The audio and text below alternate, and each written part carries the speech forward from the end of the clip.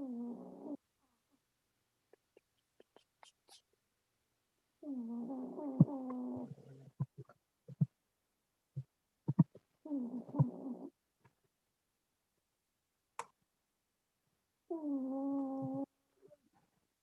right, you are live. You're good to go. All right. Charles is up first. Yeah, we have Charles Dew is number one.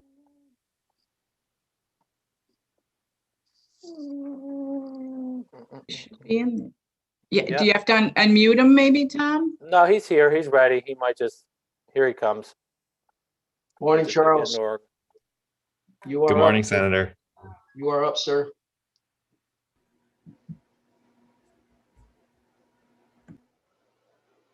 Am I up right now? You are. Okay. Good morning, Senator Fonfara, Representative Scanlon, and members of the Finance, Revenue, and Bonding Committee. My name is Charles Dew. I'm the Policy Director for SEIU District 1199, New England. Our union represents approximately 26,000 workers across Connecticut who deliver care in public and private healthcare settings. And I'm testifying in support of Senate Bill 1106 as a member of the Recovery for All Coalition, which is a coalition of faith, community, and labor organizations committed to achieving real equity in Connecticut. There's a national consensus emerging that in order to have a strong economy, government has to invest in the people, not continue tax breaks for the wealthy that have gone on for so long. And our neighbors are leading the way on this. In New Jersey, they just passed a millionaire's tax last fall. New York is also raising income taxes on the uber wealthy. These are two states that already have had much higher income tax rates than Connecticut, and they still had the courage to do the right thing.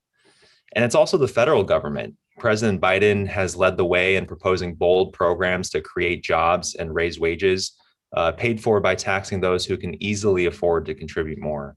The president's Treasury Secretary, Janet Yellen, said, "Our tax system cannot be tilted towards corporate interests in the wealthy, while those that are sustained predominantly by wages bear an unequal burden." In Connecticut, the bottom half of income earners pay 3 times the effective tax rate that the top 1% pays. So why is our state the only one that hasn't learned the lesson of the Great Recession yet? We tried austerity after the last market crash. It didn't work. Instead, our economy was one of the country's most sclerotic over the last decade. States that retained their public sector workers did better. We cut thousands of state jobs and thereby drastically cut essential public services. And our economy has never recovered from that. It's not hard to see why. We made a decision to actively reduce the number of middle-class jobs in the state and to shred our safety net. Do we honestly think that we'll get a different result if we do that again this time? Almost 300 Recovery for All Coalition members testified before this committee last month, sharing how devastating the pandemic and recession have been. We thank you, and Senator Fonfara in particular, for responding with SB 1106. It's a bold proposal that dares to meet the moment. It raises the revenue we need to build back better in the long term after the short-term federal stimulus money dries up. It says that we won't accept business as usual, where the suffering of working and middle-class families is simply ignored. There is much we can support in this bill, and some provisions we also hope that we can discuss further. In particular, I want to applaud the bill's recognition that equity requires revenue. 30 seconds, sir. 30 seconds. We can't continue to pay lip service to racial justice, but put no dollars behind it. We can't say Black Lives Matter, but refuse to invest in Black people's lives in Connecticut. This bill makes an effort to fund critical programs and services to build equity, and it doesn't allow the spending cap to be used as an excuse to impose austerity on the most vulnerable. Connecticut is the richest, most unequal state. It's easy to gloss over a stat like that and to numb ourselves to the suffering of thousands of people in our state. But what richest is most unequal means is that our state government is staring these families in the face and saying, we have the resources to ensure that you all can thrive and succeed, 3 minutes. but instead we choose to trap you in poverty. Thank you for the opportunity to testify. Thank you, Charles, very much. I just want to say that the emphasis, and you'll be the one and only person I think that I'll comment on this or ask you to respond, and because there's a long list today. But with respect to your comments about other states and their tax structures, what's been revealing for me in particular in this effort is how much of our $20 billion budget is balanced on the backs of those least able to pay. And I think if we can have the debate about taxing the wealthy or whatever, but I think most people, when they look at that information, as I have in the incidence analysis performed by the DRS, it's somewhat dated data. I think if anything, it's probably worse, more skewed. But looking at that is just so impactful for me about fairness. And I encourage all committee members, wherever you're coming from on this issue, to look at that information and as objectively as possible. And I think that it will really, it startled me and as chair of this committee for some years now, it really made me rethink some positions that I've held. So I encourage all members of the committee to do that, irrespective of either where you are today or where you end up after you do that. Representative Zupkis. Thank you, Mr. Chair. Good morning, everyone. And Charles, thank you for being here this morning. Just a couple of quick questions. Does this bill define what an underserved community is? I don't have the bill in front of me right now, but it actually goes into detail about what this equity fund could be spent on. There's a lot of proposals in there about raising the earned income tax credit, which, itself is defined. There's an income level for that, so I think, sorry, go ahead. Well, that's okay. So have you read the bill? Oh, yes. I've read the bill many times. And so, okay. So I was just curious if it defines what the underserved community is. And what is, in these underserved communities, what is the money going to be used for? I mean, there is a huge amount of need. The money is meant to advance equity in the state. I mean, when we have when we have inequality, when we have schools that are underfunded, when we have huge gaps in, one school district versus another, there's a tremendous amount of need. We have thousands and thousands of people unemployed. I mean, there's a huge list of funding needs to address the suffering. Yes. Thank you. And I would say that there are definitely needs. I've talked on different bills in this committee, and I just would like some specifics on what I actually met with a woman who testified on another similar bill. And it was I could have talked to her for 3 hours. We met for about 2 hours, and she is a big advocate in Hartford. And one of her points is we really need to look at what's being funded now and what's working and what's not. So there are definitely programs in places and schools, and just I know there is a lot of money that goes to Hartford for schools already. And we went through, some of us have only gotten about an hour of sleep. So I apologize if I'm a little hazy this morning, but looking even last night at a piece of legislation and where the schools are, especially in Hartford and in Bridgeport and New Haven, it was very apparent that there's work to be done. And so I was just curious if there are specific, because I think when we give underserved anybody money, there needs to be a specific intent for that money with parameters and responsibilities to measure that it's working, so we can ensure that we're giving money into programs that work. So that's my question. Yeah, sure. I mean, the bill contains many specifics about building wealth, and I really appreciate the emphasis in the bill on making sure that the community itself thrives in that place, so that it's not just about helping folks get out of that community, right? It's about building that community. And so there's a lot in there about investment, about financial services, about providing capital so that folks can start businesses, about constructing and renovating infrastructure in those neighborhoods, about providing programs and services to assist with that reinvestment. And, when you have thousands of people, in danger of eviction, when you have, I think it was 10 or 15% of Connecticut households with children saying that their kids went hungry at some point in the last month. there's a tremendous amount of need and also opportunity for investment in these neighborhoods. Again, agreed. I'm hoping that this committee is really going to put some specific parameters on these things, exactly what the money is going to, and not just this broad area, and specifically target things and be accountable and responsible that the money that is invested is doing what it should be doing. So thank you for coming and testifying today. Thank you. And if I could just briefly say, before we move on to the next speaker, I don't see any other hands up, but for Charles, but he did a better job than I would as the proponent of the bill in answering your question, Representative Zupkis. But the main focus of that particular section of the bill, there are four, at least at this point, and that certainly is, you know, we encourage engagement on the part of everyone and anyone, but it's to build wealth, as Charles said, in communities. All of our funding nationally is about focusing on the individual, and that's important. But as Charles said, people are mobile and people leave, and often those success stories leave neighborhoods, which then leads to greater and greater concentration of poverty. And I represent neighborhoods like that in Hartford, and sadly, in all of my years, many of those neighborhoods have gotten poor in the time I've been there. And some of those things are macro, but the fact of the matter is we have not adjusted our policies to say, let's create environments where people don't feel like they have to leave that environment in order to do better. And that's one of the focuses of this bill.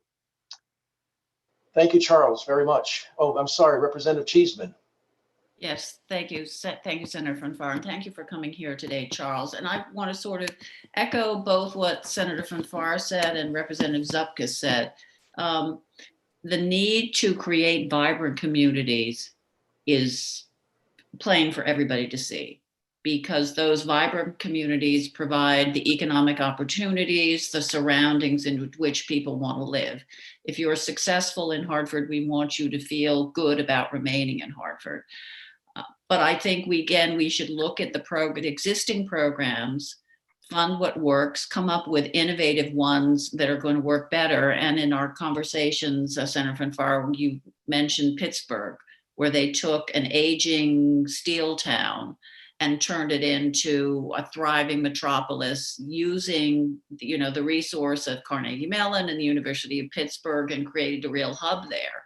You know, I am more than willing to steal good ideas from other states, but I think as we entertain this, we need to do a very deep dive. And if we are going to ask for more from our residents, whatever their income level, they need to be assured that we are investing this in the right way. We are stewards of taxpayer dollars, whether it's only the sales tax you're paying or whether you're paying much larger amounts. And until they have that confidence that we are making the right choices and really drilling down into how can we best deliver these services, how can we ensure that those dollars for which everyone works very hard, because, you know, at this point, there's very little inherited wealth here. And, you know, everyone works hard. So let's make sure we take those dollars, steal the best ideas we can from elsewhere, and create a successful economy for everybody in Connecticut. So thank you. Thank you for your passion, everybody who's involved in this. We may disagree on how we get there, but we agree we need to get there. So thank you. Thank you for coming today. Thank you, Senator Von Farr. Thank you very much, Representative Cheeseman. Thank you, Charles. Next up, we have Scott Kerner. I see Scott. There he is. Thank you, Mr. Spinella, Finance Committee. Greatly appreciate the time to present to you today in reference to SB 1100 and concerning the failure to file for certain brand list exemptions. Just to give a brief background, Green Street Power Partners is a renewable energy company founded back in 2014, based in New York, who moved and transitioned to Connecticut. We had 5 employees at the end of 2017 and rented about 1,000 square feet. Today, we're over 35 employees locally here in Connecticut, have grown to 8,500 square feet. And I think primarily the first thing I want to get across is, we're in trying times. As we all know, we're during a global pandemic. Not only is it locally, but it's globally. And in the renewable sector, we've done everything in our power to help cost savings for municipalities, schools, local districts, things of that nature. And while trying to achieve that, we're also trying to retain our employees, grow our employees, and get through these trying times. So when we look at this bill and we look at the fact that due to a clerical error, that we need to get information from outside third-party municipalities that are concentrating on during a pandemic on the well-being of their area, and then getting dinged, close to $300,000 as a small business owner, it makes it very difficult, right, to give back into the community, which we're doing, working with the Boys and Girls Club in Stamford and other people of that nature. So really, that's the main gist here. We're a growing company. We just feel that it's a little difficult to try and give back and then get dinged due to clerical errors during a major pandemic. And I really just wanted to bring that up to the committee today. I did want to end by just thanking Senator Patricia Miller, House Brandon Chafee, Quentin Phipps, and David Mitchell on their support within the renewable sector. Obviously, our goal is to take Connecticut into the forefront as a leader in the renewable space. We have a few states to catch up to, Jersey, California, New York, but you know what? We're here, we're willing, we're able to sit with any representative, try and construct something to help this state exceed every other state in the country and become better and give back to our local communities and our children of tomorrow. Thank you, Scott. I think you are a first, at least in my career, of someone testifying before this committee on a failure to file item. What? I've never had anyone testify on the failure to file bill before, that I recall. So you are a first, my friend. I see no questions, but thank you very much for your testimony. Anytime, and I reiterate, anytime we could sit with the House and the Senate, we'd be glad to help construct better policy for the renewable sector. Very good. Thank you, sir. Thank you. Right. Yep. Next up, we have a group from CT Next, led by Gwendolyn Thames. I see Deputy Commissioner Thames. Good morning. Good morning. Can you hear me okay? Always have to do a sound check. No, we hear you fine. Awesome. Good morning, Senator Fonfara, Representative Scanlon, Senator Martin, Representative Cheeseman, and distinguished members of the Finance, Revenue, and Bonding Committee. Our names are Gwendolyn Thames, Interim Executive Director, and with me is David Stuber, our Senior Program Manager at CT Next. Thank you for the opportunity to submit testimony on Senate Bill 1094, an act authorizing bonds of the state of Connecticut for CT Next and the Innovation Places program. CT Next was championed by your committee and created by the General Assembly in 2016 and began operations in earnest in 2017. Our mission is to promote and seed long-term economic growth in Connecticut through innovation and entrepreneurship, particularly focused in the area of advanced technology and emerging growth sectors. Adopted in January of 2018, our strategic implementation plan calls for the following: developing a statewide system of entrepreneurial support services through place-based ecosystem building, facilitating access to capital, retaining and developing in-demand talent through experiential learning opportunities, and promoting Connecticut as a place to start, grow, and thrive an innovative firm, both domestically and internationally. Connecticut Innovations is the state's quasi-public venture arm and is our parent organization. We are a wholly owned subsidiary of Connecticut Innovations.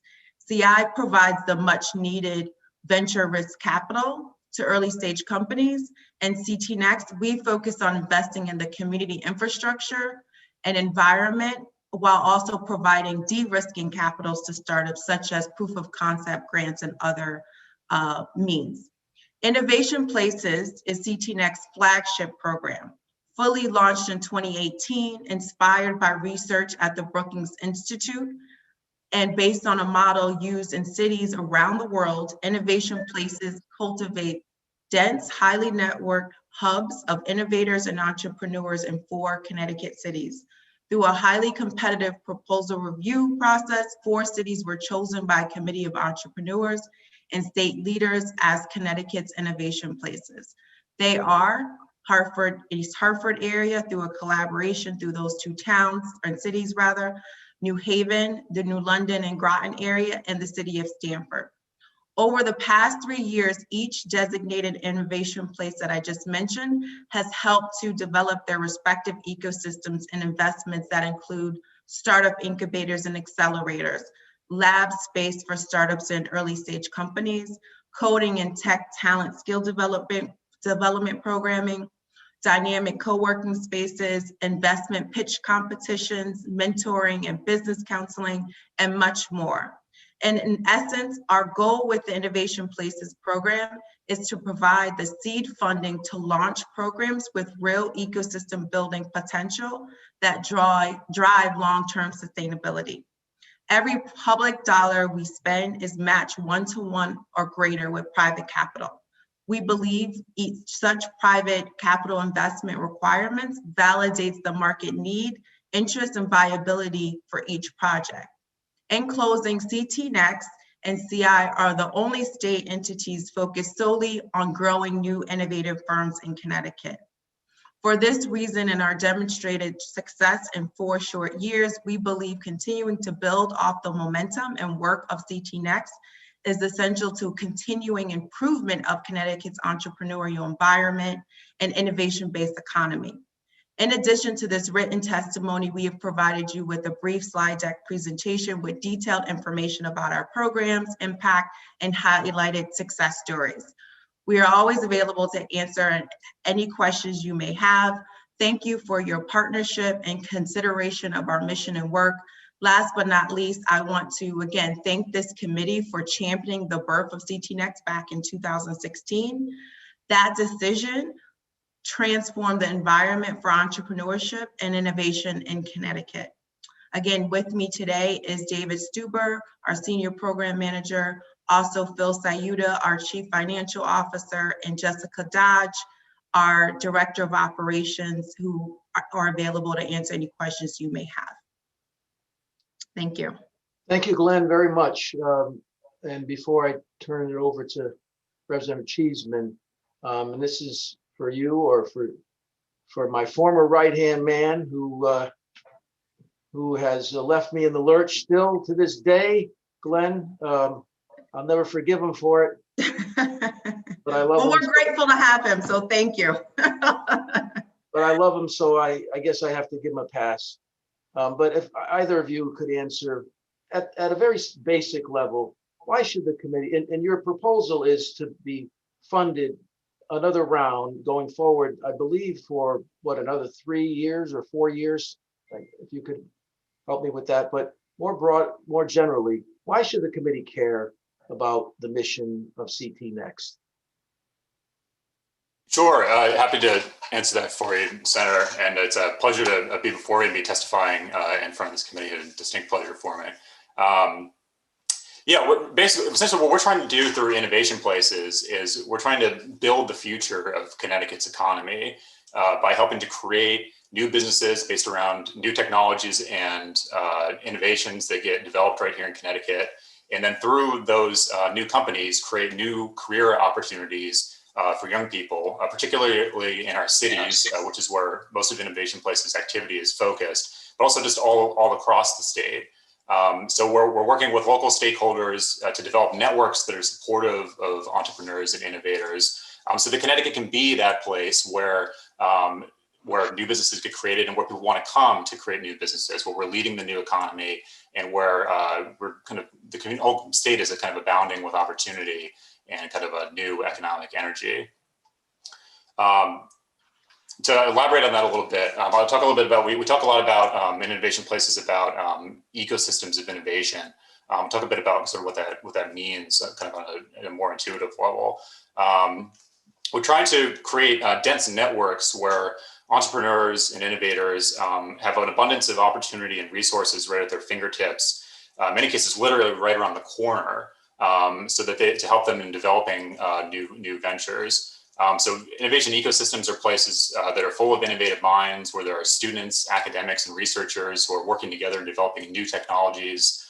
It's a place where entrepreneurs will start a business and either succeed or fail. They'll come back and they'll start a new one right in the same community. It's a place where entrepreneurs can always find mentors and people who've started businesses before to turn to for advice as they're developing a new company. It's a place where investors are available and looking for deals, and it's easy to pitch your new startup to receive an investment and get the capital you need to get a company started. There are places where bigger businesses proactively seek out partnerships with new startups to innovate inside of their own industries. This is a big development that we've been working on with, say, the insurance industry in Hartford, where we're helping the entire insurance industry to kind of create and invent the future of their industry through collaborations with new startups right here in Hartford, staying true to the moniker of Hartford being the insurance capital of the world. And it's also a place where new businesses can find all of the talent that they need in order to grow their business. Folks with technical skills like computer programmers, and where folks can get great jobs at these new companies as they continue to develop. And so we're creating new opportunity for folks all across the economy. If I may, I would just, going back to your question, Senator, on the why, just from a very fundamental perspective, I think it's, where do new jobs come from? And we know that, do they come from small business, big business? And I think the answer would be surprising. Most jobs come from new businesses. And so as we think about the future of our economy and where this next economy is going to be, this is really where we're at a critical juncture to really lean in to those growth sectors, and again, really encouraging and supporting new business formation and growth if we're going to really accelerate the recovery of our economy. And Glenn, that was most eye-opening to me when we worked on this legislation, was to learn, because the general belief is that, and is repeated often, is that small business is the generator of most jobs in this country. And what we learned in that process is what you just said, it's new jobs. And because new companies are the creators of jobs. And so it fits that most new companies are small businesses, right? But not all small businesses are new. And so when you look at that distinction, it leans heavily in favor of new businesses. And what we found back then, and I hope we're making progress in this regard, certainly that's what CT Next and CI are all about, is that we're changing that percentage of new versus older business. Connecticut has some of the oldest businesses chronologically in the country as a percentage. And that's not good, because as businesses get older, they settle into a sort of a profile that is where they're more interested in reducing costs. They're not hiring anywhere near as much as new businesses. New businesses have a tremendous, almost hockey stick type of hiring curve. And that's why we need to focus in that area. That's what your organizations, particularly CT Next, are all about. One last question for me is, and I have not put this question before you in advance, so it's somewhat from left field, but across the country, Representative Cheeseman pointed out in Pittsburgh with Carnegie Mellon and University of Pittsburgh, which led the revitalization of that city with a new economy, a high-tech economy. Connecticut has, and there are other schools, but in particular Yale and UConn, both nationally recognized research universities. That's where the efforts come from, the spin-offs, the startups come from. How is CT Next, if it is, focusing on those two schools, or if not, do you have plans for that in building the innovation and entrepreneurial environment at those two very prestigious universities? Sure, I'd be happy to answer that, Senator. It is a key economic development approach, as Representative Cheeseman said earlier. Like in Pittsburgh, they've had a lot of success in concentrating economic developments around Carnegie Mellon University and University of Pittsburgh. We're engaged in a number of collaborations through innovation places with our universities here in Connecticut. I'll highlight two in particular, just to give a couple of examples. One is we're working on down in New Haven, we're working on a partnership with Southern Connecticut State University called the BioPath. And there we work with faculty and academics at the university who are active in the area of bioscience. We developed a program with an industry-driven STEM curriculum for students in BioPath. And through the program, we support career development and job placement opportunities for students, including on-the-job experiences through internships, and research opportunities through the campuses to kind of cultivate the pipeline of bioscience talent to feed into the overall bioscience economy that we're looking to continue to build and develop in New Haven. Another exciting new initiative that we've just launched within the past 6 months or so is collaboration with UConn down in Stamford, and what represents a pretty significant expansion of the footprint of the Stamford campus. We supported a new startup incubator and accelerator around data science down at the campus in Stamford, where we'll be looking to develop new companies in the emerging area of data science that has all kinds of applications across many, many different industries. And so there will be talent that will filter through that organization. They'll go out to work at lots of different companies in Stanford, but also there are going to be a whole host of new startups that will come out of that incubator. Having had the benefit and the experience of working with academics inside of the university, partnered with mentors and experienced entrepreneurs. And so we're kind of bringing together academia and the business world through this entity to try to grow the economy in Stanford and create new opportunities, new businesses, and new jobs. Thank you very much. I won't take any more time other than I think you know my interest in ensuring that CT Next is also bringing innovation entrepreneurship to our inner cities, in Black and Latino communities in particular. And I know you've begun to do some work in that area, and I would just encourage you to do more in that regard as well. Representative Cheeseman. Thank you, Senator Fanfara. Thank you all for being here today. And some of my questions may be answered in the deck, so I just want to make sure that, Tom, you distribute that slide deck to us. Terrific. Obviously, the funding started in 2018, is that correct?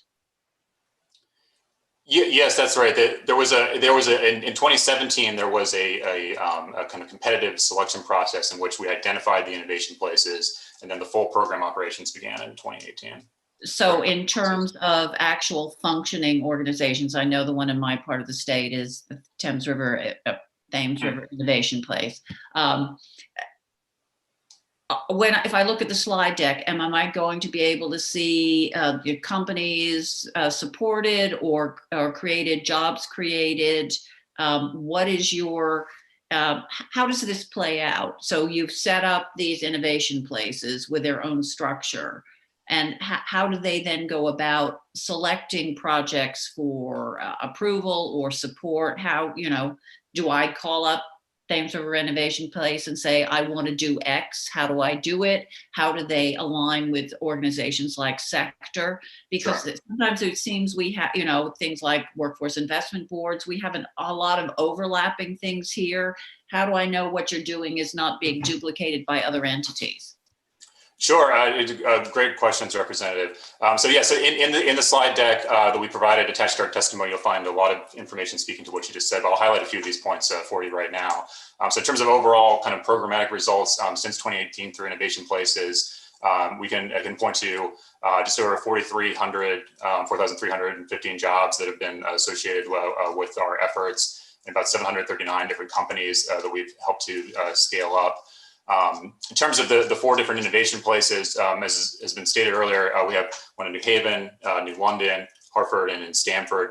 There are separate slides within the deck that describe some of the programmatic activity that's been happening in each of those places. I'd be happy to run through that with you, but you can also look at it, the deck, to read more about it. And later on today, the on-the-ground directors of the 4 innovation places will all be appearing before you to testify. So you'll have an opportunity to speak with each of them in more depth about their community.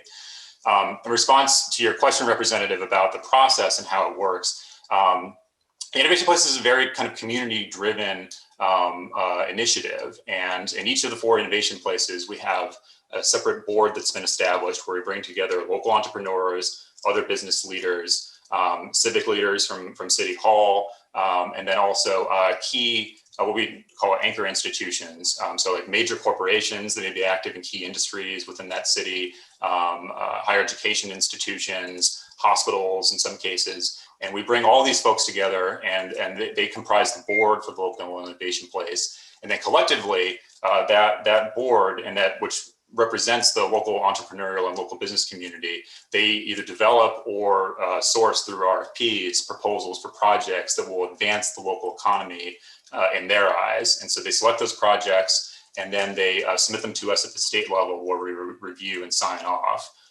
And so that's sort of the process through which projects are identified and selected. Do you have a minimum and a maximum project size? Is it the maximum size limited by the amount of funding you can provide?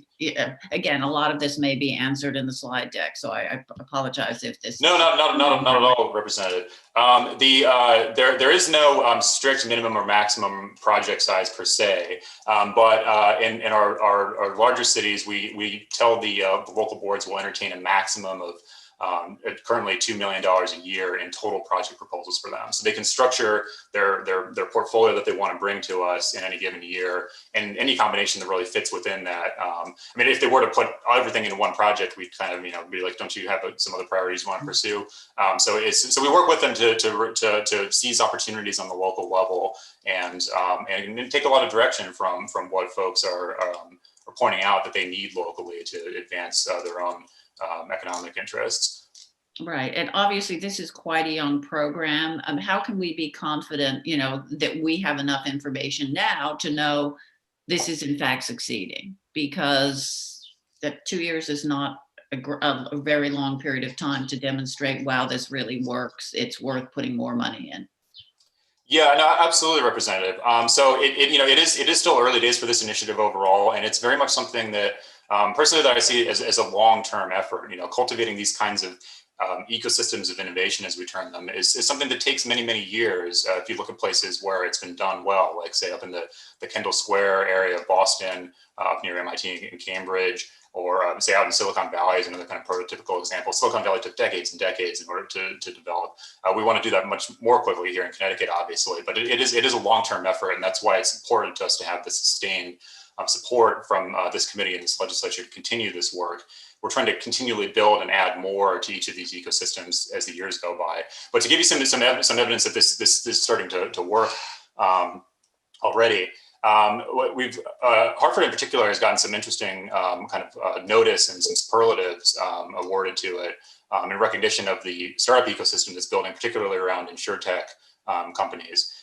It was ranked in 2020 by LendingTree, the 5th best city in the United States for young entrepreneurs, the 4th best city in the United States for women entrepreneurs. And it's an organization called Startup Genome in 2020 actually recognized Hartford as the number 21 top emerging startup ecosystem in the world.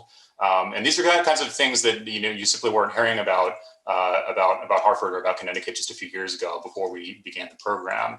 I also point out that just to show it's not only Hartford, New Haven, the New Haven Wallingford metro area was named a top destination for millennials back in 2019. So we're starting to see some positive momentum around what we're doing. We're starting to get some recognition outside of Connecticut. And we want to continue to fuel that growth and continue to push the envelope and develop so that Connecticut really becomes known as a dynamo of innovation, not only here locally, but all around the world. And is it your assertion that absent the kind of support the state is providing, this would not be happening? I think in my personal view, it's essential to have collaborative efforts between the public and private sectors to focus and work together on developing new areas for economic opportunity. And I think that the communities that best facilitate those kinds of collaborative efforts ultimately perform more strongly than those where that doesn't take place. And I think we're a key component of that. Okay, thank you. I'm sure I'm at my 5 minutes and I know other people have questions, so thank you. And I will look forward to reviewing the slide deck, and I know where to find you if I have any further questions. Thank you so much, and thank you, Senator Fanfara. Thank you, Thanks, Representative. Senator Cheeseman. Senator Martin. Thank you, Mr. Chair. Just very quickly, what was the original amount that we provided back in 2016? So I will jump in here, Senator Martin. Good to see you. Okay. So the original bond authorization for CT Next was 67.25, and that was a part of Public Act 16-3. And then 29 of that went to specifically the Innovation Places program. So to date, we've received 52.9 million in bonding. And so we have approximately 14 million remaining through fiscal year ending June 30th, 2022. Now, is is Connecticut Next, I guess I'm looking at the operation side of that, is that funded through this bonding as well? Yes, so it's the entire organization of CT Next. And what percentage of this is attributable to your operations? So I would probably say it's about at 7%. It's under 10%. So it's in line with kind of standard best practices as far as the admin costs for the amount of funding we're deploying. Okay. And the program itself, are these all loans, or are these grants, or combination of? Do we take any type of equity position? So these are, for majority of our dollars are grants. We just launched a new program in collaboration with Connecticut Innovations, our proof of concept funds. And so those are structured a little differently than kind of our typical grant structure, where, you know, we're providing convertible notes. So in the event that a company actually has success, and they actually get traction and attract other capital, there's an opportunity for that to convert into a note of equity. So that's a different structure for a specific program that's focused on investments in actual technology companies. Whereas the Innovation Places program, these are, again, more grants to entities on programming, if you will, in support of entrepreneurs in the environment. So Glenn, what type of metrics do you use for your success? I know I heard Dave mention the number of employees, and that would be provided, I think, in the deck that you guys will be submitting. But how do we know that you are being successful? You know, here we are, originally 67 million. You're coming back now for another 67 million or thereabouts, so 64 million within a 4-year period. What guarantees us that this is a successful program? You know, you've got, I don't know how many companies. I thought I heard maybe 700 that you've assisted in a 4-year period. You know, how many failures have you had versus successes, and how do you measure all that? Yeah, so, you know, it's a fair question. And in the deck on slide 5, we outline kind of all of our measures of success. So these are our metrics that we track, i.e. the amount of companies that we're supporting, the jobs that each of those companies have. So since 2017, over 3,100 early stage companies in Connecticut, we have provided support to and growing their companies. That equates to about 16,000 jobs in that portfolio, as well as the mentorship hours. So there's a variety of metrics that we track. On a broader scale, I would say, as part of the legislation, we were asked to do an initial baseline assessment with an independent evaluator. So we used Techonomy partners that really came in and did an entire kind of evaluation on the entrepreneurial environment in Connecticut. And based off of that baseline assessment, there was clear kind of gaps and challenges that Connecticut faced.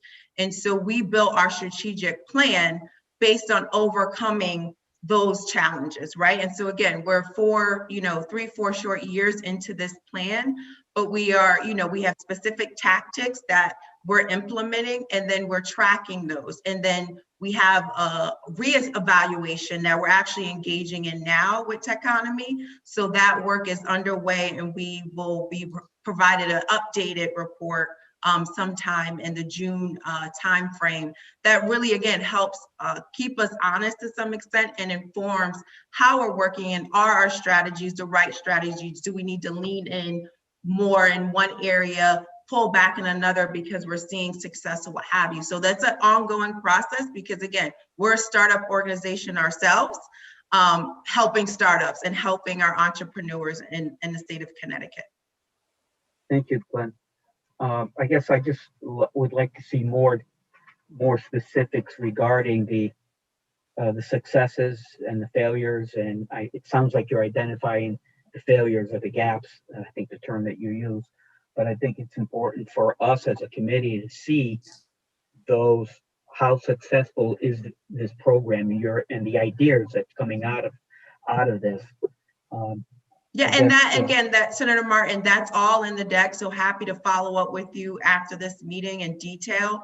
But there are, our success metrics, as well as, highlighted success stories of programs that we're supporting that have scaled, particularly as the InsurTech ecosystem in Hartford, but as well as companies that are scaling and growing in Connecticut that we're supporting. Thank you, Glenn. I think this will be my last question. And maybe Dave, you might be able to answer this. So, I guess you mentioned that this is, I almost got the impression with your comments, Dave, that we would need to continue funding this program going forward. So if it's 64 million every 4 years, who knows what that number is, but is there discussions within the organization about gaining a greater, maybe turning these grants into loans, and then as well as taking equity positions so that we can become, your organization can become more self-sustaining, rather than continually coming to this committee and asking for additional funds? Senator Martin, Dave, before you respond, just for clarification, CT Next is not CI.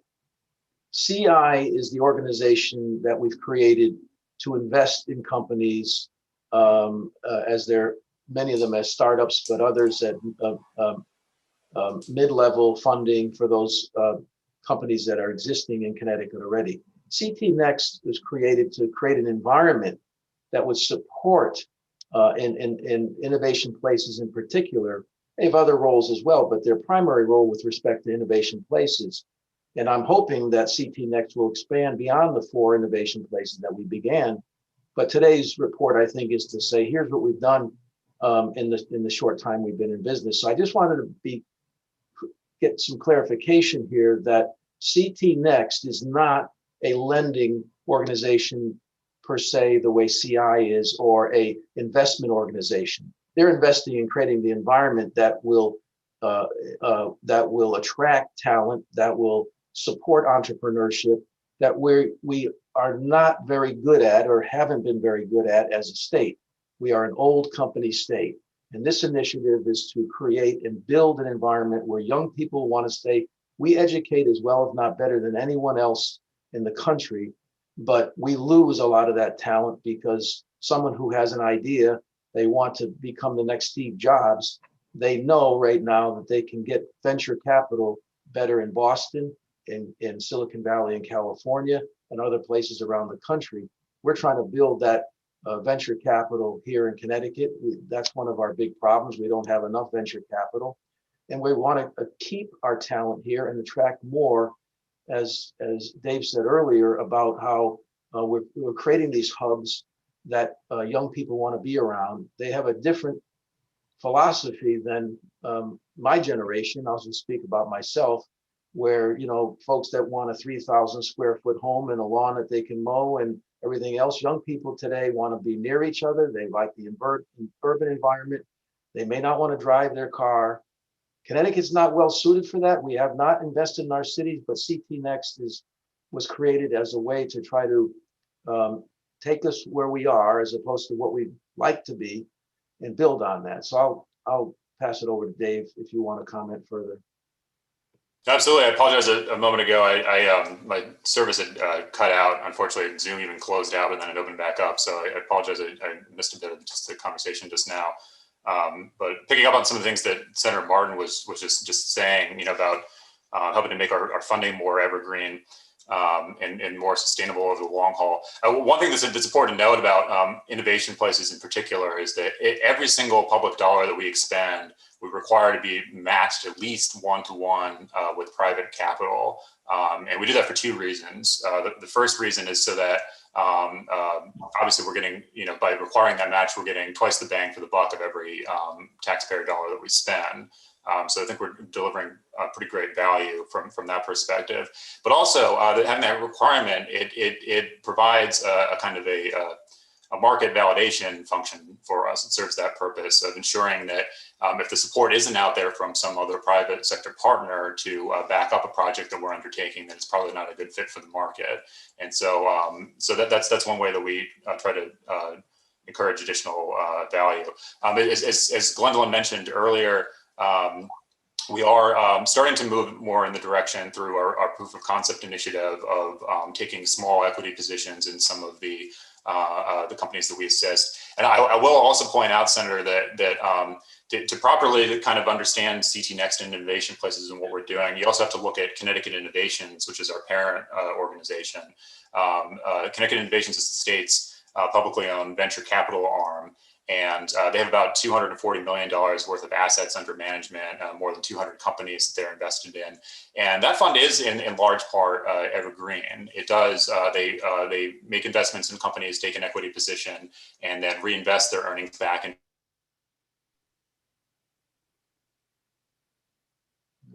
Dave throws on us. I think we lost him. I think we did. So we'll definitely explore and pursue them. And I'll just say as a final closing thought, that it is very much our goal to stimulate enough private activity to where we won't be needed someday. So we're not in the business of continuing to operate forever. We want to help stimulate activity, build more and more new assets within the innovation ecosystem statewide, and then hopefully someday that'll all be so robust that we can take a step back and things will keep running on their own. That's our goal. Thank you, Dave. We heard, I think, most of your comments there, but thank you, Glenn. Thank you so much for your responses, and thank you, Mr. Chair. Thank you, Senator. Representative Nuccio. Good morning. Good morning, Glenn. How are you? Good, how are you? Good. I was hoping you could help me with just a couple of questions. So do we have any documented or shareable information on the ROIs and how this is going to be beneficial to the Connecticut economy and the taxpayers? Because as Senator, I'm sorry, as we just heard, it was 67 million 4 years ago, and another 67 million this year. So I'm looking for something that's it's factual on the ROI on this. Sure, I'm happy to provide that to you. I mentioned earlier, we did our initial baseline assessment. We're doing another one actively that will be produced sometime shortly. And then in the deck, we outline kind of what our measures of success are and what we're tracking. Okay, perfect. Because I understand innovation and how that can be driven to expand, and there's always some built-in failure to consider there. So absolutely, right. So making sure that the program overall is beneficial to the state is kind of my key where I'm focusing in on. So this deck that you're going to have, we can use that to show the taxpayers that these dollars spent. Sorry, it was a really long night. It's going to take me a little bit to stay composed here, but that these taxpayer dollars being spent is something that's going to be used to help the overarching Connecticut population and not just certain areas. So will we be able to get that kind of information? Yeah. Yep. And do you have an expectation of when you'll have that? So you have it in your deck now. We sent it as part of our testimony. So I think Tom is gonna, make sure everyone gets it, as well as we'll provide the initial baseline assessment that we produced, as well as the one that we're currently working on now that should be wrapped up in the next month or so. Because again, as part of the statute, we have to submit this documentation to your committee annually.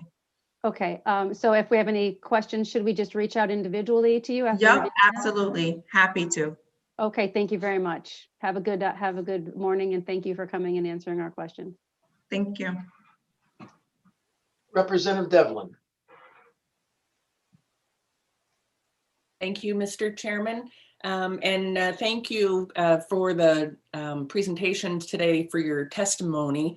I have a couple of questions, and I've been listening to the discussion, and I love the idea that you paint of creating these vibrant, innovative, bustling sort of areas based on new businesses coming in and all of that. And one of the challenges I think that we have is that while that all sounds great in a bubble, right? We have this bigger environment across our state of potentially not always being very supportive of job creators, small and large, whether it's through the pass-through entity tax, the nation's most generous, paid family medical leave program. And I did start to look at your slide deck that was attached to your testimony, and I'm sorry I didn't see it before, but on slide 11, where you start to talk about the ecosystem, right? And the anchor companies, and your anchor companies in the Hartford area are the very companies that are threatening to leave our state because of other policies that are talked about being imposed. So we've got this real dynamic that I love the notion of what you're trying to establish, but it sometimes fights against these bigger policies that when we talk about attracting and retaining talent, it's not just having jobs to come to and hopefully good paying jobs, because we're a high cost of living state. And as I look at this, I'm hoping you can also, I've got a couple specific questions for you related to how we also fund this, because the way I read it is will potentially make it even a more expensive place to live. In the jobs that you said you created, I think you mentioned 413 jobs, 739 companies that you helped scale up. Is there an average wage that you can share about these jobs that have been created? I'm sorry, Representative Dave, can you take over right now? I'm in the building and the fire alarm is going off, so I don't know what's going on. But I will call in when I get out, but I think I need to go. Be safe, Glenn. Representative, and being responsive to your questions, no, I'm afraid we don't have average wage data. That's an interesting data point that we haven't collected so far to date. I can repeat for you the job statistic, particularly with respect to innovation places. 4,315 jobs and 739 different companies. Okay. I would say, anecdotally, many of these jobs are in kind of like high tech areas, and so they're good jobs that have strong kind of career pathways. But it's an interesting data point, and probably something we should look into collecting in the future. Yeah, because no doubt small companies, right? That's an opportunity for growth. And it has traditionally been larger companies that are able to pay higher wages, that offer more generous benefit programs, all sorts of things that in a competitive market, they put in place to be able to attract and to be able to retain that talent. Can you explain or speak to the voluntary wage compensation tax program that is part of this whole proposal? That's not part of our proposal, Representative. It's something I'm not particularly familiar with and wouldn't want to venture a guess on. Okay, so one of the aspects of funding this program is to implement a new consumption tax. Do you have any comments related to that or thoughts on how that would work?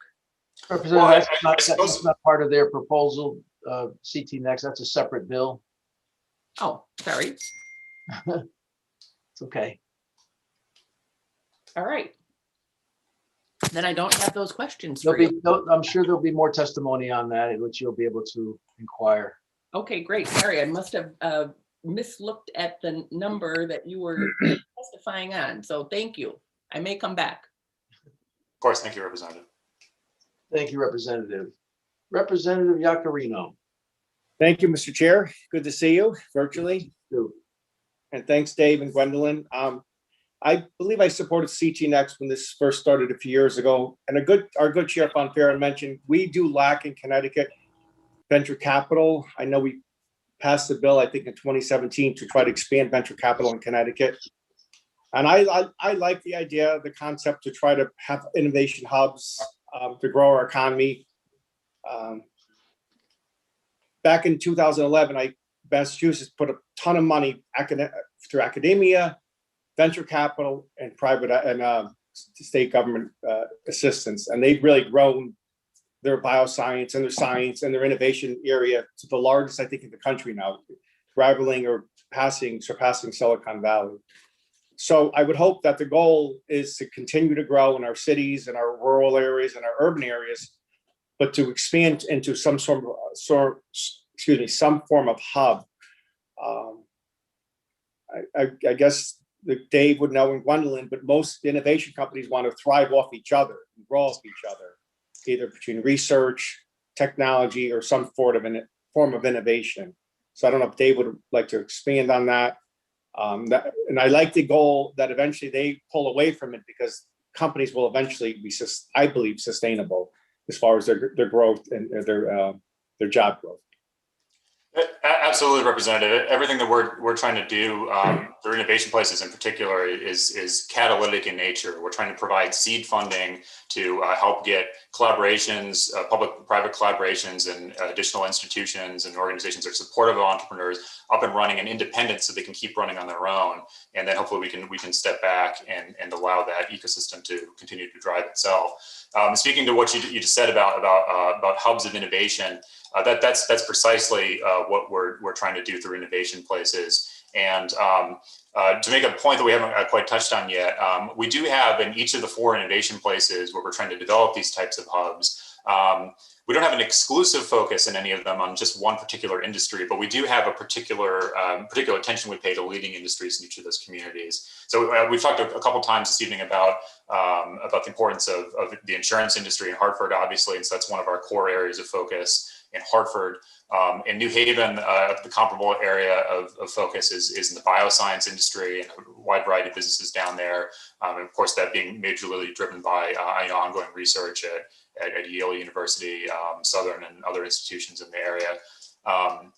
In Stanford, we have a new focus and drive around data analytics as a core area of competency.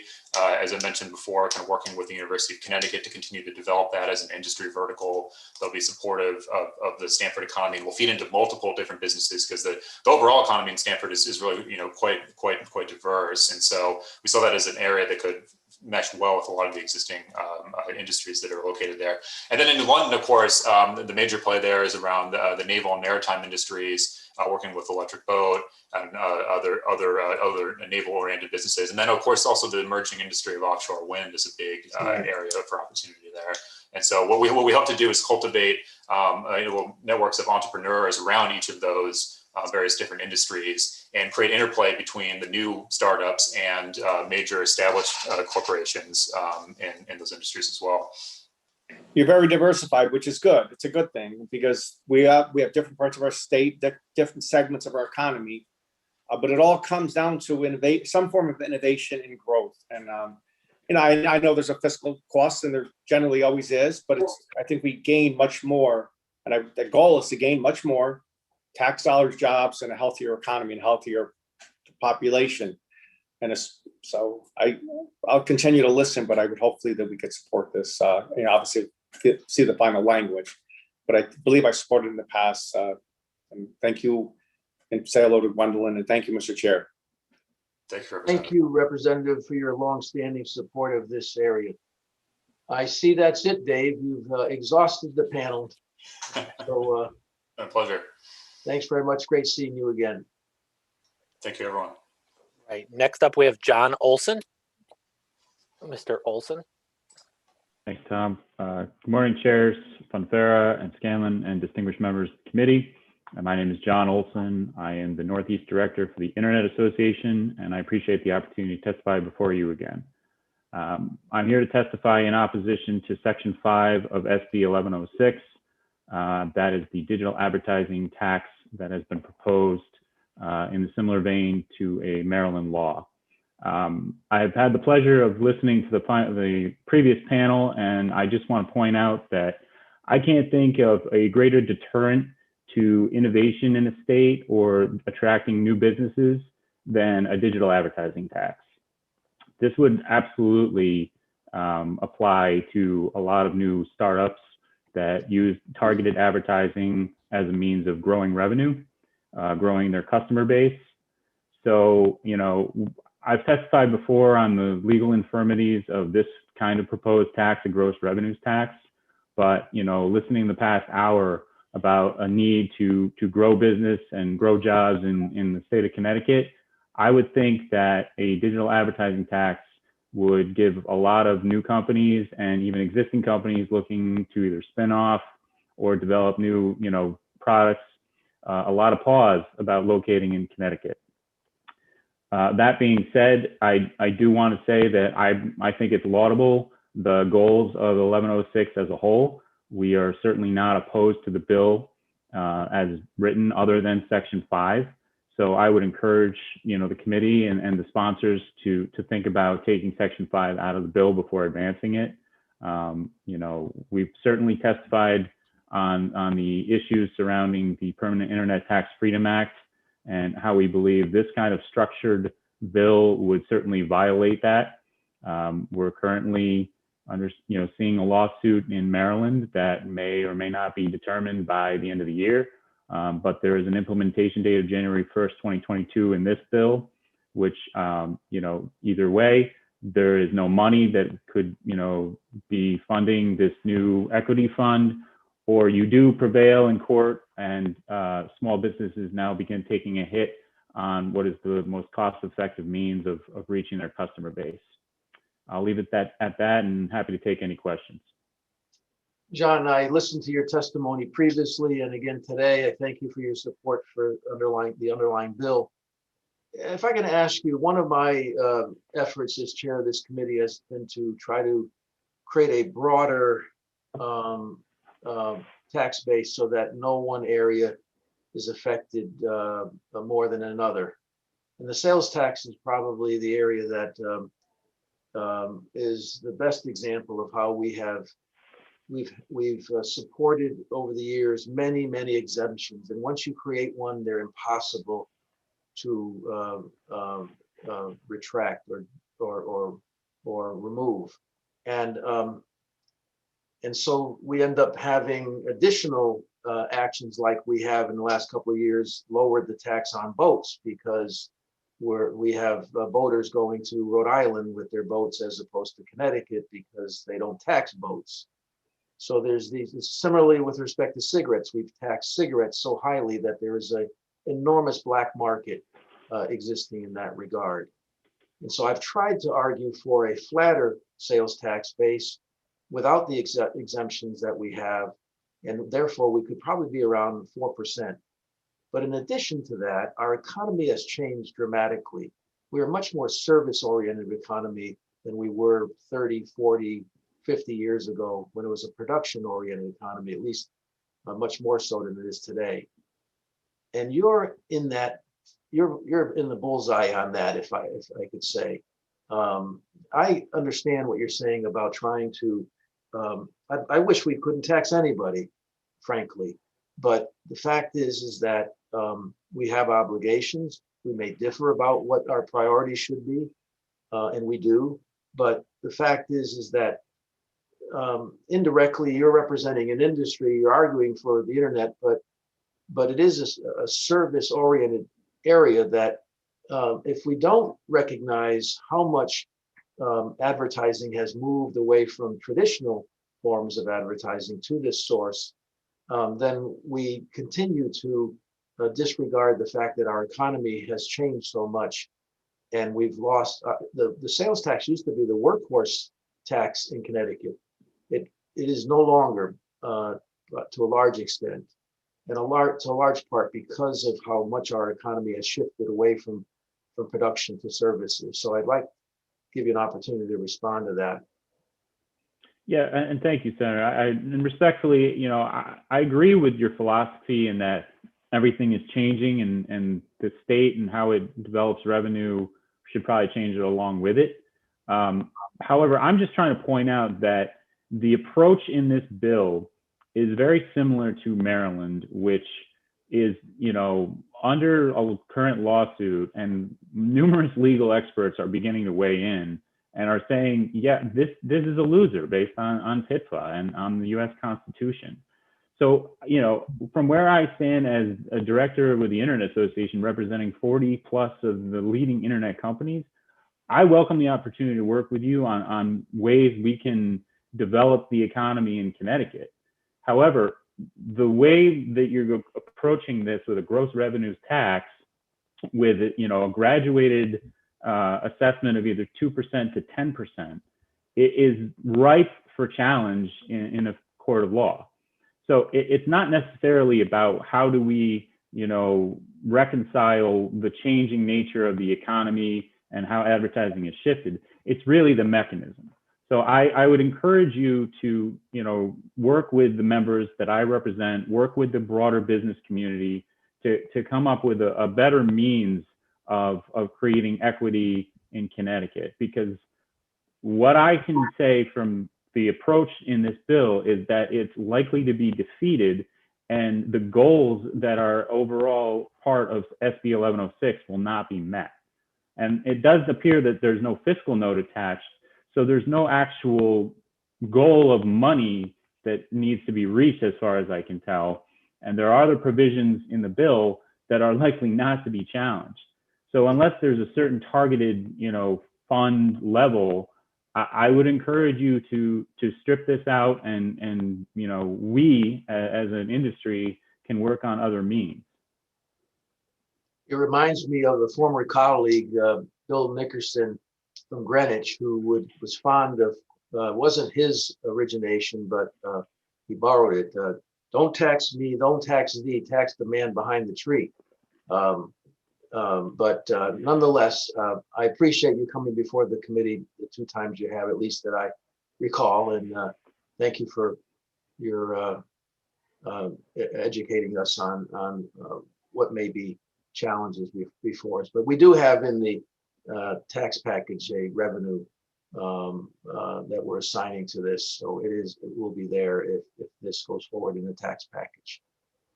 Representative Cheeseman. You are on mute, Representative Cheeseman. And I usually out that late night or early morning. Apologies. Thank you so much. And thank you for coming here again today, John. And I just want to sort of piggyback on what Senator Fonfara said. One, the world is very different from when ITFA was passed in 1998. And granted, the Maryland laws is subject to existing challenge.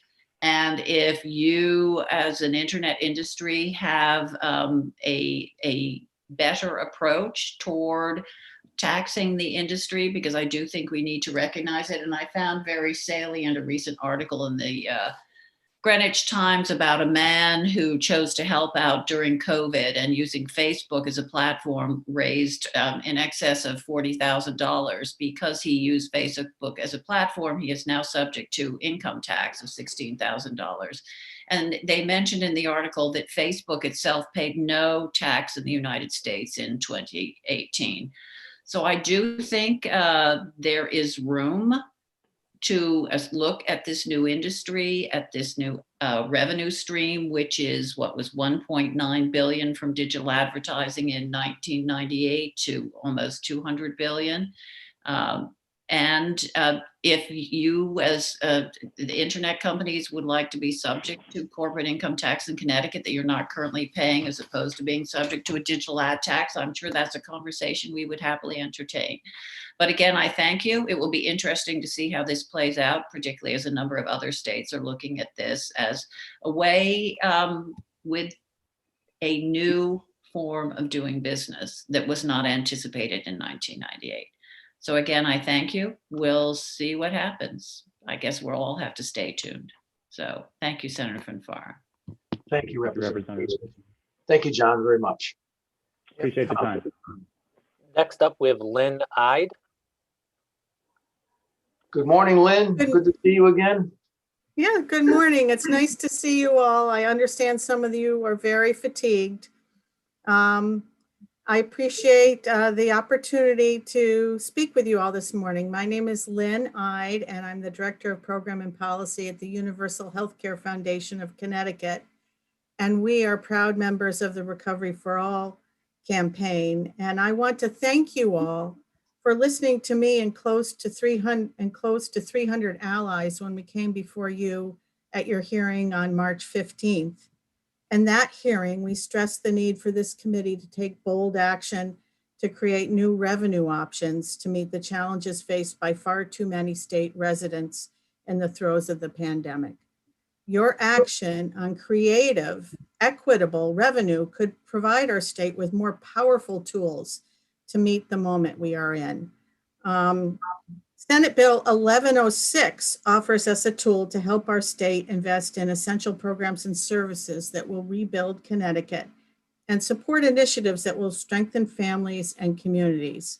There is much to support in this bill, and as any new legislation is a work in progress, I'd like to offer that we would be happy to be helpful as it takes shape. I urge that the bill consider health and healthcare as an essential investment, particularly since lack of access to quality, affordable healthcare is one of the prime impediments to small businesses and expanding and new businesses starting. In fact, the leader of Small Business Majority was quoted as saying that lack of affordable and quality healthcare options is one of the biggest impediments to entrepreneurship. Small businesses and new businesses are the big growers of jobs in our economy, and we have over 700,000 employees in Connecticut that work in the small business sector. I also suggest that the council membership reflect specific requirements for diversity. I hate to see us say that we're going to be rebuilding things and investing in infrastructure that is sustainable and equitable without making sure certain voices are represented. And I'm interested in learning more about how we might create more meaningful public input in the process and how the council and fund might be held accountable to the public. Some will say that there's no need to act on this bill because we have American Rescue Plan money coming to Connecticut. This money is great, but it is short-term federal support dedicated for use. 30 seconds, Lynn, 30 seconds. Okay, dedicated for use in response to COVID-19. It's crystal clear that we need this kind of fund to do the work that needs to be done in our state. And finally, I'd just like to close by urging you to consider Senate Bill 842 when it comes up before you later this week. It was referred to you by Insurance and Real Estate. That is a prime example of the kind of healthcare funding that is needed 3 minutes, to help 3 people minutes. and small businesses. Thank you very much. Thank you, Lynn. Good suggestions. Thank you very much. You're welcome. Seeing no hands. Tom? Yep. Next, we have Amanda Gunthal with two other people, Rich Searless and Lisa Winkler. So Amanda will lead it off. You are on mute, Amanda.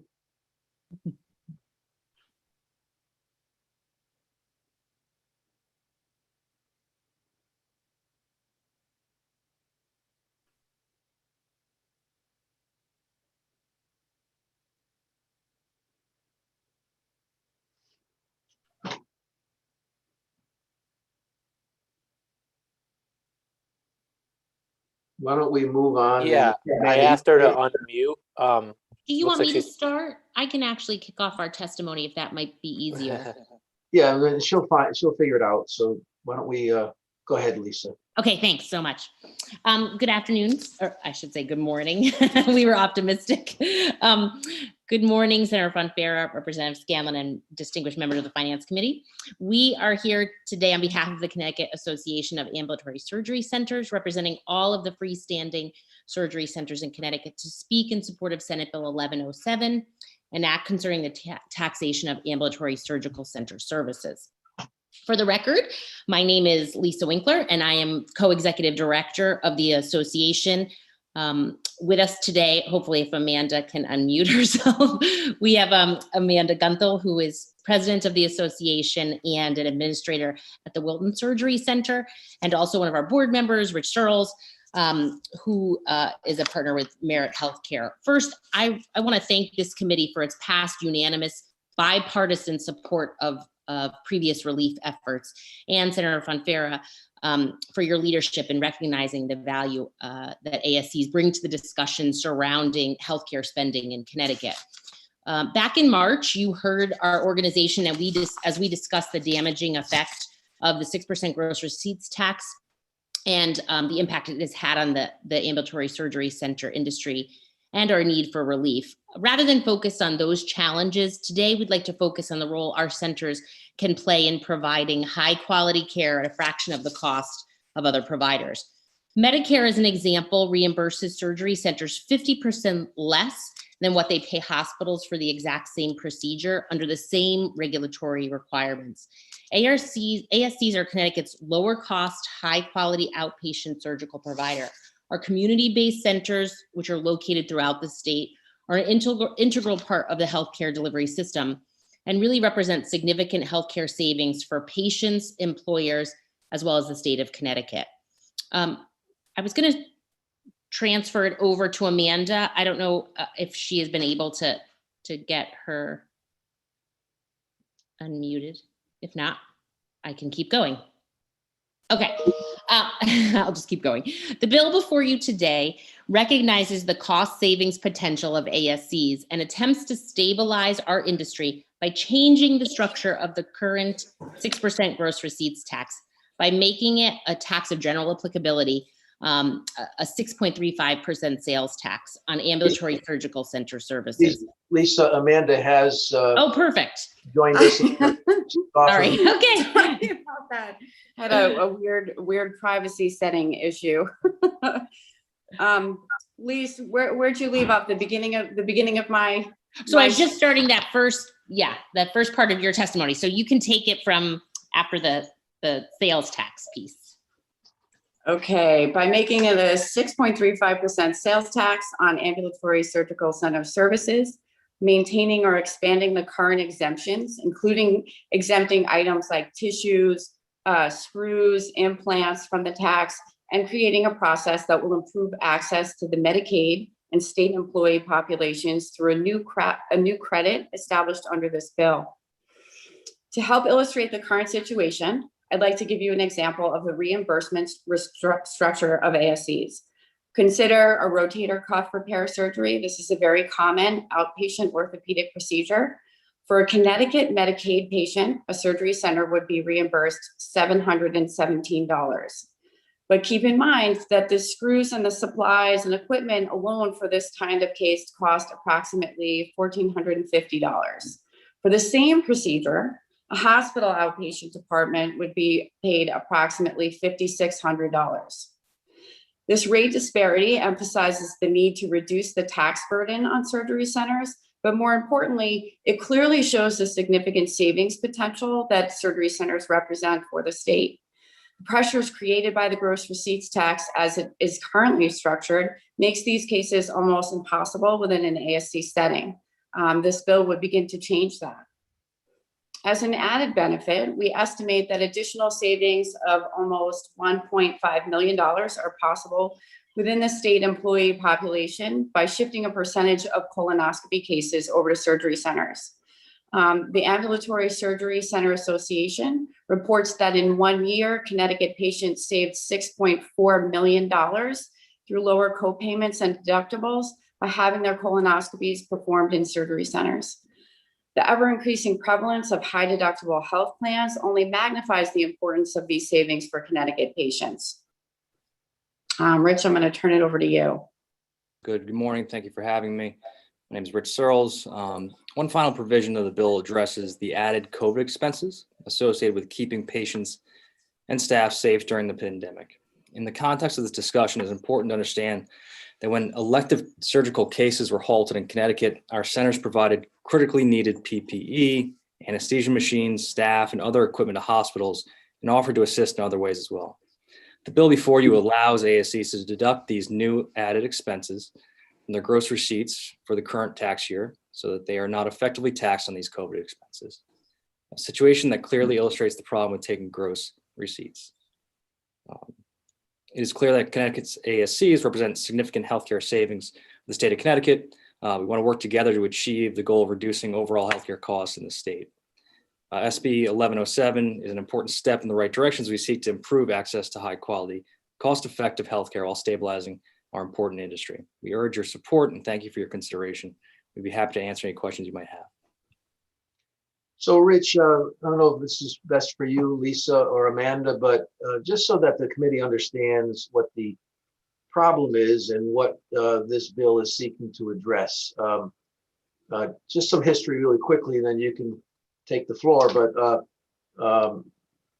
as most members know, that just last year, the state of Connecticut settled with the Hospital Association on a lawsuit because the previous administration had developed a policy whereby we were taxing hospitals, but not returning that revenue back to them in terms of the interplay, which is a weird one for me, with the federal government on Medicaid, and that turned into be literally billions of dollars. And so the settlement, which is in place now, results in, as I understand it, the hospitals paying a tax, but then getting reimbursed for that.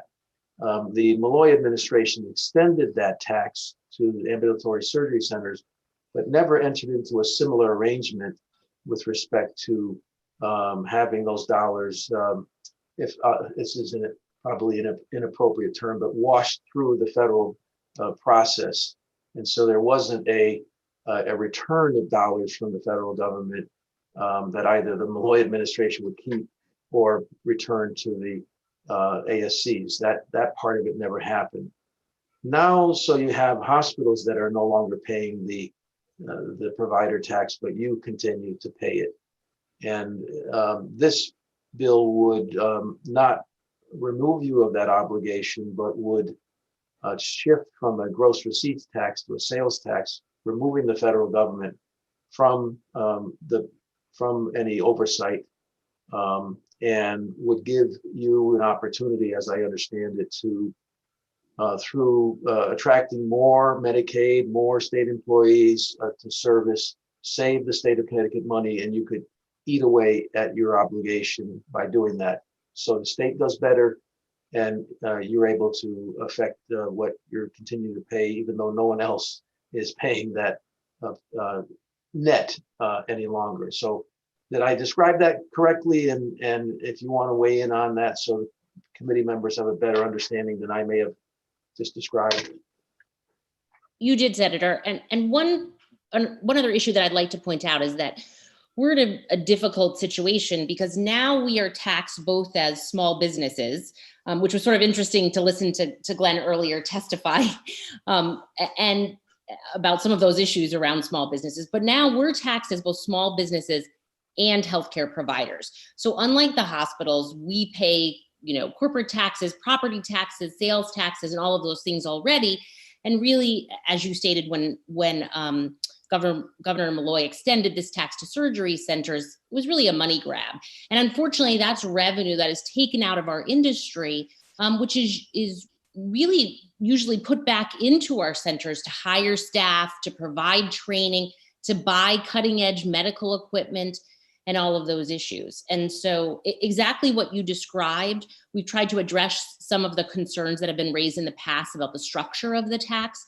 Again, changing it to a tax of general applicability so that it doesn't fall under the same requirements of the federal healthcare provider tax laws. I think one distinction that you made is that there is no federal matching funds associated with this tax, unlike the hospital situation.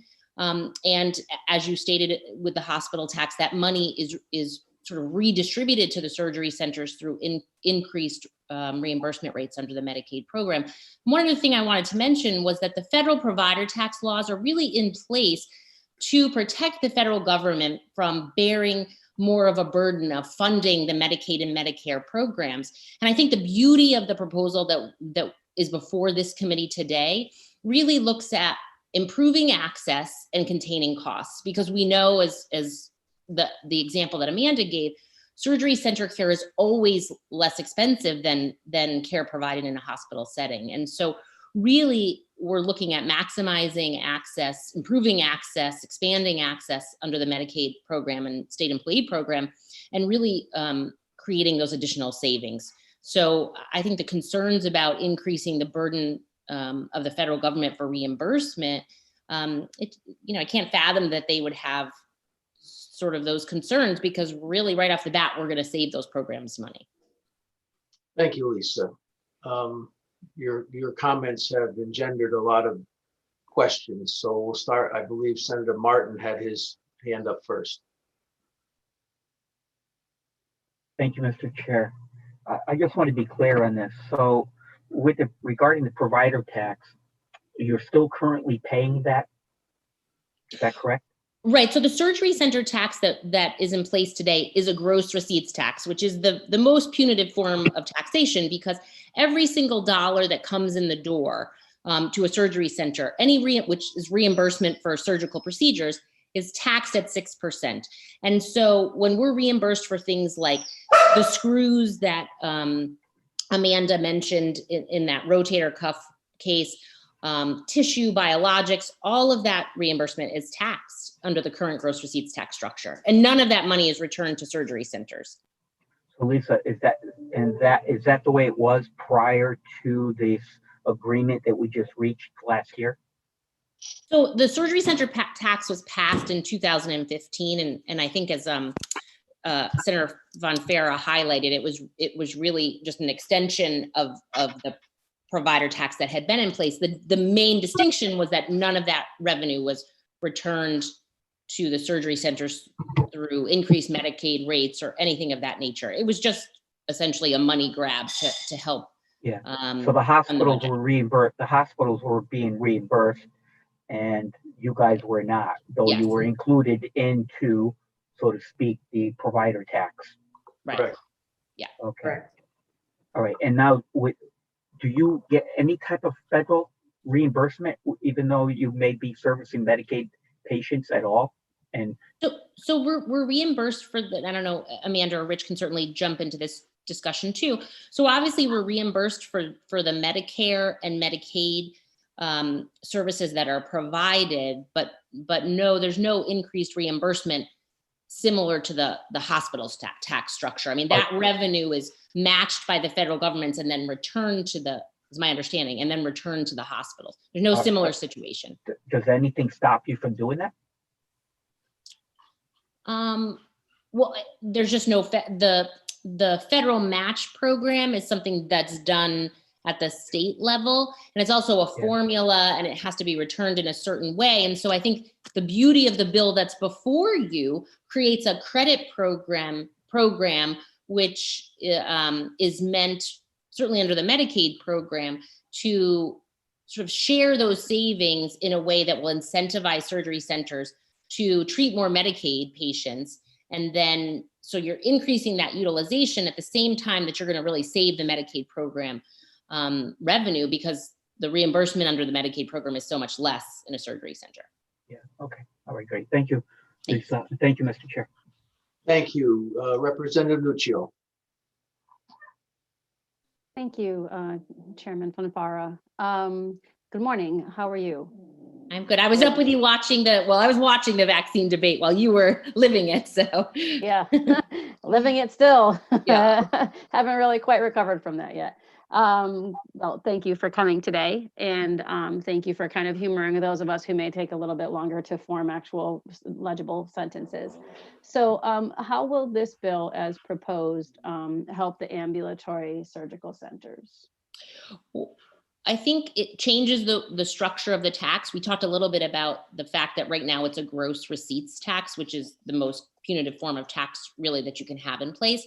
So it changes the tax and exempts things like the biologics and tissue reimbursement, implants, all of those issues.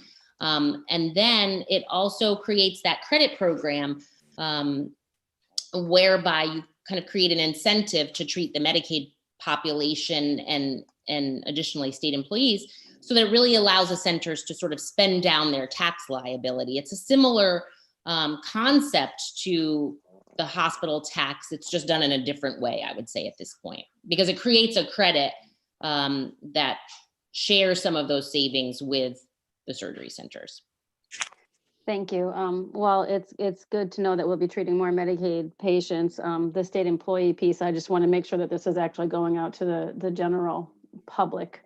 Also, I'm sorry, I didn't know if my camera was on or off there. It is. So, Okay. so surgery centers provide care to Anybody, right? Exactly. Whatever physicians sort of bring those surgical cases to surgery centers, and we really provide care in a high quality, lower cost environment. If you look at adverse event rates and things of that nature, that's all public. They're incredibly regulated. I would say if you ask the Department of Public Health, I think that they would say very positive things about surgery centers. And so to your point, everything from, a Blue Cross patient to a Medicaid patient to a Medicare patient and everything in between would be treated in the surgery center. Yeah, I'm very familiar with the savings, the cost benefit of having ambulatory surgical centers. So what I like most about this bill is something that I'm very passionate about is I don't like legislation that gives the idea that it's actually going to be a cost savings to the cost of healthcare. This will be a direct savings to cost of healthcare. I know ambulatory surgical centers tend to work on a much lower rate schedule, although you did mention the rotary cuff replacement that you mentioned for the Medicare, the actual costs of it being $1,450 and the Medicare reimbursement being $717. That, I understand how that then shifts the cost to people on non-Medicare.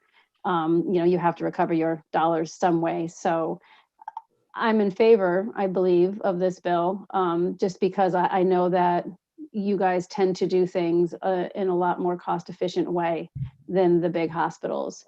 So I do think the gross receipts tax is pretty punitive to ambulatory surgical centers, and we should be looking for ways to incent lower healthcare costs. And I think we can establish that through ambulatory surgical centers specifically, and making sure that you guys aren't getting hit with punitive taxes that other healthcare providers aren't. So as far as, I guess my last question is, I just want to confirm, we do not charge any other healthcare provider with a gross receipts tax, correct?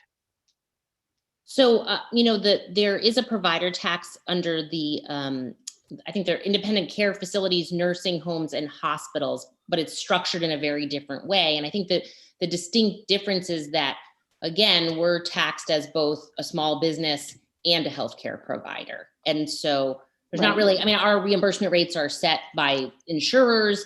There's not really a mechanism to make up for that. Just as an example, we have one surgery center, again, just as an example, that finished the last fiscal year with an operating loss of $350,000, an operating loss. The surgery center tax they paid was $150,000. I think another important point is that many of our surgery centers were not eligible for any PPP money. Yeah. I think when elective cases were halted in Connecticut, we did everything we possibly could to maintain our staffs. And then at the same time, really reached out to our Amanda, who testified. She was boxing up gloves, gowns, masks, and sending them with her nursing staff to hospitals because there was such a shortage at that point. So, I think those are the realities of the situation. And to your point, we are an important part of the healthcare cost containment discussion in Connecticut. We do it in a more streamlined version. We do it more cost effectively. And this tax has certainly had a chilling effect on our industry and the growth that was once projected. And very few other states tax surgery centers at all, because I think that they see they're an important part of the discussion. And I think this bill starts to change that discussion and creates opportunities and incentives for surgery centers to, pay down their tax liability by doing things like improving access under the Medicaid program. Right. It's really a win-win. Absolutely. You're definitely a very important part of the healthcare stream. So thank you for answering my questions. It's been helpful. Thank you. Representative Cheeseman. Thank you, Senator Fanfara. Thank you for coming here today. So with regard to the ambulatory surgical centers, I know one of the ways the comptroller is looking to reduce costs for the state employee health insurance plan is by partnering with high value, lower cost organizations. Are ambulatory surgical care centers included in those entities? Several years ago, we actually reached out to the comptroller's office and began having those conversations because I think there's a recognition that we represent significant cost savings also for the state employee population. I think that those conversations are happening now. I think networks are certainly being put together. And, I think there is a recognition that surgery centers represent savings to that population for sure. Okay, so this is obviously an area in addition to looking for those savings for our Medicaid patients where you can provide equivalent care at a much lower cost than hospitals to incentivize the state as well to explore this as an option for that high quality, lower cost care. Because I think that the key points for me and Representative Nuccio and Senator Fanfara touched on this, improving access and reducing cost with an equal level of care.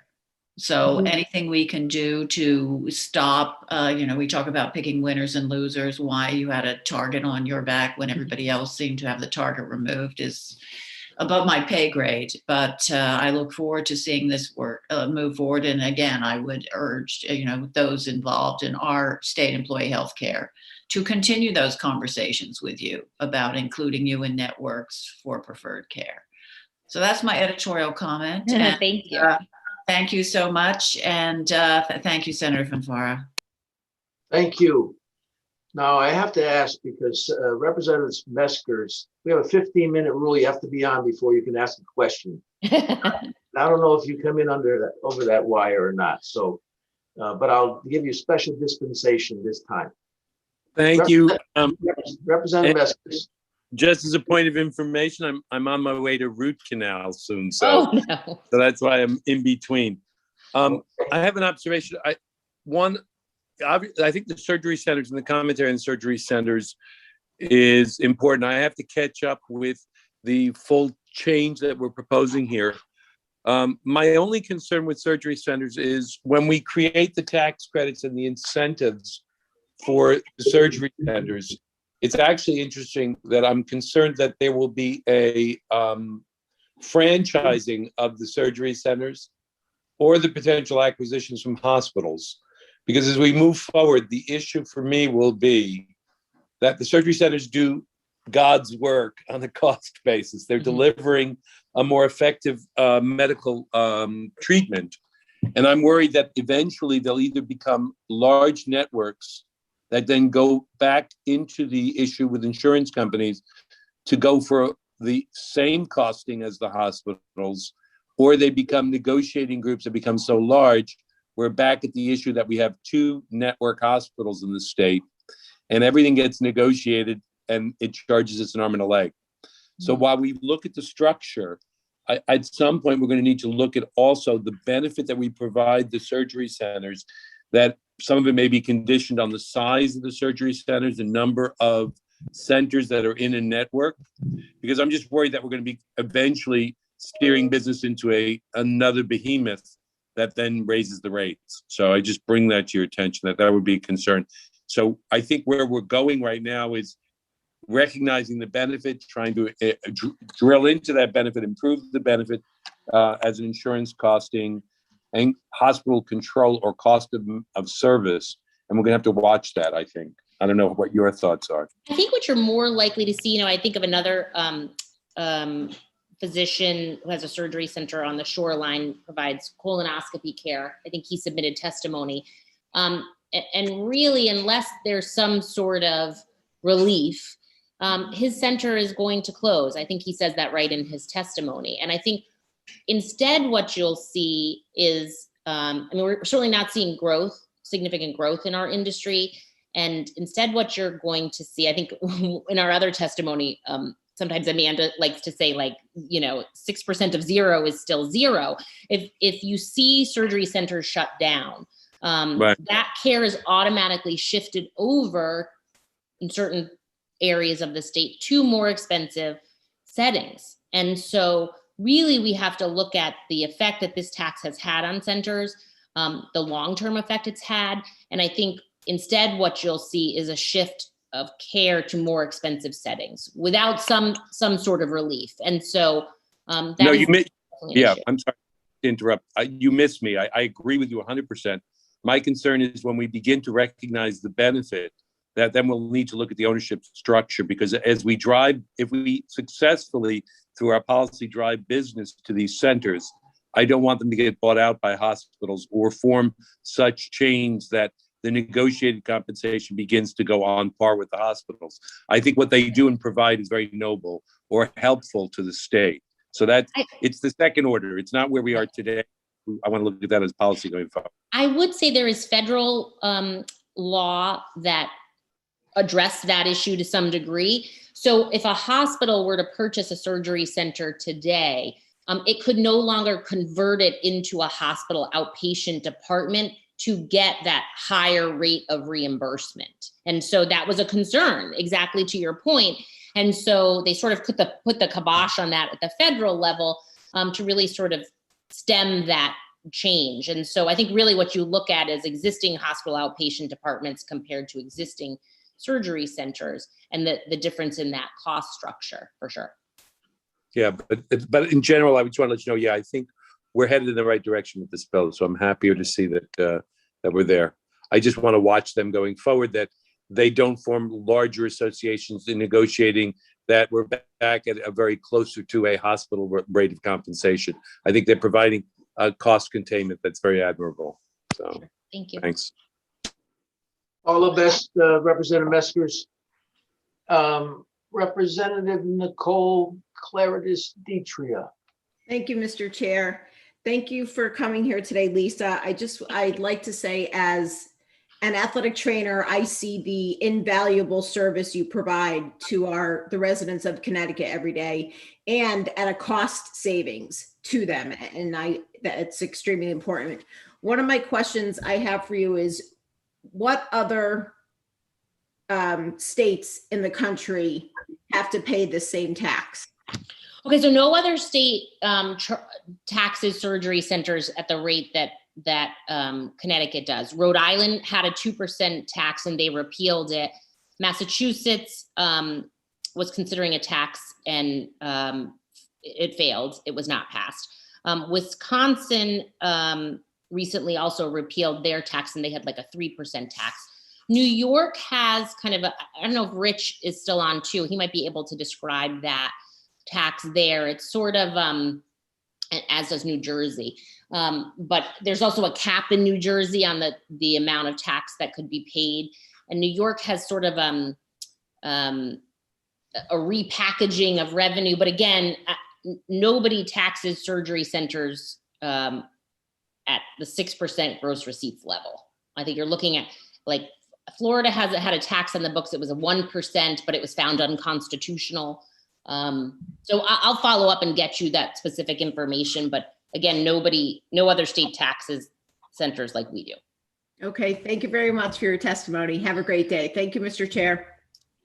Thank you very much, Representative. Representative Nuccio, you are rapidly using up your daily time. We're only still in the morning, but please proceed.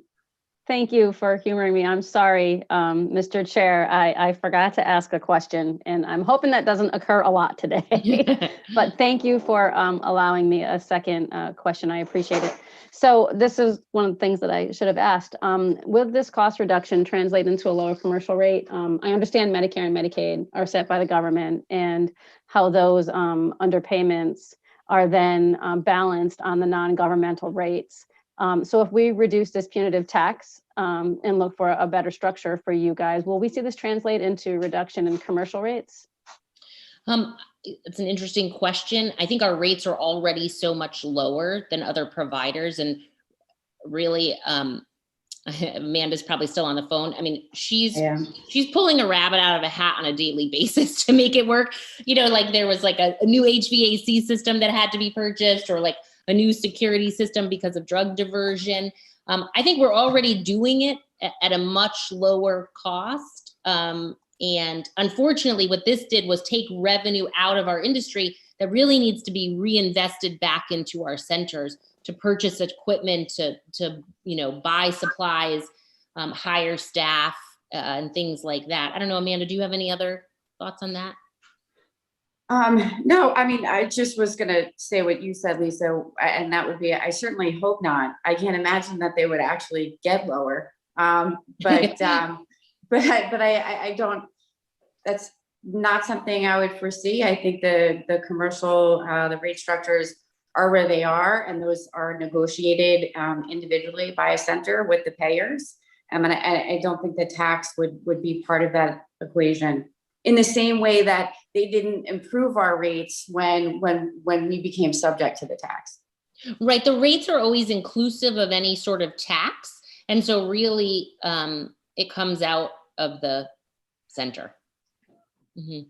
So if the rates are inclusive of the tax, so that would mean that they include the tax. No, I'm sorry. You have when you have a contracted rate, there's a provision in contracts that really stipulates that it's inclusive of any other sort of taxes, even though they weren't contemplated at the time that the contract was agreed to. So whatever sort of changes were made, when they applied the 6% gross receipts tax to surgery centers, that just came out of the bottom line. Right. It was applied to every dollar in the door, as we said. But reimbursement to the surgery centers never changed. And even if it had changed at that point, the surgery centers would have had to pay more tax, again, because of the punitive nature of the gross receipts tax. You would have, if you did collect more money, you had to pay more money. So it's not like it ever sort of would have worked out, I think. And just to chime in, Lisa, Representative, to ease your concern, I think the commercial carriers, and Amanda can attest to it, never stop putting the pressure on us to provide procedures at a lower cost. And they do a great job of that. And you do a great job of providing it. I would say too, and I think that, just in the past, we've shared information with members of the House and Senate on, the fact that insurers do recognize that surgery centers provide high quality care at a lower cost, and share information with their enrollees about the benefits of accessing care there. So I think that there's an overall recognition that we do a good job in a very cost-effective way. Okay, thank you very much. And thank you, Senator Fanfara, for humoring me. Well, just a point of clarification, Representative Nuccio, our rule is that, as you know, each member gets to interrogate the witness for up to 5 minutes. But for those that choose to, and rarely does a member do this, if you want to, when all the questioning is done of a witness, you're entitled to come back and ask more questions after everyone else has asked their questions. So we don't want to limit questions. We just wanted to make sure that everybody had a chance, got a bite at the apple the first time around, mainly because we would have these lengthy interactions between a member and a witness that could go on half an hour or 45 minutes. And by the time the last person signing up to testify, they might be speaking to me and a ranking member, or the chairs and ranking members, and that would be it. But That's why we implemented this rule, but you are entitled to, if, most time people don't ask a second round of questions, but you certainly are entitled to. Well, thank you for letting me know that. I was not actually aware of that. I thought it was a one bite and go, but I appreciate the lesson there, and I will try to do so judiciously. Thank you, Representative. I think that's it, Lisa and et al. And look forward to working with you as we move this along. Thank you so much. Thank you. Tara Maxwell. I saw Tara. She's here. Yep, she's here. Yep. You are on mute, Tara. There we go. Yep. Hi, good morning. Morning. Good morning, Senator Farrar, Representatives Scanlon, and members of the Finance and Revenue Bonding Committee.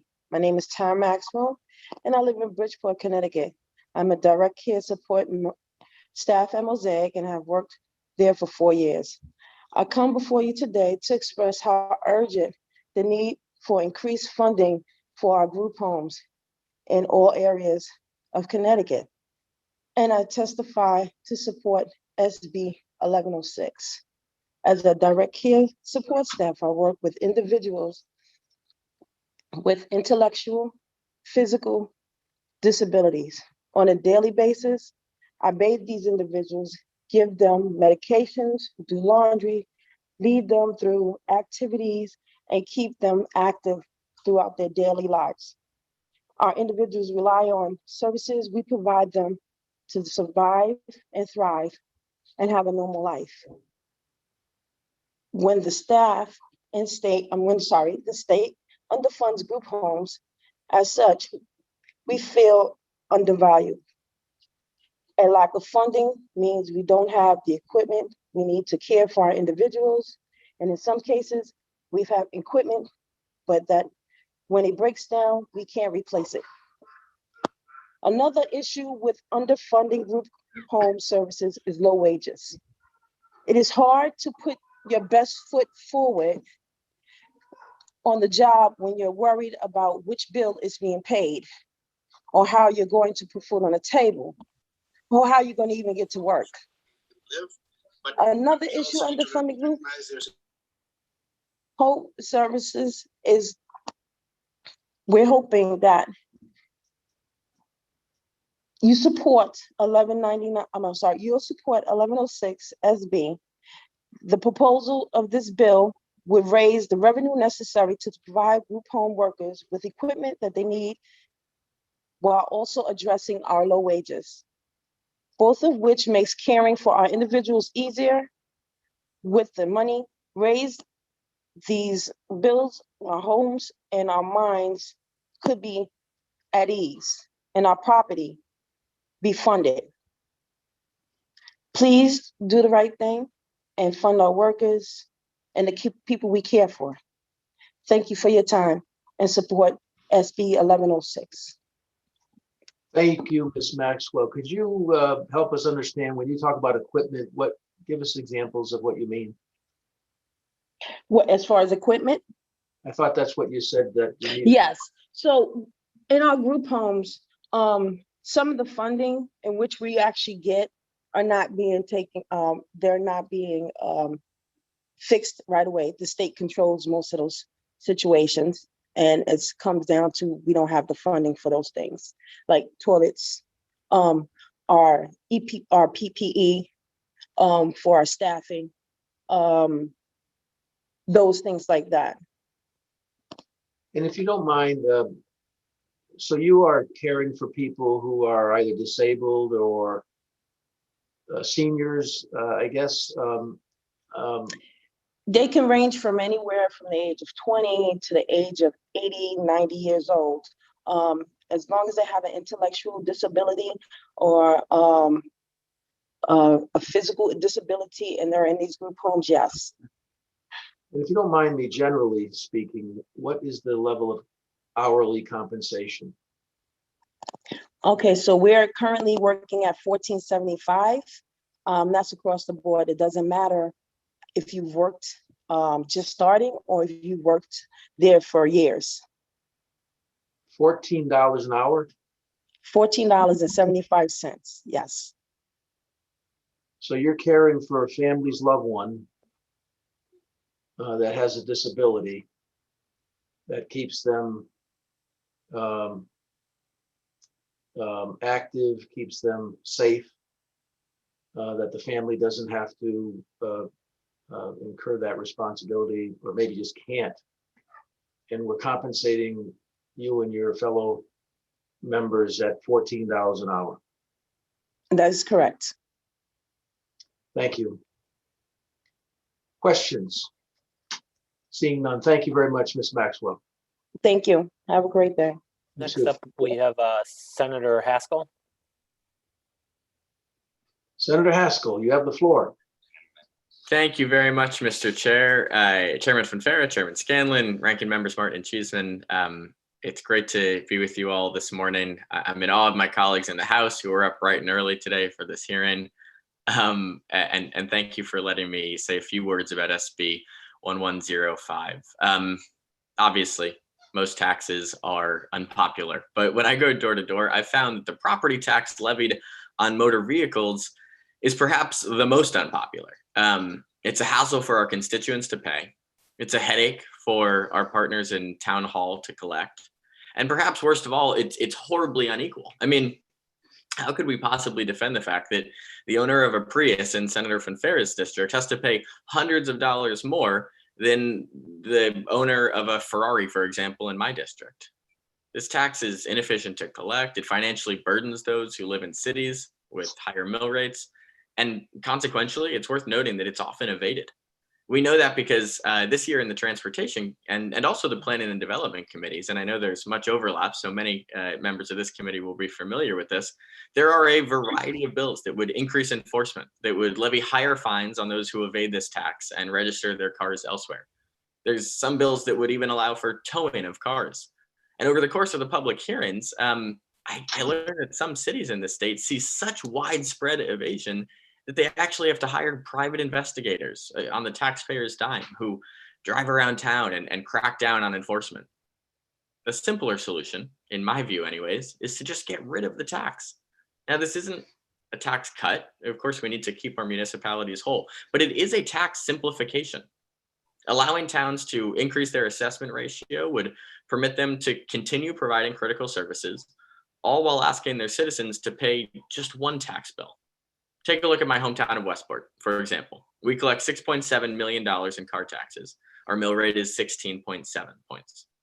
Eliminating the car tax would create a hole in Westport's budget, obviously. But if Westport assessed their property at just 80% as opposed to 70% of its value, they would see a revenue increase of $27 million. In other words, the net impact would be that the town is collecting $20.4 million in additional taxes. They could actually lower their mill rate as a result by almost 2 points. It seems to me like a win-win. I look forward to hearing testimony today from small towns and from big cities alike, and I get that this is a big reform that doesn't always go over so easily in the land of steady habits. But I think that this moves us in the right direction. And for those who are opposed to the bill, I'm all eager to hear alternative ideas about how to improve our tax code, because clearly I think that we all agree there's a problem here. Thank you, Mr. Chair, for the time. Thank you. Representative Lamar. Thank you, Chairman Fonfara, and thank you, Senator Haskell. It's great to see my transportation co-chair here today.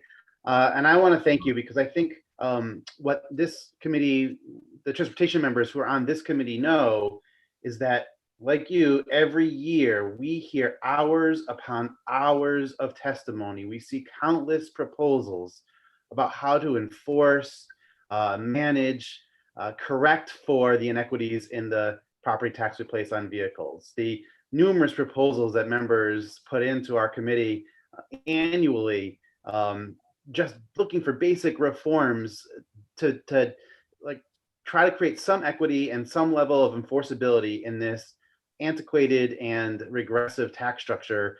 It demands reform, and I'm so thankful that you and Senator Fonfara are taking the lead this year and bringing this up. And I'm really hopeful that this is the year that we eliminate the car tax. And I do appreciate you bringing up the experience that we've had in transportation on this issue. So thank you again. Thank you so much, Representative Lamar. You've been at it longer than I have, but I'm thrilled to be working with you on that committee. Representative Luccio.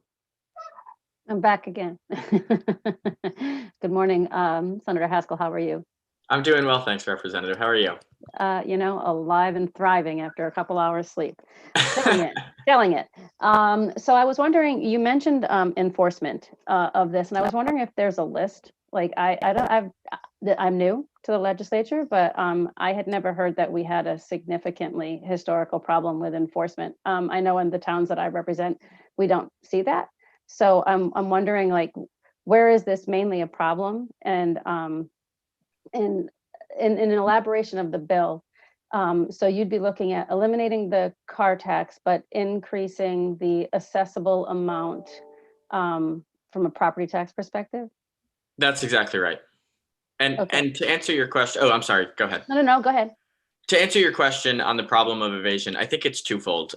There's an evasion of Connecticut's property tax on motor vehicles as a whole, because I think 27 other states don't tax property on motor vehicles. In some states, you can register your car there without ever having to actually cross state borders. So I see this a lot, frankly, among cars in my neighborhood that have a Maine license plate that clearly are not residents of the state of Maine, but are avoiding the property tax altogether. And then there's evasion within Connecticut, folks who live in cities, but instead register their car maybe at a family member's house in a suburb. I represent 7 suburbs with reasonably low mill rates, but for urban communities that have higher mill rates, I understand that the tax can be especially burdensome to collect, and that evasion is a particular nuisance.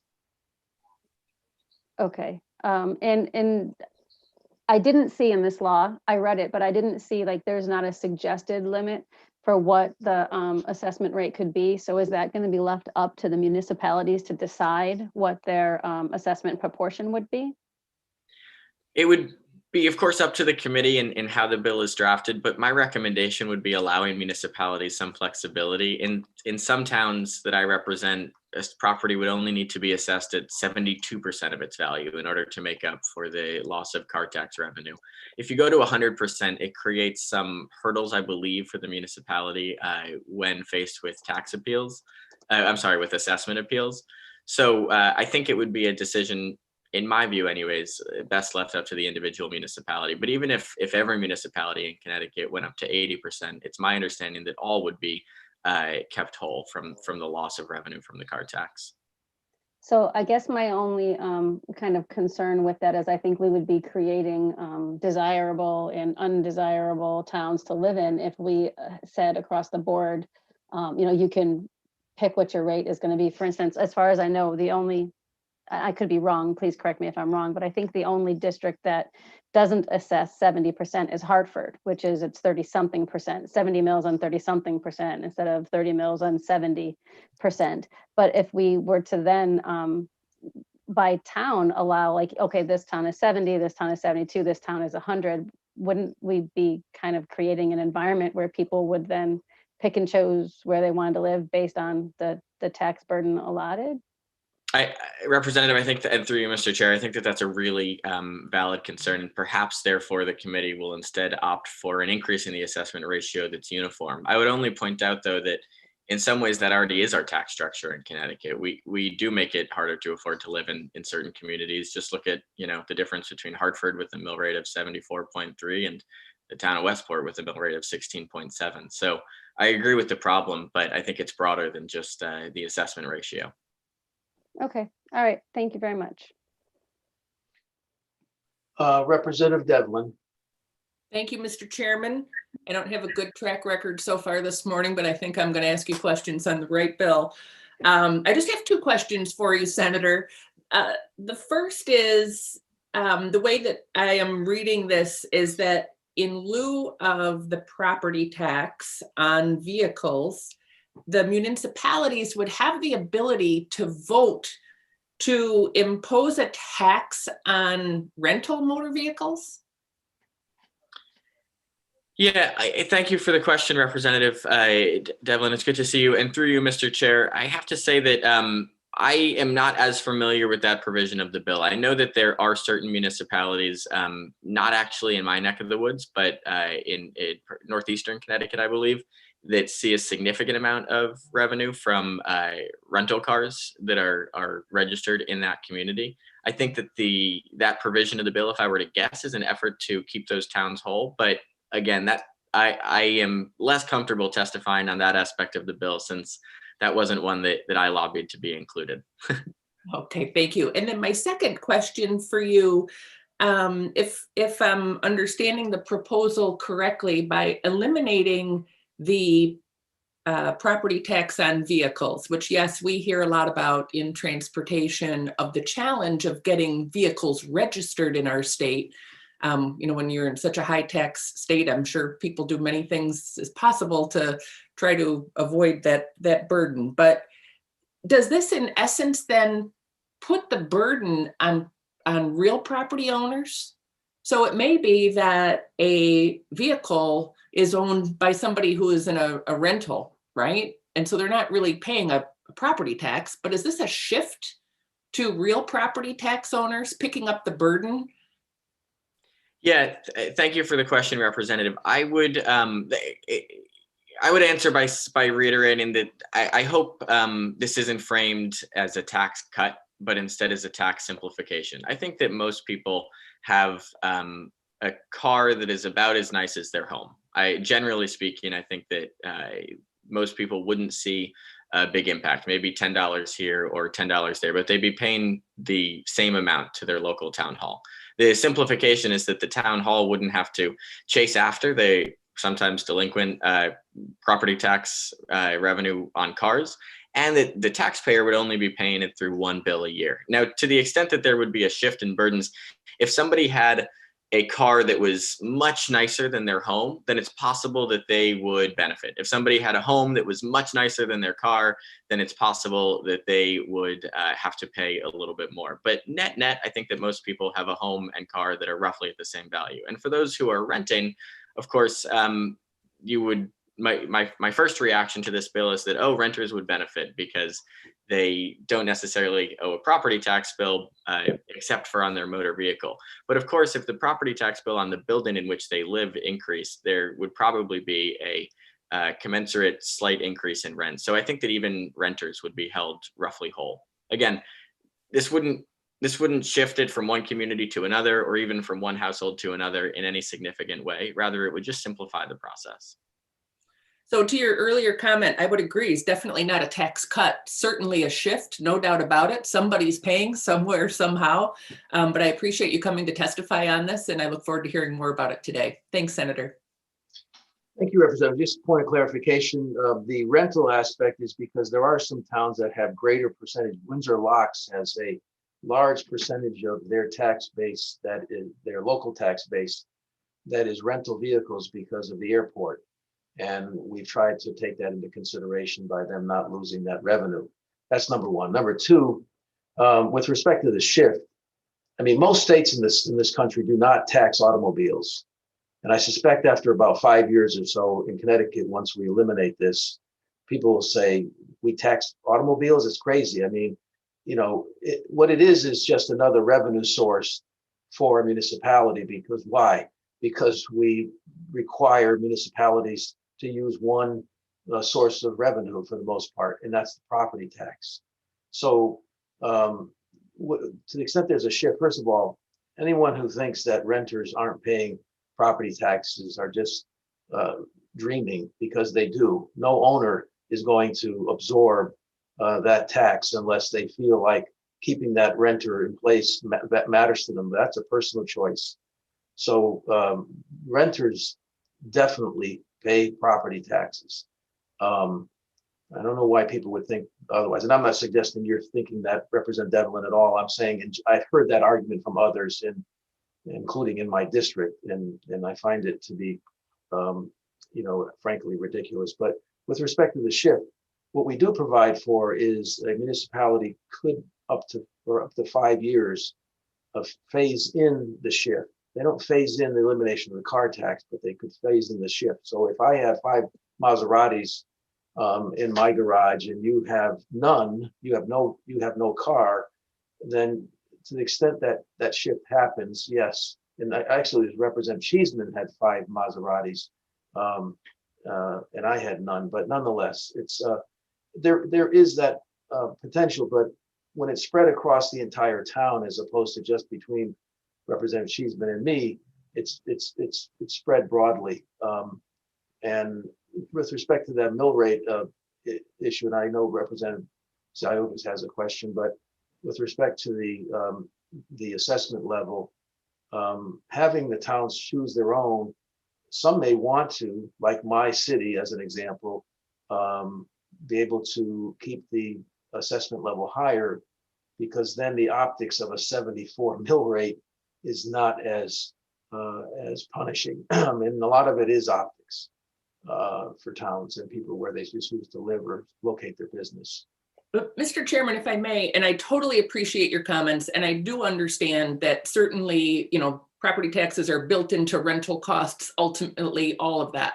But what this does seem to do is take away a direct, and I'd love to get rid of the car tax. I'd love to get rid of multiple taxes, but it does take away a direct revenue stream to our municipalities, that the real property tax goes to most of that funding goes to the state.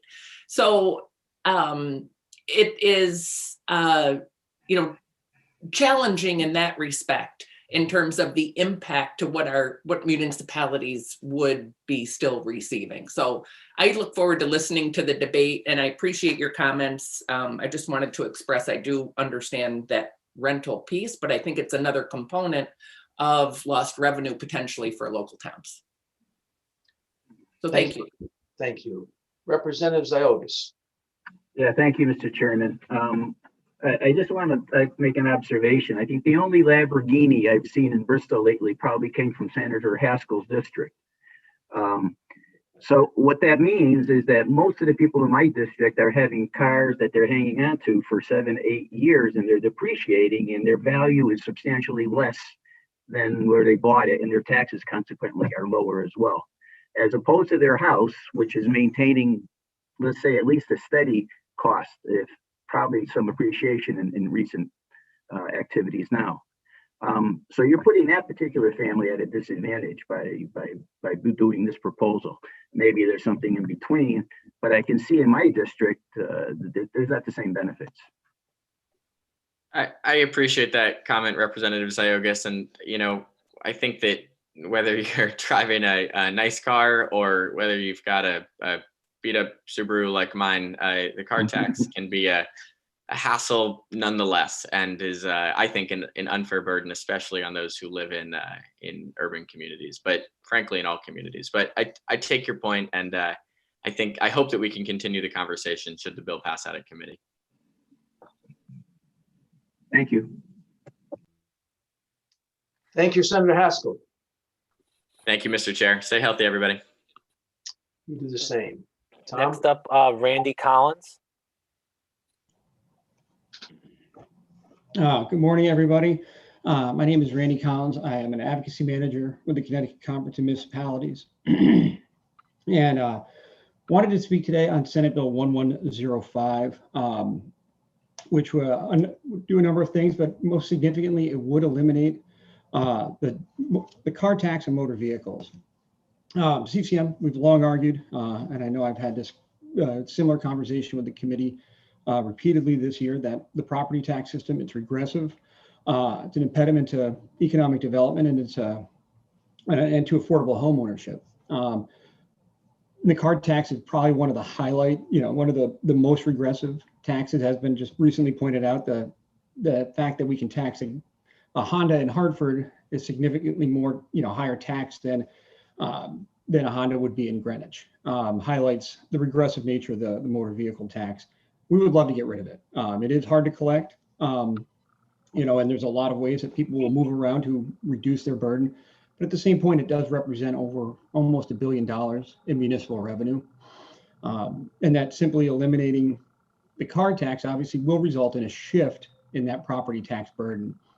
And it's not a dollar for dollar shift. It will create significant winners and losers as well. We have concerns on the impact, especially on our urban areas, where we'll have a higher percentage of people if they're if they're a one-car house, or if they don't own a car and utilize public transportation, that they would not see a reduction in their tax bill. They would just see an increase, on their real property taxes or on their rent, because renters do pay property taxes. The landlords are not going to eat that burden. It will simply be passed along to renters. So that's a very clear example of somewhere where they're not going to see an offsetting loss, a reduction in tax liability with a car when it's shifted. The other area is small businesses, especially our restaurants, brick and mortar retail, that if they don't have a motor vehicle that is registered to that business, again, they will see an increase in their real and personal property without a corresponding reduction. This will create winners. If you have commercial entities that operate large commercial fleets, taking Amazon, FedEx, they have it would be a significant reduction in their taxable liability of all those vehicles that are now pulled off the rolls. Listen, this is certainly something that 30 seconds. That CCM would like to continue working with the committee. So we've long argued for the need for revenue diversification. This doesn't truly reduce the cost of local business, and actually further restricts what our revenue options are to real and personal property, and removes the motor vehicle portion of it. And as I said, this is something that we agree. We would love to see this happen. And we would like to sit down and work with the committee and actually put together a comprehensive proposal that does provide relief for property tax relief for all our residents, and not just simply representing a shift in how that tax is paid. Happy to take questions. I don't have a question, but I'm disappointed in your testimony, to be honest with you, Randy. I just feel like you guys just, it's just such a myopic view of the affairs of our state. The property tax is a punishing tax. I know you know that, but to make incremental change in a state, in a government that doesn't like a meaningful change because of all the forces that conflict, it just disappoints me that we can't have you guys be at the table to recognize, okay, this may create some relatively small changes, but for the good of the state, that we can come together behind it. And I just want you to know how I feel about your organizations. I know you're speaking for the group, but the group just, I don't know what happens to mayors when they become mayors. The people who it's revenue, and the hell with everything else. And I know that is not going to sit well with your mayors, but that's how I see their almost obsession with revenue, and anything that we do to try to affect that. It's a big fat no. So that's my 2 cents for today. I see some hands up. I don't know who was first, but Senator Formica. Thank you, Mr. Chairman. I was going to ask Randy a question, but first I got to tell you, sir, that, as a former first selectman, I find your comments out of line. We care more about mayors and first selectmen of the people in our districts. We maintain low property tax increases each and every year. And all we do as mayors and first selectmen work 7 days a week to try to better the community. I think that Randy had an opportunity to speak. And I'm sorry to start out with that, sir, but Jesus, you got me. So for Randy, you talk about the property tax shift on the automobiles. There's another bill on the agenda today that would allow homesteading, which would seem to me to be a reduction of homeowner property taxes down to 40%. Is that correct? Are you reading that bill the same way I am? Yes, and we did submit testimony on 6676 or 6675. I forget which one the number is, and we did submit testimony. I just didn't get to it in my 3 minutes. And well, that bill would create a homestead exemption at the local option.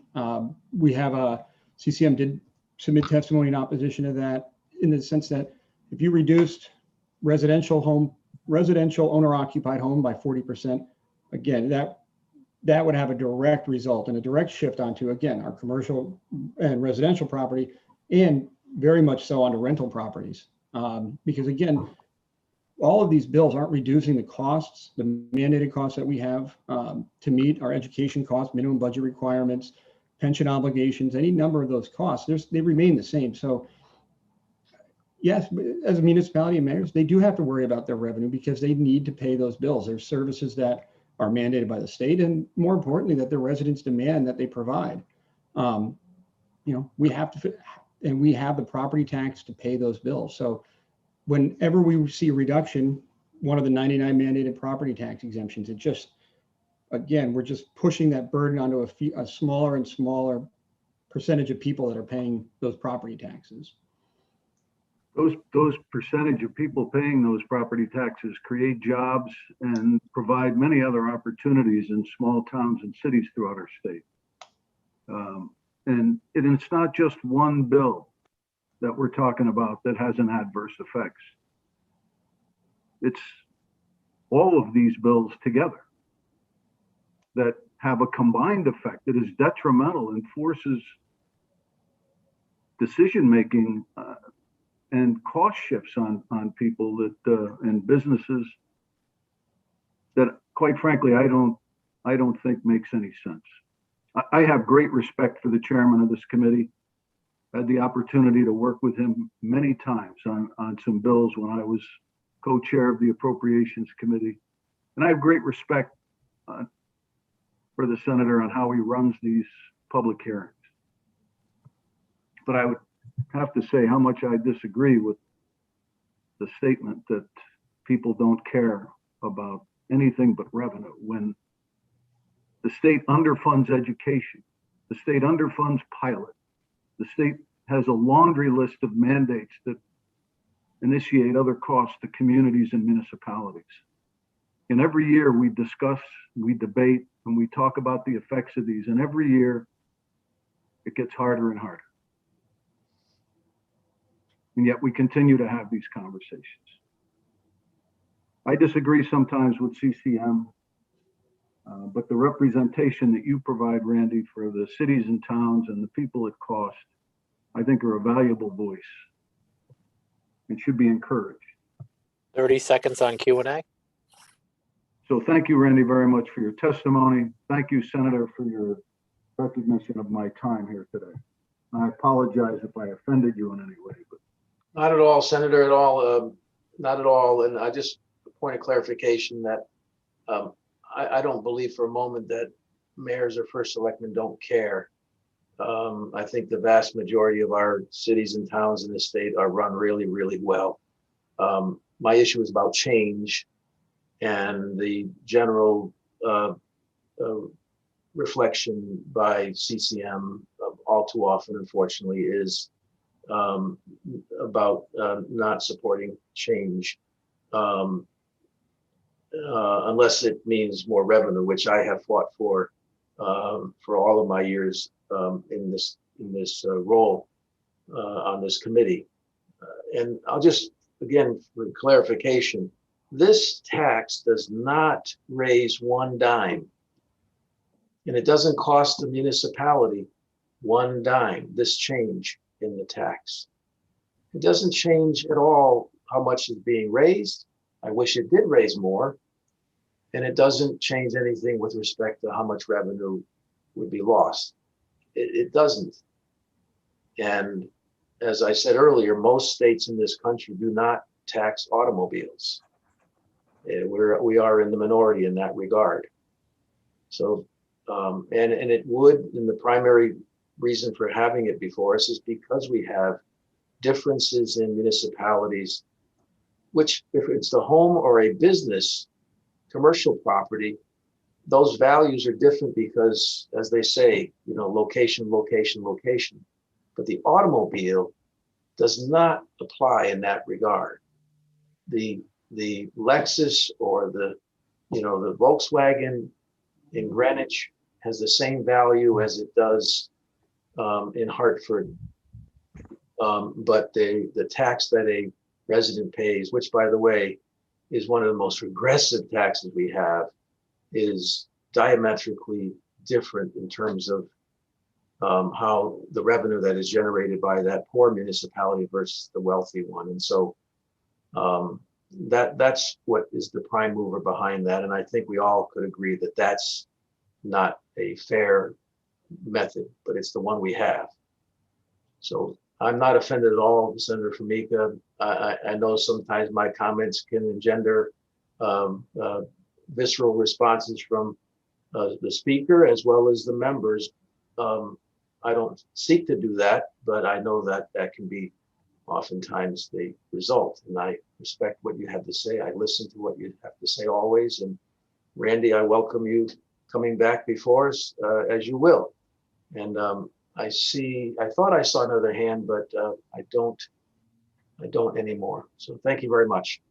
Senator, as I said, CCM, we don't oppose eliminating the car tax. We would just, as I said, we would just like to make sure, and as I said in the past, I think it's been some of our larger urban areas that have been concerned. We understand that this wouldn't raise additional revenue, that, it would just simply see a shift in how that revenue is collected. And again, because does create winners and it's going to create losers. And unfortunately, we're worried that, as I said, in some of our urban areas where if you don't own a car, but you rent, it is going to have a negative impact on some of the hardest hit, on some of our neediest residents. And that's where that concern is. So we just want to make sure that we're not further making the property tax system we have regressive. And I would just counter by saying that that low income person who does have a car is paying a lot more as a percentage of their income because of the way we tax automobiles in this state, or that fact that we do tax automobiles. So, Representative Cheeseman, you did have your hand up. I don't know if you. No, I was just going to thank you, Senator, and thank you for coming here, today, Randy. And I've heard the conversation. And again, I feel this is one of those issues that we all agree needs to be addressed. We all need to find some way to make our cities and our residents, as a result, less reliant on the property tax. I don't know, how we thread the needle on this one. And I would just welcome input from CCM. There should be some way we can reach some sort of agreement on this. And, whatever you have to propose. And having served on the Board of Selectmen for 3 terms with Senator Formica, I feel his passion. I know the concern all the mayors and first selectmen have and how intractable this problem seems. So many of the proposals we have before us that would seek to, create more vibrant communities, create a more successful and economically stable state, are part of the solution. But again, the property tax is an issue. The car tax is an issue. So let's look at your ideas. Let's look at Senator Formica's ideas. Let's look at Senator Farr's ideas, because we need to do something. Thank you. Thank you, Senator Farr. Thank you so much, Randy, for being here today. And thank you, Senator Formica, for your passion and your speaking out on behalf of the mayors and first selectmen, whom I know work so hard. Thank you. Thank you, Representative Cheeseman. Tom? Yep. Next up, Mr. Katsoulias. Great. Thank you. Chairs, ranking members, and members of the committee, I'm Tom Katsoulias, president of the University of Connecticut. And let me just first say I'm inspired listening to the sincerity of your deliberations, the respect for dissent, and the commitment that you show to improving the lives of the people of the state. It really comes through as I listen. I also admire your endurance. This is quite a docket you have. Thank you for giving me time today to support Senate Bill 1099, which would expand UConn's role in the creation of new companies in the state.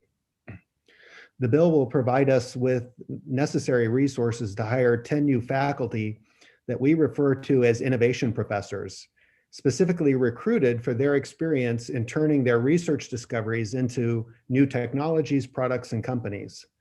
Today, I'll focus on why these new faculty hires are critical, and then hand it over to our provost, Carl Lejwe, to outline the specifics of our faculty hiring plan.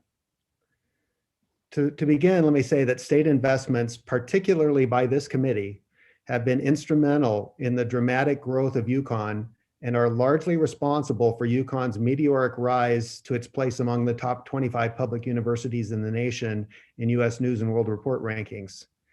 The capital investments that began over 25 years ago with UConn 2000 have transformed our campuses and attracted talent, both faculty and students.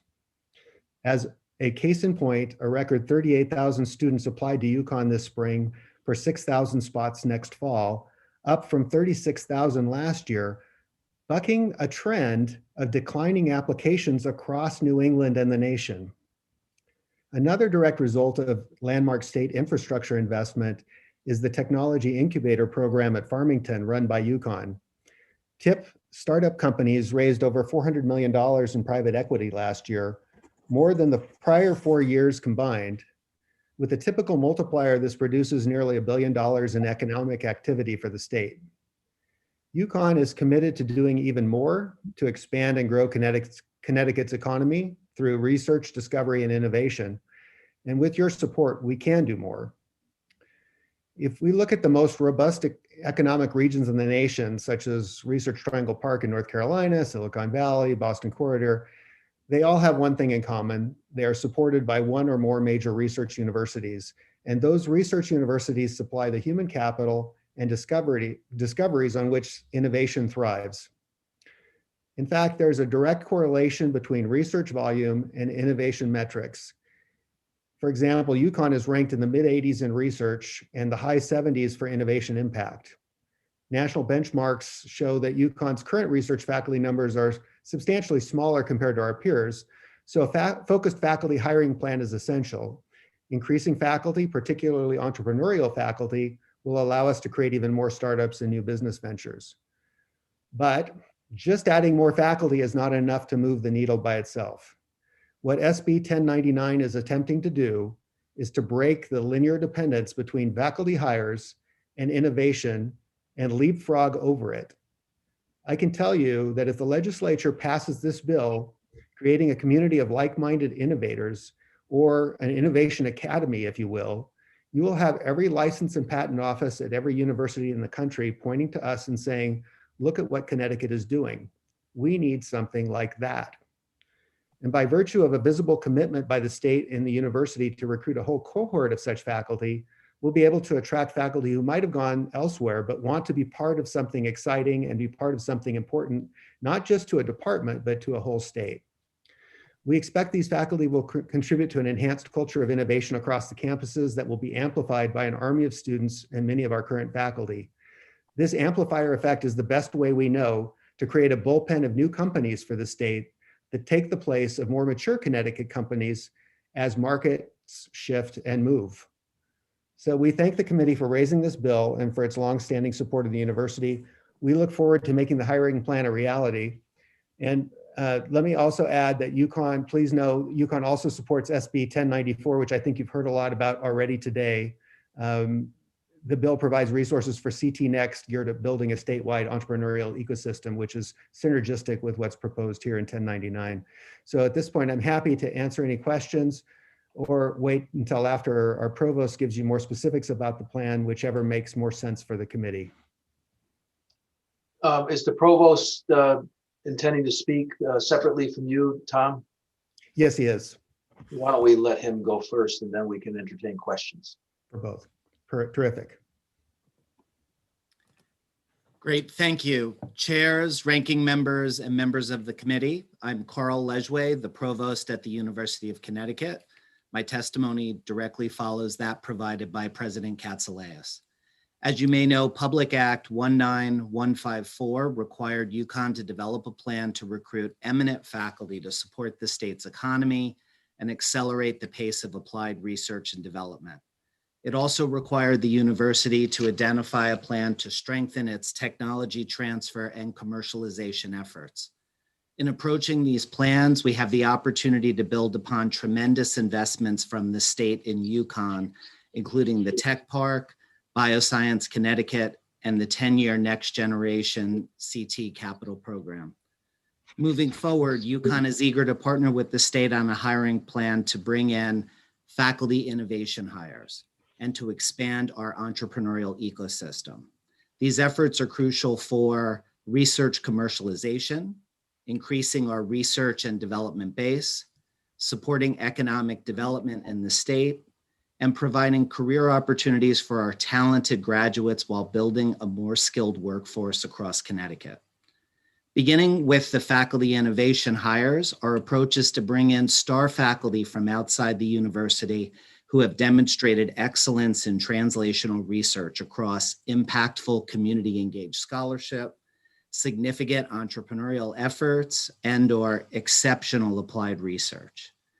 I would like to point out that the faculty hiring plan developed last year in response to PA 19154 consisted of 3 broad hiring strategies that are synergistic and focused on encouraging a collaboration across the university and key industrial sectors. This targeted hiring plan we bring forward now focuses specifically on the innovation hires as just one key aspect of that plan because we believe it will have the biggest economic return in the short term given the state's limited resources. Having shared the faculty hiring plan, I would now like to turn to the development of a more robust entrepreneurial ecosystem. We can take significant steps forward in building this ecosystem with 3 types of investments. First, proof of concept funds that provide resources for early stage concepts and technology prototypes. Second, an entrepreneurial ecosystem development fund, which supports technology validation, formation of startups, and federal grant applications that leverage federal dollars. And third, a UConn venture fund that provides venture capital for UConn startups. In closing, UConn greatly appreciates the vision outlined in SB 1099. We look forward to getting started on hiring entrepreneurial faculty and enhancing our entrepreneurial ecosystem to do our part in 30 seconds, sir, 30 seconds. That fuel Connecticut's economic growth in the future. Thank you all for your support of the university. The president and I are happy to answer any questions, including questions specific to the budget included in my written testimony. Thank you. Thank you both very much. Let me begin by saying thank you for coming before us today with this proposal. I don't think it's a secret. I said it earlier in today's testimony. I think that UConn should not just be part of leading our economic revival or be a part of it, but should lead it. And the fact that we haven't made that a requirement of the university all these years is on us, not on you. But that is, if we look across the country and we see where the new economy is leading in those states, you always see at least one major research university leading that effort. And for those that haven't heard this from me before, when UConn was in search of a new president and someone, little bird, mentioned in my ear that it was going to be a provost from, I forget now, University of Virginia or Duke, I forget now. Virginia. But I went home and I went online and I Googled the information that I was given to see if I could find out who that was. And I found a paper that was written over 10 years ago by our UConn's current president, Katsouleas, and then Senator from Delaware, Kaufman, about how universities can lead a state's economic revival, economic research at those universities. And I've reminded the Senator, Tom, ever since then, of that paper that he wrote and how we need that to happen here in this state. I believe this bill is a major step in that direction in fulfilling what his vision was back over 10 years ago. And if we're never going to be Mississippi. We should not even attempt to be Mississippi, a race to the bottom. And I'm sure there are fine people in Mississippi, but in terms of their economic philosophy, ours is a knowledge economy. And that's where we educate in this state as well as anyone. And so I hope that members of this committee, Republican and Democrat, liberal or conservative, can embrace this proposal. It's dynamic. It's really game changing in what it can do for our state, not just for UConn, but for our state. And so I'd like to ask a question, Tom, of you in particular. In addition to making UConn be a center for innovation and entrepreneurship, having more students and having more faculty be oriented around entrepreneurship, and not everybody's cut out to be an entrepreneur. But you're also burdened by a responsibility that we have put on you as a state in terms of addressing your unfunded liabilities that we do not put on most agencies. And I see you as an agency of the state in some ways. Most agencies, that unfunded liability is picked up in the budget, but yours is laid at your doorstep, and you have to absorb that. Can you share with the committee how that affects your ability to compete nationally for funding that would help research and advance innovation and entrepreneurship at UConn and in our state? Yeah, thank you, Senator. I certainly share your beliefs that the university should lead in economic stimulus, and your testimony was better than mine, I would say. So about the unfunded legacy cost, it is like oil on our wings, and it is particularly concerning as it affects our research productivity. And you and I have just outlined how important the connection is between research and innovation, feeding the innovation pipeline.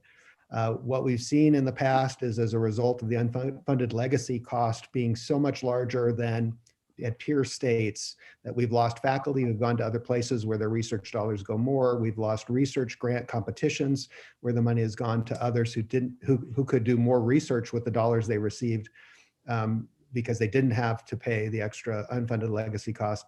And so we have determined it's so critical to our research productivity and competitiveness that we've used one-time funds for the past year and a half to offset that legacy cost. But our ability to use one-time funds, which are dwindling and have dwindled as a result of COVID as well, is running out. And so we need a longer-term solution, or the unfunded legacy cost will hamper our ability to soar, and it will hamper our ability to compete and grow and achieve the goal we've set for ourselves of doubling research and scholarship over the next 7 years. Thank you. Thank you, Tom. Thank you, Carl, very much for testifying here today. We do have some questions. I'll begin with Representative Eleni Kavros DeGraw. Yes, thank you so much. And good morning, President Katsouleas. It's nice to see you again. Kalimera.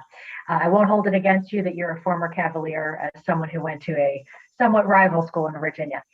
This is an issue that's very passionate to me. For years in my conversations with entrepreneurs, my husband being one of them, we've talked about the fact that our pipeline is not what it should be. And so we've talked about, what a wonderful university UConn is. And this really, to me, is such a critical pipeline issue.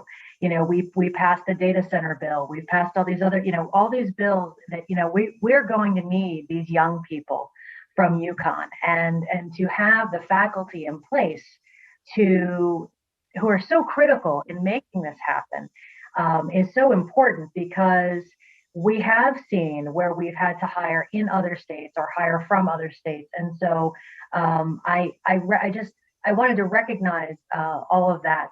And I wanted to hear a little bit more, if you could speak to, some of the more specifics in terms of what the benefit to the students is on this, because I think that that's something that, especially when we're thinking about what the majors are that might be around this, and you truly do need to grow entrepreneurs. Right. Not everyone's great at waking up and realizing that's their passion. So if you could just speak to that a little bit more, you or Carl, that'd be great. No, absolutely.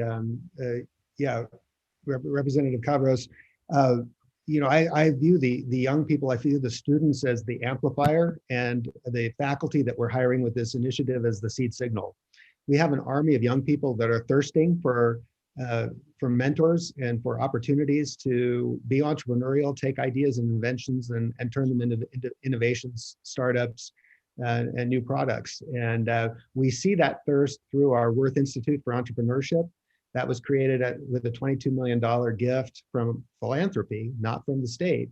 And students have flocked to that. And with those philanthropic resources, we've created degree programs and certificates and pathways for students interested in entrepreneurship to go ahead and pursue that across the board. So they may be students in traditional fields such as business is often a host for entrepreneurship, but they might be in engineering or fine arts or any place else and still go through this program. So it's available to everyone and it's rapidly growing. And so this will just add fuel to that fire. It will add the content, the substance.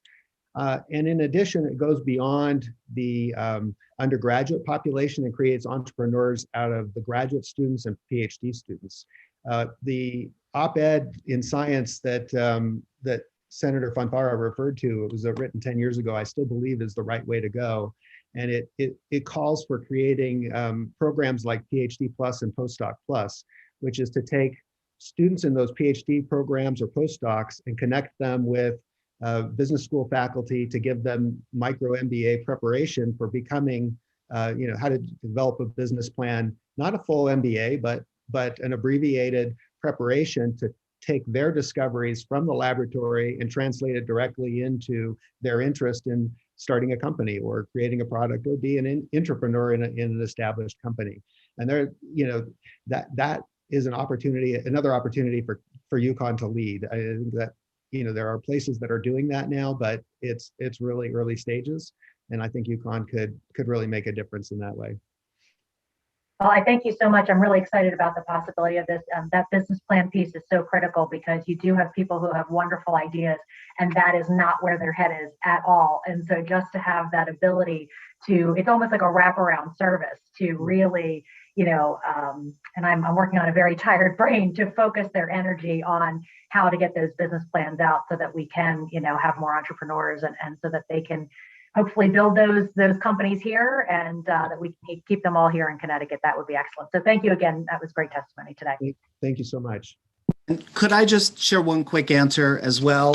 So I was a faculty member at a university that invested a lot in this ecosystem. And I'm a clinical psychologist. I had never thought about doing these sorts of things. And with that support, I ended up getting several STTR grants. And with that, the laboratory that I ran that had 50 undergraduates now had regular exposure to what it is like to be entrepreneurial, to think about how you build those career readiness skills. And so that's just one example. If we're able to do this in mass, it's not just the 10 faculty who will then have their 40 to 50 students. It will be the faculty who then learn from that faculty member, the graduate students. And before we know it, it's not just investing in the entrepreneurial aspects, it's investing in the entrepreneurial spirit of our undergraduates as they develop. And STTR, Small Business Technology Transfer Research. We knew that, Tom. We knew that. Got it. Okay, good. You have several people who want to interrogate you, so we'll start with Representative Borer. Thank you so much, Senator. Not so much an interrogation. Thank you again, Tom, for being here. I was wondering if not everybody on the Finance Committee is on the Bonding Committee, and you made a presentation 2 weeks ago to us about how the funding specifically for research and a lot of them looking at what the funding would be useful for. Can you talk a little bit to that so that everybody can hear your thoughts on that? Yeah, so what this bill would provide is funding for the salaries for the 10 faculty for the first 5 years. And then we would have to work their salaries into our operating budget through normal retirements. It would also include approximately $2 million, a pretty aggressive startup package for each recruit. And it's a very competitive marketplace nationally for these types of faculty, and oftentimes they have fairly elaborate laboratory needs to set up. So that's what that portion of the budget's for. And then a third and fourth piece of the budget involves venture fund support for early stage ventures and the support for creating an entrepreneurial ecosystem, which includes support staff and budgets for patents and all of those kinds of things that make for a rich ecosystem. So it's the whole thing. About 30 million of the 46 million is directly salaries and startups, and the rest is for developing the ecosystem.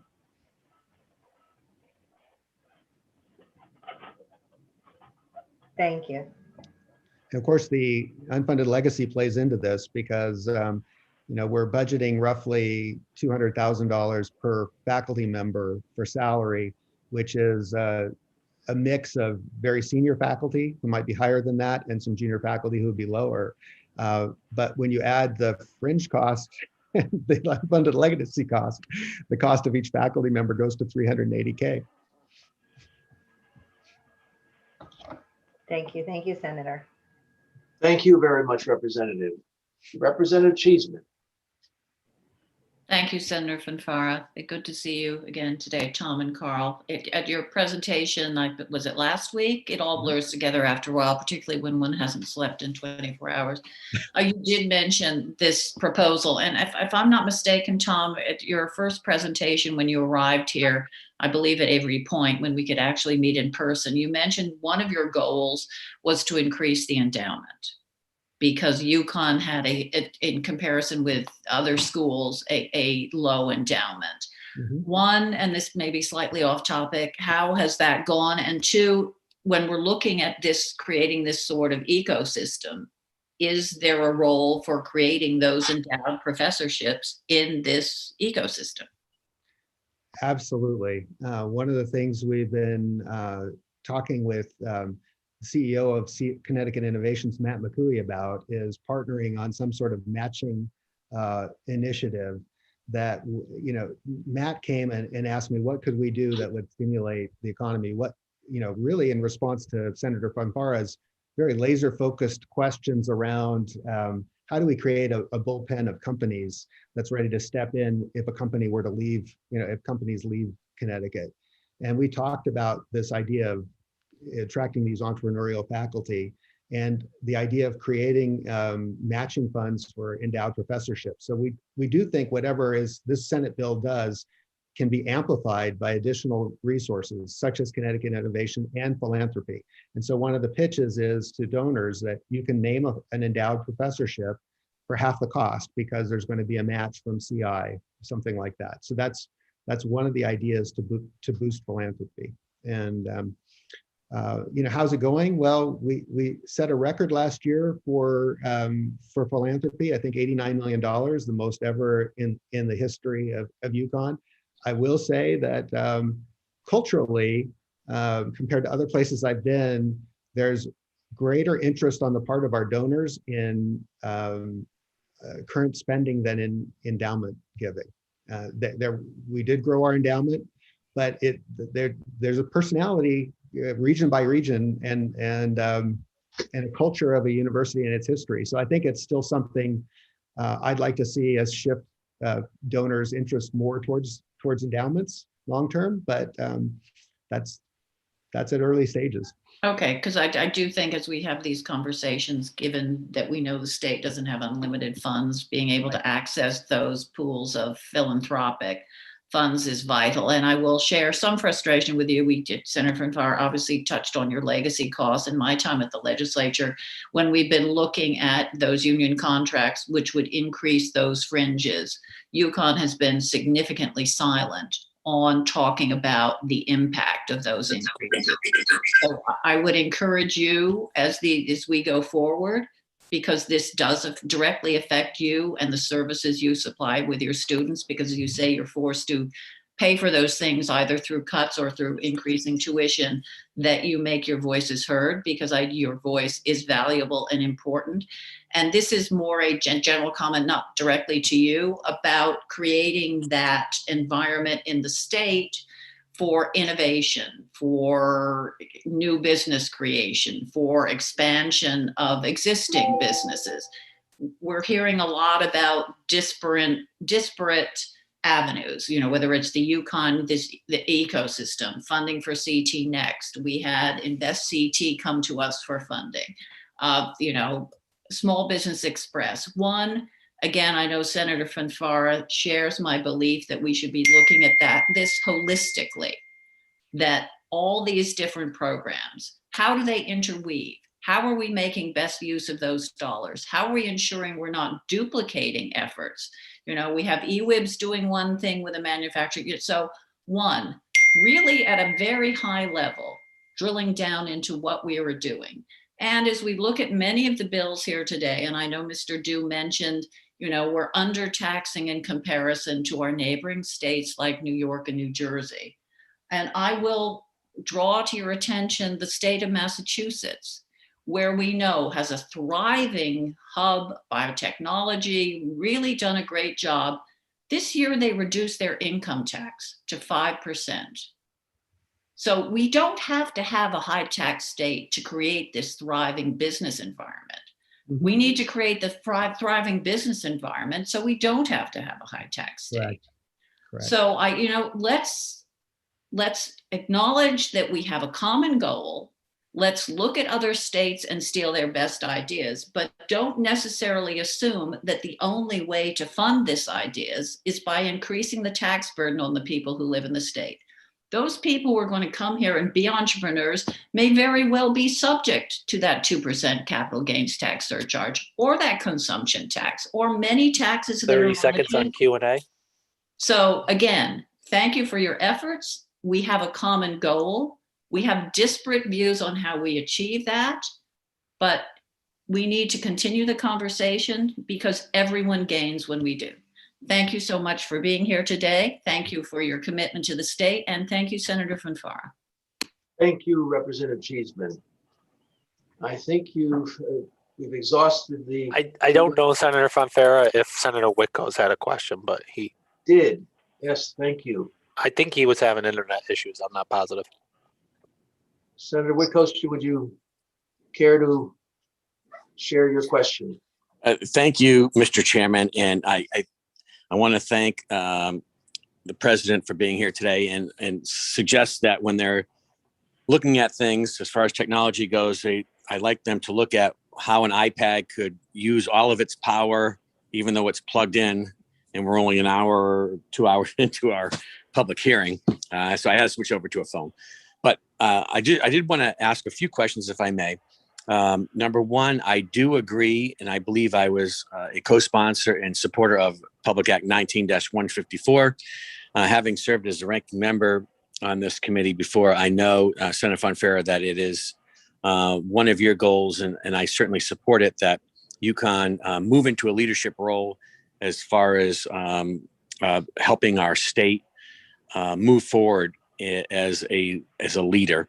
But my questions would be to President Katsouleas would be that given the fact that a lot of the questions you had suggested had to do with legacy costs, I think it goes beyond that. And that I do recall, maybe it was 4 years ago, where the university moved a contract forward before the legislature for a vote.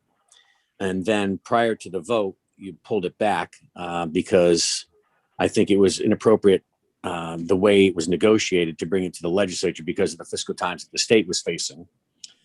So I don't think I'd blame everything on a legacy cost because these are all ongoing costs. And I think the salaries of the folks that you're looking to hire under these 10 positions are going to add to the cost of, because they're all state employees, will add to pension costs, will add to OPEB. And things that are happening with UConn, sometimes I think that, personally, I don't think you tell your story enough because you do so many great things at the university that the press seems to only pick up on the bad things. And one of the bad things that came out most recently was the overruns of the Hartford campus.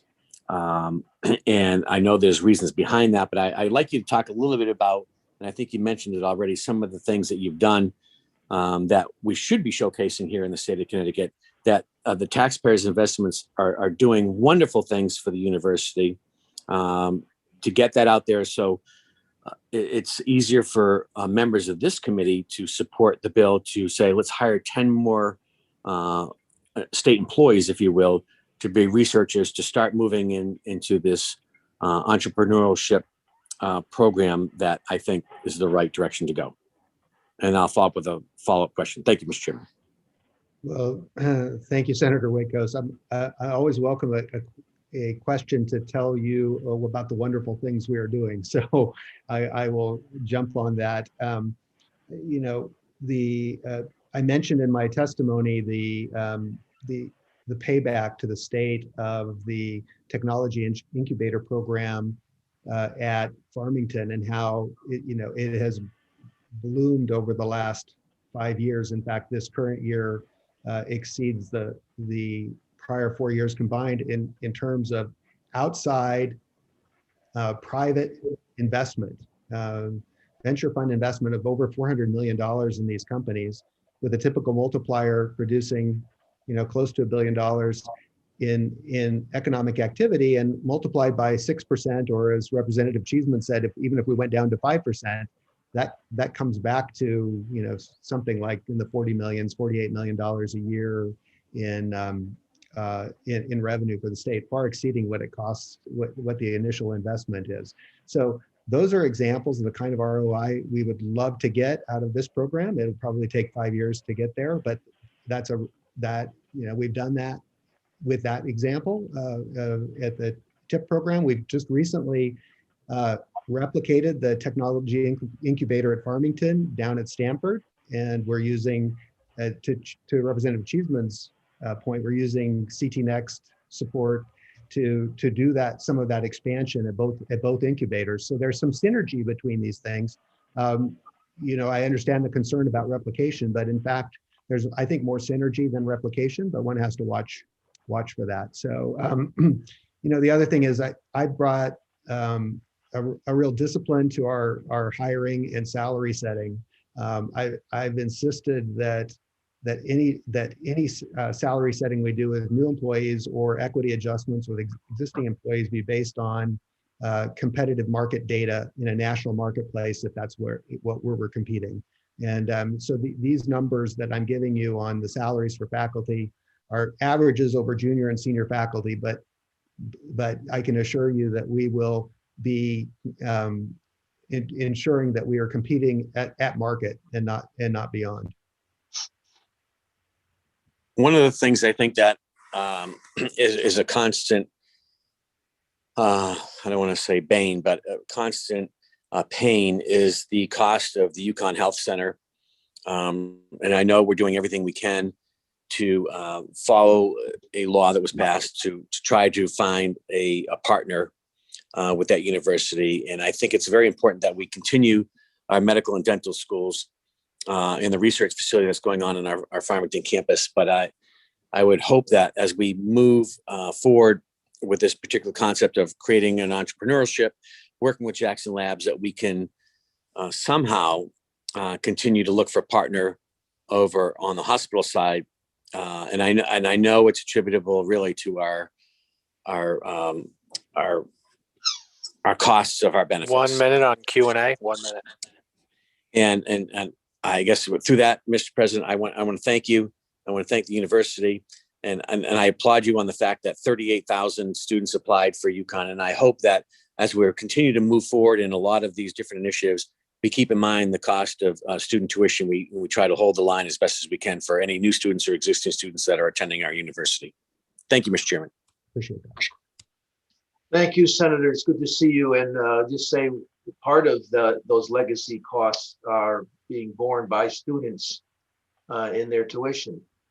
So that's another impact in addition to the negative mark that it has on the efforts to win federal grants and as other things, as both the president said and the provost.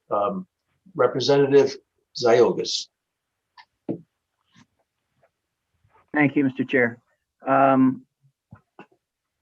President Tom, nice to see you again. Nice to see you.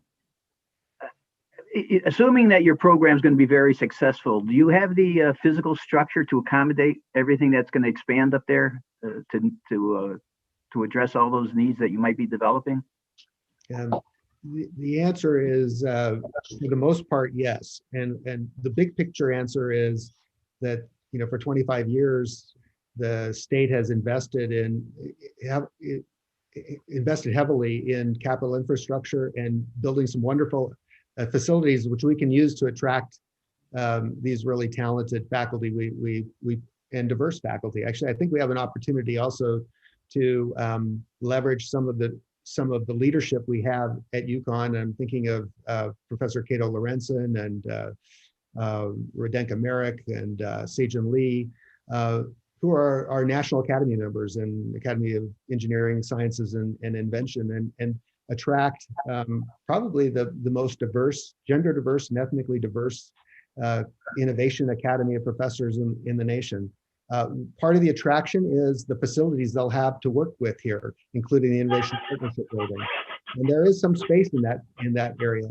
In the medical area, we have space that needs some upgrading and renovation in order to be attractive to a new recruit, but the space is there. And so with some incremental investment in renovating that, we can go forward. So the answer to your question is, big picture, yes, we have the space and the space is identified.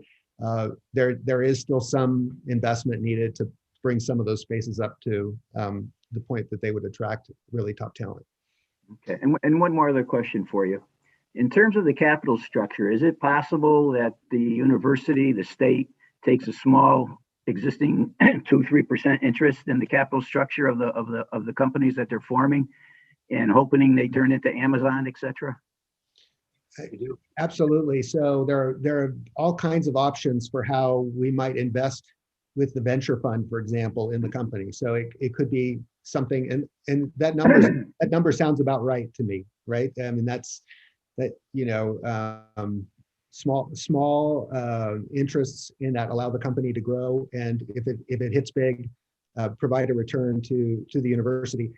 Let me be clear though, the venture funds we're talking about are much earlier stage than the ones that CI would invest in, for example. You heard earlier testimony about the word evergreen kept coming up. So evergreen funds are investing in ideas and startups at a more mature stage where you're expecting your investment to come back at least 1-to-1. These are going to be higher risk, and so 1 in 10, 1 in 20 might hit, and it might be evergreen, but it might not. Well, you only need one Amazon, right? I mean, only need one Amazon. That's right. That's all. Okay, that's all. Just a thought. No, it's a very reasonable strategy and one that we would explore. Absolutely. Thank you. Thank you, then. Thank you, sir. I think that's about it for questions. I want to just pose one more to you. I don't know how many years ago now, maybe 3 or 4, I had the opportunity to meet some postdoc, I believe, students on campus. And they told their story about how 2 young people in particular were heading to have a career in engineering. And they took a course by Hadi Bazorgmanish on entrepreneurship. Yep. And that transformed their lives. They created a business that I believe and I hope is thriving today. But it excited me to no end that how that spark from that one course. And I've hoped that, I don't know the answer. I'm not asking a question. I already know the answer. That UConn with your leadership has expanded beyond just Hadi. We need about 10 more Hadis. We need 10 Hadis. Who can introduce entrepreneurship to your students. We do great work of filling up like UTC's or Pratt & Whitney's engineering building with just row upon row of engineers. UConn fills a lot of those cubicles. but some of those could be entrepreneurs who can start businesses in this state, hire people, and it will fulfill another dream that maybe they never thought was possible. I couldn't agree with you more. Hadi is, singular. He is exactly what we are talking about in terms of an innovation professor, one who is a scholar and pursuing fundamental research, but also turning those discoveries into new startup companies and inspiring students to do the same. And we have a number of those, and this will create an academy of them, really. So I'm thinking of David Noble and many other faculty that we have that are of that ilk. This really builds and multiplies that. Another superstar that you have in David. Yeah. Thank you very much. Thank you. Really appreciate you coming before us. My pleasure. Thank you. Tom? Next up, we have Joel Greenwood. Joel's been working away over there while waiting to. Hi, so I'm Joel Greenwood. I'm the Director of Neurotechnology at Yale, and I was poached a few years ago from Harvard to come down and start a similar operation. I'm also a board member at Makehaven, and my testimony is very simple. So Makehaven is a direct beneficiary of CT Make, which is a result of Senate Bill 1094.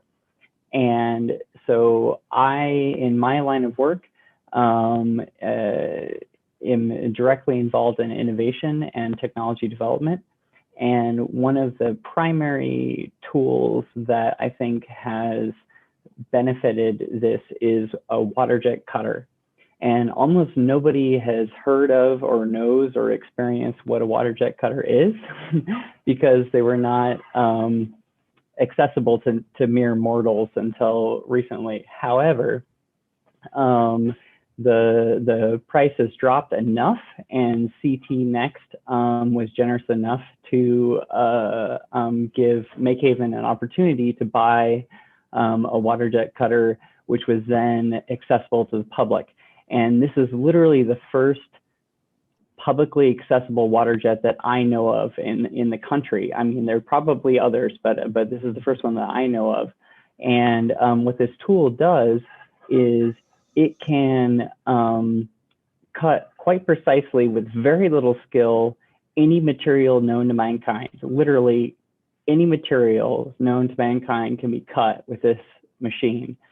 And so then the stated goals of CT Next are to create a physical space for entrepreneurship, support disadvantaged people, and also to create companies, foster companies. And so then the fact that we were able to buy this tool with this funding mechanism is spectacular.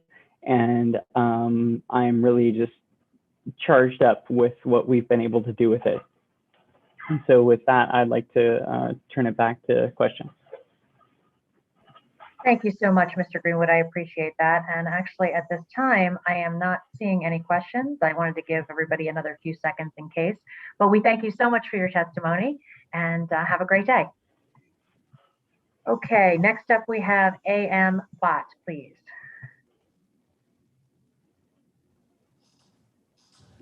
Hello, everyone. Thank you for this time. I'm A.M. Bott. I'm the Executive Director of District Arts and Education.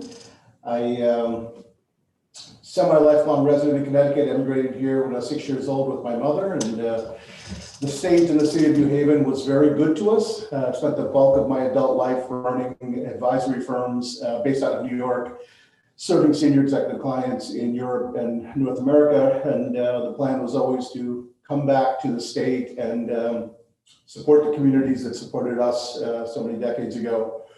Over the last 2 years, we have established an accelerated computer science program here in New Haven at District Arts and Education. And I can share specific results that we've achieved to date in the Q&A, but the headline is that we're putting Connecticut residents into really great computer science careers, and we've become one of the pieces of educational plumbing that's going to be required to significantly increase the flow of diverse tech talent from cities to startups and corporations. Later today, you'll actually hear from a couple of my students, or our students, but I'd like to use the bulk of my 3 minutes on something other than that, but related. In 1978, if you were creating a formal document, a typewriter is what you would use. Whether you were a doctor, an accountant, an educator, the typewriter was the how in terms of a certain type of work getting done, regardless of your profession. 1998, you're creating a formal document, you're likely using Word on a PC. Word was the how a certain type of work got done, regardless of the profession you're in. We treat computer science as a what, as a profession, and that's correct, and that's what we've been working on the last 2 years, but we desperately need to understand that computer science is a critical 21st century how. 67% of jobs that require computer science skills are not in computer science.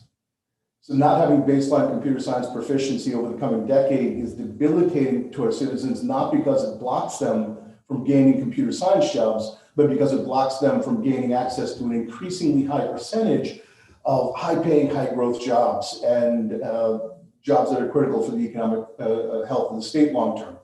So at District Arts and Education, in addition to growing the 2-year deep dive computer science program, we're launching the second phase of our mission, which is developing foundational digital literacy for 16 to 20-year-olds in partnership with schools, not as a replacement to, but in partnership with 16 to 20-year-olds and eventually adults in career transition.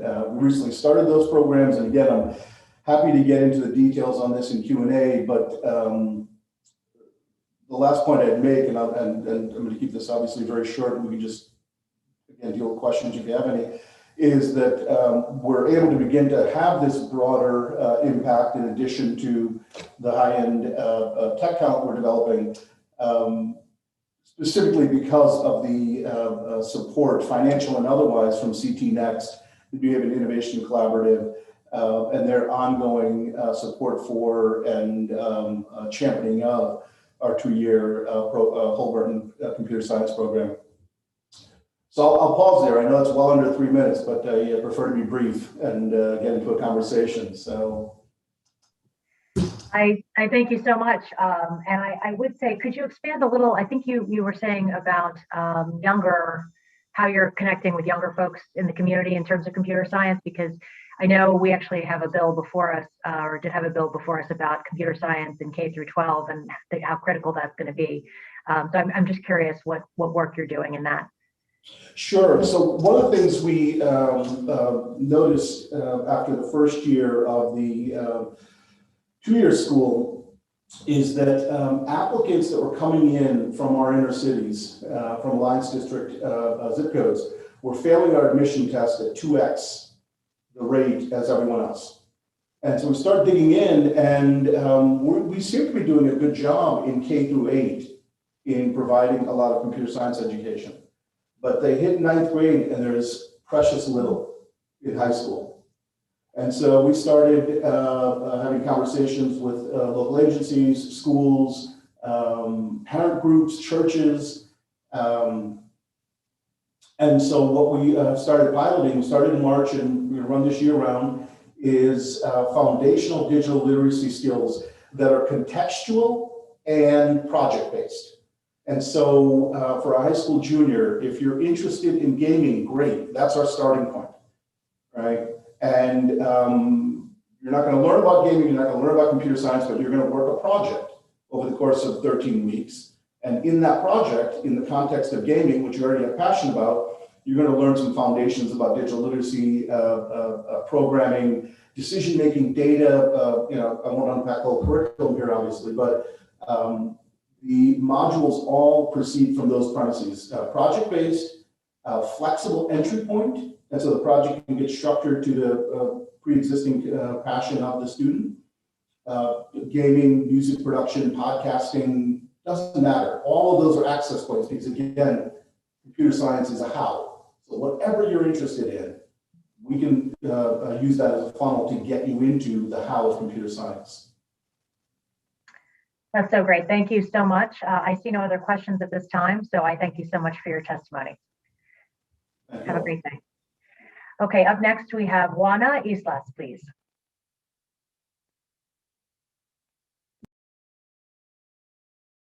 Juana, go ahead when you're ready, unmute.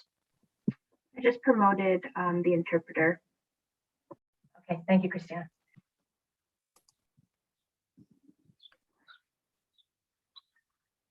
Good afternoon. I'm here to interpret for Juana. Juana Islas, ¿estás presente? ¿Podrías activar tu micrófono? Sí. Adelante, Juana. Hola, mi nombre es Juana Islas. Hello, my name is Juana Islas. Yo vivo en New Haven. I live in New Haven. Y soy miembro de Unidad Latina en Acción. And I'm a member of ULA, Latinos United in Action. Estimados presidentes y miembros del Comité de Finanzas. Dear presidents and members of the Finance, Revenue and Bonding Committee. Soy miembro de Unidad Latina en Acción y de la Coalición Recuperación para Todos. I'm a member of ULA and also a member of the Recovery for All Coalition. Quisiera dar mi testimonio hoy a favor del proyecto de ley 1106. I want to give my testimony today in support of SB 1106. Es urgente cambiar el sistema impositivo porque hay demasiada pobreza y desigualdad en el estado de Connecticut. It's urgent to change the tax system because there's too much poverty and inequality in Connecticut. Durante la pandemia, los trabajadores esenciales como yo hemos arriesgado la vida sin ninguna protección laboral de parte del Estado. During the pandemic, essential workers like myself have risked our lives without any protections from the state. Durante la pandemia, los trabajadores esenciales como yo nos estamos arriesgando en todo momento. We're risking our lives every moment as essential workers. En mi caso, mi esposo y yo trabajamos limpiando un hospital. In my case, my husband and I both work cleaning a hospital. Somos esenciales para la salud y el bienestar de los residentes de Connecticut. We are essential for the health and well-being of the residents of Connecticut. Pagamos impuestos sobre nuestros ingresos cada semana. We pay taxes on our income every week. Pero cuando nos expusimos al virus en el trabajo y nos enfermamos de COVID, But when we were exposed to the virus at work and we got sick with COVID, fuimos excluidos de los pagos federales del estímulo. We were excluded from federal stimulus payments. Fuimos excluidos del seguro médico Husky. We were excluded from Husky medical insurance. Fuimos excluidos del seguro del desempleo. We were excluded from unemployment insurance. Y eso porque por ser inmigrantes indocumentados. And that's because we are undocumented immigrants.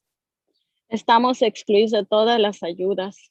We are excluded from all forms of assistance. Pero pagamos impuestos locales, estatales y federales.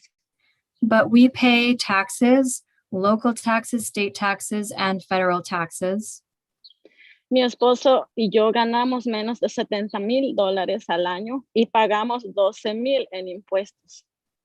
My husband and I earn less than $70,000 a year, and we pay more than $10,000 in taxes.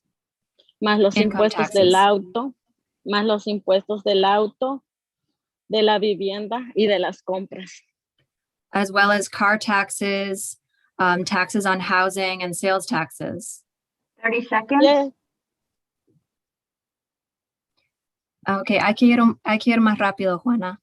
Okay. Hay muchos ciudadanos que también hacen trabajos esenciales para pero no tienen derecho a una vida digna. And there are many citizens who also do essential jobs for the state, but they don't have a dignified life. Señores legisladores, está en sus manos la oportunidad de financiar las instituciones gubernamentales que necesitamos. So, honorable legislators, the power is in your hands today to raise the revenue that's necessary to fund the state agencies, tales como la Secretaría de Trabajo de Connecticut y la expansión del seguro médico del Husky. the state agencies like the Department of Labor and the expansion of Husky Medical Insurance. Es hora de garantizar el derecho de tomar un día libre para ir al médico para los miles y miles de trabajadores que todavía están excluidos de la ley de licencia por la enfermedad. It's time for Connecticut to guarantee the right to take a day off from work to see a doctor for the thousands and thousands of workers who still have no right to paid sick days. Es hora de garantizar el derecho a la salud para todos, para los 200,000 personas que no tenemos seguro médico. It's time to guarantee the right to health for everyone, for the 200,000 people who have no health insurance in this state. Es hora de garantizar. Summarize the rest of it. Thank you. Si podrías ir más rápido, Juana, dando un resumen. Siga. Sí. El robo salarial pasa cuando un empleador viola la ley y al no pagar el salario mínimo a las horas extras que la ley requiere. It's time to guarantee funding for the Department of Labor to stop wage theft, which occurs when an employer fails to pay the minimum wage or the overtime in violation of Connecticut law. En Nula, durante 20 años hemos ayudado a los trabajadores a recuperar cientos de miles de dólares en salarios robados, pero muchos no reclaman sus salarios porque cuando reclamamos el empleador nos amenaza y nos despide. At ULA, for 20 years, we have helped workers claim their unpaid wages, but many workers don't complain because when they do, the employer fires them or threatens them. La Secretaría de Trabajo de Connecticut no tiene los recursos para hacer valer nuestros derechos. Cada año hay muchas querellas que la Secretaría de Trabajo no puede contestar a causa de la falta de recursos. The Department of Labor of Connecticut does not have the resources and every year cannot respond to claims of wage theft for lack of resources. Okay, thank you very, very much for your testimony. We're now well over time. Thank you so much, Senora Islas. We really appreciate it. There are no questions at this time. Let me just ask her to give her summary, okay? Okay. I thought you had. Juana, So si sorry. podrías avanzar más o menos a la conclusión, por favor. Sí, el último que yo voy a decir es muy importante para que se escuche, para que tomen en cuenta eso. The last thing that I will sum up, and the last thing that I want to say is very important, and I'd like to be heard. En mi caso, mi esposo y yo sí ganamos el salario mínimo, pero tenemos que hacer 2 trabajos, porque el salario mínimo no da para mantener a nuestros 3 hijos. De día trabajo en un daycare ganando 13 horas la hora. De noche limpio el hospital ganando el mínimo $12 la hora. ¿A poco el trabajo de cuidar niños y limpiar hospitales no es un trabajo que sostiene la vida? ¿A poco no merecemos una vida mejor para nuestros hijos? My husband and I do earn the minimum wage, but we have to work 2 jobs because the minimum wage is not enough to provide for our 3 children. I earn $13 per hour working at a daycare. I earn $12, the minimum, cleaning the hospital. These wages are not enough to provide a dignified life for our children, and we have to work 2 jobs. La última, si tuviéramos una economía justa, yo podría hacer solamente un trabajo y podría pasar más tiempo con mis hijos. Tengo 3 hijos nacidos acá y ellos merecen más. En conclusión, le agradezco a este comité por considerar las vidas de las gentes trabajadoras como nosotros los pagadores de impuestos. Hacemos este estado rico. Reconozca el valor de nuestro trabajo y reconozca el valor de nuestras vidas. Muchísimas gracias. Is the work of caring for children and cleaning hospitals the work that sustains life? Do we not deserve a better life for our children? If we had a fair economy, I could do one job instead of two jobs, and I could spend more time with my children. I have 3 children who were born here, and they deserve more. In conclusion, I thank this committee for considering the lives of working people. We are taxpayers. We make this city wealthy. Please recognize the value of our work. Please recognize the value of our lives. Thank you. Thank you very much for your testimony today. We have heard you. We appreciate that you came today to share this with us. And seeing no questions at this time, I wish you a pleasant afternoon. Muchísimas gracias por estar presente el día de hoy y por compartir su historia. Le agradecemos mucho su testimonio el día de hoy y no hay preguntas. Que pase feliz tarde. Okay, up next, we have Dana Wade, please.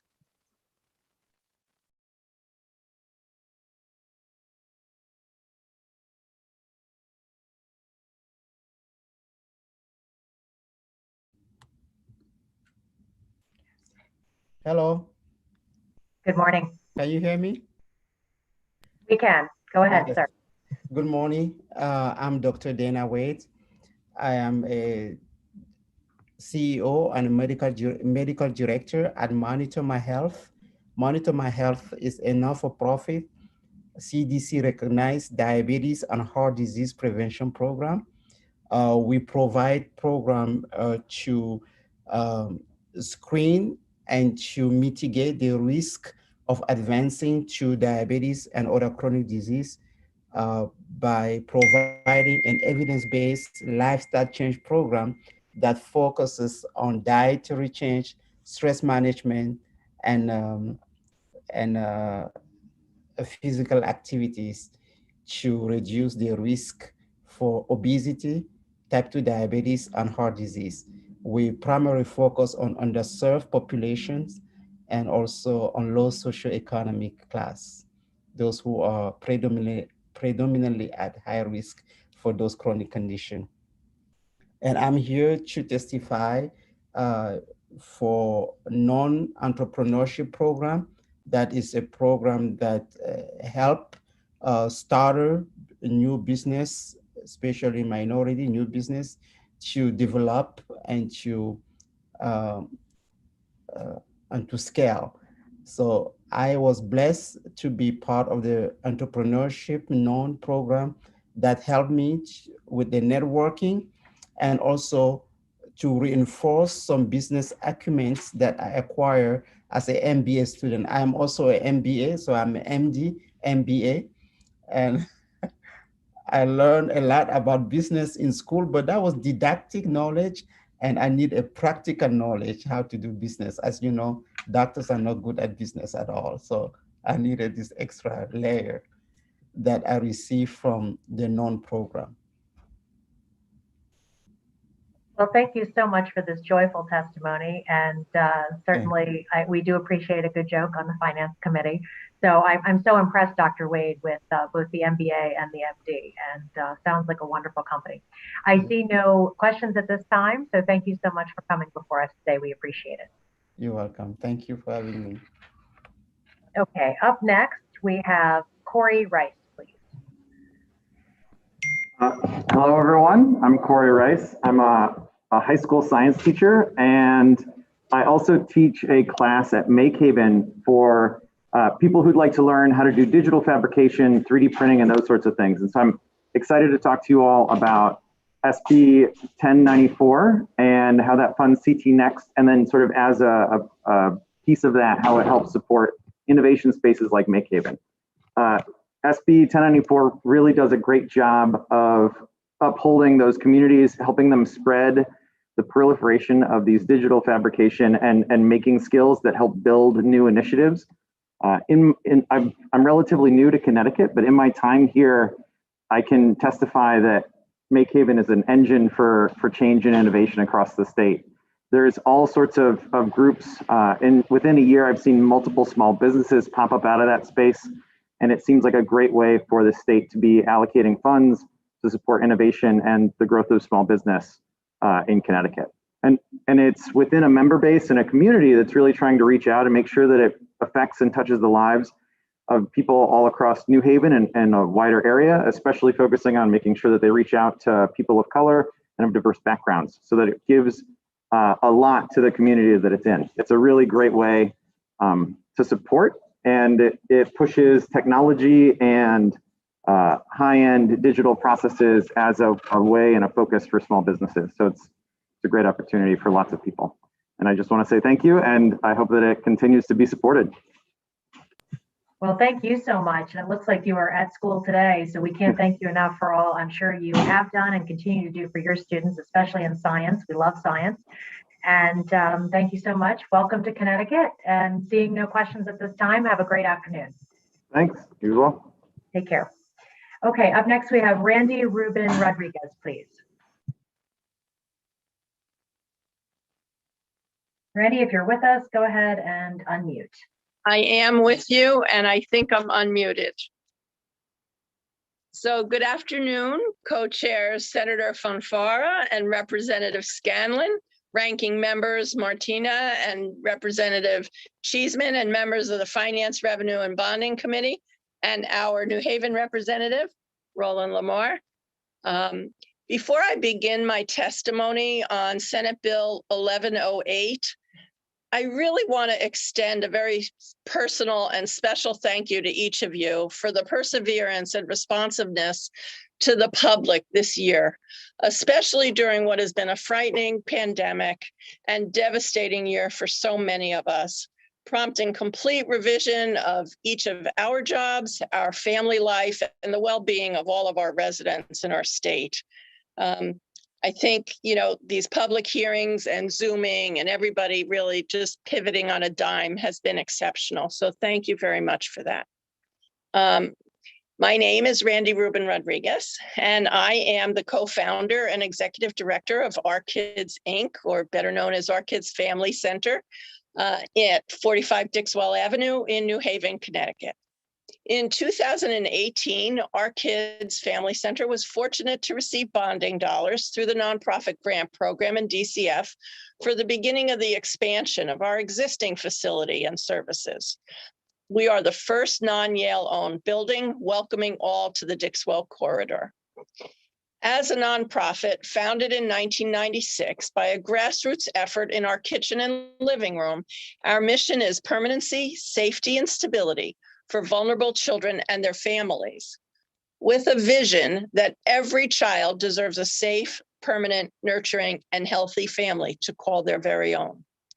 In 2000, when we first began this venture, Our Kids successfully received donated land from the city of New Haven and $775,000 in bond monies, and we built $1 million state-of-the-art facility for vulnerable children living in foster care with wraparound services for parents, foster parents, and relatives. Today, we're proud of the extensive continuum of services we provide for at risk of removal and those infants and toddlers and children residing in out-of-home care, in foster care, and in kinship care. Having served more than 2,000 children and their families, their foster 30 parents. 30 seconds. Oh, okay. I'm here today to support SB 1108. We tried for new market tax credits on the federal level, which was a huge effort for a little nonprofit under $1 million, and we were not successful. We have worked with Chifa. We feel they're very capable of overseeing this Connecticut new market tax credit and can be a great incentive to investors to invest in particularly those nonprofits in opportunity zones, and really restricted by the amount of dollars we can spend on development and securing outside investments. Thank you very much for this opportunity, and I urge each of you to support this bill. I hope my testimony helps to your decision making. Does anyone have any questions? Well, thank you so much for this testimony today, and especially thank you for the kind words up top. We always appreciate that. At this time, I don't see any hands with questions, but we definitely will review all your testimony. So thank you so much. Have a great afternoon. Thank you very much for your efforts. Of course. Up next, we have Pedro Soto, please. Yes, hello, good morning. Can you see me? Morning. Yes, we can see you and hear you. Go ahead. Perfect, thank you. I'll be brief, but good, it's afternoon now. Good morning, members of the committee. My name is Pedro Soto. I am the owner and CEO of High Grade Precision Technologies, located in Plainville, Connecticut. High Grade is a precision grinding, lapping, and CNC machining service provider serving the aerospace, medical, and defense supply chains. I'm here to testify in support of Bill SB 1100, and I guess that makes me the second person ever to testify for a failure to fire bill after the first gentleman this morning. So I acquired High Grade in October 2019. It was founded in 1962, and I'm proud to be taking this great team into the bright future of Connecticut manufacturing. Needless to say, acquiring a company focused on aerospace has made this past year extremely challenging. While the first several months proved my decision to purchase High Grade correct, the pandemic brought many supply chains to a standstill, greatly impacting our business. The 2020 declaration of personal property and grand list manufacturing, machinery and equipment exemption claim for the town of Plainville was due to the tax assessor's office on or before November 2nd, 2020. Due to the stresses and challenges at the time, we did require more time to file our exemption claim. My finance manager and I at the time, unfortunately, misinterpreted the guidelines for requesting an extension, and we did not realize that an extension could only be granted before the filing deadline. We requested an extension that Thursday, November 5th. At the time, we believed that we had been granted the extension. We did complete the forms and hand delivered them to the assessor's office on Thursday, November 12th.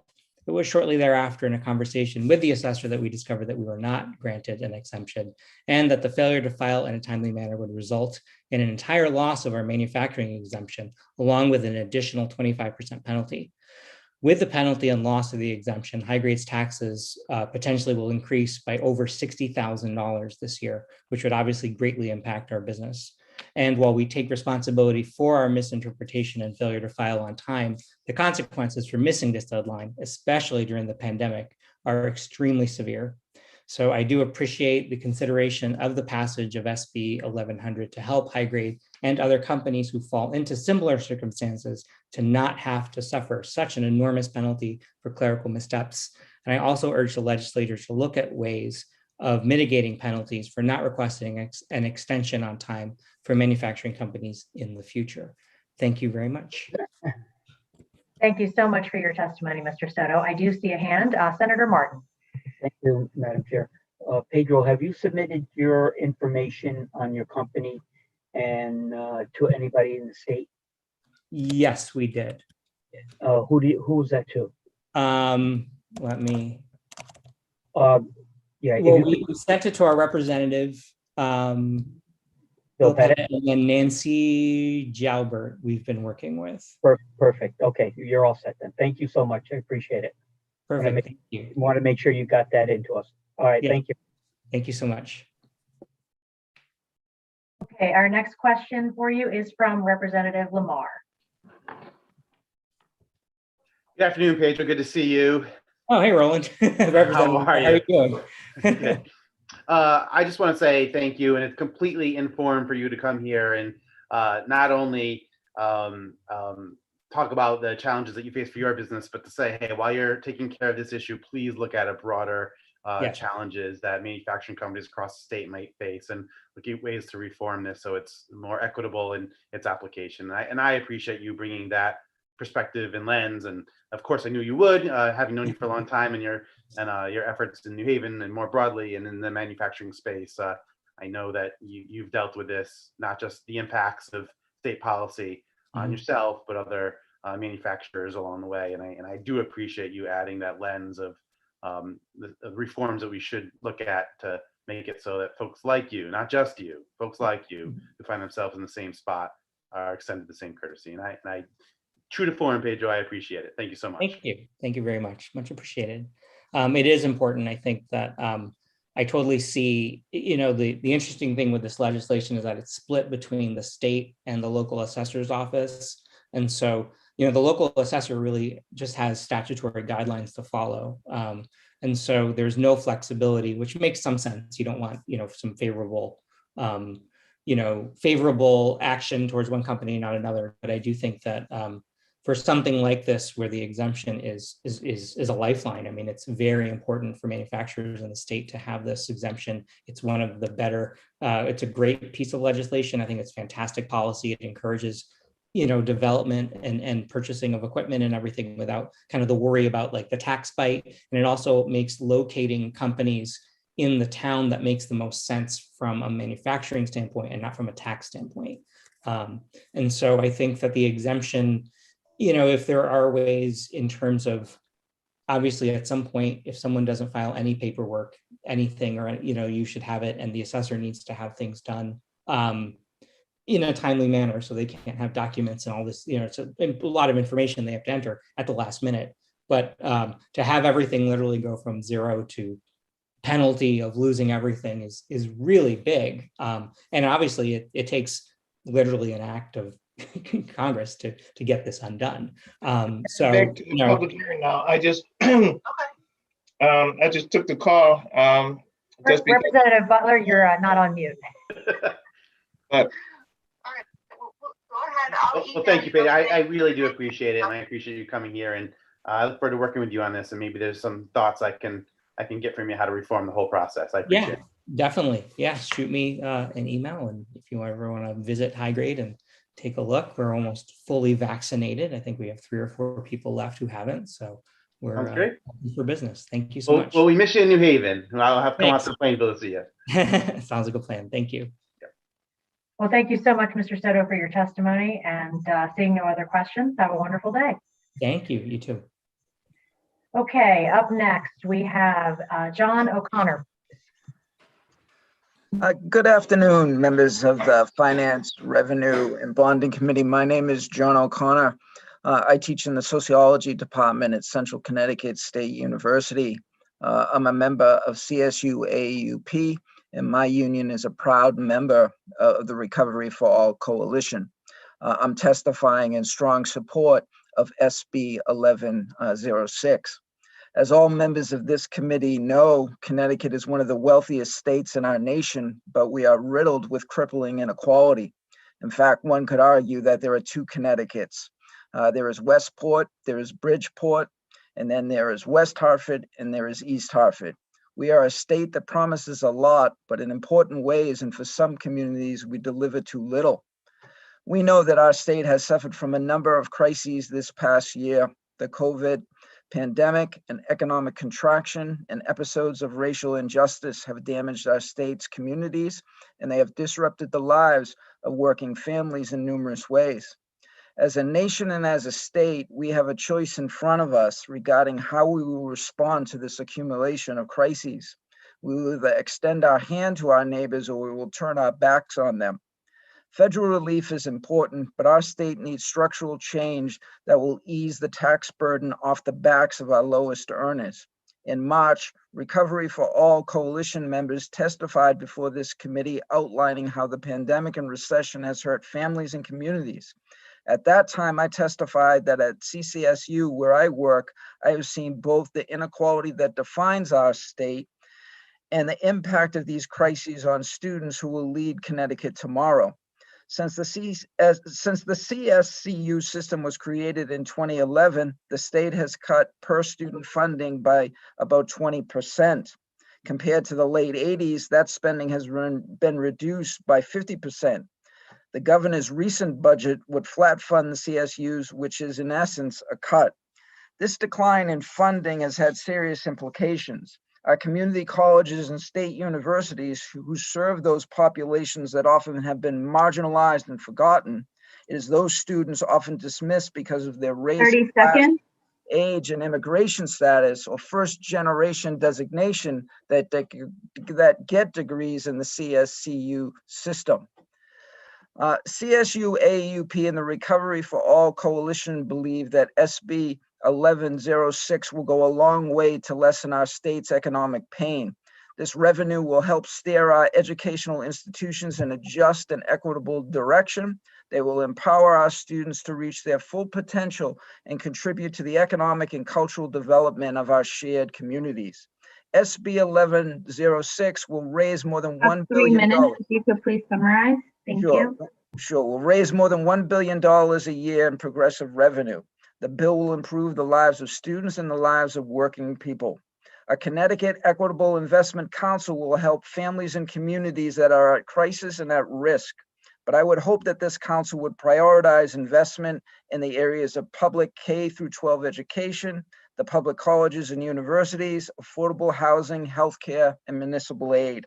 I urge all the legislators to support this important bill. Thank you. Thank you so much, Mr. O'Connor, for your testimony and for all that you do for your students at CCSU. I think Representative Lamar's hand is still up from the last speaker, so I don't see any questions at this time. Thank you so much. Have a good day. You too.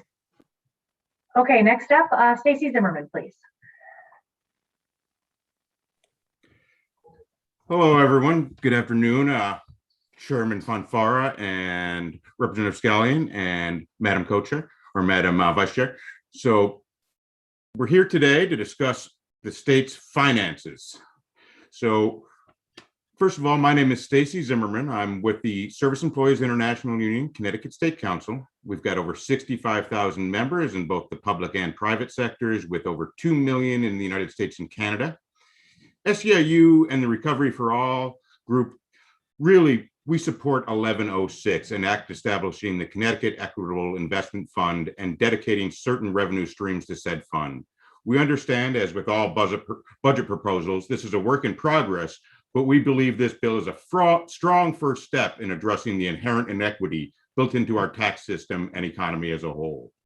The pandemic did not create the unjust system, but clearly amplified and exacerbated a disturbing gap in wealth and financial security. It is very possible when the final 2021-22 budget is being negotiated that Connecticut will seem very flush with cash. With Wall Street returns up, the federal money's coming in, we will believe that we have more money than we know what to do with. But this is a false narrative. As we know, in the out years, the revenue will drop, and the current services budget that the governor has proposed will not nearly cover the expenses and the needs of the people of Connecticut. We have the opportunity to invest now for the future that eliminates the unjust tax code that we have created over the years. And we understand that the well-heeled did very, very well during the pandemic. But from the very poor to even the upper middle class, the rest of us were stagnated or we fell behind. We can't say that we clearly agree with everything in this bill, but we believe this is a great step and needs to be included in the committee's final revenue package as we go on to negotiate with the governor. I'm happy to take any questions, and thank you very much for your time. We want a recovery for all. Thank you so much, Mr. Zimmerman. I do not see any questions at this time. Thank you again. Have a good afternoon. Thank you much. Okay, up next, Caroline Smith, please. Hi, everybody. My name is Caroline, and I'm one of the co-directors of COLLAB. Thank you all for this thoughtful discussion and the opportunity to speak with you all today. I'm providing testimony in support of SB 1094. COLLAB is an organization that provides early stage entrepreneurs with rigorous business support using an entrepreneur-centered approach so that they can build good, healthy businesses, begin to build wealth for their families, and as leaders shape their communities. And we primarily serve people of color and women who face significant barriers to entrepreneurship. A little bit about me, I was born and raised in Lexington, Kentucky, and took a really long plane ride to New Haven for school at Yale. And while at Yale, I fell in love with the city of New Haven. I spent a summer interning at the mayor's office. I went for runs to my favorite park in Fairhaven and became a big UConn Women's Huskies fan and built lasting friendships here. And after graduating, a lot of my friends, either moved back home or to New York or Boston or LA, but I got lucky enough to stay right here in Connecticut, working with my close friend and mentor, Ben Berkowitz, who started SeeClickFix, eventually becoming the co-director of marketing there. And then soon I met my co-founder, Margaret, who worked at the time at the Yale Entrepreneurial Institute and was another young person who stayed in Connecticut. And we combined my experiences working in New Haven with her knowledge of venture to begin to build COLLAB. And for us, the heart of COLLAB is, we saw that many of our neighbors and fellow community members had good, even brilliant ideas, as well as a drive to build something, but didn't have the resources to turn that idea into a healthy, sustained business. And so we started Collab about 3 years ago. And it's not an exaggeration to say that Collab would not exist without the CT Next Innovation Places program. 3 years ago, the CT Next Innovation Places program was one of our first catalytic investors, making it possible for us, me and Margaret, to go full time on building out one of New Haven's first entrepreneurship accelerators. And as we've improved our model, enhanced our programs, and grown our staff, CT Next Innovation Places program has been a truly robust partner. And we've been really proud of what we've been able to accomplish with this support. It's been 3 years again since we started, and in terms of number of entrepreneurs served, 85 ventures have gone through our intensive part-time flagship accelerator program. About 91% of the ventures are still active, still working on their venture in some way. In terms of follow-on funding, they've raised around $2 million in follow-on funding, so that's grants or loans or investments. They generated 30 seconds. A little over $4 million in revenue. 93% of the entrepreneurs we serve are people of color and 70% are women. And over time, they're supporting dozens of jobs. So I'm grateful for the leadership that made this program possible. For me as a young person who got to stay in Connecticut, and for all the entrepreneurs we serve. And you'll hear from Sandra Salmon of Opal Stork, one of our graduates, later on. But thank you so much for listening and for the opportunity today to provide testimony. Well, thank you so much for that testimony. And you are one of our elusive unicorns that we love to see, these young folks who want to stay and build in Connecticut. So certainly happy to see a female entrepreneur and hear about female entrepreneurs teaming up. So thank you so much for your testimony today, and have a great afternoon. No questions at this time. Thank you so much. Up next, we have Daniel Schwartz, please. Can you hear me? Excellent. Senator Fanfara, Representative Scanlon, Senator Martin, Representative Cheeseman, and distinguished members of the Finance, Revenue, and Bonding Committee. I appreciate the opportunity to provide this testimony in support of Senate Bill 1094, an act authorizing bonds of the state for CT Next and the Innovation Places program. My name is Dan Schwartz, and I'm the Executive Director of Strategic Analytics and Initiatives in the Office of the Vice President for Research at the University of Connecticut. I've represented the university in the application for and subsequent receipt of funds from CT Next via its Stanford Next Innovation Place. The Brookings Institution has written extensively on the importance of academic institutions as engines of economic growth for urban areas. To that end, with the support of CT Next's Innovation Places program, the university has embarked on a multi-year initiative in Stanford around data science, as it was determined that the region possessed unique potential in that area that could be magnified with university support. Our initiative, whose preparation started in the fall but officially kicked off at the beginning of this year, consists of three major components. First, the establishment of TIP Digital, an extension of UConn's technology incubation program, but focused on software and data science companies. In the 3 months since TIP Digital in Stanford opened its doors, 7 companies have already been accepted, spanning everything from artificial intelligence software for youth mental health support to a platform that predicts the impact of weather and climate events on power grid infrastructure. Of these companies, it is notable that 2 moved their headquarters to Stanford from out of state, one from Atlanta, Georgia, and the other one from Brooklyn, New York, as a direct result of the program. Second, the hiring of a cohort of 5 leading data science faculty fellows representing 4 different schools at the institution. The first cohort of its kind, these 5 faculty will be hired specifically for their prior entrepreneurial and industry-focused activities and are expected to work collaboratively with industry to compete for an ever-increasing number of data science grants. We are presently in the recruitment phase of this component. And third, the creation of the Stanford Startup Studio in conjunction with UConn's Worth Institute for Entrepreneurship and Innovation, a unique 2-semester entrepreneurial co-op experience for undergraduates that will run from the fall of this year to the spring of 2022. The program has been designed from the ground up to provide students with precisely the experience required to land some of the most coveted job titles for young professionals in the tech industry. Additionally, I would be remiss if I did not mention UConn's partnership with AT&T for the creation of a 5G innovation lab that was just announced yesterday. It will provide UConn, Stanford, and the state with a unique edge in 5G innovation and in turn, new economic development opportunities.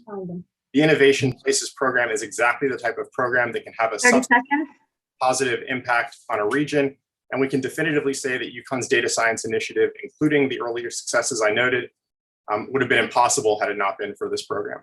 Finally, the university is also grateful that the bill provides funding for CT Next to continue its higher education grants program, which in UConn's case has provided critical funding to develop alumni mentor networks for our student and faculty founders, as well as tech transfer advice and services. In closing, we ask for the committee's support of Senate Bill 1094 as will allow CT Next to continue and expand the innovation places in higher education grants. Thank you for your time.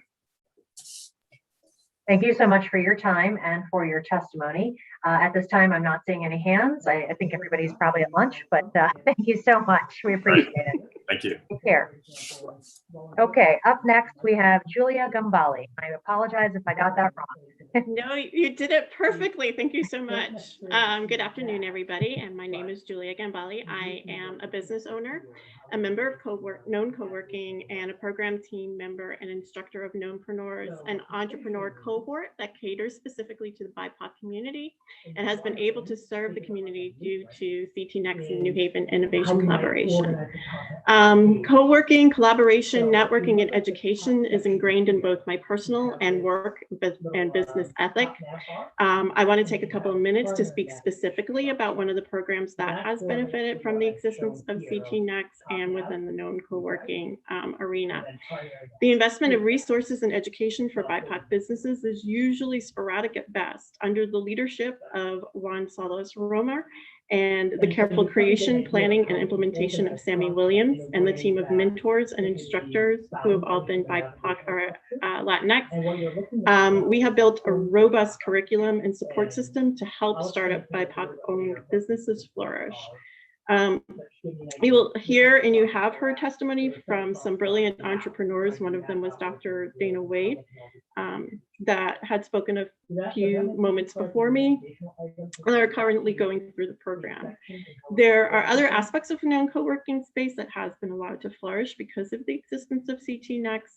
During the pandemic, Known Coworking has pivoted from a co-working space to online resources through free streaming programs such as Pivot Talk, Connection Corner, and Digital Media Sync. So all of these have either provided advice, information, education, and more. We are so proud to also sit amongst our other New Haven organizations that are our neighbors, including CoLab, Make Haven, New Haven Free Public Library in the district, and that's what I got. Well, thank you so much. We certainly appreciate that. And seeing no hands, have a wonderful afternoon. Thank you as well. Up next, we have Tim Phelan. Good to see you. Thank you, Madam Vice Chair. It's good to see everybody today. My name is Tim Phelan. I'm the president of the Connecticut Retail Merchants Association. CRMA is a statewide trade association representing some of the world's largest retailers and the state's Main Street merchants. I'm here today in opposition to Section 5 of Senate Bill 1106, specifically a tax on digital platforms. I've submitted some written testimony, so I just want to add some additional comments to that. COVID-19 has had a dramatic effect on the retail industry across the board, from large national chains to smaller in-state family-run businesses, from retail stores to restaurants to hotel and lodging throughout the state. It's forced our industry to change immediately because our customer behavior changed overnight. And members have had to invest in systems and increase advertising on digital platforms immediately because that's where their customers were. These investments will continue as we move out of this period, and that's why we're very concerned about the tax that's called for in this bill and how it will hit our members' bottom line at the exact wrong time. And that's why we urge you not to move forward with this proposed tax. And while we completely understand the intent of this bill, we also know that the unintended consequences of this tax will be that it will be passed on to our members, and it will be felt most directly by those small, independent, Connecticut-based retailers who are operating under thin margins and are doing their best to simply keep their doors open and recover from the shutdowns that they had to endure over the last 12 to 13 months. The challenges of running a retail business at this very moment, particularly those retailers that are located in our central cities, is as challenging as I have experienced in the 25 plus years with the association. But there is light at the end of the tunnel for all of us as we begin to emerge from this difficult time. Passing a tax like the one that is proposed in the bill will make that challenge even more difficult. And we hope the committee will consider that in this bill. There's a lot more that I could say about this issue, including some comments that were made earlier regarding participation into the economy by the larger tech companies that are targeted in this. But I'll stop now and I'd be happy to answer any questions that any members may have. Thank you. Thank you so much. At this time, I am not seeing any hands. Wishing you a pleasant afternoon. Well, thank you. Next up, we have Megan DeLivron. Hope I got close. Yeah, you do really well. Thanks. Co-chairs from Ferris Scanlon, ranking members Martin and Cheeseman, and the distinguished members of the Finance, Revenue, and Bonding Committee. Thank you for the opportunity to offer testimony in support of Senate Bill 1094. My name is Megan DeLivron. I'm a biochemist and a professor at Gateway Community College.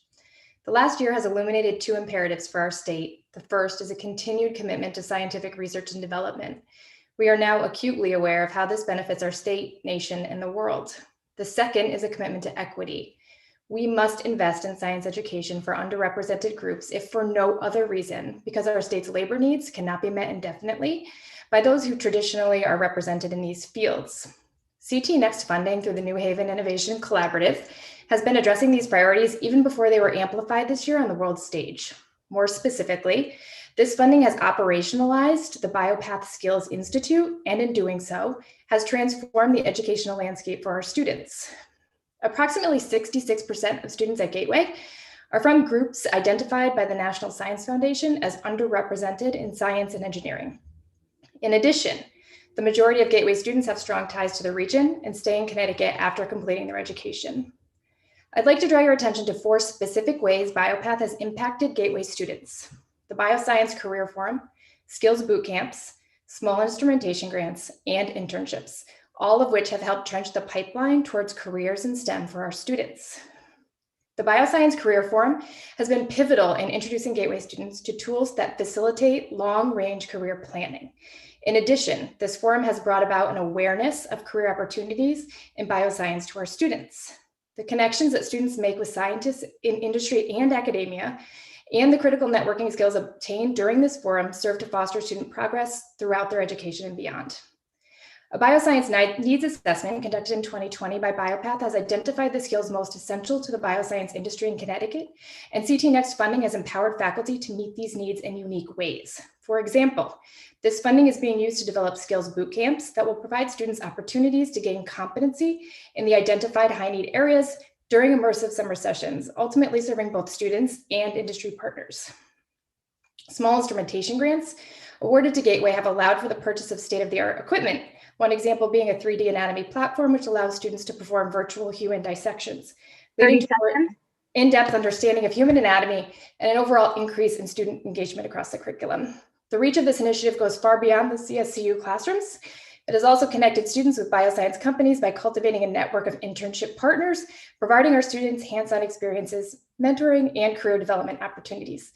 As you consider whether to authorize bonds, I hope you'll consider the profound ways that this funding has impacted our students thus far.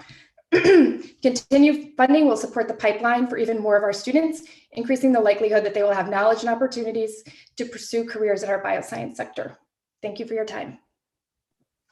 Thank you so much for your time and your testimony. Seeing no hands at this time, have a good afternoon. Thank you. Up next, we have Juan Salas Romer, please. Sir, you're on mute. Sorry. Good afternoon, members of Finance, Revenue, and Bonding Committee. Thank you all for the opportunity to testify in support of Senate Bill 1094. My name is Juan Salas Romer. I am the Executive Director of Known Co-working, an entrepreneur support organization based in New Haven. Our program is called Knownpreneurs. It's an early stage BIPOC entrepreneurs growth lab focused on improving the rate of success and growth of existing businesses through training, access to capital, and to the marketplace, thereby generating jobs for the region while contributing to a reduction of racial income inequality. This month, we are graduating the first cohort of 12 entrepreneurs, thanks to a 50% cash matching grant by Connecticut Next, City Next Innovation Program. These talented leaders went through a 16-week, 32-hour training plus 8 hours of mentorship program, got connected to several of the local businesses in the area, and have been able to further structure their business, so increases in revenue, access to capital, and establish key connections in the areas of interest. Among the participants, we have businesses working on technology to improve patient discharge care, working on improving hospital emergency wait times, youth homeless work insertion incentive programs, a mental wellness program for Black communities, a vegan soul food truck, a preventive health program, among others. Now, a little bit about myself. I came to Connecticut from Venezuela first to get my MBA degree in Boston first and in 2001. And after graduating, I realized that the country I left was no longer an option for me and to my family to develop, as civil and economic liberties were limited and institutions were collapsed. Having evidenced the systematic destruction of my country and learning that the solution to prevent these problems lies in building a strong middle class, I always wanted to develop an organization that will foster entrepreneurship and give back to the community. The Knowpreneurs program is a foundation for businesses information to go from stabilization to sustainability and then to growth in a process that typically takes about 3 years. Our program calls for graduating 250 early stage businesses in 5 years, while strengthening our capital and marketplace alliances that will secure sustainability of our program. I'm grateful for your leadership in making this program possible. Thank you. Thank you so much for your testimony, and certainly we're grateful that you chose to build here.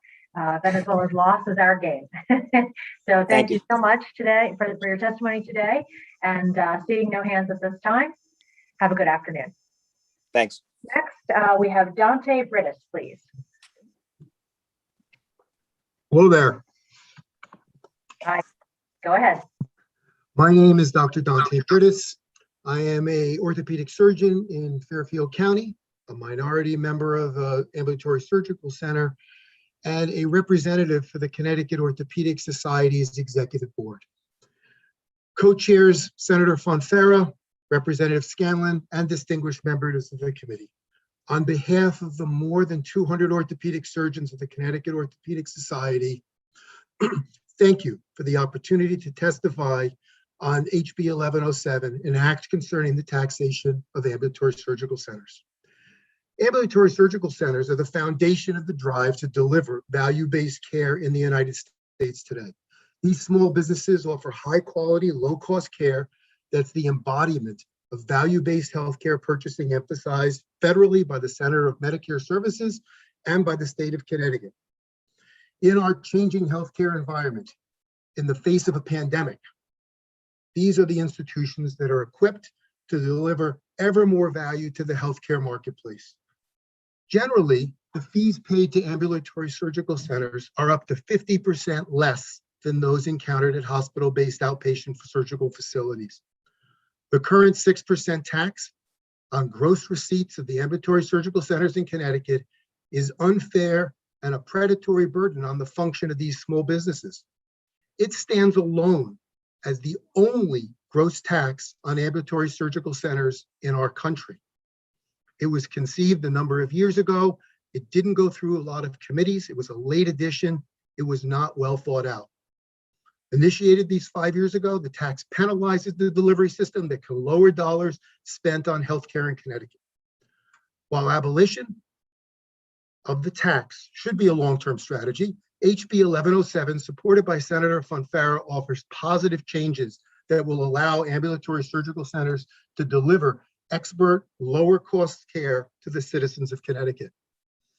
The points that I would make: number one, exempting Medicare and Medicaid care from the tax protects our most at-risk population from expenses incurred at high-cost institutions.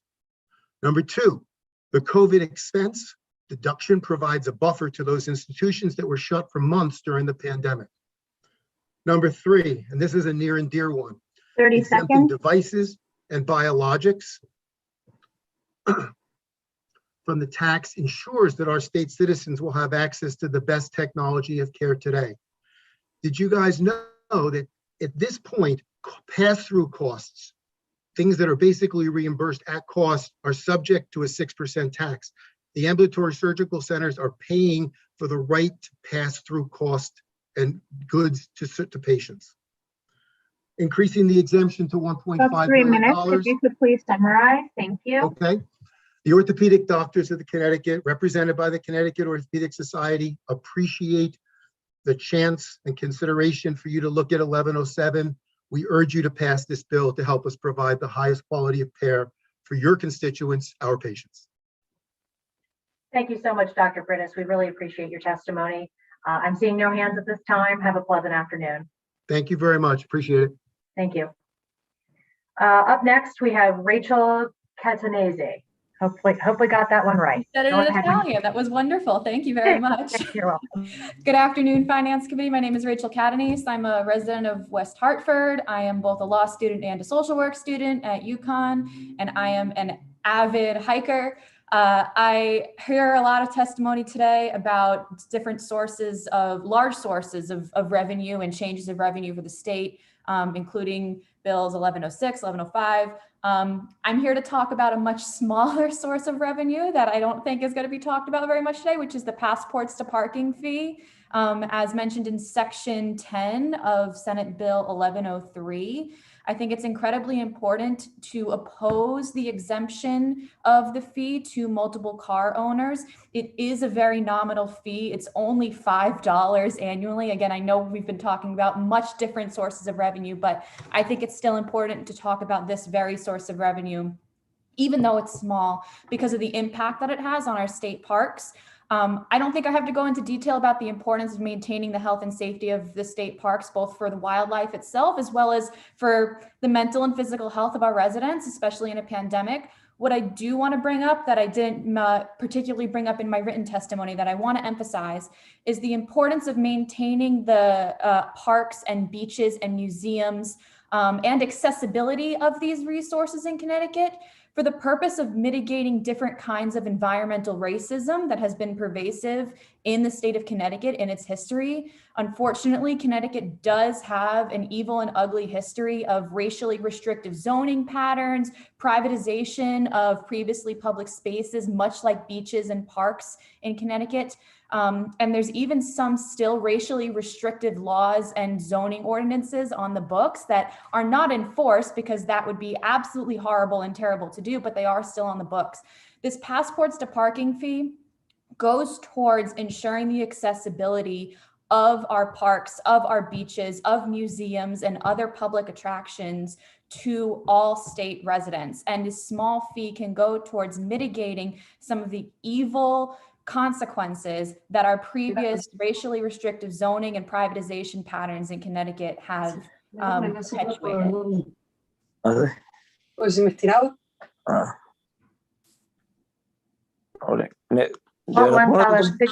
you please mute? Thank you. Rachel, were you finished?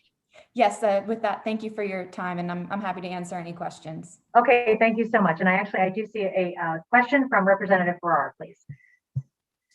Not a question. I just wanted to thank you, Rachel, for coming today and taking the time to speak. It's very nice to see you. And as a fellow hiker and just lover of our parks, I'm thrilled for you to come forward and speak about this issue. So nice to see you. And thanks for taking the time to use your voice today. It's great to see you too. And I'm so happy to see you in this context as well. Representative Butler, please. Thank you very much. I just had a quick question because I didn't actually get to read all the language associated with this, but it sounds like you have an issue with not allowing multiple cars to be charged that fee. Is that correct? So as the bill is written right now, the passports to parking fee would not be charged to families or households that have more than one vehicle when they register their vehicle with the state.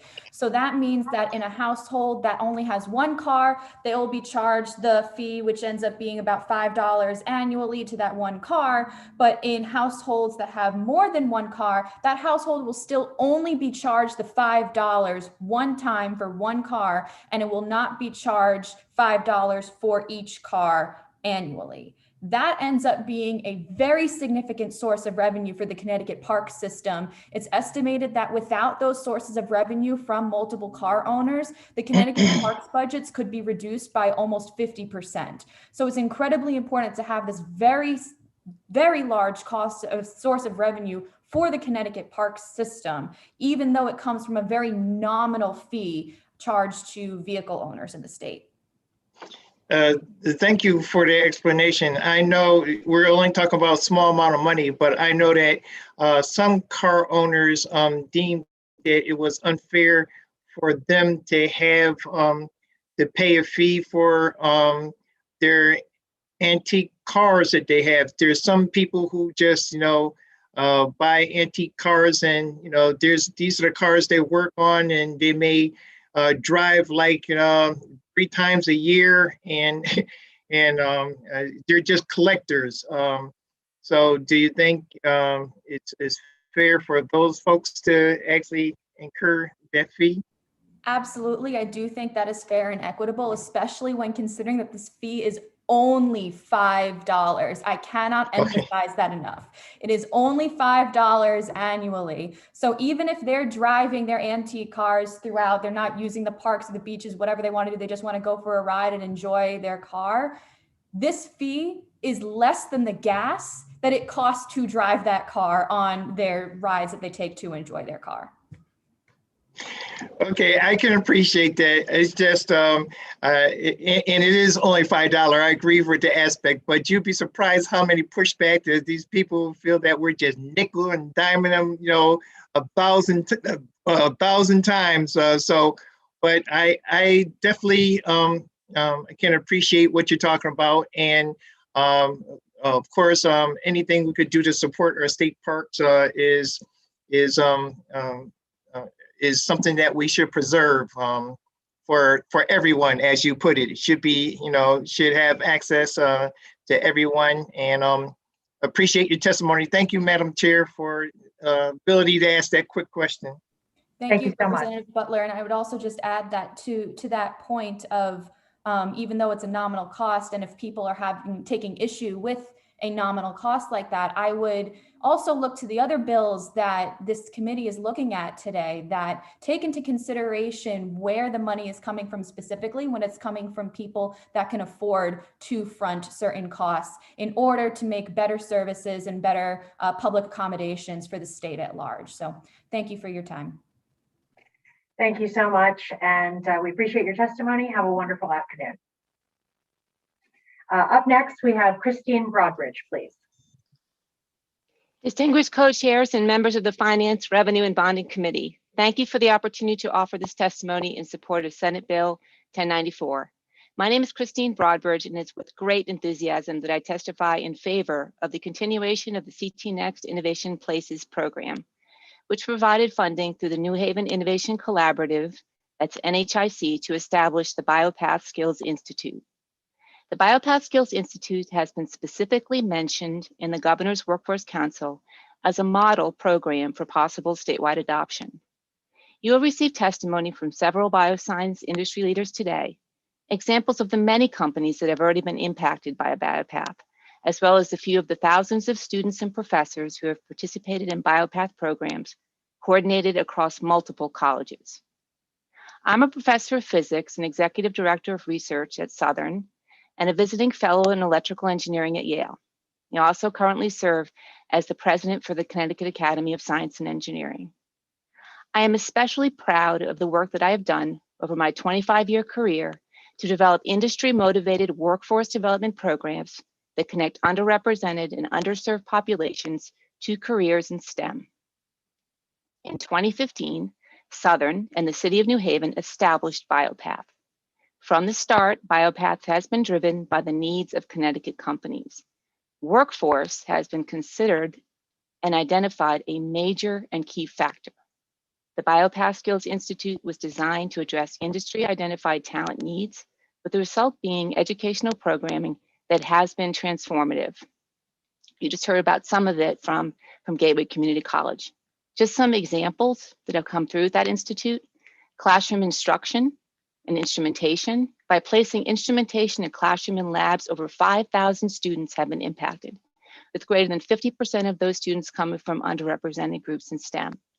Research experiences and internships. Students from underserved and underrepresented populations have engaged in cutting-edge research, preparing them for internships and entry-level research positions. K-12 continuing education.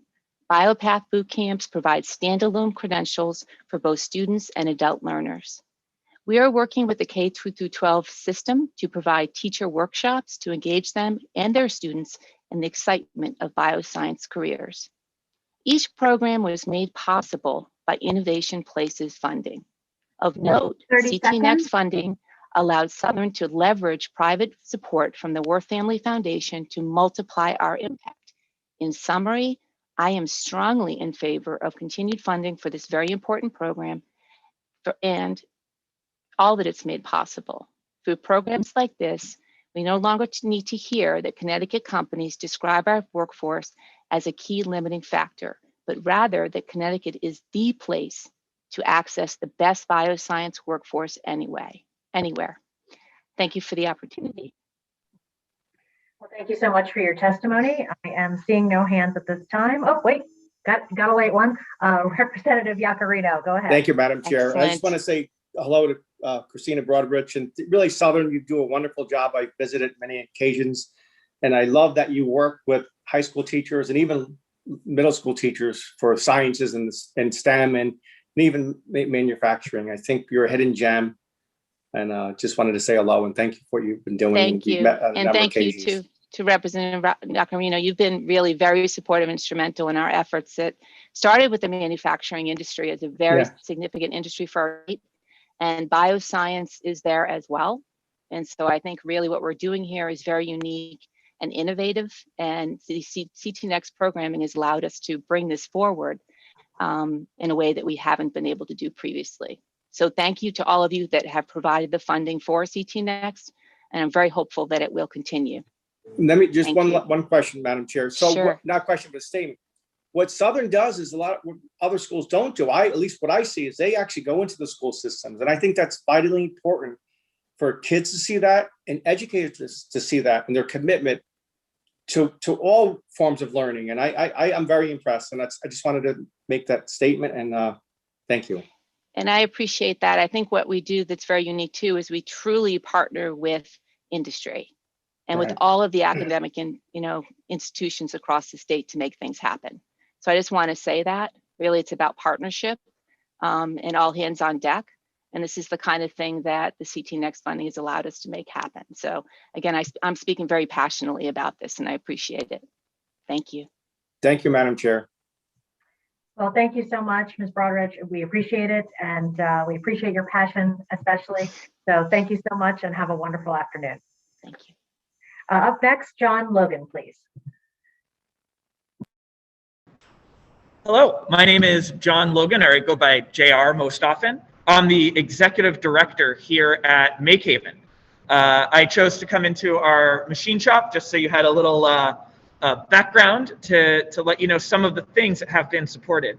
Makehaven grew up as a makerspace starting in 2012, organically, people getting together, tech enthusiasts, a lot of people in the startup area, and it's grown and grown into all of the ways that people can make things. And at our core, it's about empowering all people to be able to access these new emerging tools. The economy is dynamic, it's changing, opportunities are vast and new, and adults need to be able to retrain themselves and explore and learn where the opportunities are if they're going to be able to do effective startups and to collaborate and to make the state even better. So it's obvious to me that providing a 24-hour place where there's no experience necessary, anyone can come in, and we've proven it by building 400 members. But what's more is it's really CT Next recognized that we were a fledgling idea and a group of people trying to build something, and they helped us to accelerate by providing funding over a period of time, funding that allowed us to build systems that were sustainable from a financial and from a membership standpoint, and to create dynamic connections with our partners. So we work with many of the others that are participating in the Innovation Places program. We've met them in many contexts, from the library, Collab, who you've heard of, private industry, universities. We're all stronger together, and it's great to have a focused and concentrated group of people working on innovative solutions and to be able to elevate our members when they're ready to those other community resources. So supporting the CT Next funding. Thank you so much. I don't know what I'm more impressed with, the fact that we could hear you so clearly through the mask, or the fact that you're in your machine shop and we could hear you so clearly. So thank you very much. That was great testimony, and seeing no questions at this time, have a good afternoon. Thank you so much. Up next, Betsy Gara, please. Thank you. Good afternoon. My name is Betsy Gara. I'm the Executive Director of the Connecticut Council of Small Towns, and I'm here today to comment on Senate Bill 1105, which allows municipalities to develop a plan to phase out the car tax and to increase the uniform assessment rate from 70% to 100%. We understand certainly the concerns about the car tax. Nobody likes to pay a property tax on their motor vehicle. I think it's a rite of passage for many of our young people when they purchase their car and then find themselves faced with a property tax. However, towns do rely on the revenue generated from the property tax. Based on 2018 grand list and supplemental grand list, the property tax on motor vehicles generated approximately $925 million. And that is certainly a big number, and something that we are concerned that by eliminating the car tax, it would simply shift this burden to homeowners that are already overburdened, or businesses that are also facing a lot of uncertainty relative to COVID-19 and the fiscal challenges that they continue to face. So we do oppose the bill at this time. Like CCM, we would be happy to work with lawmakers to try to develop a plan. As you probably know, efforts to replace the car tax with the municipal revenue sharing account have fallen short in previous years. And so we do need to find some way, if we're going to look to eliminate the car tax, that we're able to supplement those revenues for towns so that we're not continuing to overburden our already overburdened property taxpayers. I have submitted written testimony. I'd be happy to answer any questions. Thank you. Thank you so much for your testimony today. I am not seeing any hands at this time. Have a wonderful afternoon. Thank you. Up next, Ellen Carter, please. Good afternoon, honorable members of the Finance, Revenue, and Bonding Committee. Thank you for the opportunity to speak with you today in support of Senate Bill 1098 and to share a philanthropic perspective on how enacting this bill will improve the lives of children and families in our state. My name is Ellen Carter. I'm the Vice President of Program and Strategy at Connecticut Community Foundation, where we work to foster equitable and inclusive communities in Greater Waterbury and the Litchfield Hills by inspiring generosity, supporting organizations, and cultivating effective leaders. We've spent nearly a century learning, evolving, and transforming to meet the changing needs of the communities that we serve. Just to give you an idea, our assets are about 142 million, and we've distributed just over 41 million in the last decade of funding. I'm here today in support of authorizing bonds of the state for pediatric early literacy programs, because at Connecticut Community Foundation, we've been investing in Reach Out and Read, an evidence-based pediatric literacy program since 2013. In Waterbury, 38% of children live below the federal poverty line, and 66% of the city's children are low income. Research demonstrates that children from low income families are especially at high risk for reading failure. These children hear as many as 30 million fewer words than their more affluent peers before the age of 3. This puts them at a disadvantage before they even enter school. Of the families Reach Out and Read serves in Greater Waterbury, 65% have no health insurance or rely on public insurance. In addition, fewer than 72% of Waterbury's children had pre-K experience before entering school. That's compared to 91% of the nearby towns Cheshire and 86% in Watertown. We began funding Reach Out and Read's program in Waterbury to ensure that all local parents have the opportunity to promote literacy and learning starting at birth, regardless of poverty and access to preschool experience. We chose to support early care interventions like Reach Out and Read because investing in quality early childhood programs can yield a $4 to $9 return on every dollar invested. This return on investment grows the earlier you start in a child's lifespan, and we appreciate that Reach Out and Read's intervention starts early and reaches nearly 10,000 children in our region. 30 seconds.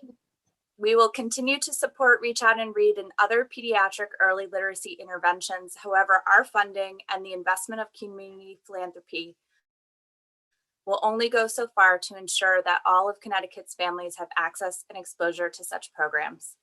Please join us in investing in this proven intervention by supporting Senate Bill 1098 and ensuring that parents in Connecticut's most vulnerable communities have what they need to be their child's first teacher. Thank you. Thank you so much. We do have a question or comment from Rep. Farrar. Thanks, Chairwoman. Hi, Ellen. So nice to see you. Hi, nice to see you too. Just a quick question. I heard you say at the end that your program has been able to reach 10,000. Am I accurate in hearing that from you? 10,000 kids. Can you share, because I was looking at little details at this bill and trying to just wrap my head around how many children, this investment could really reach. Can you give me an understanding of, with the 10,000 kids, how much investment has that taken? And then I don't know if you all had done the numbers of how many kids we could reach with this investment of bond funds. That's a great question. And Alex Chu from Reach Out and Read, who's the head of the New England program, I'm sure we'll have that data for you a little later in his testimony. So just to give you our funding is a percentage of the overall Waterbury funding that goes into Reach Out and Read. Waterbury is considered a bookend city, which means that nearly all the pediatric offices are partners with Reach Out and Read, which is why bonding for this program will allow pediatric offices across the state and alliance districts to become part of the program. I think the challenge with us is that as funders since 2013, there are other places we can be innovative in where we support early childhood interventions. So having bonding funding take up 50% of the total cost of this program will really allow philanthropic dollars to find the new thing that's going to support early care interventions locally. So we see this as an opportunity to expand, to provide some sustainability, and to ensure that cities like New Haven, Hartford, New Britain, Bridgeport also have the opportunity to have the full program in all their pediatric offices. I would imagine tens of thousands of kids could be reached through this. And the excitement is that it's a long-term intervention. So you have from birth through 5 years old that a child is interacting with their pediatrician, reading, getting a book. And the best part is that it's evidence-based. Thank you for that, Ellen. And we'll certainly ask for more data details later today, but I really appreciate you kind of providing that bigger context and how the growth of the program could really be seen in many of our other cities around the state. So thanks for that, and nice to see you. Thanks for that question. Well, thank you so much for your testimony. I'm seeing no other hands at this time. Have a great afternoon. Thank you. Up next, we have John Winkle, please, when you're ready. Thank you for having me. And my name is John Winkle. I'm the CEO of the Stanford Partnership, and thank you for all that you do to support the state and serve the state. I am coming to you before today to endorse and ask you to join me in supporting Senate Bill 1094. That is for CT Next, and specifically I'm here today to talk about the Innovation Places program. That is a program that has had a transformative impact on our community and is a critical strategic piece of our growth here, and is formative in all of our economic development plans. One program in particular that I have run and I'm here to speak to you today about is Stanford Innovation Week. This was a program that was seeded by the Innovation Places program. So before this support came, it didn't even exist. And over the last 3 years, with continued support from CT Next and the Innovation Places program, this has grown to become the largest innovation festival in New England and has passed many other innovation festivals along the route. It's not just that there's 2 or 3 and we passed them, it's many. This puts Connecticut on the map and from a branding perspective, I think is exactly what we need. It's become a destination for innovation, entrepreneurship, and technology. And Stanford Innovation Week and through its support with CT Next Innovation Places has been a key piece of that.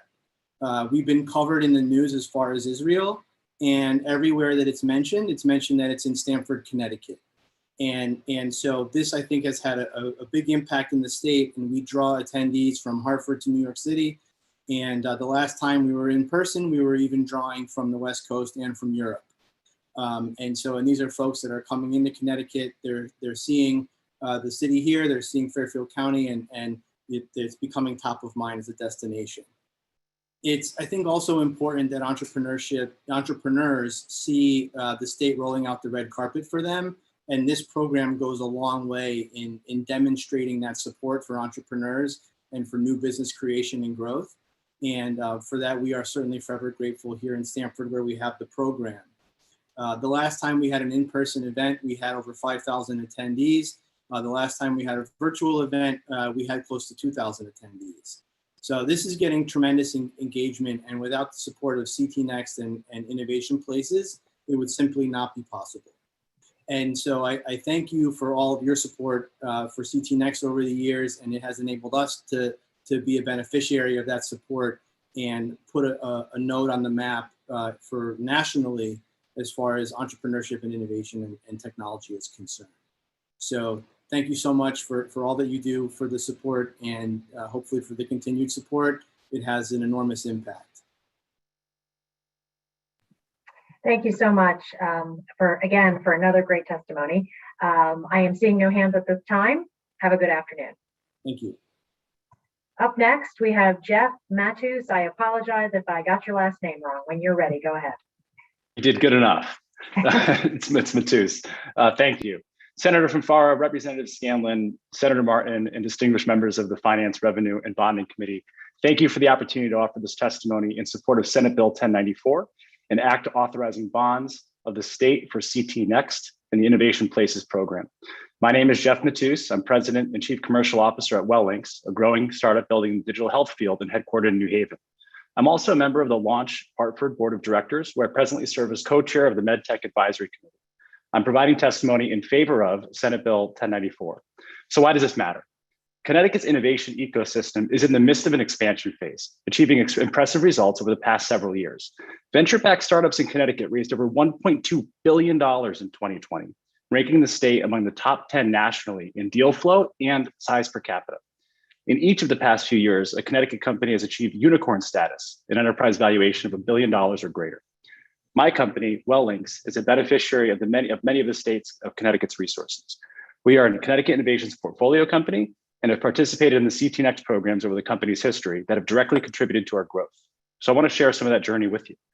In 2019, I met my colleague Ellen Sue, our now Chief Product Officer, through the CT Next Mentor Network. Together, we began our evolution from a medical device startup to an emerging leader in virtual first COPD care. The mentorship provided in the program helped us to orchestrate the transformation of the company and to raise $14 million in Series B financing, the majority of which was from venture capital sourced outside of Connecticut. Since then, WellLinks has added 20 high-paying jobs, including software developers, engineers, and executives. We have a plan to nearly triple that headcount in the next 2 years and are committed to doing so right here in Connecticut. We run an internship program that's funded in part by grants from CT Next from the Technology Talent Bridge. Over the past 3 program years, we've had 10 interns from Yale University, UConn, Quinnipiac, and elsewhere. As we speak, we are working with one of the state's leading healthcare systems to pilot our current offerings and co-develop technologies that will literally reinvent respiratory care. The results of that work will fuel commercial launch and efforts to raise additional venture capital, which means more jobs and more growth. The partnership is a game changer for us, and it's a direct result of the CT Next Innovation Places program. I remind the committee that it's still day one for Connecticut's innovation and startup ecosystem. We have to think with an abundance mindset and play for the long term. As we often say in early stage companies, it's essential to start with the end in mind.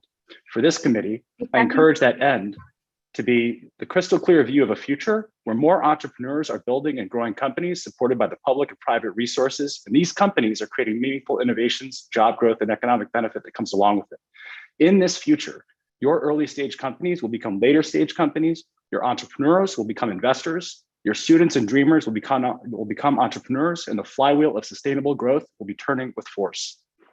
Thank you so much for your time. Thank you, and thank you so much for that testimony. I am seeing no hands at this time. Oops, wait, late one. Senator Henry Martin, go ahead, sir. Thank you. Hi, Jeff. Thank you for coming testifying. So, Jeff, just how many times did you, or what type of seed money did you get, and how often, or different types of monies did you receive? And I guess where I'm heading a little bit with this, when does that sort of that ask stop and you start using your own money. Because, you know, from the world that I'm in, you know, I go down the street and I go to my local bank, and if I got a project in mind, I'm a developer, and I'll go borrow and tell them my plan. And here's the monies that I need. But most of the time, I am using my own funding. Sure. How many times, you know, do you guys go to the bank, or in this case, store other people's money through these programs that we've established? Yeah, it's a good question. I'm going to separate it into its parts. So the first question you asked was how many times we've raised capital, and I think you're referencing equity financing. So the company has moved through 3 equity financing rounds. So those are investors putting private capital into the company and taking ownership. So the bet there is that we are going to continue to accrue losses. They're going to fund those losses. In return, they get exchanged a percentage of the company. And when we have a successful outcome, that creates a successful exit event for them as well. That's very different from accessing non-dilutive funds. And earlier, I heard your comment about why don't the innovation places and other programs ask for equity in exchange for some of the resources that are deployed to entrepreneurs. And the point that I would make against that is that oftentimes early stage companies don't yet have a fundable investment thesis. We are working on building ideas and getting initial traction.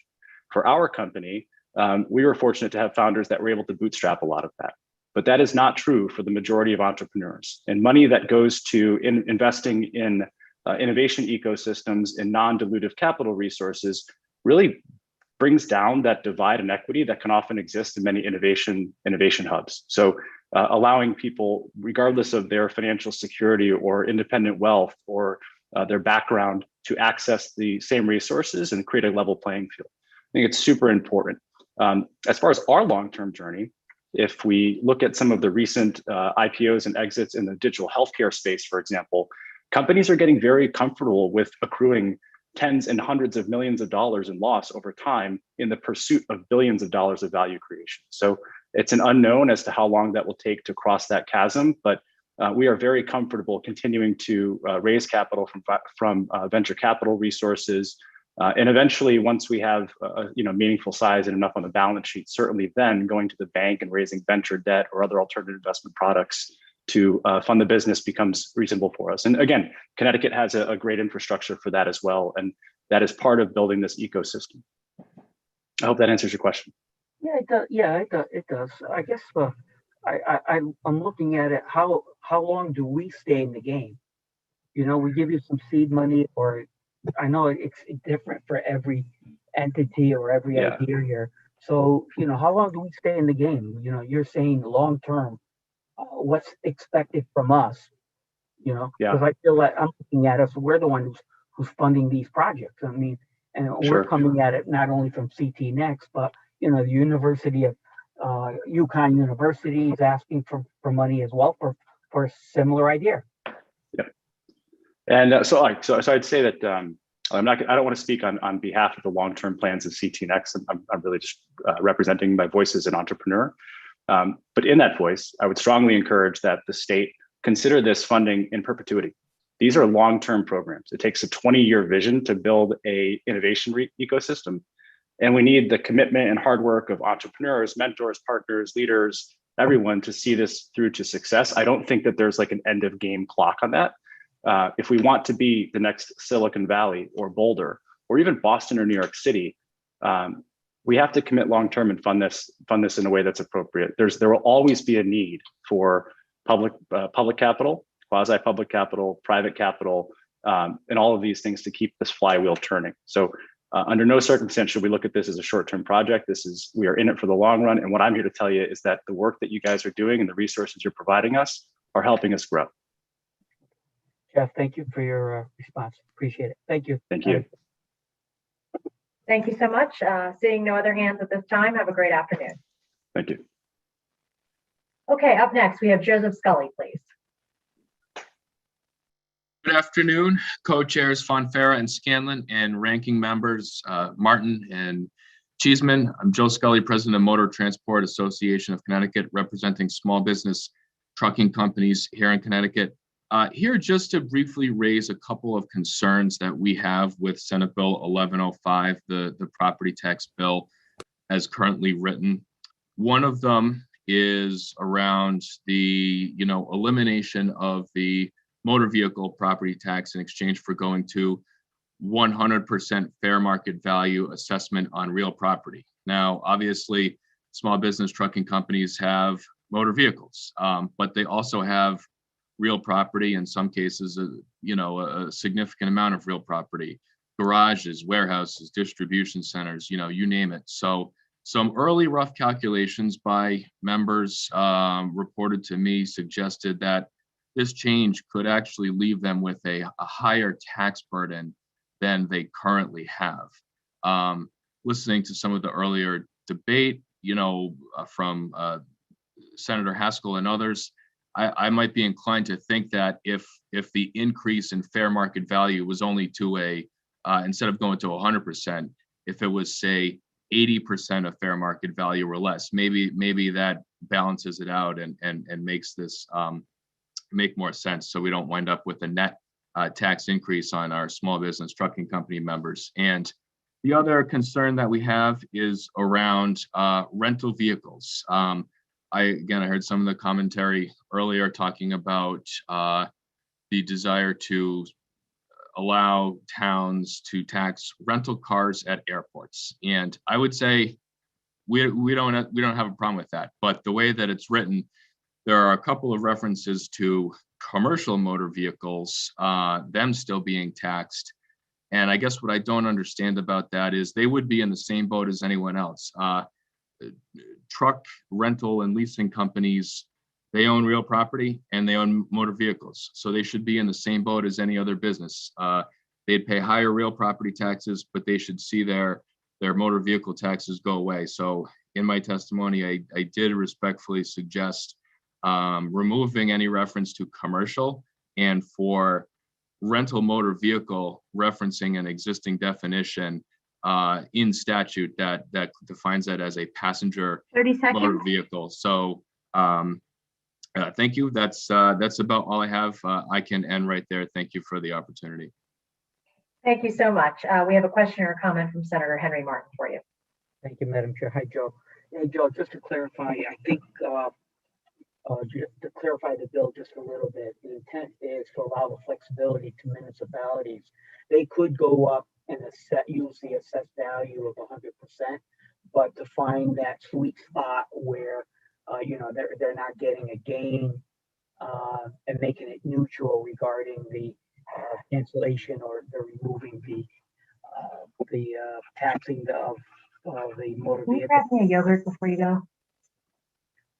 So they're able to go up to 100% or use 80% in order to get to that sweet spot. So, and then regarding your second part of your testimony here, I will definitely bring that up, that concern about that commercial, that if, I guess adjective regarding not including that into the bill. So I'll make sure to bring that up. Thank you, Senator. I appreciate that, and thank you for the clarification. You're welcome. Not saying that I'm supporting the bill. I'm just saying that I'll make sure to bring it up. Thank you. Thank you both. I appreciate it. Seeing no other hands, thank you so much, Joe. Have a great afternoon. Thank you. Okay, up next, Stuart Savicol, and I apologize if I didn't get that one. I've been listening to you all day, like trying to pronounce the various names, and you nailed. I was sure you were going to have trouble, but you got it just right. Okay. Thank you very much. Good afternoon, Senator Fonfara, Representative Scanlon, Senator Martin, Representative Cheeseman, and members of the committee. My name is Stuart Savicol, and I am the Chief of Staff for AFT Connecticut, a diverse state federation of roughly 30,000 public and private sector employees, which includes state workers, healthcare workers, public school teachers, paraeducators, and higher education faculty and staff. We are also a proud member of the Recovery for All Coalition. It would be irresponsible not to acknowledge the economic havoc that the COVID-19 pandemic has wrought on so many of the people in our state. However, the reality is that income inequality in Connecticut has been a problem here for quite some time. What's more, such inequality is undeniably linked to race, gender, and zip code. Senate Bill 1106 seeks to do something about that. And for that, we applaud the sponsors of this legislation and implore you to support it.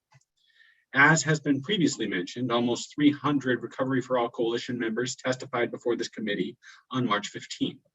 They shared how the pandemic and the recession has affected their lives and how generations of disinvestment has further hurt their families and their communities. While Governor Lamont's Executive Order 7R ensured that our school employees maintained their employment throughout this pandemic, and our healthcare employees were working around the clock in response to the crisis, the reality is that far too many families experienced a loss of income as a result of COVID-19. Our members saw this every day, sometimes in their own households and families, and sometimes in the homes of the families with whom they work. For the families impacted by this crisis, the problems of income inequality have only been compounded. Connecticut ought to be a leader when it comes to building an economy that works for all. We have the economic resources. We have an electorate that has demonstrated support for progressive values. We have so much potential.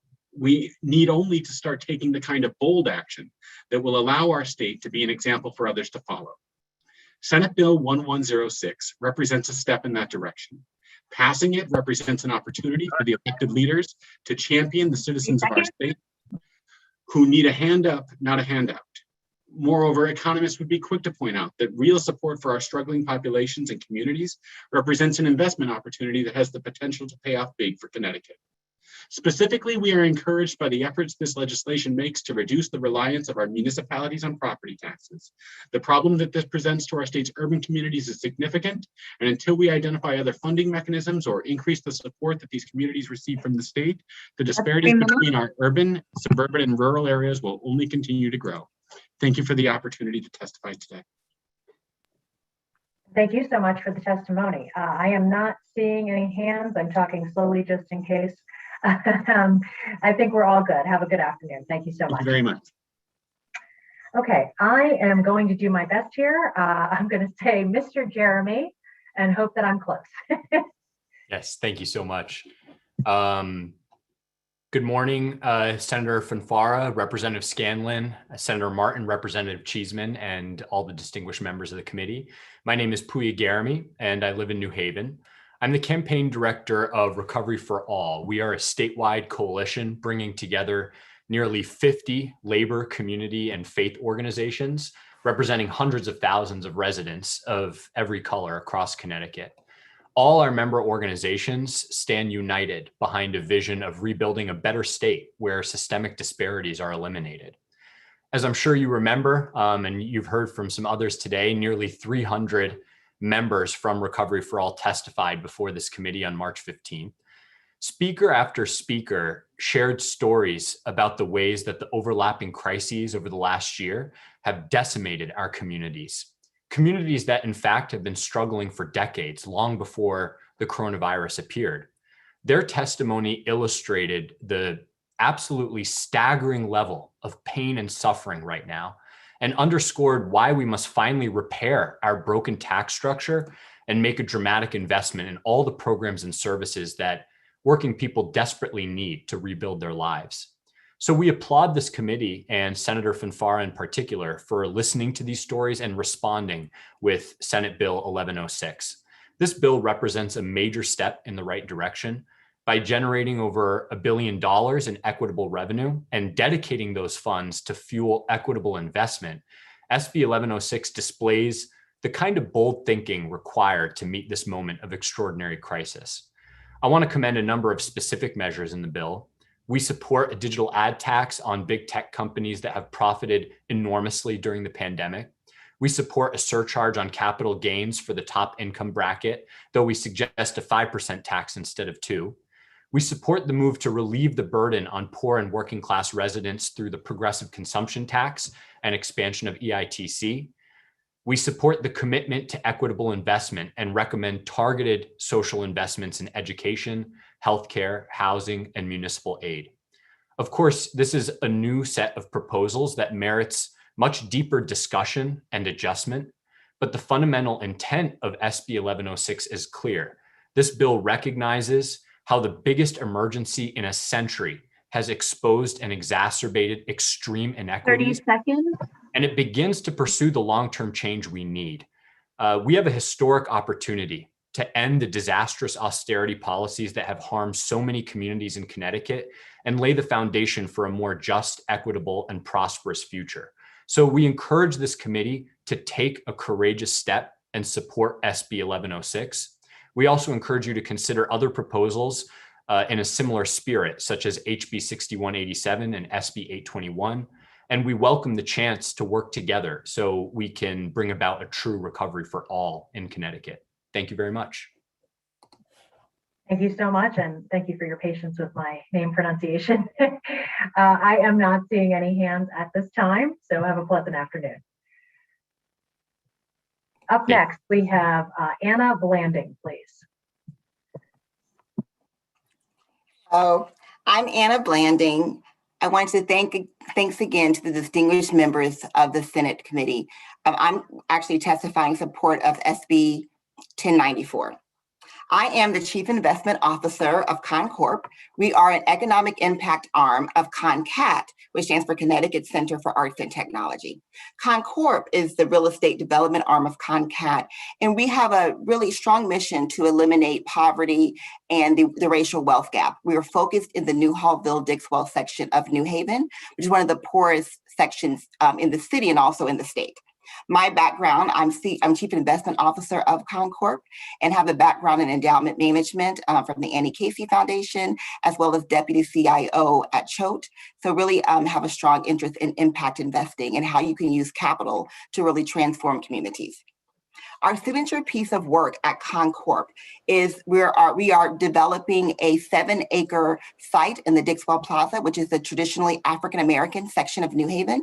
We're doing housing as well as grocery, mental health trauma for children, daycare, as well as performing arts center and office incubator space. The other work we're doing is on our investment in businesses and entrepreneurship. So during COVID, we realized we began to invest in our crisis relief fund to give money to families. And we actually helped over 1,000 families with day-to-day needs during COVID. But we began to realize that businesses, particularly Black businesses, were really being hard hit by COVID. Nationally, over 40% of Black businesses have closed during 2020, and oftentimes because of lack of capital. So therefore, the pandemic only exacerbated those things. We're now doing an investment, we're calling it our ConCorp Economic Development Lab, and we are investing into Black businesses with grants as well as money, technical assistance money from CT Next. As you know, that for small businesses, the capital is really important, but the grants to 30 seconds, 30 seconds. Thank you. For technical assistance is even more important. So we are so thankful for CT Next for providing this money to help build the entrepreneurship ecosystem, particularly among entrepreneurs of marginalized communities that oftentimes do not have access to capital. Thank you so much, and I really encourage support of this bill. Anna, thank you so much for testifying today. Really appreciate you coming here and giving your perspective on how CT Next has helped your organization and the community. It's very helpful to learn about it. Thank you. Great. Thank you, Senator Fonfara. Good to see you. Good to see you too. Okay, Tom? Yeah, we have Margaret Lee, followed by Roberto Fernandez. Margaret Lee.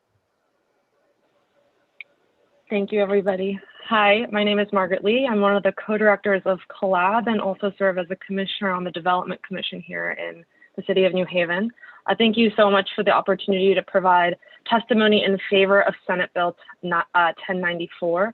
Collab is an organization that provides entrepreneurs with business support while using an entrepreneur-centric approach so that they can build good businesses, build wealth for their families, and as leaders shape their communities. And we prioritize serving people of color and women who face barriers to entrepreneurship, as many have already said on this call, including the lack of access to capital, education, mentorship, and more. And I started this organization with my co-founder, Caroline Smith, who you also heard from earlier today. And we could not have done this work without the CT Next Innovation Places program. This program first believed in us and our desire to support our neighbors in gaining access to education, mentorship, funding, and coaching to really achieve their dreams. I graduated from Yale in 2014, worked for the Yale Entrepreneurial Institute, which is Yale's accelerator. I learned a lot about entrepreneurship and business from this organization, and really got a firsthand look at the high caliber, amazing set of resources and support that are available to folks within the Yale community. And in joining forces with Caroline, we became really passionate about contributing to the ecosystem here in New Haven and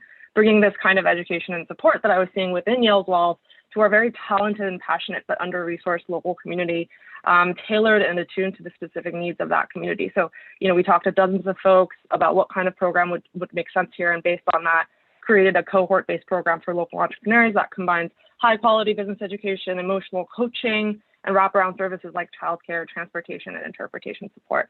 So it's been 3 years since we've done this, served over 85 ventures through our accelerator program. 91% of them are still active, 93% of them are people of color, 70% women.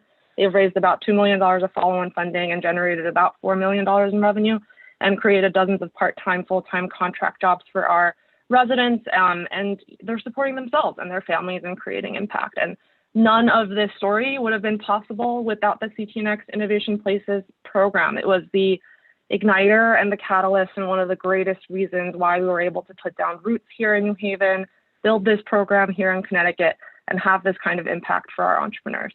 So thank you so much for listening, and I welcome any questions if you have any. Thank you, Ms. Lee. Appreciate your testimony. Great to hear how CT Next is affecting those people and the community that you're serving. I have a question for you, not exactly on point to your testimony, but with respect to the fact that you are a Yale alum, and how, and you don't have to answer this today, but you can email us if it's easier, how CT Next and how the state of Connecticut can keep more Yale graduates here in Connecticut. We bring in the brightest from around the world for 4 years or whatever number of years, and then we let them go without a fight. I always use the analogy of if we were growing 7-footers in Connecticut, and then they all went to UCLA or to Duke or whatever to play basketball, then shame on us. And I feel the same way about Yale graduates and how we let them go without much resistance. And so to the extent that being an alum and you are in the entrepreneurial space, what could we do to keep those folks who, many of whom go on to start businesses and be very successful, the next Steve Jobs or what have you, and how we can do a better job of keeping them here? You can choose to answer now, or let us know after you have some thought about it. Yeah, sure. I'm happy to provide a few thoughts, and then I would love to connect with you, Senator, about that. I think it's something that both my co-founder Caroline and I are really interested in and passionate about.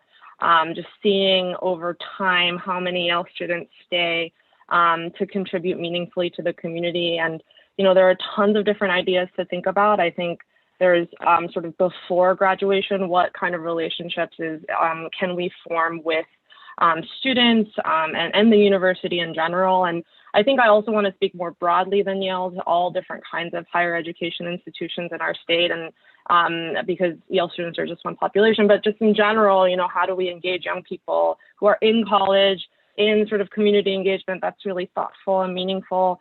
And then post-grad, I think students want, they want to stay in a vibrant city. They want to stay in a city where they can have access to all different kinds of jobs, where they know that they can, have fun, learn a lot, be challenged. And I think New Haven, for example, in my experience, has a lot of those things.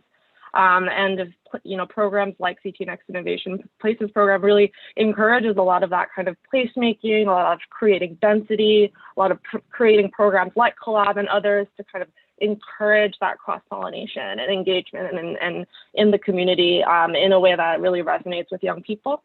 And so I think it's a good question. We would love to talk with you more extensively about different strategies in that regard. But those are some thoughts that I can offer right off the bat. Thank you very much. We'd like to continue that discussion. I'll just say quickly that I was part of a dinner conversation that the then DECD commissioner and others were participating in around the state. And they stopped in Hartford. And one of the small startups, denim company in Hartford, owner was at this dinner. And he said something that I laughed at until I thought about it. He said, I thought he was going to have some idea about, how we could create more funding or training or whatever. And he said, you got to keep the bars open longer. These kids start at 10 and they go in at 10 to have a beer after work, and the bartender says last call. And that's just recognizing for him what his workers were interested in and how we still stay with what people of my generation are interested in. And that's what you're speaking to. What are young people interested in? How can we create that environment, even though we don't have big cities like Boston or New York or what have you here in Connecticut? But love to connect with you after this. Thanks so much. I see no Absolutely. hands. Thank you. Take care. Tom? Next Or up is, Christina, sorry. that's all right. Next up is Lisa Avery. Is Lisa here? If not, we have Roberto Fernandez. Roberto's here. Hi, good afternoon, everyone. I'm going to be testifying on behalf of 32BJ and our Vice President, Rochelle Palachi, who unfortunately sends her warmest regards but couldn't be here. But we felt that this testimony was important enough that I delivered in person. My name is Roberto C. Fernandez. I am the political director for 32BJ here in Connecticut. Dear Senator Fonfara, Representative Scanlon, Senator Martin, and Representative Cheeseman, and members of the Finance, Revenue, and Bonding Committee, thank you for the opportunity to submit testimony today. My name is Rochelle Palachi, and I'm the Connecticut State Director of 32BJ. 32BJ represents over 4,500 men and women in this state and 175,000 members up and down the East Coast. Our members form the backbone of the property service industry, building workers, security officers, and office, school, theater, and stadium and window cleaners, otherwise known as essential workers. The establishment of the Connecticut Equitable Investment Fund will help counteract two major societal forces that have been substantially negative effects on Connecticut residents. Throughout this country's history, its Black residents have historically been excluded through private and governmental actions from many, if not most, opportunities to achieve good incomes and built on wealth. For example, the GI Bill, which is often described as having built the American middle class by facilitating college education and home ownership, purposefully excluded Black veterans. As a result of these practices, as of 2019, white families have a median and mean family wealth of $188,200 and $983,400, while Black families, the figures are $24,100 and $142,000 respectively. Through the use of this fund to build wealth in traditionally underserved communities, this bill will help address these disparities. The increase in income inequality has been a worrying trend and has been highlighted by COVID-19. At the same time as millions of Americans lost their jobs, we have seen that U.S. billionaires increase their collective net worth by nearly $1 trillion. This is not just about dollars and cents. The higher the income inequality, the greater the power of the wealthy, and the more distorted public policies are likely to be detriment to the general public. Connecticut can act to ensure that income inequality does not stay at unhealthy levels through reasonable taxation of the wealthy and by investing in our communities, as is proposed under the Connecticut Equitable Investment Fund. We ask you to stand with our state working families by passing SB 1106, and I would be happy to answer any questions that you may have. Thank you, Mr. Fernandez, very much for your testimony. And I think you hit it right on the head in terms of the percentage of impact, I should say, of our tax structure on those least able to afford it. And it is, as I said earlier today, dramatic when you look at the numbers that are real. They're not philosophical. They're just plain real facts and real numbers. And I appreciate you coming before us today with your perspective and that of 32BJ. Thank you, Senator, and numbers don't lie. That's true. Tom? We're gonna go back Oh, to Christina, I apologize. I won't do that again. It's okay. Lisa Avery. It's Lisa. Hi, Avery. Thank you for having me. Hi. Good afternoon. In support of SB 1106, an act establishing the Connecticut Equitable Investment Fund and dedicating certain revenues to the said fund. Good morning, Senator Fanfara, Representative Scallion, and members of the Finance and Revenue and Bonding Committee. My name is Lisa Avery. I live in Griswold, Connecticut, and work for the Department of Mental Health and Addiction Services as a registered nurse for Southeastern Mental Health Authority. I come here before you to testify in support of SB 1106. At Southeastern Mental Health Authority, we provide services to individuals 18 and older who struggle with mental health and substance use disorders in New London County and its surrounding towns. Services which include case management, outpatient services, behavioral health services, crisis intervention, residential care, and forensic services. The care we provide is critical to the stabilization and progression of the most vulnerable individuals within our community. We are the foundation of mental health services in the community, and for many, the only support to aid in maximizing their optimum level of functioning in the community. The importance of the services we provide are not only essential for the individuals that we serve, but are inherently indispensable to the community agencies that benefit from our programs. Our agencies deter multiple emergency room visits, overcapacity in the homeless shelters, reduce recidivism in the correctional system, and improving safety and quality of life of our most vulnerable mentally ill clients. Our presence in the community is critical to the safety and well-being of those who suffer from mental illness and substance use disorders, who are unable to gain access to services they need. These folks that the state has an obligation to protect find themselves sleeping in the street, panhandling for survival, finding themselves subject to violence, leading to hopelessness, relapse, and sentinel events. As a registered nurse with 20 years of experience, I have not observed such a rapid increase in demand for services.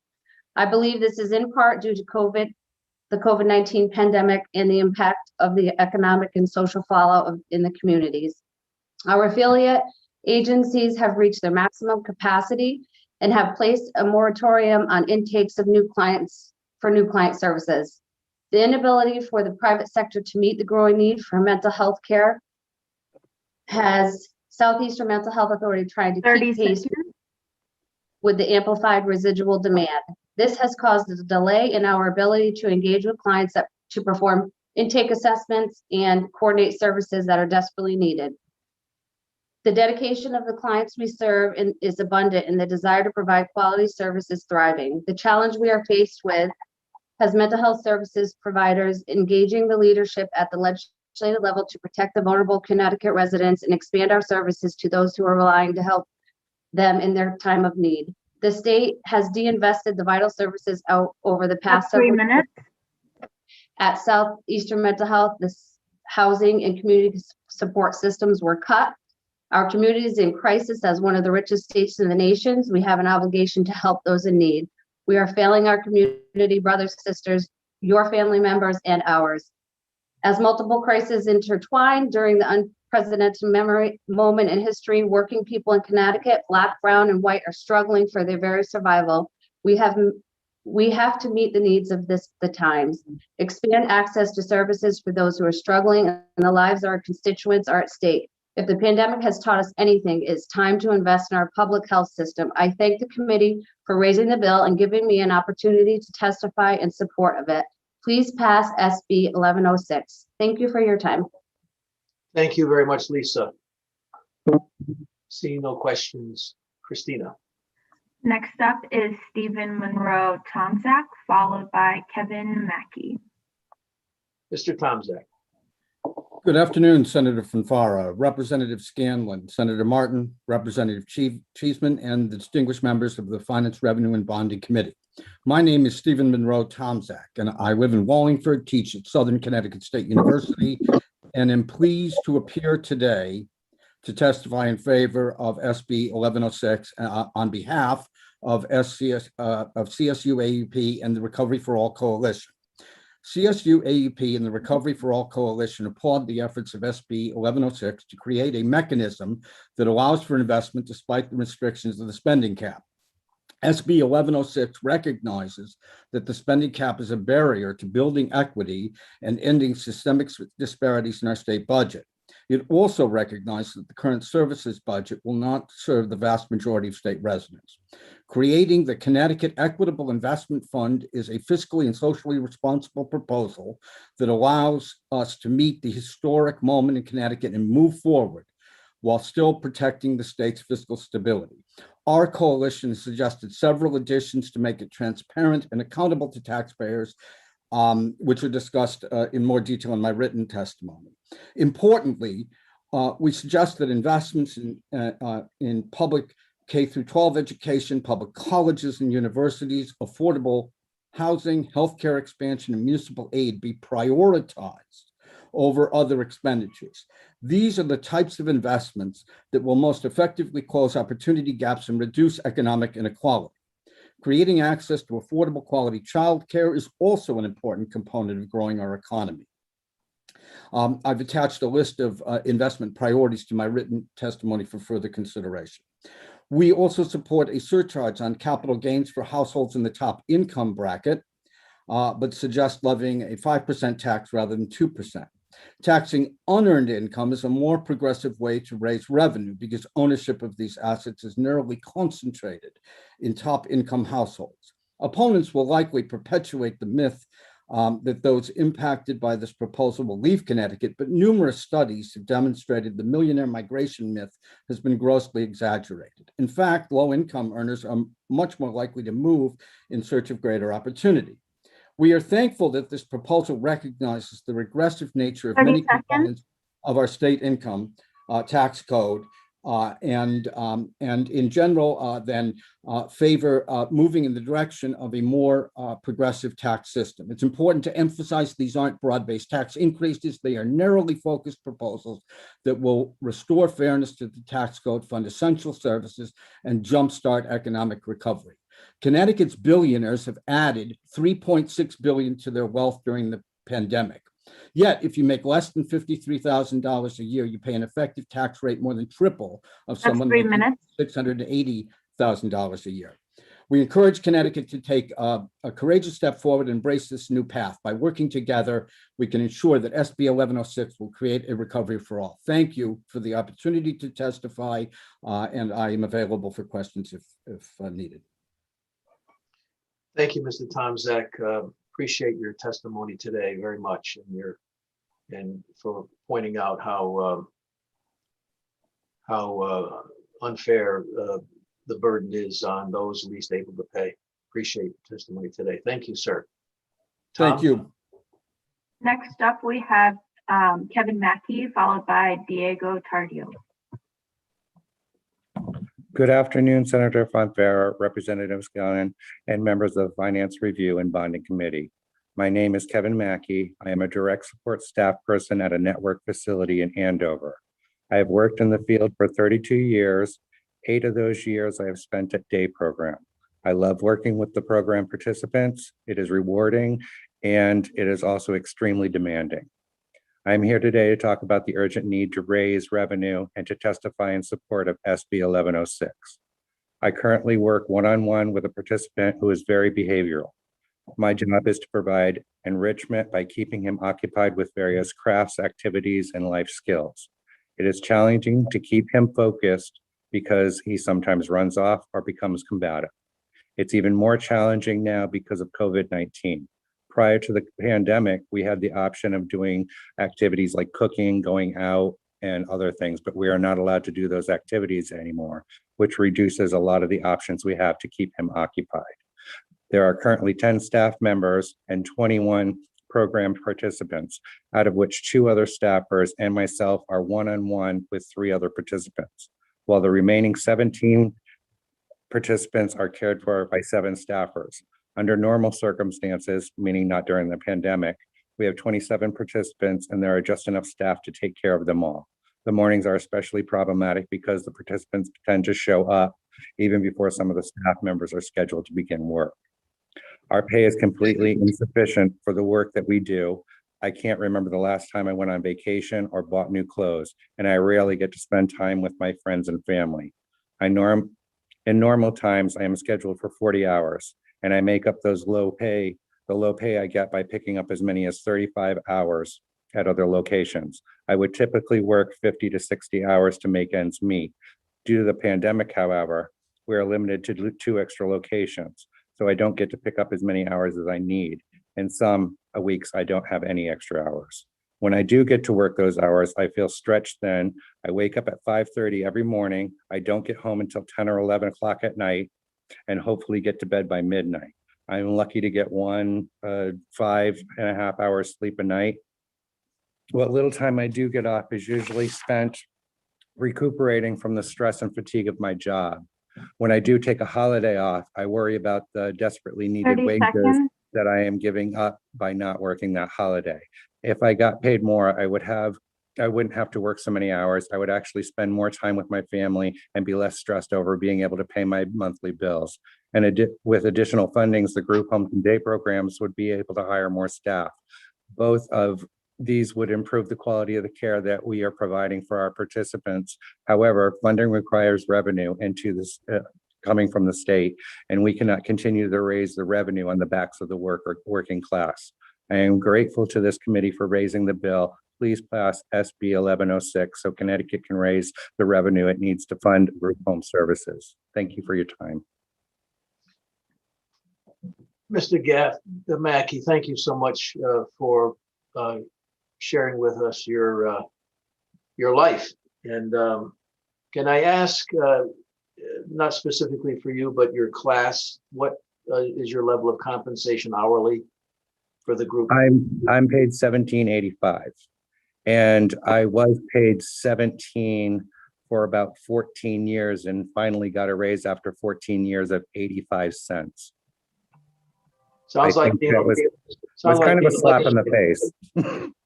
Sounds like being a legislator. We're in the same league. Well, I think you shed light on the issue of again providing critically important services for people whose families cannot do the things that you do. But there is something wrong with how we value the work you do. Thank you for saying that.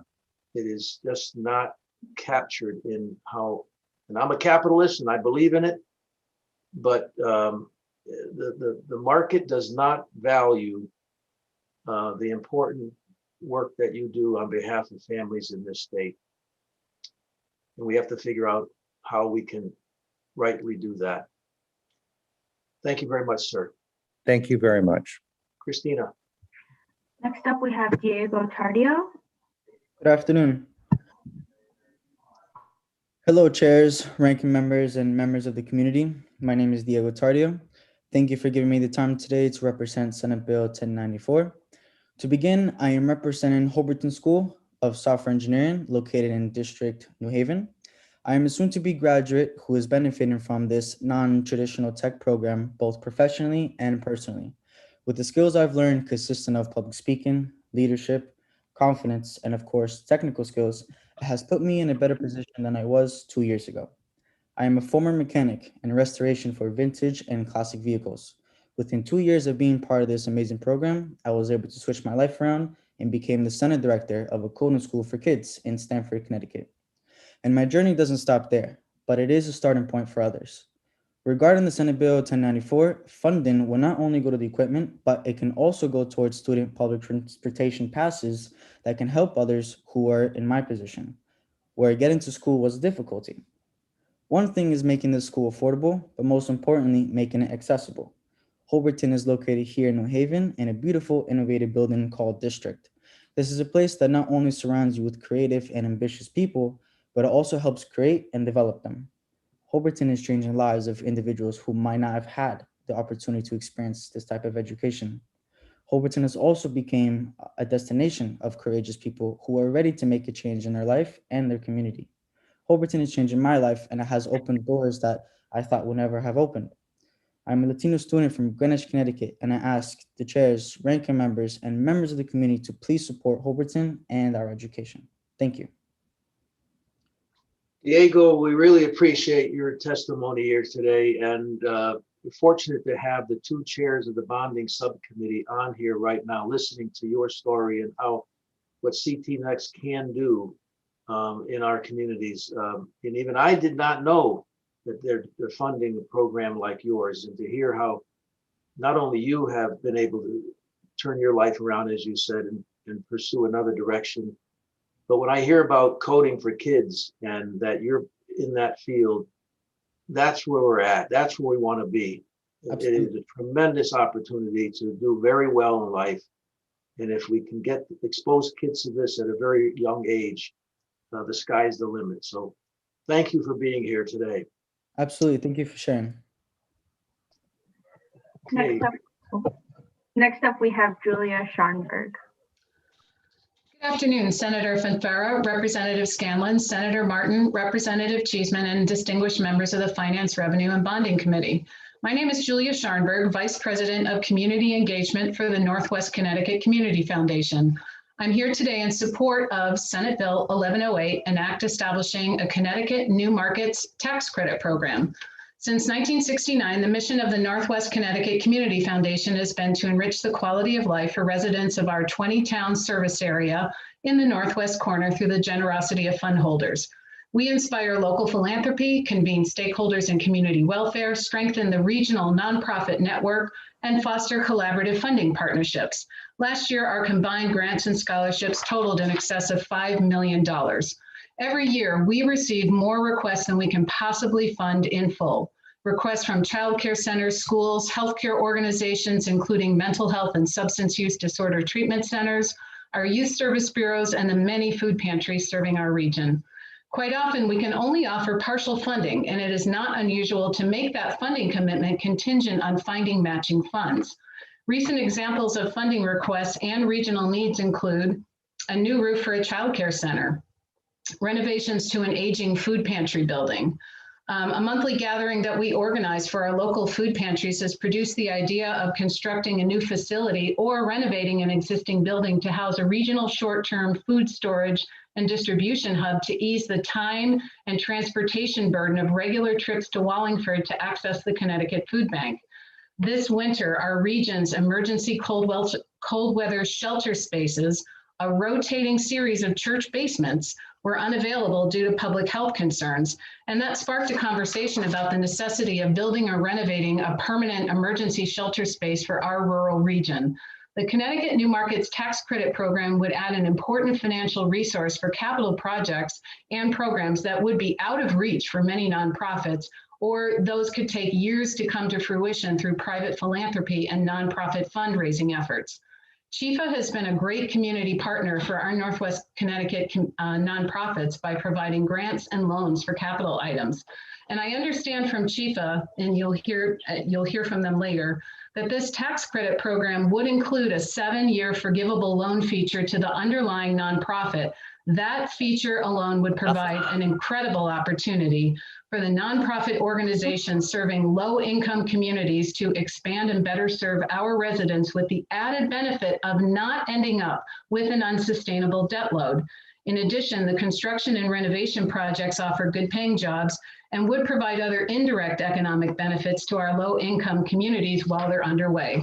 On behalf of the foundation and our local nonprofit community, I urge the committee to report favorably on Senate Bill 1108, and thank you for your time and this opportunity to testify. Senator Fanfara is having some technical difficulties. Hold on one second. Thank you.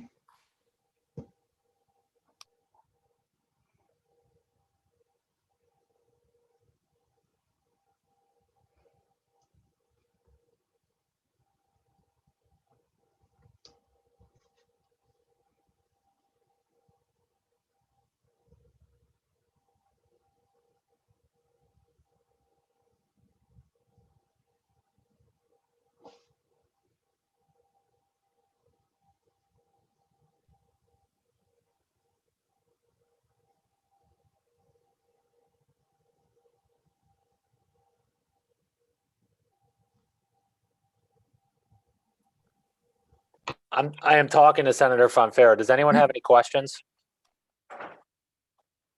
Nope, I don't see any. Thank you. And Senator Williams, you can start. He's listening to you, but we're just going to try to get him back online. Great, thank you very much. No problem. Well, good afternoon, Senator Fonfara, Representative Scanlon, Senator Martin, Representative Cheeseman, and members of the Finance Committee. I'm Don Williams, Executive Director of the Connecticut Education Association. CEA represents educators all across the state and is a member of the Recovery for All Coalition. I want to thank Senator Fonfara for SB 1106 and for proposing the Connecticut Equitable Investment Fund and revenues for that fund. As Connecticut suffers from the fallout of the worst pandemic in the last 100 years, it's critical to take action that will help our families and communities. This pandemic has heightened inequality. While the stock market had a record year, most citizens suffered economic loss. Many do not have enough food to eat. According to the Connecticut Food Bank, those without enough food increased 18% overall in our state, with Fairfield and New London counties hitting nearly 30%. Small business has been hit hard, and those in entry-level positions saw a decline in employment of 28% versus 2% for upper-income jobs. It's not acceptable for the pandemic legacy to be prosperity for a few and job loss and hunger for many more. This bill provides revenue to invest in our communities now and in the future. That's important because federal dollars are temporary. With this legislation, we can meet today's needs and invest in tomorrow's opportunities. Revenue raised on capital gains, high income consumption, and digital advertising provides an equitable solution. These segments have profited during the pandemic. This bill also helps equity by increasing the state earned income tax credit to 40% of the federal EITC. It supports communities with improved infrastructure and increased owner-owned and occupied housing. It expands skills training and pipeline programs for employment. Finally, it provides greater parity with full funding for pilot, critical for communities with lots of tax-exempt property. This is an impressive, bold initiative. It will move our state forward. Equitable investment makes a lot of sense for Connecticut. I urge you to support SB 1106 and include it in the revenue package. Thank you.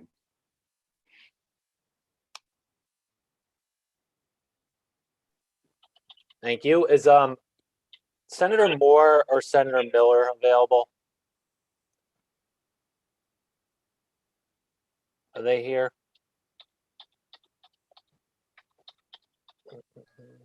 Did you? Yeah, Rep. Borer, how you doing? Can you take over for a minute? Yes, I can. Okay. Where is the list of who's up in the queue? Yeah, so Christina's monitoring that, so she can just call out the people. Okay. As long as you can just do the hands. Sure. Or call on Absolutely. questions if anyone has questions. Thank you.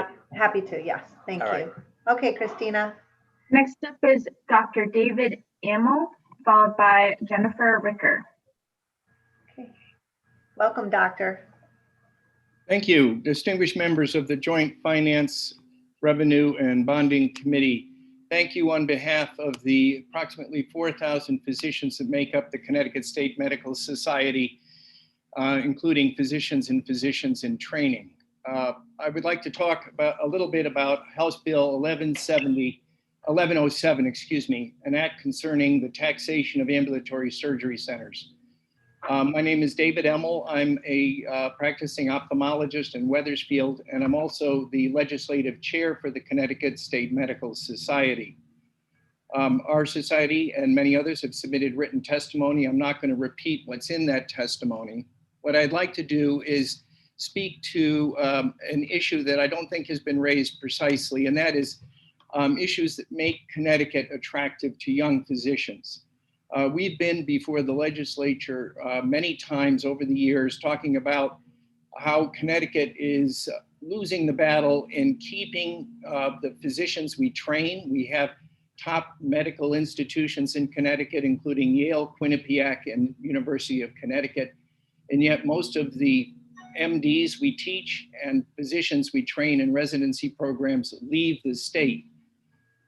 Physician practices in Connecticut also have a great deal of difficulty attracting the best young talent. The best physicians from other states do not come to Connecticut for a variety of reasons, including the high cost of living, high taxes, a very negative malpractice environment, and things like the Surgery Center tax just add to that. This is something we could do that would be very easy. Any of the provisions in 1107, if adopted, would go a long way towards making Connecticut more attractive for these young physicians. I can speak to this because I'm a member and participant in 2 surgery centers, both of which I had a hand in starting. And I can tell you that it's really an important thing to a physician, especially a young physician, to know that they have some measure of control over their destiny. And being a partner in one of these centers gives a physician the control to hire anesthesiologists that will practice the way we want them to practice, nurses and technicians that will follow the procedures we want them to follow, and to produce the excellent product that is possible when all these steps. 30 seconds. So anything, I urge you to pass 1107. Anything you can do to reduce the burden on physicians and to make Connecticut a more attractive place to practice would be more than welcome to all of us, both practicing physicians and citizens. We're the ones that want the medical care. Thank you, and I'm available to answer questions. Thank you, Doctor, and thank you for speaking on behalf of the Medical Society. I don't see any hands for questions or comments. I do just have one, either related or not related to this particular bill, but in general, what would you say are the areas that has been most difficult to recruit and retain for physicians in our state? Well, things like burdensome regulations like certificate of need that make it hard for the entrepreneurial spirit of physicians to be exercised, and the surgery center tax, because physicians look to states like Texas, where they have a lot of freedom and they can explore these opportunities. It makes it possible to buy the equipment you need and do new procedures. Otherwise, you become sessile and static. You stop growing. Okay, great. Thank you. Okay, well, thank you for your time. We appreciate you being here. Thank you very much. Thank you. Next up, we have Jennifer Ricker, followed by Eric Hammerling. Great, thanks. Thanks, Jennifer. Thanks for waiting. No problem. Thank you so much, Senator Fanfara, Representative Scallon, Senator Martin, Representative Cheeseman, and distinguished members of the Finance, Revenue, and Bonding Committee. Thank you for the opportunity to offer this testimony in support of Senate Bill 1094. My name is Jennifer Ricker. I'm Executive Director for Concepts for Adaptive Learning, which is providing free computers and free computer training to low-income residents in New Haven. 50% of the participants that we serve have not used a computer before they've entered our program. I'm requesting that you support this bill and require a certain portion of funds be used for equity and inclusion in technology, ensuring that low-income residents continue to have access to computer and technology education. Restricting a portion of funding to support equity and inclusion helps support organizations that provide computer training focused on building job skills, such as Concepts for Adaptive Learning, which has received funding for the past 4 years, in part by CT Next. With this funding, CFEL has provided more than 614 Connecticut residents with computer literacy training and free personal computers. Participants in our program have stated that they all feel more comfortable using the computer to prepare a resume and apply for jobs online. In fact, during the pandemic, 12 individuals reported that they have secured employment because of the skills they learned in our program. 6 have attributed staying employed due to the skills that they've learned, and 5 noted that they received a raise or promotion as a result of completing our program. CFEL's program is having a direct impact on residents' income and employment status. Based on our success, we have also expanded this program to include a Tech for Teens program, empowering teens to learn website development, coding, video editing, photo editing, and podcasting. 50% of our participants declare a household income of less than $20,000 per year, and 75% have an income less than 40. 91% represent as people of color, and 60% are between the ages of 25 and 44. For those individuals, they graduated from high school at least 7 years ago when computers were not at the fingertips of many children in school. 50% do not have a college education, while 27% do have an associate's degree. Of the participants who are parents, 78% are more engaged in their children's education because of our program, and 94% report that their children have improved grades. The population we serve does not have the means to afford technology education and is likely to have grown up without computers at their fingertips. They need access to programs such as CFALS. Supporting State Bill 1094 with restricting a portion of the funds to support diversity and inclusion in technology education will help support CT's next efforts to not only build and fuel the ecosystem for entrepreneurism, but also help low-income residents gain job skills. Thank you.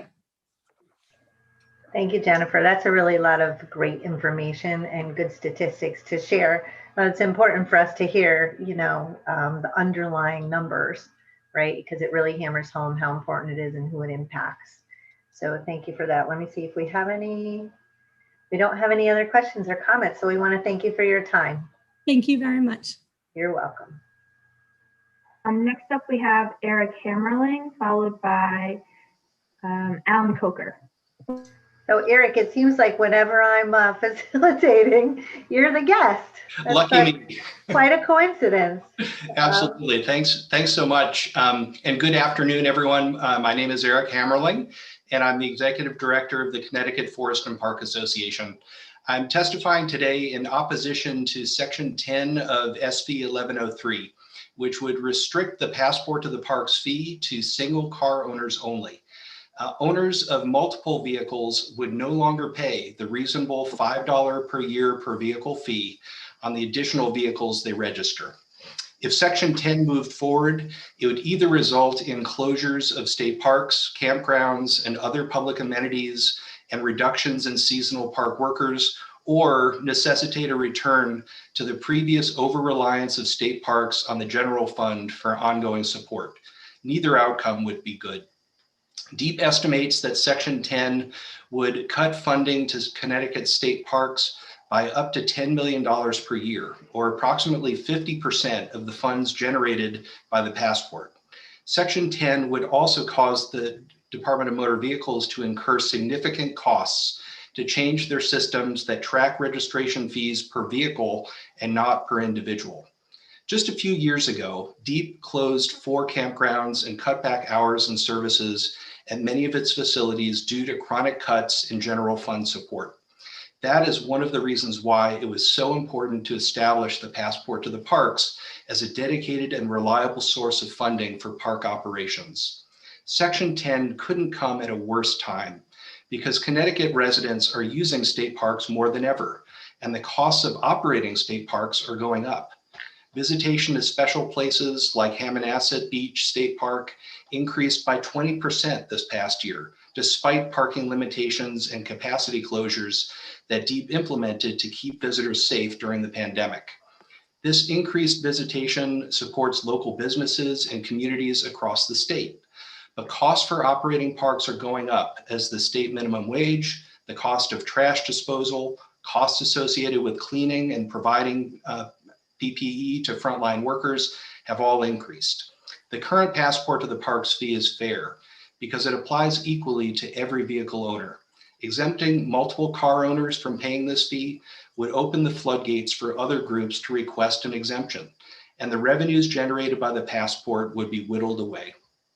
The current Passport to the Parks fee is a bargain if you compare this fee to the $13 that it used to cost for just one weekend visit to a shoreline state park. Please oppose Section 10 of SB 1103 and ensure that the Passport to the Park stays intact with no exemptions or diversions as was proposed in the governor's budget. Keeping the Passport intact will help ensure Connecticut remains a special place for people to live, work, and play today, and will stay that way for future generations to enjoy. Thank you. Thank you so much, Eric. And we saw the governor's announcement, I think it was last week, that said 10 million visitors in 2020 visited our state parks. And I know we just infused another $2 million for maintenance and upkeep. And we do have multiple passport to park bills in different committees, whether it's veterans or it's environment, or there's several different committees that this has come up. So I'm interested to hear what some of the members say. And I think Senator Cohen is first in the queue. Thank you, Madam Chair, and thank you, Eric, for being here and testifying. You know, Representative Borer is correct. We, you know, as Senate Chair of the Environment Committee, we see year after year a number of proposals coming through requesting certain types of exemptions, either for veterans or for our seniors or for multiple cars. And, you know, we know that this is a fairly new program, the Passport to Parks program. We also know it's been incredibly successful. And, you know, you pointed out already the bargain, as one trip may have been $13 to a state park. And now for a $5 fee, folks can visit any number of parks, any number of times, and really get to explore all of the beauty Connecticut has to offer within our park system and enjoy that recreation. So I'm really grateful. Can you talk a little bit what the Passport to Parks, what goes in, what we pay out of the Passport to Parks? I think it's really important for people to understand exactly what those fees pay for. Sure. So the Passport to the Parks fee from DMV generates about $16 million a year. And also going into the Passport to the Parks fund are about $4 million that comes from a combination of fees that people pay to stay in campgrounds, et cetera. But where those funds get spent is for the operations and maintenance of state parks and campgrounds. What that means is it pays for seasonal workers, about 600 seasonal workers that every year between April and October are dedicating their time to make sure that bathrooms are clean, that lawns are mowed, that some of the facilities, special historic facilities that people come to state parks to enjoy are well maintained. It also pays for 35 full-time employees at DEEP in the Parks Division that help to ensure that parks are maintained year-round. As you might imagine, there has been a huge increase in visitation to state parks since the Passport to the Parks came on board, because now there is no longer a fee at state park gates that people have to pay, like the $13 fee that was once required when you were going to a place like Hammonasset. That means that many more people have access to the parks, and the costs of maintaining them have continued to grow. So, you know, and that is what the Passport to the Parks is all about, is ensuring that our 110 state parks are operated appropriately, safely, for the public to enjoy. Thank you for that. Yeah, I get many requests every year for various repairs that need to happen to, you know, buildings within the park system. I know that we've had other bills requesting maintenance and repairs, and without some of these funds, I don't know where those dollars would come from. And so in that vein, if there were to be an $8 to $10 million reduction in the fund, what would be cut? What would, you know, and where would those dollars come from? Do you have any ideas on what we would do with $8 to $10 million less dollars in a Passport to Parks fund? Thank you for the question, and I really wish I could answer where those $8 to $10 million would come from. Unfortunately, they would probably come from the general fund, or if they weren't available, DEEP would have to incur some really deep cuts to the state park system, which would mean that certain parks would have to be closed. certain opportunities for people to visit different state nature centers and museums would be shuttered. There would be, unfortunately, and this was proposed just a few years ago, rather than actively managing state parks for the public enjoyment, moving some parks, some inland parks, some other parks, to being just passively managed, meaning we're going to put up the gate, we're going to let people walk in or walk out, but we're not going to be able to dedicate people to maintain those places. I'm sure it would be a hearty debate about, do we do that to our parks, or where would that $8 to $10 million come from? I would say leave the passport to the parks in place, and then you don't have to worry about that, right? We'll make sure that those costs are taken care of and our parks are well maintained.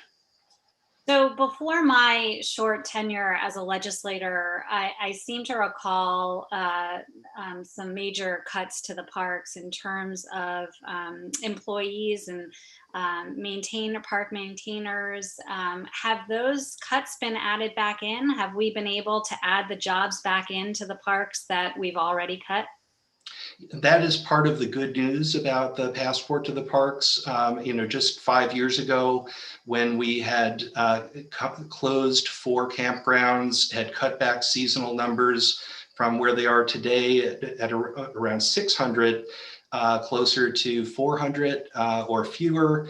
That was a dark time for our state parks. We have fortunately been able to make up all of those cuts that were earlier in the, and I say earlier in the history of the state parks, just 5 years ago. Now we're in a much better place. There still are going to be always additional costs for making sure parks are maintained appropriately. And I'm hoping that that is a long-term investment that we're willing to make as a state, and the passport to the parks is the way to fund it. Right, that's a vehicle to get there. Well, I appreciate it as somebody who has 2 state parks in my district alone, and see the work that goes into maintaining those parks. I am hopeful that we can maintain the fund as is. So thank you, Madam Chair, and thank you, Eric. And thank you, Senator Cohen, for your leadership on state parks issues, and to you as well, Representative Borer, for your outstanding support for parks. Great. Thank you, Eric, and thank you for all you do for the state. Appreciate it. Thank you. Next up is Alan Coker, followed by Jesse Turner. Hello, my name is Alan Coker, and I'm a DSS consumer employer of home care services that I received from Allied. I live in Manchester, and I want to thank you for raising this SB 1106, and I'm here to testify in its support. I like it. This is the reason why it means something to me, because if you think about it, in my position as someone that had a stroke, that I ended up in a nursing home several years ago, someone that's fighting for his vision with macular degeneration. I've suffered Guillain-Barré syndrome. I use a motorized wheelchair. I say all that to say this, that this will increase the quality of my home care and my health care. But at present, I'm working from home for Connecticut Community Health Resources on a warm line. But if services that were provided for me in the past, I would still be in a nursing home if these services weren't provided. I have a compromised immune system. Can't afford to get COVID, but my PCAs have been a source of strength and support. You know what? I could sit here and go on a tangent about Allied in the workforce. They're supposed to represent me. They should be here in favor of this Bill 1106. As I said, it affects the quality of care. It improves the quality of care. My PCAs deserve to be treated better by the state of Connecticut, and this bill will help them be treated that way. You know, sometimes they work from paycheck to paycheck. They do the best they can. Here's what PCAs do. They clean, they cook, they bathe, they transport me to appointments. They run errands. They're closest family members. $20 an hour would be a no-brainer. You know, the Workforce Council is supposed to speak for me, but they don't. The fiscal intermediary doesn't speak for me. So I support this because my PCAs are loyal.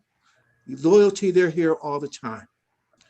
The bottom line is, like I said, I can go on a tangent about the other agencies, the Workforce Council, but the PCAs, by passing this bill, we also help improve their quality of life, like the state and y'all have helped improve my quality of life. Please, please, I support this bill. This will invest back into the PCAs that so well deserve the assistance. Thank you.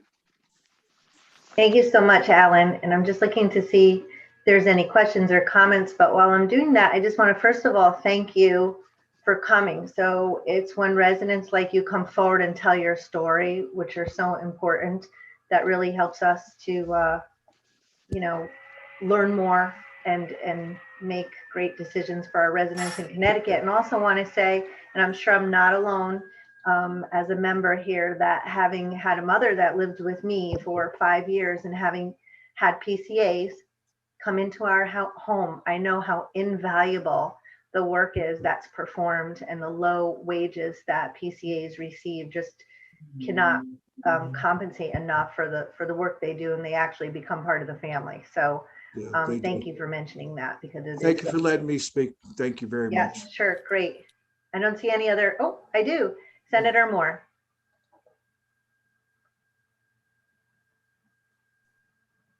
I'm here. I too wanted to just say to you, sir, I really do appreciate, I've heard you before speak about the people who are taking care of you and your position. And, you know, it's wonderful to have someone who's been on both sides to actually speak up for workers. And I've heard your comments about other problems. It means a lot for you to be here, to be on both sides, and to actually be not just from a place of emotion, but experience, to recognize the people who take care of you, but also some of the shortfalls that we have in the system. So, you know, I just want to personally say I appreciate what you said. I listened to Representative Boris say the importance of your testimony and being here. And I hope that you'll continue to come forward. And when you see things that are not working also, just as passionately as you talk about the people who take care of you, that you also bring those to us and know that we're listening to you. So I just want to say thank you, sir. Thank you. My quality of life has improved because of them. And I like to see the same thing with their quality of life. Thank you. That's Thank you, Madam Chair. Sure, great. Thank you, Alan, and our best to you. Thank you for coming forward. Christina? It's me. I'm trying to help Senator Fonfara still. Is he, okay. Nope, we're still good. Jesse Turner, I was just on the phone with him. Okay. All right. He's still having technical difficulties. You're good, Rep Boer, for a minute? I'm good, yes. Many minutes. Yes. All right. Good afternoon, Senator Fonfara, Representative Scanlon, Boer, Senator Martin, Representative Cheeseman, and the distinguished members of the Finance, Revenue, and Bonding Committee. I'm coming here today to speak in favor of SB 1106. It offers an economic investment with real impacts for lifting our poor citizens in Connecticut out of poverty. My name is Dr. Jesse P. Turner. I live in West Hartford. I am the CSU AAUP Secretary, a faculty member of the Department of Literacy, Elementary and Early Childhood Education, and the CCSU Literacy Center Director that provides over $300,000 of free tutoring annually to the surrounding communities. I'm a proud member of the Recovery for All Coalition. The teachers and students I work with are unaware that their professor was the son of a single mother, a former homeless child who knew winters without heat, electricity, and hunger. I am where I am today because legislators, with the foresight to invest in programs for the homeless, job programs for the poor, and opportunities to attend universities. I'm here because they had the foresight to make sure that people like me, poor kids like me, had the opportunity. I am 65 years old. I've worked since I was 12. And even when we were homeless, my mother and I worked. I've lived in Connecticut for 22 years, paying income taxes, car taxes, real estate taxes, sales taxes. I speak to you today less as a faculty member. I want to speak to you today as a living witness that testifies that investing in the poor pays off. COVID's been a painful struggle for everyone in America, and particularly on the poor. I wanted to address a young lady who spoke earlier in the morning. I've been with you all day. Thank you, legislators. You've been diligent. You have stayed, and I was on since 9 o'clock. But on the beginning of the day, we had Juana Elisas from ULA, who spoke this morning in favor of the bill as well. I saw her on Saturday. On Saturday, I attended a domestic worker rally in New Haven with my fellow AAUP members. And what were they talking about there? They were talking about a lack of healthcare, a living wage, a struggle to support their families with working 2 jobs. One man who lost his leg talking about he didn't know how he would pay for the medical coverage that he had. And when she spoke this morning, I saw my mother, because she talked about working 2 jobs and still not having enough to live on. I thought of my mother who worked those 2 jobs. And 30 seconds, sir, 30 seconds. Sure, and still at times we couldn't pay the electric bill. I see SB 1106 as an investment that improves the lives of all Connecticut residents. I thank you for this opportunity to speak, and I hope that you support SB 1106 and you understand that an investment in the poor is an investment in all of the residents of Connecticut. Thank you for the pleasure and the honor of speaking to you today. Thank you, thank you. Thank you, Jesse, but thank you for coming forward. You know, we sometimes get chills when we hear these stories about triumph and how hard you worked and how you're giving back. So thank you for all that you do. And I don't see any additional questions or comments, so thanks for your valuable testimony. Thank you. Next up, we have Ann Pratt, followed by Lynn Zimmer. Ann Pratt. Good afternoon, distinguished members of the Finance, Revenue, and Bonding Committee. My name is Ann Pratt, Director of Organizing for CCAG, Connecticut Citizen Action Group. Also a proud member of the Recovery for All Coalition. We want to thank the committee for raising SB 1106 in response to the loud and clear voice of greater equity and investments in our communities. We really appreciate the goals and intent of this proposal that above all recognizes the challenge faced by the most vulnerable in our state. We strongly urge prioritizing investments in public pre-K through 12 education, affordable housing, and healthcare expansion. More specifically, I wanted to lift up today 2 very important bills moving forward through the legislature that we believe are good examples of how the goals and intent of SB 1106 could be realized. The first one is Senate Bill 842, which provides greater choices for small business owners and nonprofits in healthcare, as well as expanding Medicaid coverage to thousands of Connecticut residents, including undocumented residents. It is an essential piece of legislation and is, again, an example of what some of the goals of SB 1106 represent. We hear time and time again from small business owners that high costs of premiums and unaffordable health care insurance hurt them, prevent them from growing their business and hiring employees. Another example is the Green Housing Bill for retrofitting affordable homes. It is another example of improving affordable housing, creating good jobs, improving health by doing remediation in affordable housing units. These are the kinds of programs that need to be supported and expanded and are an example, again, of the goal, intent, and the difference that a bill like this could really make in our state. In closing, we just believe that SB 1106 takes an important step to providing essential, stable revenue for the urgent needs of our state. We also urge this committee to consider other proposals that create equity in the tax code, like those the Recovery for All Coalition has proposed in Senate Bill 821 and House Bill 6187. These are very important issues in our community, and we look forward to working with you to advance a stable, more common sense tax equity situation so more of the people in Connecticut can live sustainable quality lives. Thank you for what you do. Thank you, Anne, for what you do. You come forward in all of our committees with such important testimony, and we really appreciate it. And thank you for all of your work. Thank you. I don't see any questions or comments, so I want to thank you for your time today. Thank you. Great. Next up is Lynn Zimmer, followed by Carl Cheesman. Hi, Lynn. Hello. My name is Lynn Zimmer. Bear with me. I have aphasia. I'll try not to swear. Take your time. I used to live in Washington State, where caregivers were given health care. They had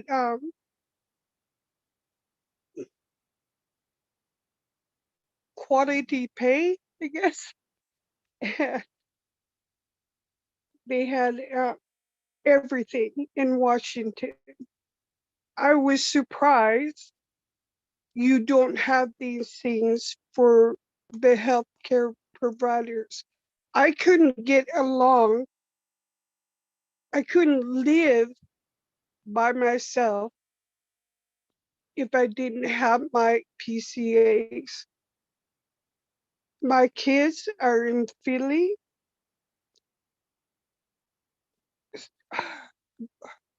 Studying, and I have to be here. I need a new heart and kidney. So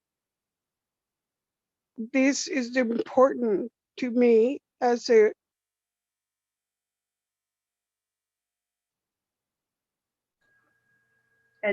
So Lynn, so you have PCAs that come into your Yes. home?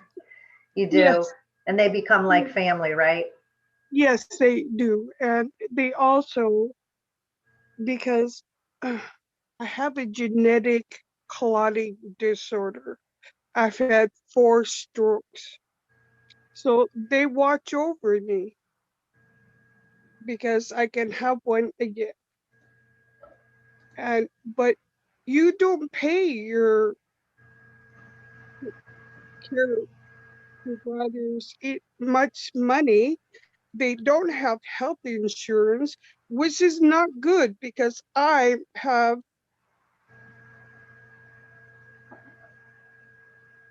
I get COVID, I die. If I get a cold, I can die. It doesn't matter because my body can't take it. These people need to get what they need because they work hard. And my care provider has other clients he has to work with just to make sure that he can pay his bills. But if he gets sick, there's nothing. And like I said, I come from Washington State. I was a psychologist. I used to work for the state. And I can't believe that Connecticut, which is a democratic state, doesn't provide these things for their healthcare workers. Not even a name tag.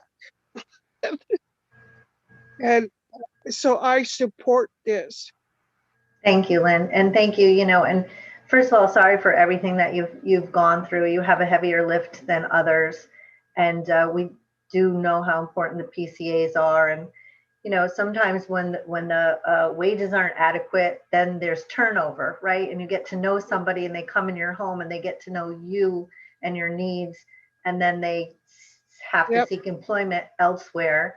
And then you have to get used to a new PCA and then a new PCA. So I understand, I've lived through it, and I understand how hard you're working to stay healthy, and we really wish you all the best, and thank you for being here today. Thank you.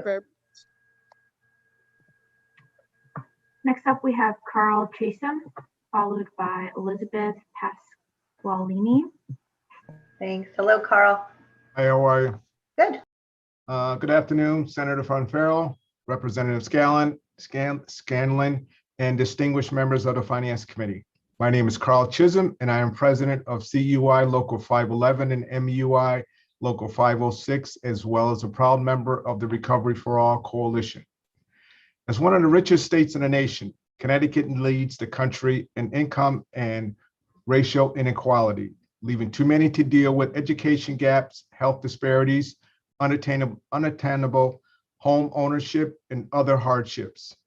Years of austerity and disinvestment has worsened these injustices and stifled economy growth.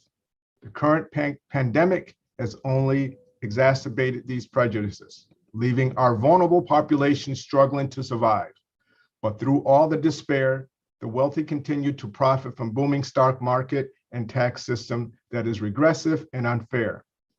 Although we are grateful that the American Rescue Plan will provide Connecticut with much needed money to help fund many of the pandemic related expenditures, let's not forget that they're one-time funds and must be spent in very specific ways, and we will do nothing to eliminate that huge inequities in our state budget that have existed for generations.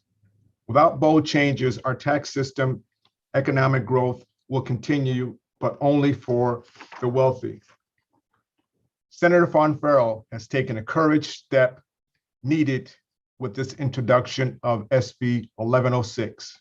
Rather than the usual status quo, this is a comprehensive proposal that recognizes meaningful change is needed to provide everyone the means to achieve economic and racial equity by addressing the fact that the spending cap is nothing but a barrier to economic and racial equality.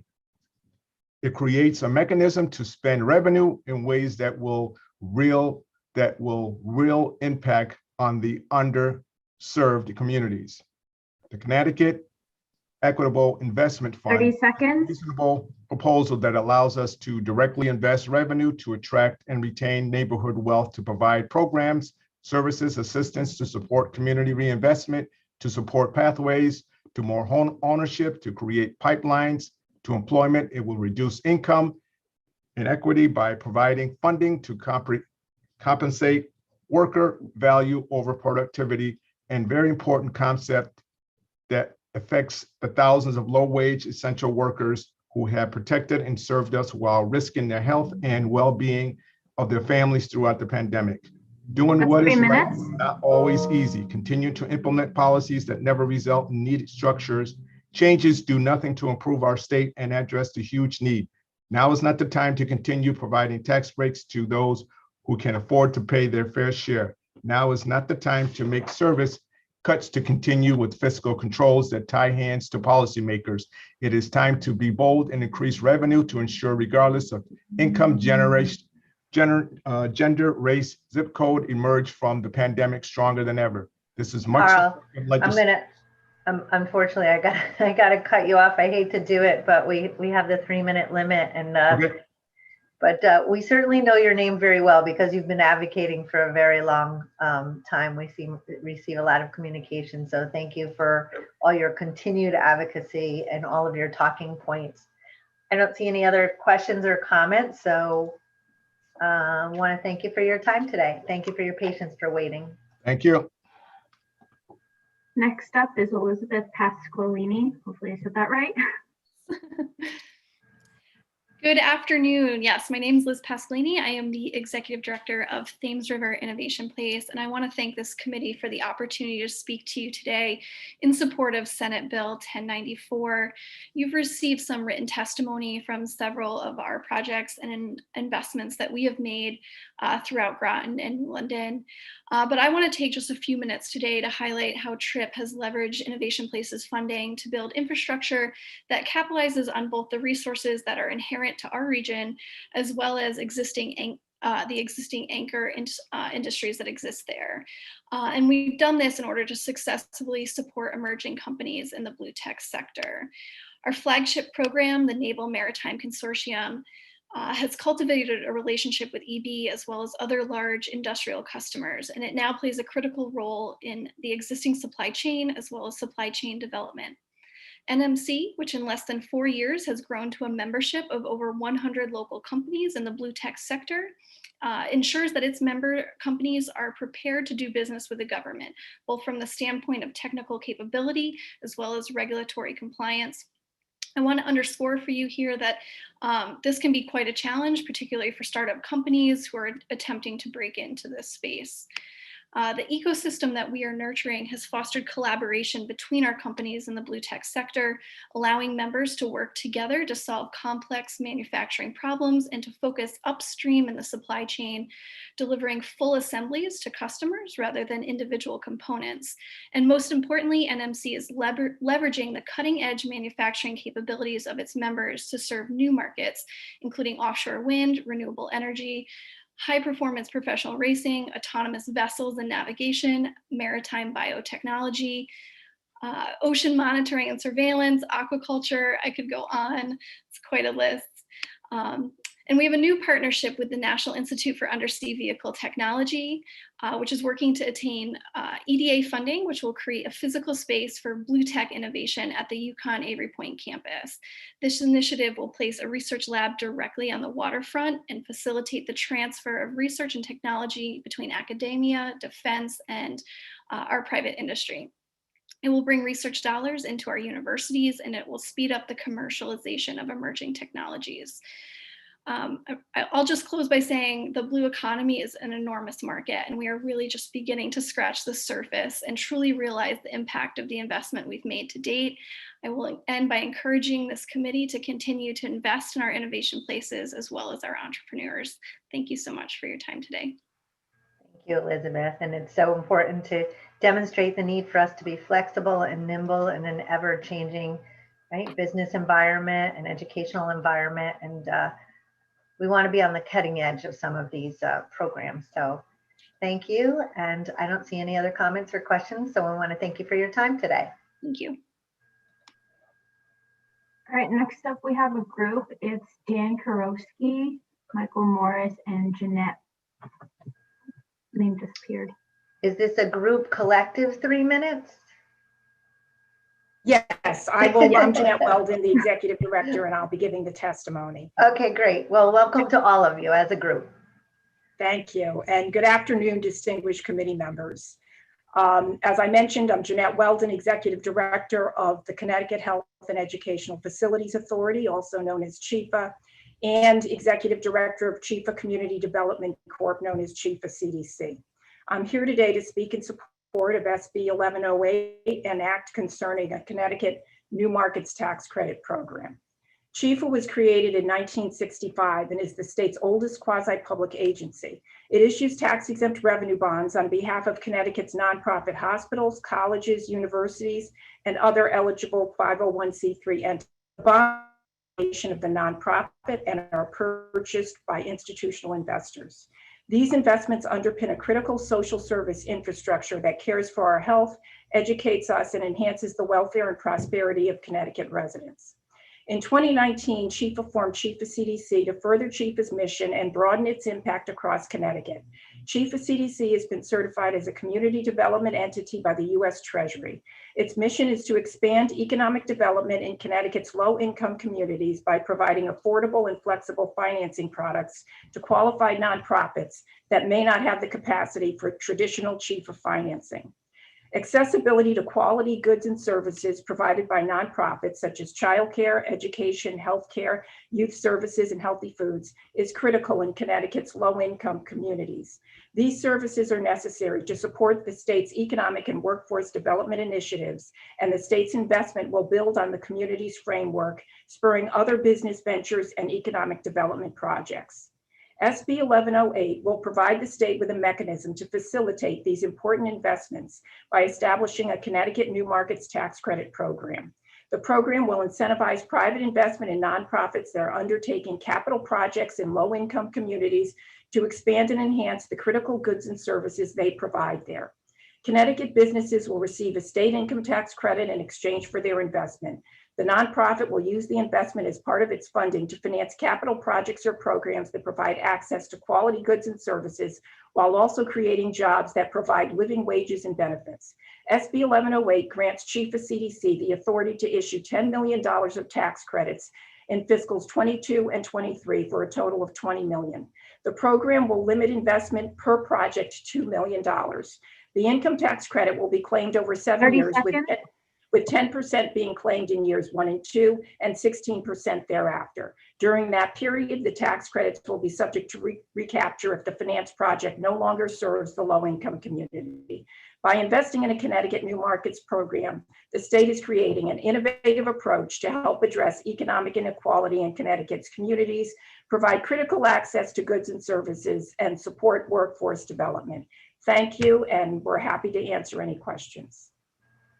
Thank you, Jeanette. Michael, did you want to add anything? I know we're at the 3 minutes, but. No, that's okay.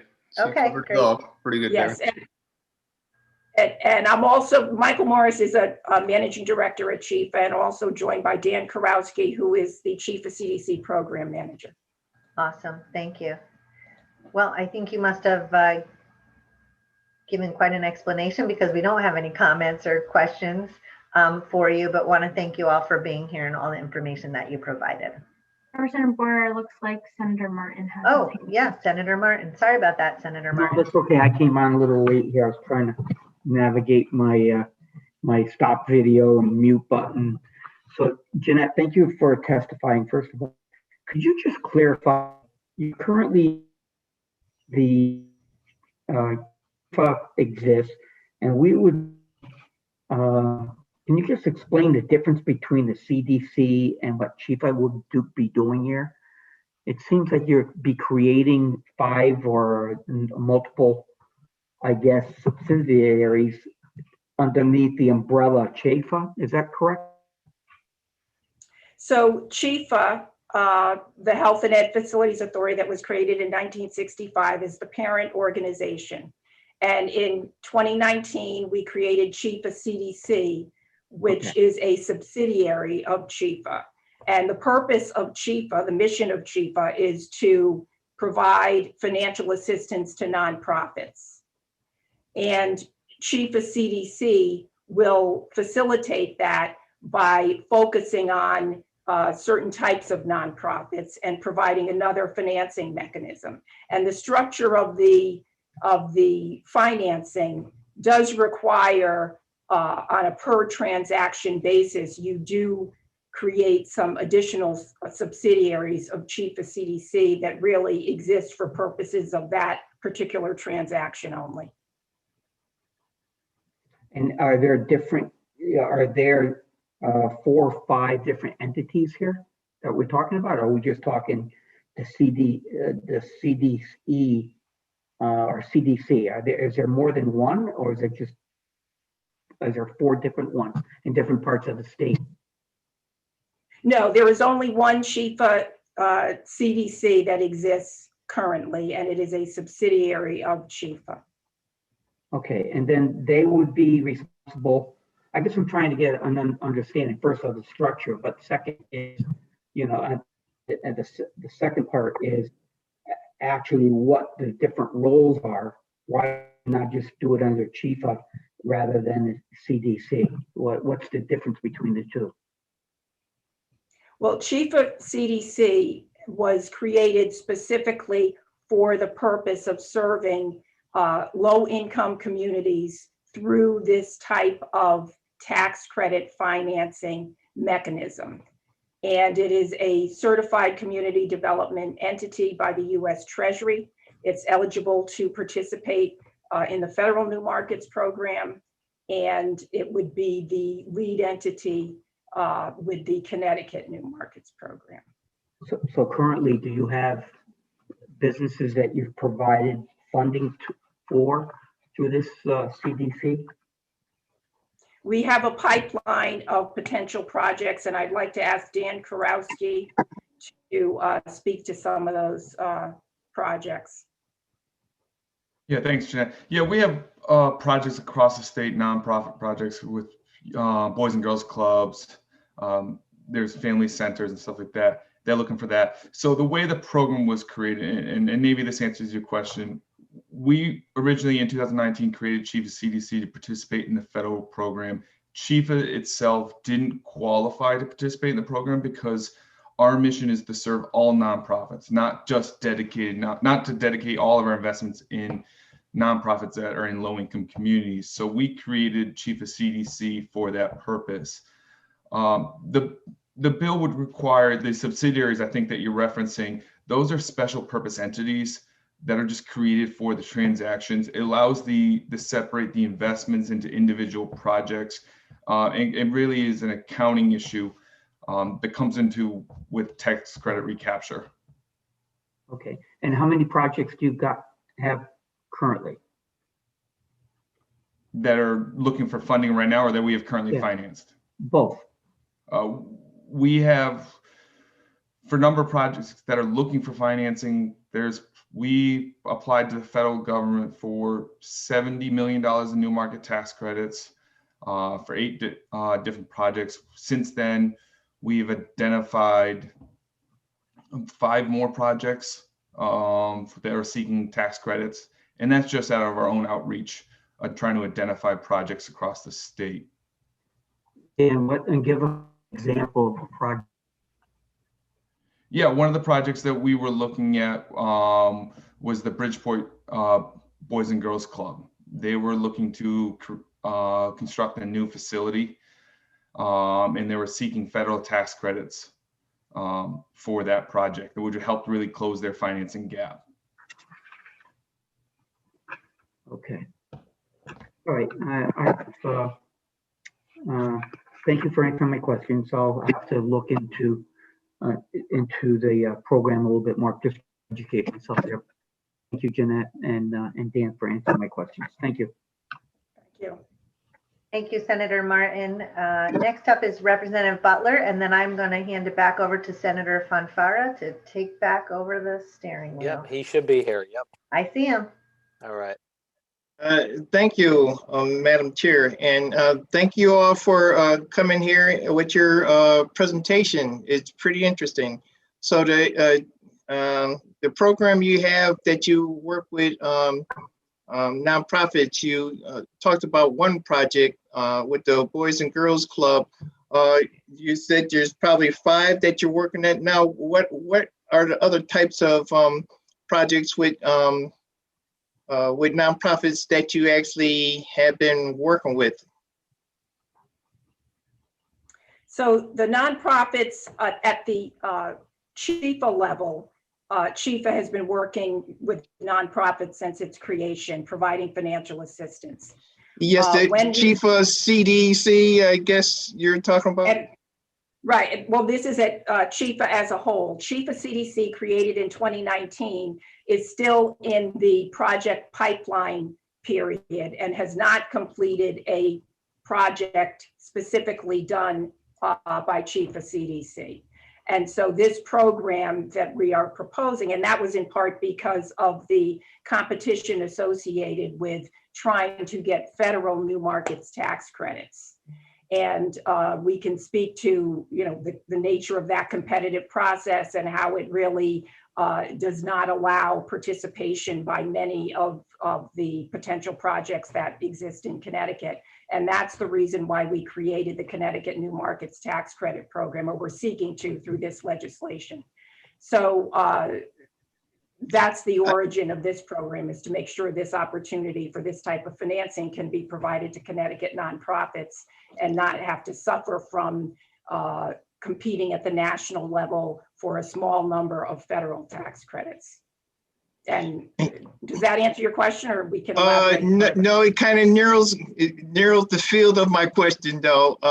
For a nonprofit that is seeking tax credits for what types of projects would you normally, if I was a nonprofit, actually be looking to secure these tax credits for? What type of projects do you envision this supporting?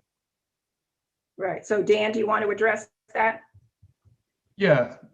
So let's go. The projects that we applied to the federal New Market Tax Credit Program, those are Boys and Girls Club. We had a YMCA. We had a family health center. Randy Rubin Rodriguez spoke earlier today, and she was one of those organizations that were seeking funding.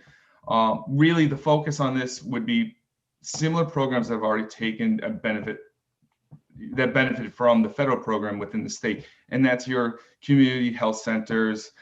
We actually did. There was a Stepping Stones Museum that benefited from the New Market Tax Credit Program.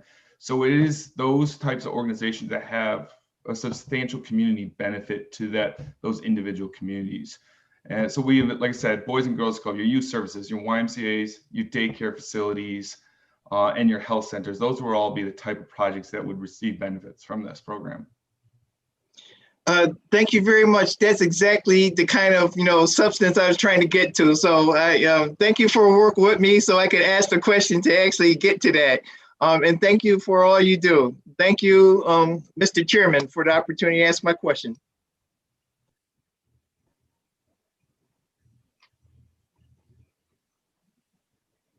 Absolutely, Representative Butler, always welcome.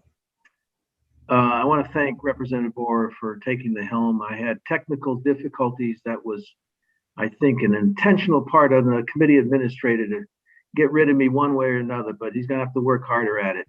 But I'm back. Can I ask, I didn't hear all of your testimony. I'm very interested in what you're requesting here. And I won't take the committee's time up, or those that want to speak after you today. I can speak to you independently, but I would like to ask, have you testified on SB 1101? We have not testified at this point on SB 1101. Are you familiar with the language? I am generally familiar with the language. I've not studied it in detail. Does your organization have a position on it? Well, I think the intent, from what I gather, I think the intent of SB 1101 is complementary to what we are trying to achieve with SB 1108. So I think the goals are shared, although certainly, what we're suggesting is really would be dwarfed by the magnitude of 1101. One of the concerns that we have with 1101 is as I understand it, part of the funding mechanism is to assess an additional fee on the nonprofit borrowers that are served by CHIFA. And so that is a concern because, first of all, our borrowers, CHIFA is not a monopoly. They do have other options with regard to where they want to go when they want to access the tax-exempt bond markets. And so, for example, there are national issuing authorities that have come into Connecticut and have issued tax-exempt bonds on behalf of nonprofits in the state. And those entities are always looking for new business. And so to the extent if CHIFA were to start imposing an additional fee on its borrowers for them to access capital, I think it would encourage them or motivate them to take advantage of these other options and to stop using CHIFA to go to one of those other issuers of tax exempt bonds. It would ultimately erode the revenue base of Chifa. It would, I think, hinder our grant program because that is driven by our revenue stream. So Chifa has a pretty substantial grant program where in recent years we've made $3 million worth of grants annually to nonprofits in the state. Last year we did a $3 million directly totally towards COVID relief for nonprofits in the state. So that is a concern with regard to the structure, the financing structure of 1101, but we certainly would be happy to talk with you and work with you to see what, if some alternative can be crafted. What, can you tell me, Ms. Weldon, what is the fee you're referring to? So Chifa is self-supporting, and you mentioned a fee would be imposed on your borrowers. What? Oh, in 1101, I was reading that there for any Chifa borrower with more than $500,000 of financing through Chifa, that there would be some sort of assessment that would be placed that those borrowers would have to pay, which would then go into Connecticut Renaissance. That's how I was reading 1101. It wouldn't cost your borrowers, so that however you characterize them, a cent. What we say is that if you are a beneficiary of what I characterize as the very low interest rate that they're using, which is created by the full faith and credit of the Connecticut taxpayers. You so much, I don't know you, and I look forward to getting to know you and your organization better. I've had no relationship with your organization, but nonetheless, the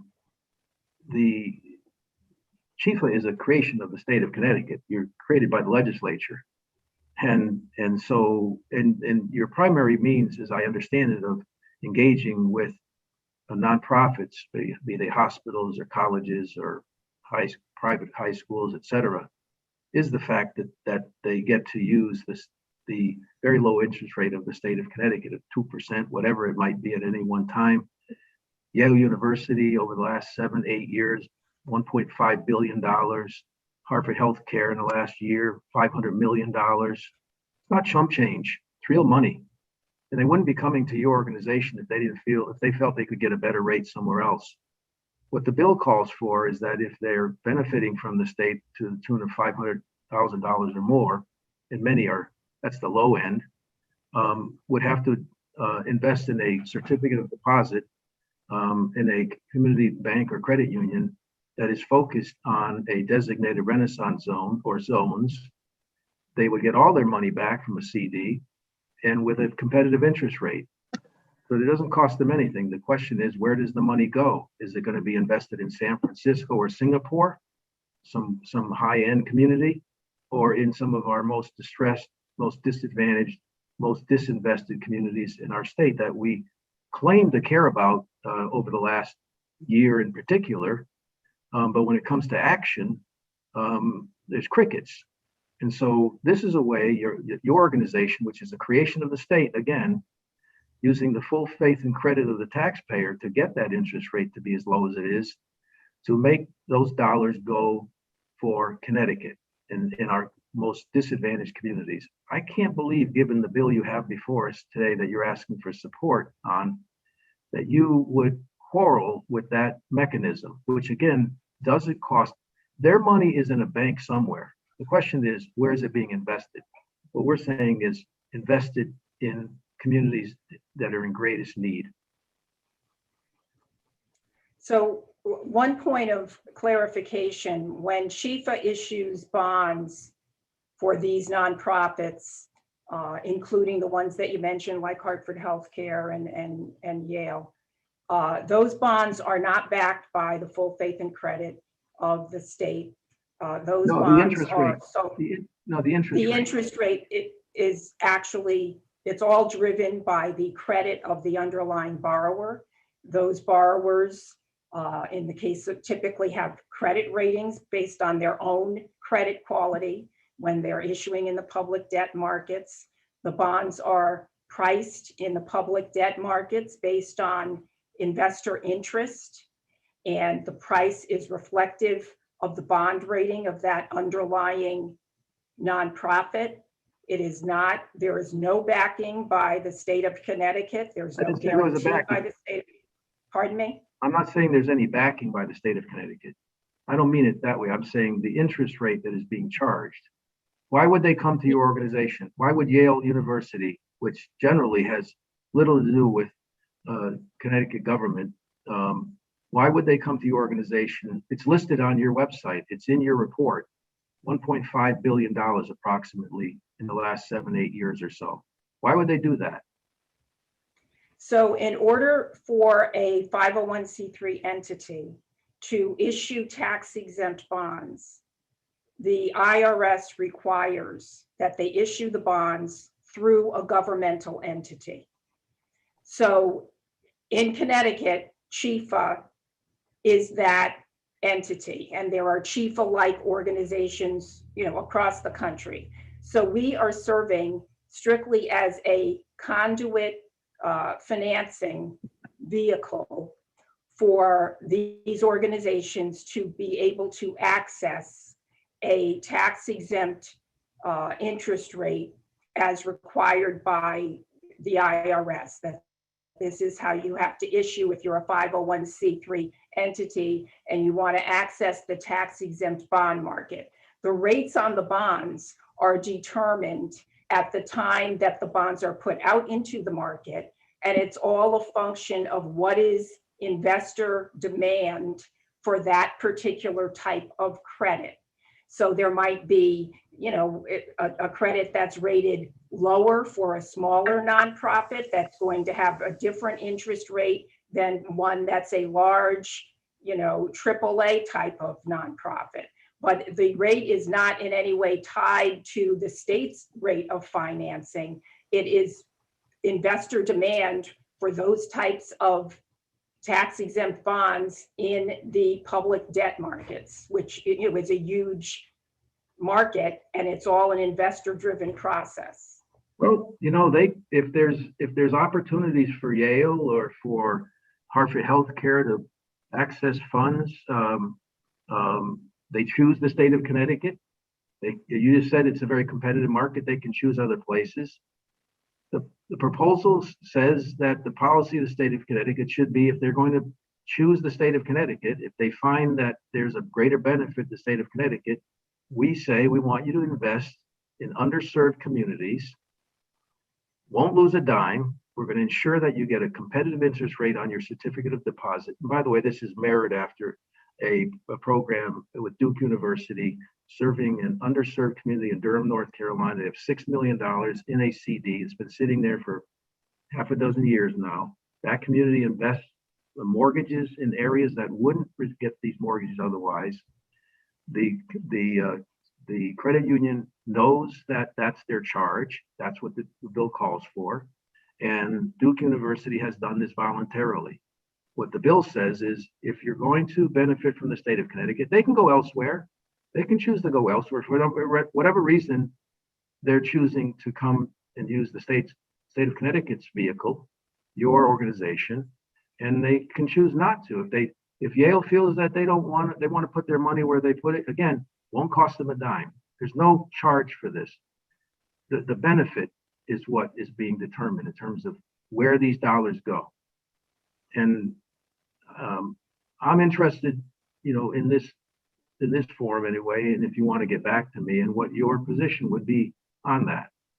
And you can tell me otherwise, you don't have to do that today, but I'm very interested in knowing what your position would be on that. I'd be very happy to meet with you after this meeting or at your convenience to talk about it further. Thank you, Ms. Weldon. Appreciate that. I see Representative Mary Mashinsky. Thanks, Mr. Chairman. I wanted to ask the witness, does she see this bill as a substitute for state bonding for YMCA's and Boys and Girls Clubs and similar organizations? Or is it supposed to work hand in hand with state bonding specifically for those institutions? Is this a replacement or is this a parallel?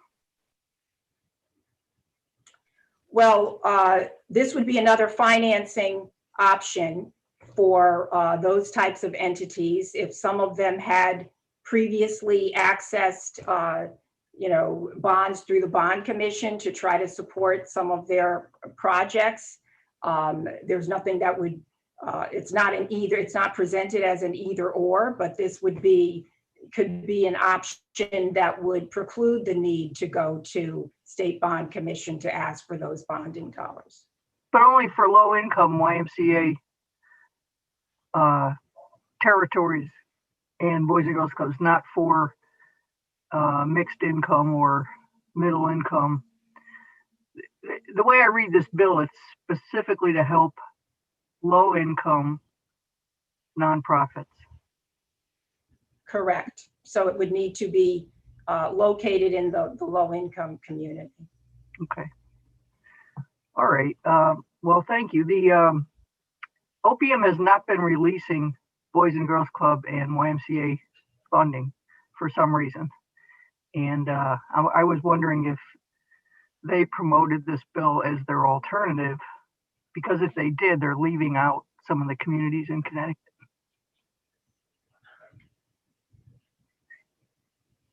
All right, thank you. Yeah, I'm sorry, go ahead. No, I'm just trying to figure out if the bill was written as an alternative for what we have been doing in bonding, or is this meant to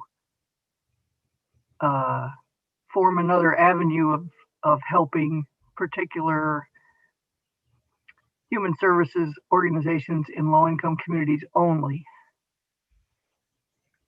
Right, so we really viewed it as another financing vehicle that nonprofits in low-income communities could take advantage of. But it could also have perhaps the impact of reducing the request for bonding dollars through the Bond Commission, although the bill was not drafted necessarily with that in mind. So, okay, thank you. If that answers your question. Thank you, I appreciate that. Thanks, Mr. Chairman.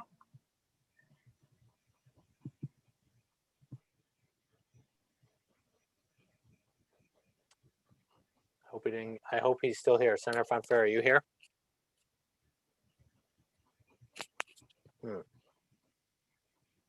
I do not see him, but I don't see any questions, so hold on one second.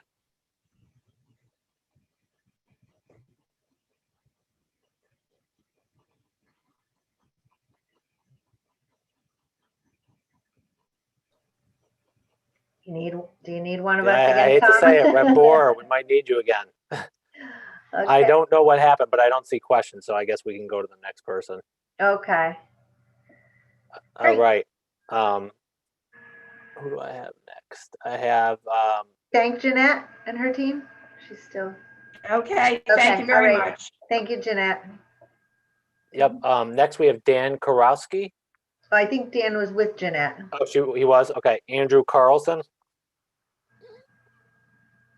Yeah, thank you so much, Senator. Hi, how are you today? Senator Fonfara, Representative Scanlon, ranking members, Senator Martin and Representative Cheeseman, and honorable members of the Finance, Revenue, and Bonding Committee. I just wanted to thank you for the opportunity today to provide testimony in support of SB 1098, an act authorizing bonds of the state for pediatric early literacy programs. My name is Andrew Carlson. I've been a pediatrician in the state of Connecticut for about 20 years, and I'm currently with Connecticut Pediatrics in Hartford, which is affiliated with both the Connecticut Children's Medical Center and the Community Health Center. I'm currently an assistant professor at UConn and with the Connecticut Children's Medical Center. It's SB 1098 as written would direct the State Office of Early Childhood to provide funding for critical literacy programs in pediatrician offices in some of our state's most underserved communities. As a pediatrician in Hartford and a trained provider for one of the early literacy programs, Reach Out and Read, I have seen firsthand the benefits that pediatric early literacy programs can provide to our kids. The Reach Out and Read program model allows me to make critical observations of a child's development in a way that engages both the child and the parent. Starting with the very first time I hand a child a new book, I begin to observe the important details about the child's developmental status in conjunction with interactions with the parent. In addition, the benefits of the programs like Reach Out and Read extend far beyond the doctor's office. When I hand a child and the parent the book, it fosters a good, deep conversation around reading at the home and gives me the opportunity to track the parent-child connections. Beyond these tangible interactions, the research behind the long-term effects of pediatric literacy programs like Reach Out and Read is outstanding. Recent studies indicate that participation in Reach Out and Read have both an effect on parental and familial attitudes towards reading and improves the language skills of children, which, as we know, the greater we improve the literacy of these children, the better success in school and in their future. Currently, Reach Out and Read serves almost a third of all Connecticut children, including in my clinic. However, I do firmly believe that every child and family should have access to these types of pediatric literacy programs, especially in the Connecticut's at-risk communities. SB 1098 would provide the financial resources necessary to provide all children in our most high-need districts with not only the books, but also the developmental support that they and their families desperately need, particularly now with some of the setbacks we've seen during this COVID pandemic.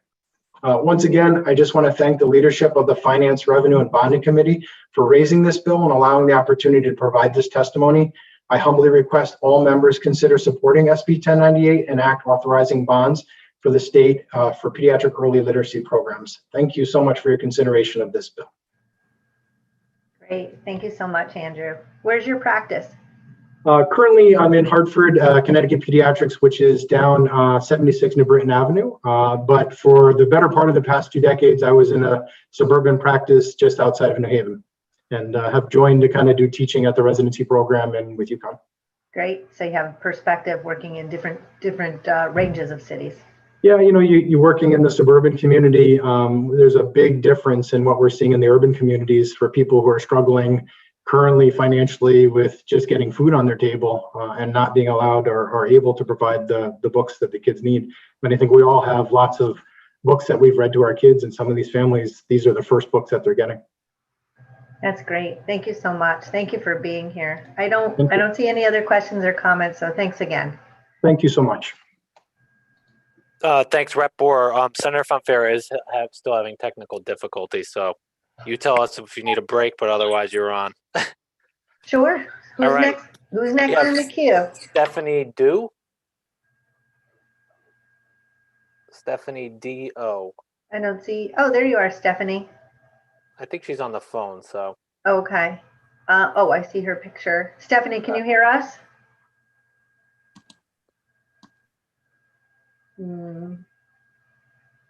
You're on mute if you can.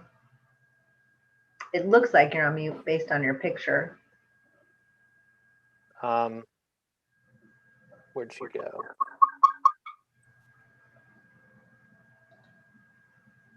Well, you know what? You want to? Yeah, we can go to the next one. I think this is the same person. They have 2 devices going. All right. Are you able to mute one?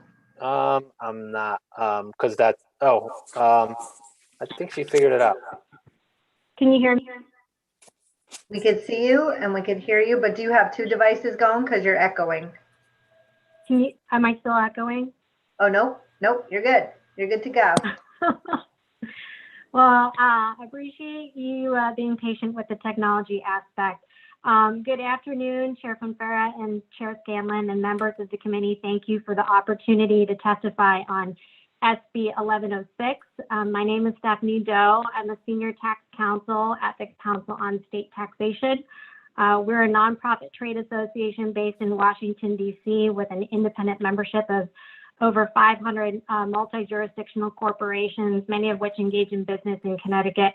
And my testimony is limited to our opposition to the digital advertising services tax and the employee elected 5% wage compensation tax program. Although the policy behind the wage compensation tax program is very noteworthy, the overall program may generate negligible benefits in relation to the overwhelming undue burdens that would be placed on employers and also on employees. To implement this program, it's anticipated that employers would have to reduce an electing employee's wages to cover the cost of this tax. And this has several negative impacts for employers and employees. It creates at least 2 different levels of scales for non-electing and electing employees. And that impacts not just wages, it impacts your 401k contributions, your employer matching, bonuses, Social Security, Medicare, and healthcare. There are even more issues when you try to manage those factors for employees who receive variable pay amounts, employees who work in and outside of the state, and also for 1099 contractors. This is just intended to scratch the surface, but I urge this committee to assess whether the benefits of this program are greatly out of proportion to the burdens that are going to be placed on the employers and employees. Lastly, on the digital ad tax, I've spoken to this committee once before, but I saw that there was an article from the University of Connecticut's own Professor Rick Prompt, which many of you may already be familiar with, and that was attached as part of the written testimony submitted to this committee as part of the opposition to this tax. His article is succinctly titled, "Things Not Worth Doing Are Especially Not Worth Doing Poorly." So why is this not worth doing? The bottom line is this tax is punitive. And Connecticut already taxes digital advertising services businesses 30 seconds. 30 seconds. As effectively as possible as any state or any country in the world under its corporation business tax. The idea behind this tax was to create a temporary, and I emphasize temporary, solution to an international tax problem that Connecticut does not have. You have my written testimony, which has additional details, so I'm happy to answer any questions that I can. So thank you for your time. Thank you, Stephanie. Perfect timing. I'm looking to see if we have any questions or comments. And I love your saying, we say that often up at the Capitol, job worth doing is worth doing well, right? So you hit the nail. Absolutely. Yep, I don't see any other questions. So thank you so much for coming in, for your patience. Thank you so much for your time. Take care. Thank you. Yep. Next up, we have Sarah Ganong, followed by John Elliott. Sarah, followed by John. Hi, Sarah. Hey, how's it going? Good afternoon, everybody. Thanks for having this public hearing today. My name is Sarah Ganong. I live in Hartford, and I'm the campaigns director for Connecticut Working Families, and our organization is also a proud member of the Recovery for All Coalition, as are many of the folks that I know have already testified here today. And I'll be speaking about Senate Bill 1106. As we know, and as other folks have been saying, right, the pandemic has further exposed and exacerbated a lot of the deep economic and racial disparities in our state and pushed a lot of folks really to the brink of desperation. And that's unfortunately still ongoing. We're excited about the American Rescue Plan that's going to be sending one-time federal dollars to Connecticut, but we also know that those restricted dollars are actually not going to do a lot to bring about structural change. And without additional stable and fair revenue streams, our recovery, unfortunately, as a state will probably end when the federal dollars do. And that's why last month we heard around 300 members of the Recovery for All Coalition, as others have said today, who came and testified before this committee, sharing really powerful stories about the ways that decades of underinvestment and disinvestment in a lot of our communities have really harmed themselves and their neighbors and families. And we really want to thank you for hearing that testimony on March 15th and really responding with Senate Bill 1106. We think this is an exciting and comprehensive proposal that really recognizes a lot of the challenges that our most vulnerable residents are facing and have been facing. And of course, like any newer ideas, there's some components that we're really excited about and strongly support, and things that we hope to continue discussing as the bill moves through the process as well. One of the things I think that's really great is that the bill recognizes that a current services budget does not serve our state residents, does not serve the most vulnerable among us, and really are celebrating the creation of a mechanism that's going to allow for investment despite the restrictions of a spending cap. My written testimony that I've already submitted via email includes a lot of proposed additions, including to the Connecticut Equitable Investment Fund that will make it more transparent and accountable to our communities. as well as hopefully more specific funding thoughts around priorities like the EITC, public education, university education, affordable housing, healthcare, child care, municipal aid, and much more. So encourage legislators to take a look at the written testimony I've submitted as well. And the Recovery for All Coalition and Working Families supports a surcharge on capital gains for households in the top income tax bracket, but would suggest a 5% tax rather than the 2% that's being— 30 seconds, 30 seconds. Thanks. And we urge the committee to consider other proposals that will create equity in the tax code as well, like those in the coalition has proposed in Senate Bills 821, 6187, or Senate President Looney's recent suggestions as well around new tax brackets for the richest among us.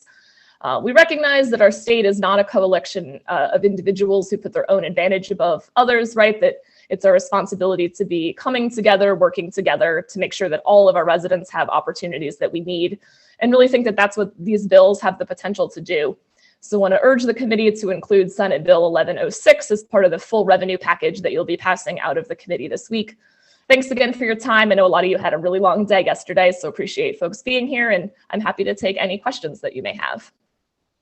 Thank you, Sarah. I'm actually going to hand it back over to the actual chair, Senator Fonfara. But before I do, I just want to really thank you for all the work that you do for working families across Connecticut. I know you're in the trenches every day, and you see the needs firsthand, and you continue to help those who need it most. So thank you for being here, and thank you for all the work you do.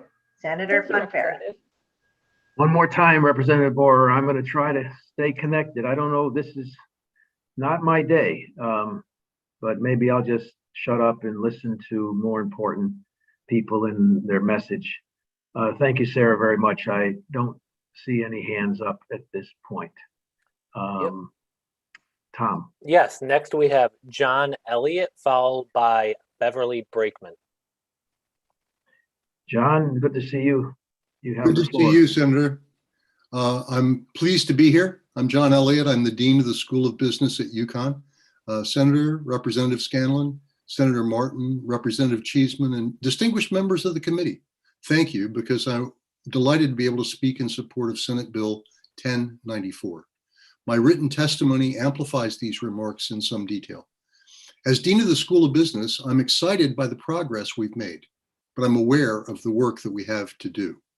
Princeton Review recognizes UConn as a top 30 graduate program in entrepreneurship. This follows decades of investment that include the Wolf programs in entrepreneurship, experiential learning through EdgeLab, the SS&C Technologies Financial Accelerator, the Connecticut Center for Entrepreneurship and Innovation, Innovation Quest, National Science Foundation Investment. All of these have created an environment where a student like Mark Smith can step out. He exemplifies this ecosystem. He won the IQ competition with Micropod, a high-resolution camera with powerful optics and novel software. He's a serial entrepreneur. He's also now CEO of Voltoxon, a company developing battery-free pacemakers. The graphene-based energy harvesting and storage technologies have implications for electric vehicles, implantable devices, air filters, and more. Mark Smith exemplifies our growing entrepreneurial community. All of this history led Peter Wirth to give $22.5 million to create the Wirth Institute for Entrepreneurship and Innovation at UConn. As you in the legislature launched the Innovation Places program, UConn partnered enthusiastically. Michelle Cody, formerly director of CCEI at UConn, accepted the directorship of the Hartford Innovation Places effort, which is now known as Launch Hartford. She connected communities. The 2018 InsurTech Fellows program unites the University of Hartford with UConn in a shared course on how digital technologies transform our local insurance industry. Hartford has changed markedly in the 4 years of this initiative. UConn expanded on Constitution Plaza by 50%. Across the street, 30 seconds, 30 seconds. Across the street, Stanley Black & Decker built a full floor for their advanced manufacturing accelerator. Above them is Trinity's new innovation center. And just down the plaza, NASA Financial Services opened the Reimagine Incubator. This is a dynamic innovation infrastructure. And the press is noticing, as earlier mentioned in these hearings, recent articles highlighted Hartford as the 4th best US city for women entrepreneurs, the 5th best US city for young entrepreneurs, and the 5th nationally among destination cities for tech talent. Your seed funding launched the initiative, but Hartford needs your continued investment. Silicon Valley, Austin, Research Triangle Park, and Boston did not reach their levels in 4 years. Working with you, we can and will continue our investment and our partnership with Launch Hartford. Thank you. Thank you, John, and thanks for all you do. You certainly are a major part of that success. And we really appreciate that you have shared Michelle Cody with the Hartford innovation effort. She has been an amazing leader in bringing the Hartford InsurTech in particular initiative to where it is today. So thank you for all of that. And I don't see any questions at this point, but thank you, John, for testifying today. Thank you, Senator, and you'll hear from Michelle later today, I think. So, excellent. Good to see you. Thank you. Same here. Bye now. Yep. Bev Brakeman, followed by Teresa Zykes. Hi. Beverly Brakeman, great to see you. You too, Senator Fonfara. Good afternoon, Senator Fonfara, Representative Scanlon, Senator Martin, Representative Cheeseman, and my own state rep, Kate Farrar. I'm here to testify in support of Senate Bill 1106. And my name is Beverly Brakeman. I'm the Regional Director for the United Auto Workers, Region 9A. We have about 33,000 members in New England, New York City, and Puerto Rico.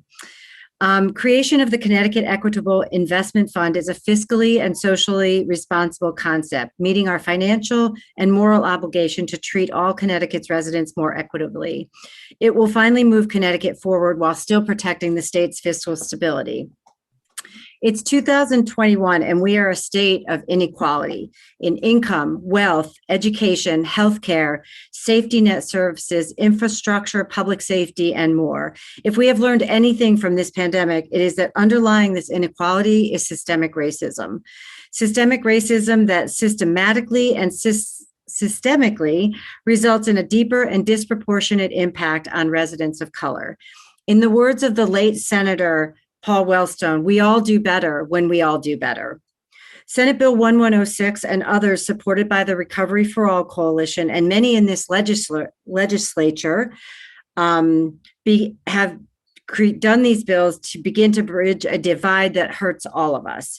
It is time to create fair and equitable revenue-raising mechanisms that allow this state to put more investment into services that raise up the living standard of all Connecticut residents and put a dent in the systemic racism that drives inequality in access and distribution of resources. Our faith leaders remind us that a budget is a moral document. It is a blueprint for how we deal with societal needs. We have seen unequal opportunity in public education challenged with Horton versus Meskill and Sheff versus O'Neill in 1989. In 1991, thousands of Connecticut residents marched from Bridgeport to Hartford, demanding an end to the two Connecticut's. Senate Bill 1106 creates a vehicle that allows for investment in our communities, despite the limitations of the spending cap. The spending caps is an obstacle to building equity and eliminating systemic disparities in our state budget. Current services budget levels will not serve the vast majority of our state residents. 30 seconds. And I'm done with my testimony. You can read the rest on your own. Thank you. Thank you, Bev, very much for your testimony today. You're Great to very see you. welcome. Thank you for your support of this bill, and I hope from everybody else on the committee as well. Thanks a lot. Next up, we have Teresa Zykes, followed by Marianne Rook. Good afternoon. Thank you for having me. I am very honored to be testifying in support of CT Next for Bill 1094. I am a student at Southern Connecticut State University. My name is Teresa Zykes, and I'm representing the chemistry department. I was fortunate enough to participate in the New Haven Innovation Collaborative's REU program, which is research experience for undergraduates, in the summer of 2019, in which I conducted research on the Southern campus for 8 weeks in a rigorous program with my undergraduate thesis advisor. This program has provided so much access to many state-of-the-art instrumentation that I believe Southern is very fortunate to have as a result of CT Next funding. These instruments make data collection for our research extremely fast and effective, which makes a major difference in the long run. Moreover, the NHIC provides these opportunities to students from all different backgrounds. With a growing need for a diverse field, one of the best things that I see as a student at Southern is the diversity, not only just as the campus as a whole, but also within STEM. And I think it's incredibly important for students of all backgrounds, low income, immigrants, racial and ethnic minorities, and women to have opportunities to participate in these research experiences and internships, as this will fuel STEM persistence and it'll address the leaky pipeline in which many students who are not in those top brackets unfortunately leave STEM. So these opportunities will address these issues.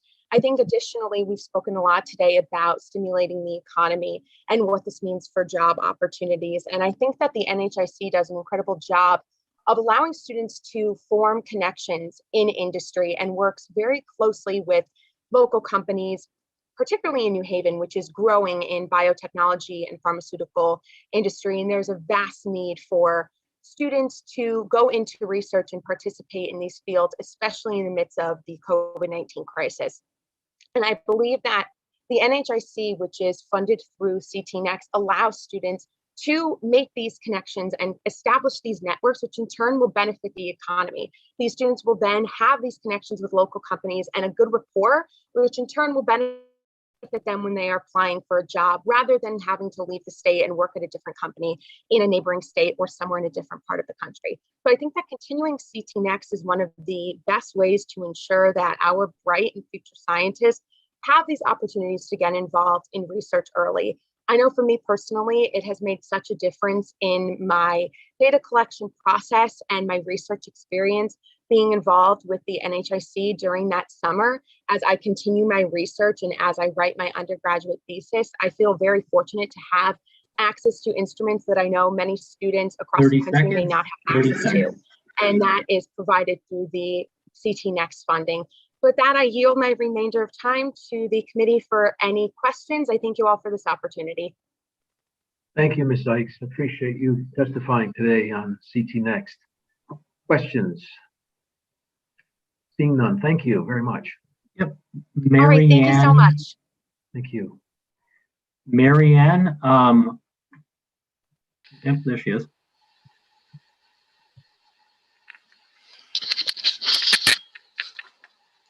Good afternoon.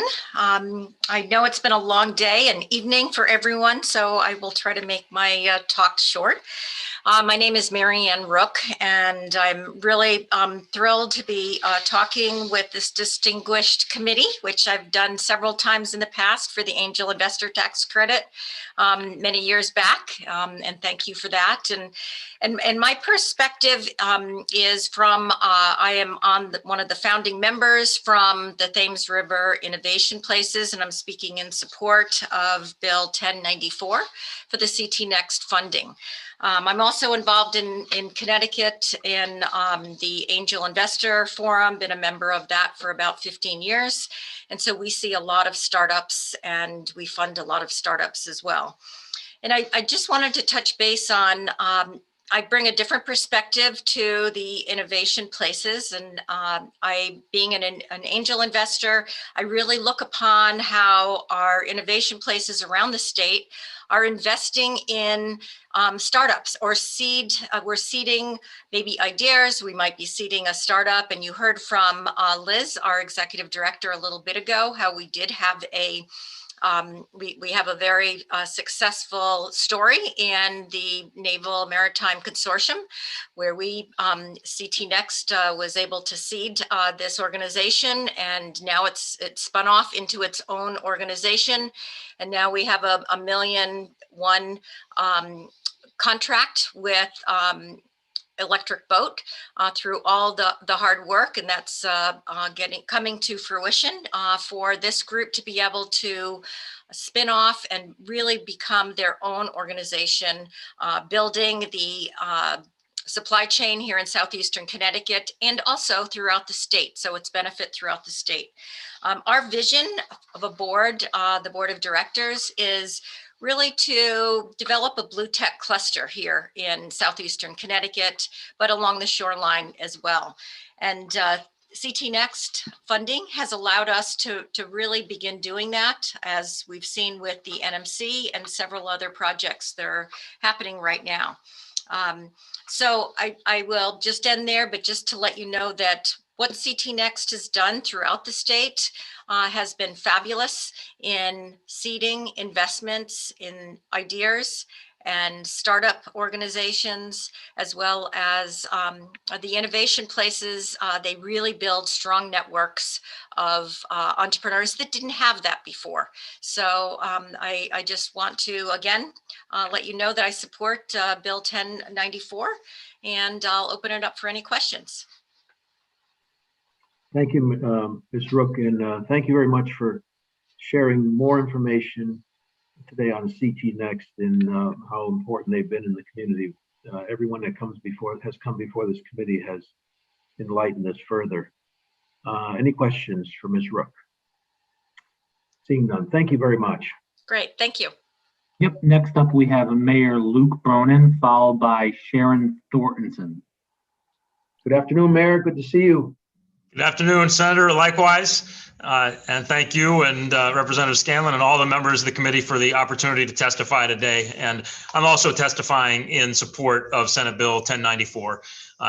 In the 4 years since Hartford was designated as an innovation place under this program, we have seen tremendous growth of our innovation ecosystem.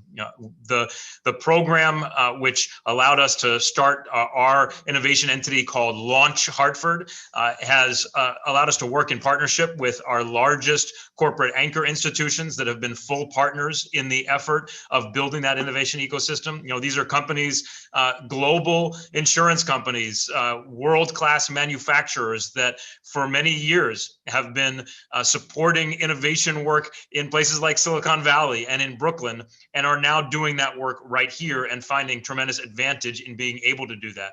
We're working in partnership with our universities. It's brought our local colleges and universities like UConn, Trinity College, University of Hartford, Goodwin, all to the table, working actively in partnership, not just with Launch, but with those companies.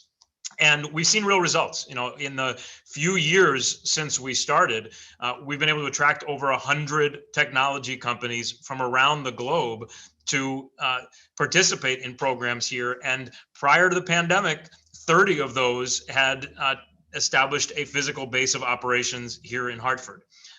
We were able to develop new innovation assets, including Upward Hartford, Makerspace CT, the Stanley Black & Decker Accelerator right in downtown Hartford, the Hartford InsurTech Hub, Nassau Reimagine, and our digital health collaboration. So a tremendous amount of work in those industries that we identified in our initial application as providing the biggest opportunity.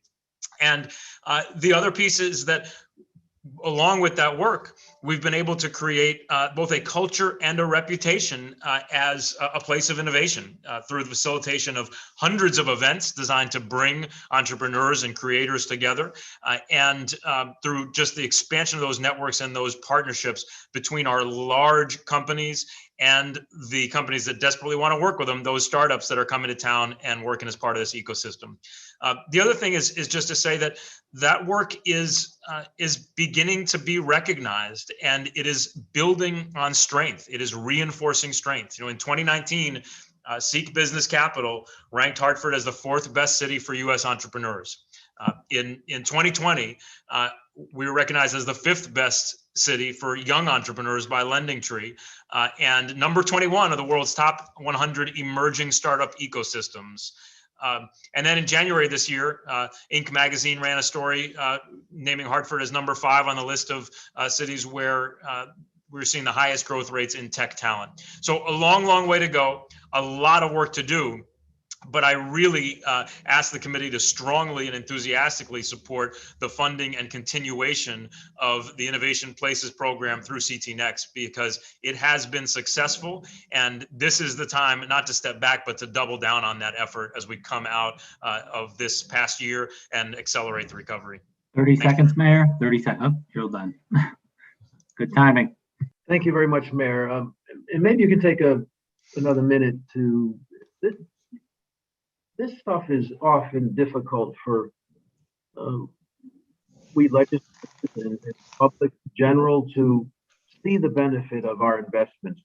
We hear requests, we fund some of those requests, and although we had a very extensive report from CT Next folks today, you can drive down the street and not see the progress. And certainly you've shed light on that today, and so have many others. But maybe you can give us a sense from you as the mayor of the capital city of what you envision all of that recognition that Hartford is getting internationally, what you see as the potential of all of that going forward over the next, let's say, 5 to 10 years and building Sure. the entrepreneurial ecosystem.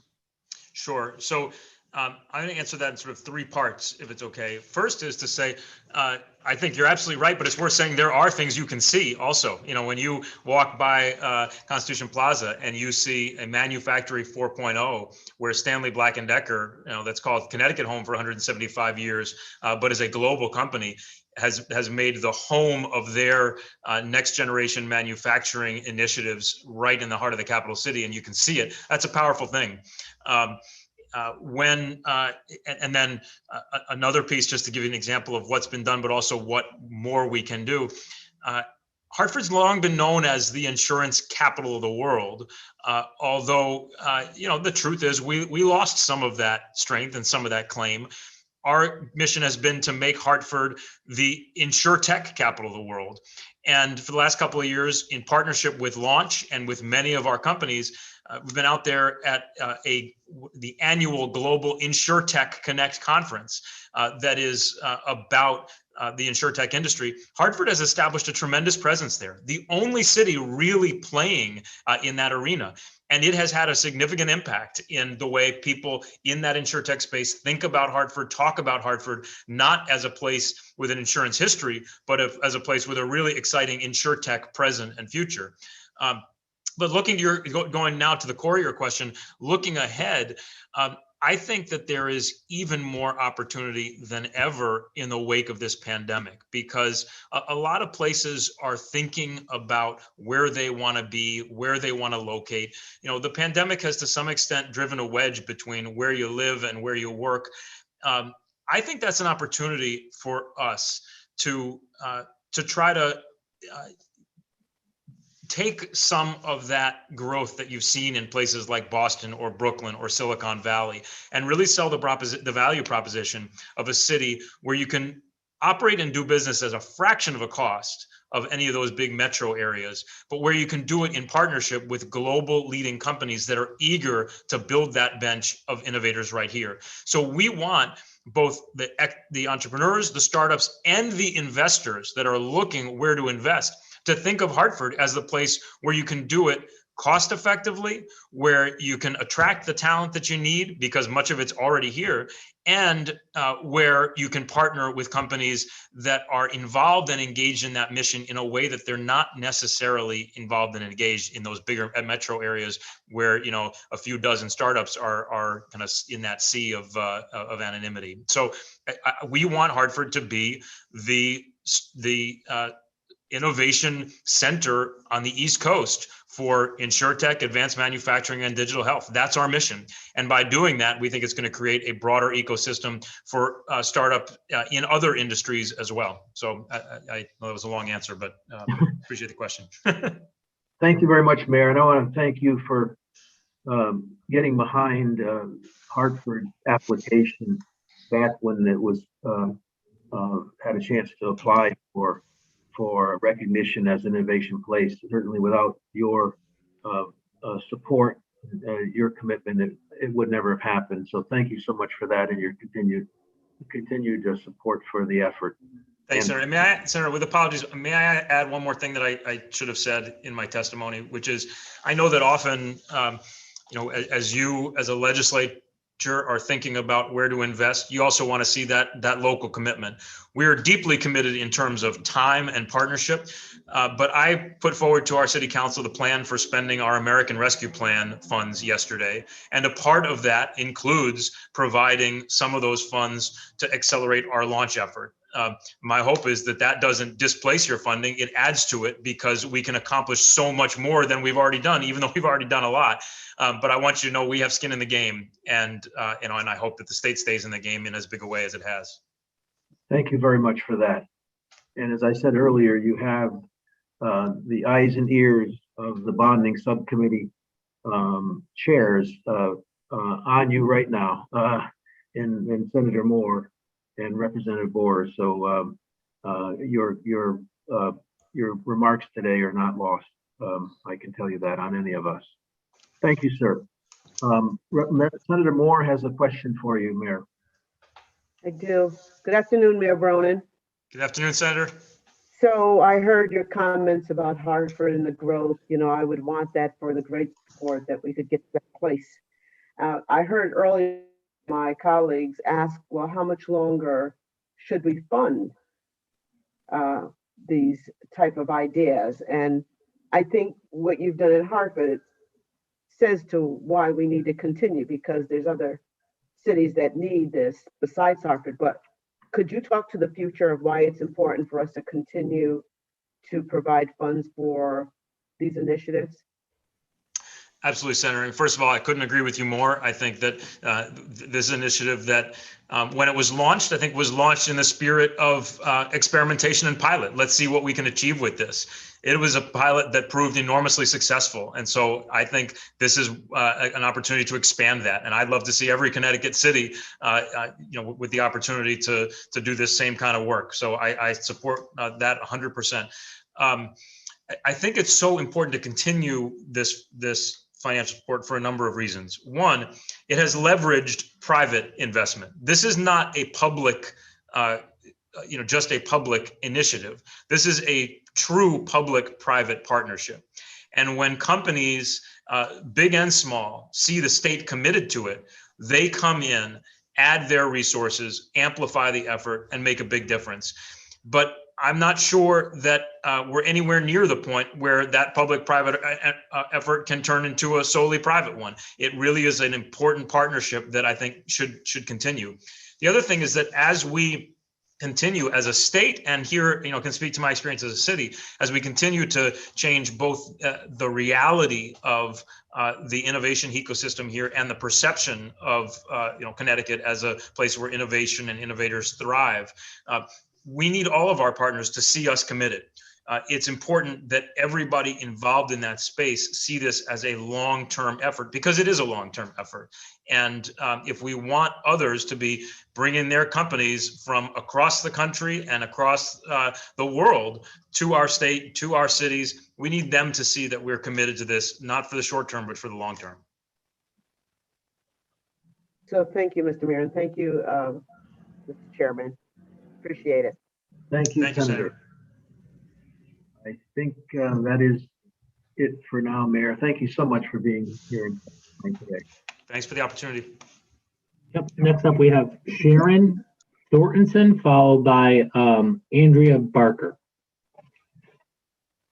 Ms. Thornton. Yep, I'm here. Hi. Great. Hello. Good evening. Hi. Okay. My name is Sharon Thorstenson. You just announced me. And I live in Southington, and I'm here to testify in support of Senate Bill 1106. I'm a consumer employer who receives PCA services in my home. I became disabled due to demyelinating spinal cord disease. And for those who don't know what that means, it's lesions of my spinal cord in which I've had multiple occurrences. And it's a very debilitating existence with severe debilitating pain. So I lost my place in my testimony. I am grateful that I have PCAs. However, the Medicaid waiver program has some issues that really need to be improved. And I believe that through investment by our state, that those systems could be improved. For instance, in regards to the care that I receive, the PCAs, they go above and beyond the hours that they actually work on their own time, and it really isn't fair to them. However, the Community First Choice program apparently doesn't acknowledge the fact that I am now bedridden and are no longer at all independent and completely dependent upon others for everything, including personal care and things like that. 30 seconds, 30 seconds. Wow. Okay, that went quick.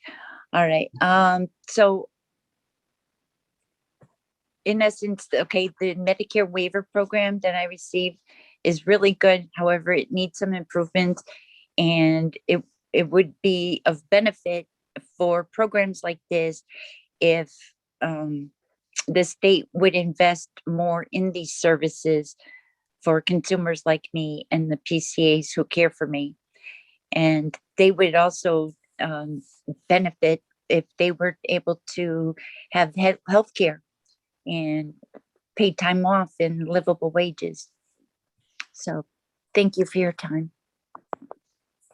Thank you, Ms. Thornton, and we're moved by your testimony, both in terms of your personal health as well as your unselfish act of coming before us on behalf of others. And we're grateful for you sharing your perspective and your experiences. Thank you. Thank you. Thank you. Does anybody have any questions? I'm not seeing any at this time, Ms. Thornton. Okay. Thank you so much. All right. Thank you. Yep. Next up, Andrea Barker, followed by Peter Demolis. Andrea Barker. Hi. Hi, thank you. Good afternoon, Senator Fonfara, Representative Scanlon, and members of the Finance, Revenue, and Bonding Committee. My name is Andrea Barker, and I am a respite supervisor in the public sector of the Department of Developmental Services, DDS, Individual Family Support Division. I'm here today to testify in support of Senate Bill 1106. I am an essential long-term care worker, and I'm here to say that essential workers go above and beyond their expectations with dedication, loyalty, and passion while working at a hectic pace during a hectic time. We deserve to be heard. Passing this bill would raise revenue in Connecticut that could be used to support essential workers and the people that we give care to. For instance, expansion of DDS respite centers. When the demands of being a caregiver to a family member with a disability postpones routine activities that may be personal, social, or urgent, respite centers offer planned and scheduled relief. Consequently, a planned and scheduled stay cannot be guaranteed more than twice a year. If resources permit, respite also serves CTH providers who care for individuals with disabilities, as well as eligible DCF foster homes. I apologize. A family or provider's choice to care for their loved one at home saves the state of Connecticut a lot of money in overhead and resources. It is approximated that in July 2019, 3.57 million people live in the state of Connecticut. According to the 2020 DDS Management Information Report, out of the estimated 3.57 million, 17,162 individuals with disabilities are active with DDS.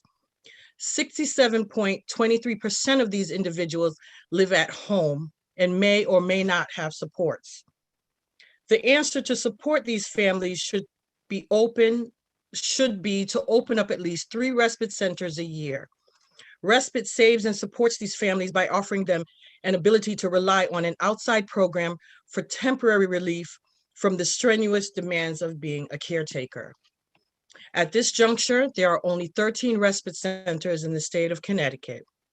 This means that thousands of families who live at home are impacted and do not have 30 seconds, adequate- 30 seconds. Thank you. Passing Senate Bill 1106 would mean we would be able to fund respite centers, which we know are so important and significantly valuable to these families.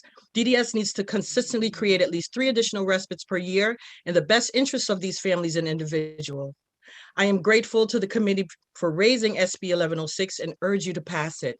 Thank you so much for your time and the opportunity to speak. Thank you so much, Ms. Barker. Thank you. And thank you for testifying today. I appreciate it. Thank you so much. Take good care. You too. Thanks. Tom? Yep, next up we have Peter Demelis, followed by Michael Harris. Mr. Demelis. Hi there, my name's Peter Demelis. I'm joined by Teddy. I am manager of the CT Next funded workforce training program BioPath, and I'm here to speak in favor of the reauthorization of CT Next and the Innovation Places program. The current education system, it's a leaky pipeline, and we need innovative, student responsive, and industry driven improvements. But whose job is it to fix that? Is it companies? Is it schools? The legislature? Well, I say it's all three. And in my mind, this is where BioPath comes in. It's a program housed at Southern, but with an impact well beyond. And thanks to the generous support of the New Haven Innovation Collaborative and CT Next, we have adopted numerous vertically oriented and forward-thinking strategies that incorporate the needs of students as well as bioscience industry. And we leverage the state funds, and that's matched by the schools and the companies, as well as our federal research dollars. We're driven by 2 questions. Firstly, what are the needs of the companies? And then secondly, what can we do to help students and community members meet those needs? So firstly, of course, we regularly conduct a statewide industry needs assessment. That's something we use to operationalize our programming, and we share it with other members in the state as well, all of our educational partners. And through BioPath, faculty from all of the New Haven undergraduate schools, they can use their university dollars, then again matched by the New Haven Innovation Collaborative and CT Next to obtain industry standard equipment that addresses industry sought skills. You heard Teresa Zaks talk about that a little earlier today. And that small instrumentation program alone has already impacted well over 5,000 students in 3 years, and over 50% of those are underrepresented in bioscience.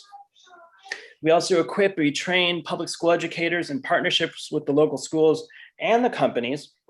And beyond the classroom, the funding provided by the New Haven Innovation Collaborative and CT Next enables us to match our federal and private research dollars to provide students with hands-on experiential learning opportunities. And that's a key differentiator in preparing our graduates to be ready from day one. This year, we have an internship program that's not just Southern, it's a partnership with all of the New Haven undergraduate schools, as well as New Haven Works. And here again, the New Haven Innovation Collaborative and CT Next funding is matched by private companies. And this year, BioPath is also developing additional industry-sought non-credit programming, addressing even more of those same skills bioscience companies are looking for. There's so much more to it, and I'm a little out of breath now. But in short, BioPath, we learn about what the industry needs, and then we go about making it accessible to New Haven students and beyond. And in 3 years, we've impacted over 5,200 students. That ain't bad in 2 years, but with the continued support of the New Haven Innovation Collaborative and CT Next, we can and we will do more. Thanks so much for your time, and I urge you to support 1094.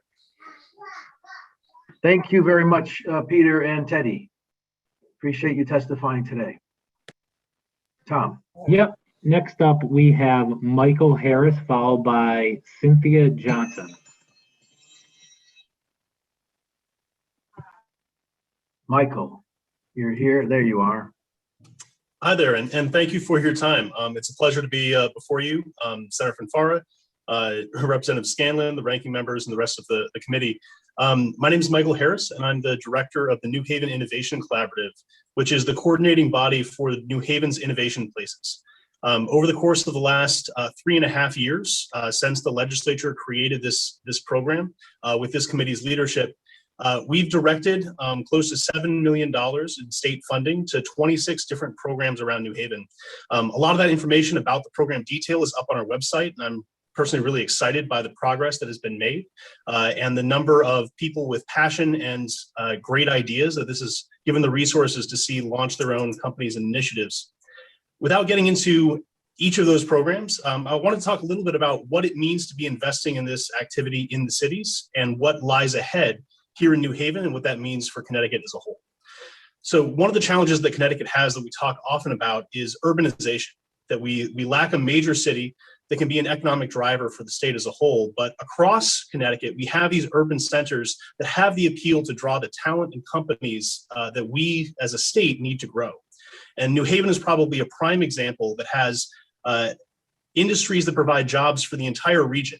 Bioscience, for example, when we see growth of a company like Arvinas, which was in a lab facility that we supported in our first year, have a successful IPO and grow 150 employees over the course of those last 3 years. Most of those employees are living throughout the greater New Haven region. Those are high-paying jobs that are driving our economy forward. But one of the challenges that we as a city have is that New Haven has both the universities and the city life that this talent comes to Connecticut for and stays in Connecticut for. But the opportunity is often limited to participate in the key sectors that are driving innovation economy forward. And so the programs that we've been able to invest in through the Innovation Places program have tried to connect community entrepreneurs to the similar programs that exist at the universities for university-based entrepreneurs. We've also provided talent so that training can happen for neighborhood residents through programs like the BioPath that Peter was just talking about, to find pathways into the lab-based companies or the software-based companies that are being spun out from the universities. 30 seconds, 30 seconds. In sum, Innovation Places have been able to catalyze some of the most interesting and experimental models in Connecticut. We were the first money into the district. Our innovation center at the library won a national award and has been featured by the Brookings Institute. The BioPath is featured as an example in the governor's workforce model to copy for the rest of the state. So Innovation Places is the seed money to catalyze new programs that Connecticut as a whole needs to drive our economic growth moving forward. Thank you, and I'm open to any questions you might have. Thank you, Michael. Very exciting. Appreciate you not only testifying today, but for taking on this responsibility when you did. Could I ask you, and this has been something of interest to me for several years now, but with your Innovation Place and all the work you're doing there, are we doing enough with respect to, and I'm not making this exclusively about Yale, but seeing that's in your backyard, to introduce what you're doing to Yale students, Yale faculty, to see the opportunities and possibly encourage more, incentivize more to stay here for those students when they graduate? So I think there's a few ways to answer that question. And one of those is one that I know Mayor Bronin encounters often, which is the question of place. How do you make an appealing place for people to live? And that often drives the decision about where to stay. The software companies that are founded at Yale, we found that we were really good at starting. About 45 companies launched out of Yale in software in the previous 5 years before we began, but half of them had left. And so we sat down and we interviewed those founders that had stayed. And the largest connection they have is either they had a mentor at Yale that was a researcher that was doing something related to their product, or they fell in love with New Haven and wanted to stay in the city. And so the first answer is we need to be investing in place to simply have appealing spaces, which is the same way that we keep residents. We need places that are walkable, that are bikeable, that have density of connection. And a lot of those public spaces improvements, which we've invested some of our Innovation Places money into, we've built things alongside the district, for example, to have trails that connect along the waterfront and have a master trail plan that's in development in that direction. But the second piece is that we work really closely with the Yale administration and the Yale Innovation Resources. So actually the chair of our board of the Innovation Collaborative is the managing director of Sci-City, which is the Center for Innovative Thinking at Yale, which is the undergraduate innovation office across all the schools of the university. And so what he's been doing is partnering Yale students with neighbor residents that are working on similar issues, so that rather than having undergraduates creating products that are really just built from an undergrad team, they have a connection both into the city, but also into the life experience of residents that are working on some of those key issues. An example of this would be Marina Marmolejo, who was a student at Yale who went through the Collab Accelerator, which you heard about earlier today. She launched her company, DreamKit, which is an app to help people exit out of homelessness, specifically homeless youth. And she was actually the entrepreneur in residence at our Ives Squared library program downtown. So she had a software startup that now has about a team of 6 that was trying to meet this social problem. She was just recently hired by the state for the State Department's public outreach around homelessness. And so I think that's a key example of somebody who was at Yale, through this connection to New Haven residents, found a community in the city and developed something that is now informing state policy and creating positive change. So I think there's a lot that we can do around connecting, but ultimately connection and choosing where you want to live is choosing community. And so the more that we can do to make it easier to connect with community, that means better buses so that younger people can get around the state, and better trains. I'll leave it with Yale University about 3 years ago did a survey of their graduate students and asked them what were their questions about why they would not be staying in Connecticut. So those who were departing, what made them not think about staying in Connecticut? And the main answer they had was, we don't know how to get around or what to go do. And so, investments and steps forward, like the state's recent investment in the bus system here in New Haven, is as much a retention strategy for our talent as it is meeting the everyday needs of our residents. So connecting dense urban places and providing transportation to other amenities around the state would be my 2 answers for things that we could be doing more. Thank you, Michael, very much. Any questions? Seeing none. Thank you. Thank you. Yep. Next up, we have someone on the phone. Let me see their name real quick. It's David Bickerman. So I am going to attempt to allow him to talk. David, can you hear me? David Bickerman. I can hear you. Yeah, you're up. Hello, can you hear me? Yes. Hi. David Bickerman. I'm speaking in support of Senate Bill 1094. Good evening. Hi.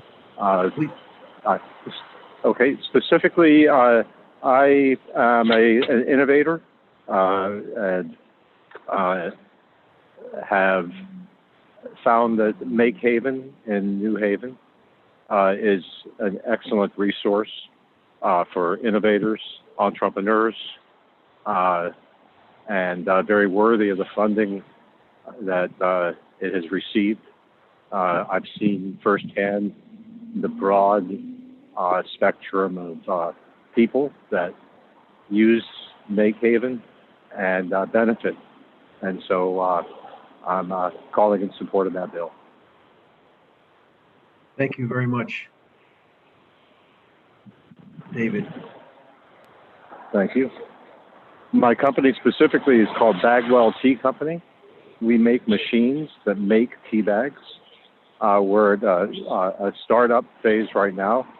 And these types of resources are really important for a place where we could meet people, like-minded entrepreneurs to share ideas, as well as resources for financing, as well as my company had its offices located in Make Haven for the first year and a half until the pandemic moved us out.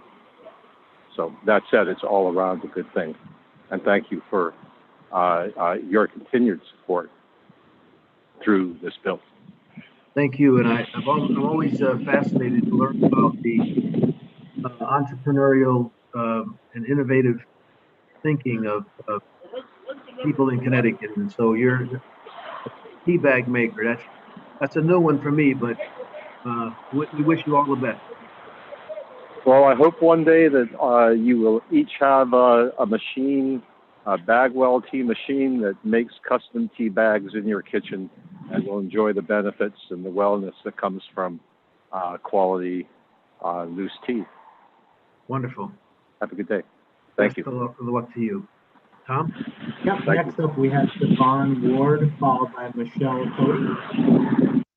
Devon, you have the floor, my friend. Yeah, thank you, Senator, and thank you to the committee members, chairpersons, and ranking members for indulging me. I had to run away from the meeting for a second, but my name is Devon Ward. I'm Senior Legislative Counsel at the Marijuana Policy Project, the largest marijuana policy reform organization in the United States.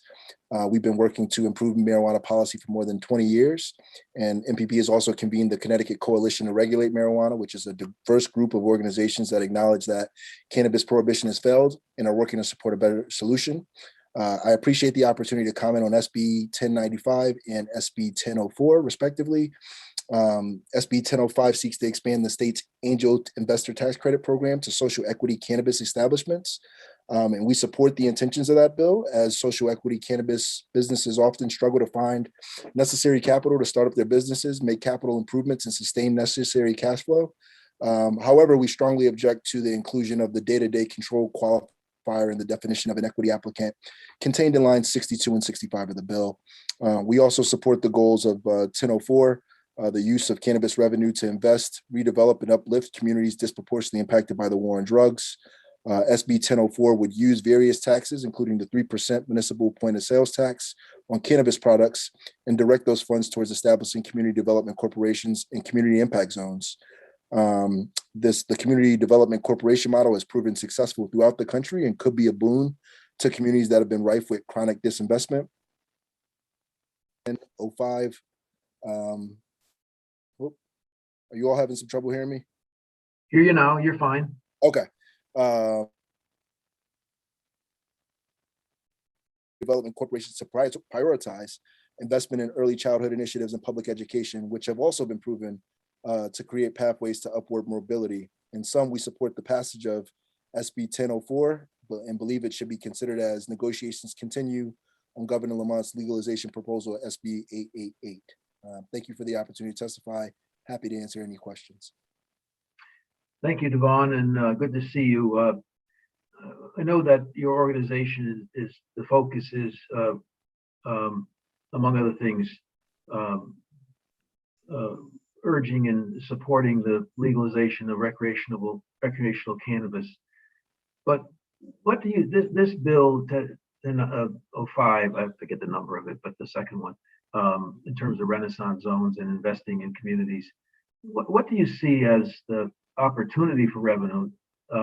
That bill does not opine on the issue of legalization, but it does say if we were to legalize it, these are how the dollars should be spent. What do you see as that opportunity, and why do you think dollars, I mean, right now the governor proposes putting half of those dollars into the general fund. What's your organization's position with respect to the use of those dollars and what they can mean in communities, as you said, most impacted by our drug policies? Yeah, thank you for the question, Senator. The MPP stance is that revenues generated from adult use cannabis should be directed towards the communities that have been most impacted by the war on drugs and been most impacted by prohibition. And that is, what the bill's proposing. There's concepts abound on what you do with the revenue, but the general principle that the bulk of that revenue, a significant portion of that revenue, should be directed towards communities that have suffered the brunt of the war on drugs and have been chronically divested from, is a central tenet of the Marijuana Policy Project's mission. And I think there are a number of ways to go about directing the funds. As you mentioned, the governor's most recent proposal takes 55 percent of the revenue in year 3 and directs it towards equity efforts. To kind of put that in context, New Jersey, which legalized this year, directs 70% of the revenue towards equity efforts. In New York, directs 40%, with another 40% going towards public education and prevention, and then another portion of the revenue going towards education efforts. And so, you know, the conversation in terms of the percentage of the revenue are still continuing, but I think what's proven successful in other states in terms of legalization is having some type of way that's spelled out in terms of where the revenue is going to go. And as I mentioned before, there are a number of ways to spend the revenue, but one of the major concerns I hear from advocates and from folks in the community is that they do not want this revenue going into municipalities without any checks and balances to be spent on things like police overtime or firefighter overtime or plugging potholes. Folks want to see this revenue used in ways that they can see, demonstrable ways in their community, as opposed to just going into municipalities' general funds. I think that's the sentiment that we're hearing from advocates. And the proposal in front of the committee is one of the ways to do that. And I think it should be one that is considered moving forward in discussions. Or the state's general fund, right? I'm sorry? Or the state's general fund, which is I mean, I think, you know, with the discussions about how much of the revenue goes to the state general fund, you know, it's a conversation with a lot of moving parts, and some of it's above my pay grade because there are some costs to maintain the program. And you know, from what I've heard from the appropriation side, from the spending side of the budget, is that, you know, the revenue that is in the most recent proposal, the governor's budget, is above what's necessary to sustain the operation. And so I think there is a conversation to be had about the placed in the general fund to at least maintain operations versus, you know, almost a slush fund for the general fund as well. So I think that's a conversation that needs to happen, and I trust it will happen. questions. I don't know. I don't see any other members having a question. Thank you, Devon, very much. Thank you for your time, Senator. I appreciate it. Thank you. Yep. Next up, we have Michelle Cody. Michelle. Good afternoon, Senator Fanfara, other members of the Finance Committee. Thank you so much for having me today. It has been my privilege to lead the development of Hartford's Innovation Place program, now known as Launch Hartford, over the last 4 years.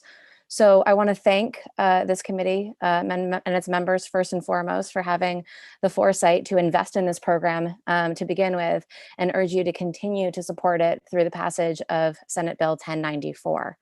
I'm in the fortunate position of having come after a lot of people that have talked about the great things that we've been able to do in the city of Hartford through the Innovation Places program, including our mayor, Luke Bronin, and the dean of the School of Business, John Elliott. So I just want to focus in on some threads in the discussion that happened earlier in the committee today about why continued support from the state is absolutely essential to our continued success.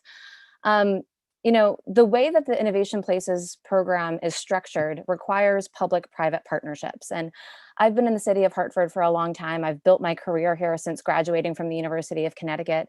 And I've either worked for entrepreneurs or been an entrepreneur myself. And I've never seen an environment that is as collaborative and as coordinated in terms of being able to support entrepreneurship as we have today. And that's because the Innovation Places program requires public-private partnerships.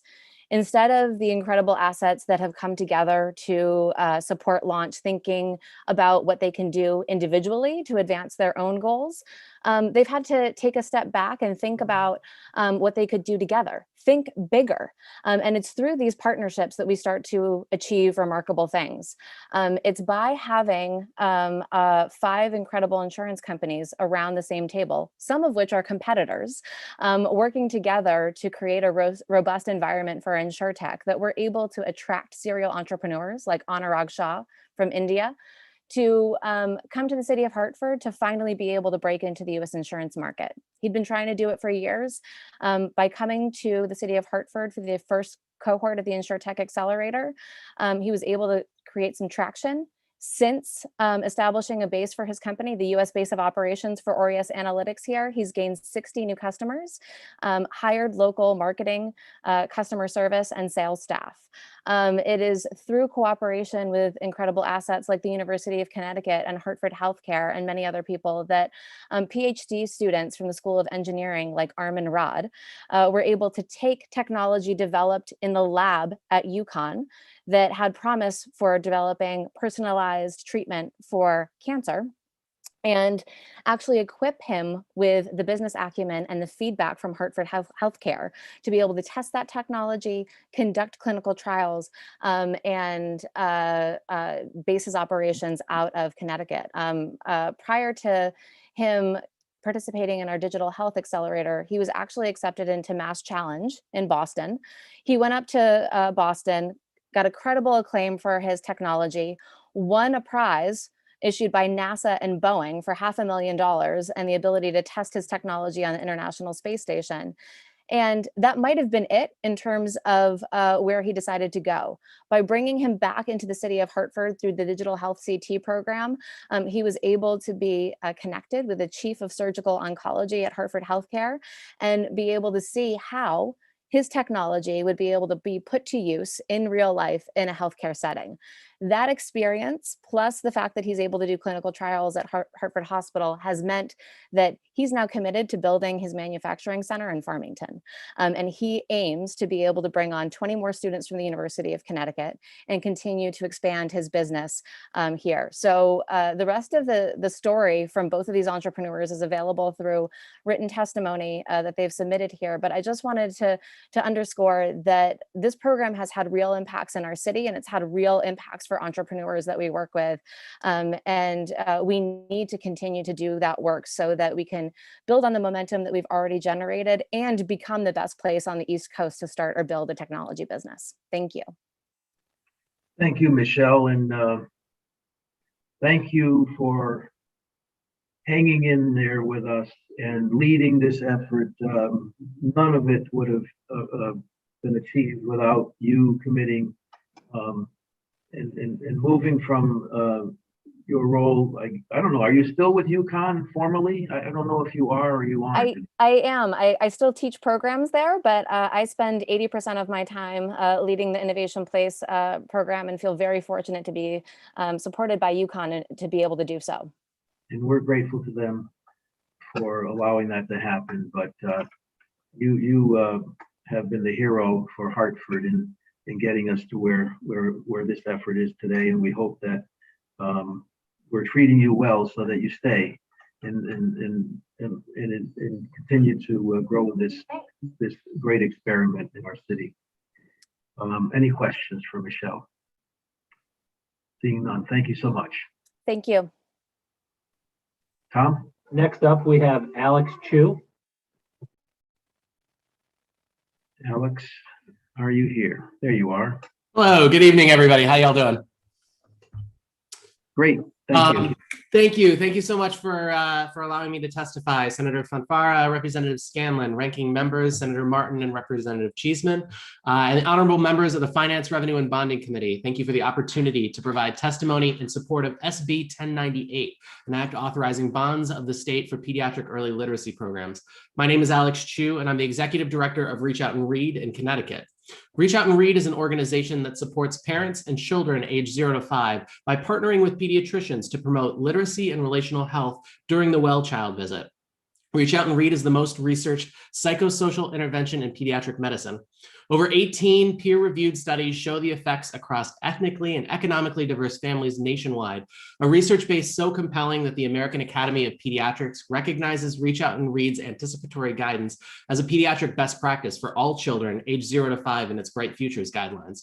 Compared to peers, children participating in Reach Out and Read have higher receptive and expressive language scores, parents more likely to engage with their children, and have better outcomes in pediatric primary care. Research shows us cognitive and social development begins at birth, and ultimately the groundwork for language, literacy, and social development must begin that early for a child to have the best possible outcome. Early language skills, the foundation for reading ability, are based primarily on language exposure, resulting from parents and other adults talking and reading with young children. Shared reading is widely recognized as the single most important activity for building the knowledge required for eventual success in reading. And yet, we also know that less than half of parents across Connecticut read to their young children daily. The Reach Out and Read intervention, integrated within the delivery of each of 15 pediatric well child visits between the ages of 0 to 5, explains to parents the significant role reading plays in later achievement. It both exposes children to books and language, as well as increases positive and protective interactions with their parent or caregiver.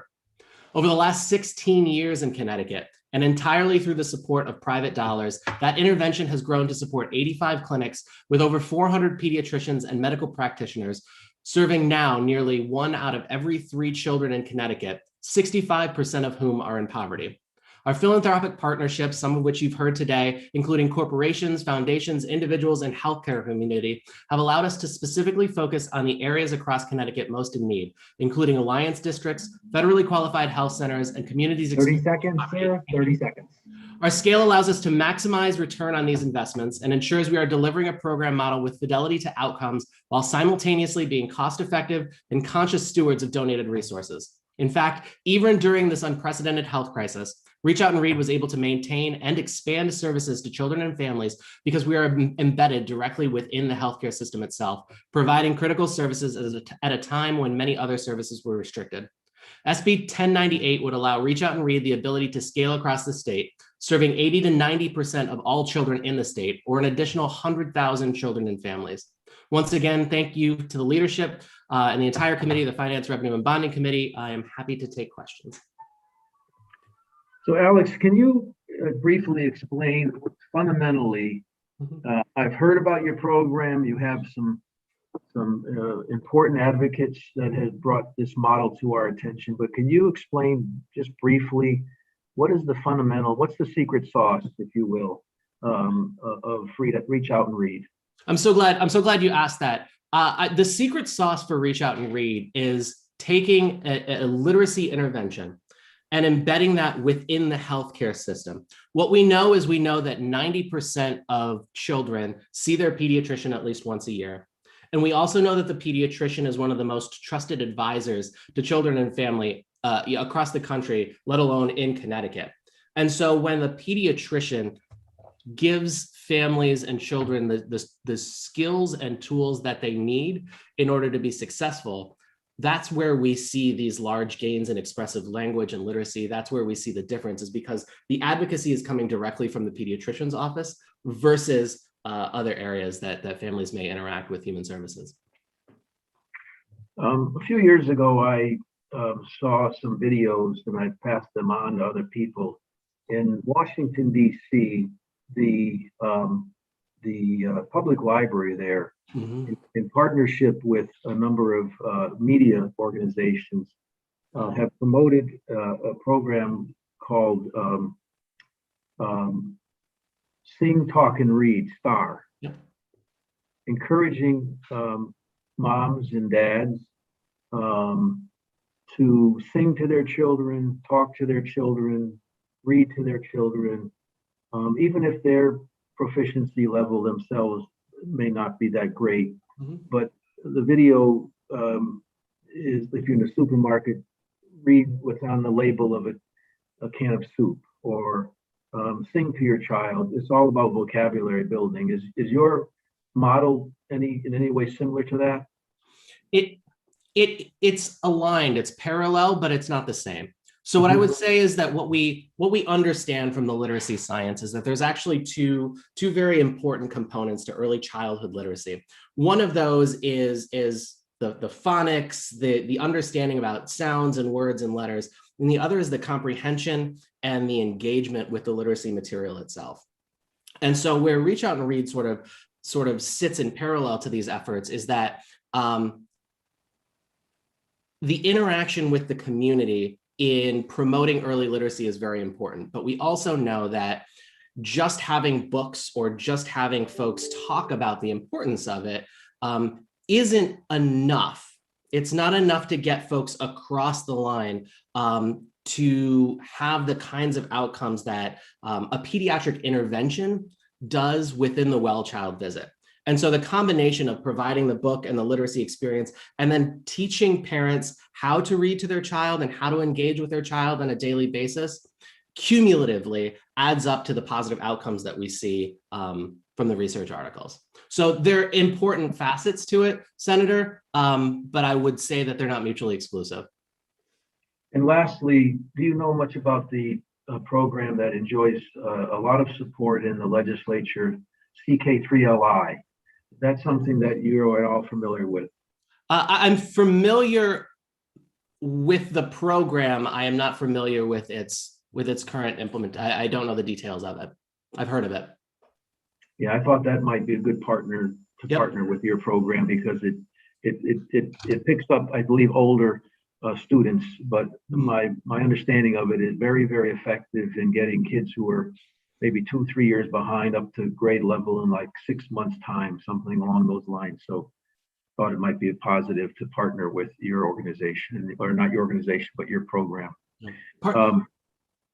I would only add, part of the model that we have serves 0 to 5 very specifically because 5 is the age of the transition into kindergarten, into pre-K kindergarten. And so where we pick up and the transition, the handoff to the education sector, hopefully provides that sort of transition for kids and families to have oversight and monitoring and how they're doing.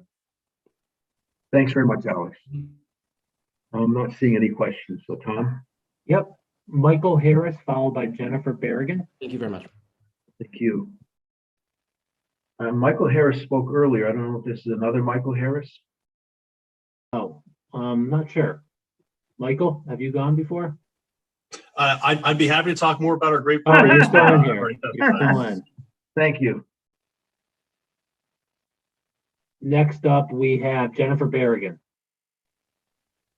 Jennifer? Thank you. Thank you. Good evening. My name is Jennifer Berrigan. I'm the Legislative and Political Director of the Connecticut AFL-CIO. I'm here today as a member of Recovery for All, a coalition of faith, community, and labor organizations committed to reducing income inequality. The pandemic has exacerbated the trauma of racial and economic inequality. Governor Lamont's proposed budget ignores that pain, freezing spending and protecting those who already have so much.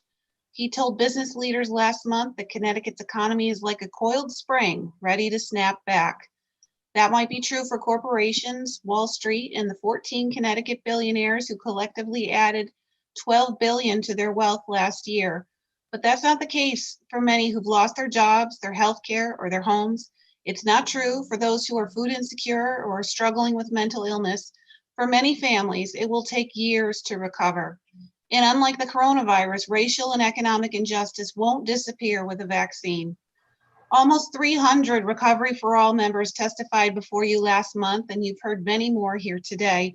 We thank you, and especially Senator from FARA, for responding with Senate Bill 1106. It recognizes the challenges many families have faced. There's much we support in this proposal, and some provisions we hope we can continue to discuss. But we applaud the creation of a mechanism to build equity despite the restrictions of the spending cap. The Connecticut Equitable Investment Fund is a fiscally and socially responsible proposal that allows us to meet this historic moment. We suggest the council be required to expand the earned income tax credit before making other investments, putting much needed money into the pockets of those who need it. We support a tax on digital ads because big tech companies profit from collecting Connecticut user data. It's time they contributed to our state. We also support a surcharge on capital gains, but at 5% rather than 2% this bill prescribes.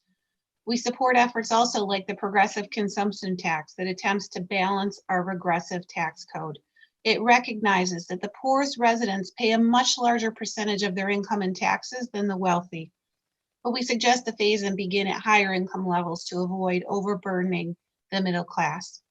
Senate Bill 1106 recognizes that a state is not a collection of individuals who put their own advantage above all others. It's a collection of communities, and a state is only as strong as its weakest community.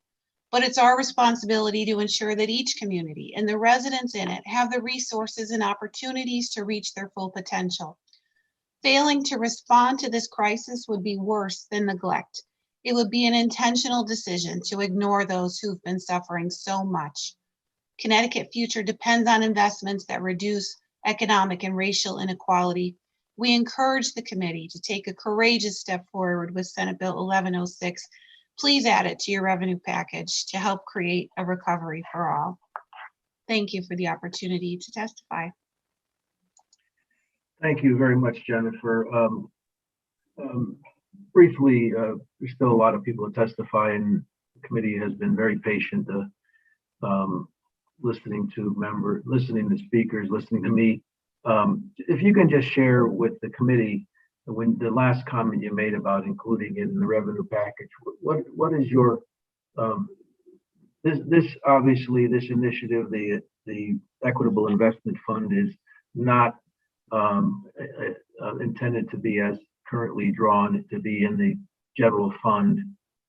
What is your thinking about the creation of that mechanism as a way to address the issues you raised here today? Well, the spending cap has served a purpose. It's helped create some fiscal stability for the state, but we're in a very historic moment.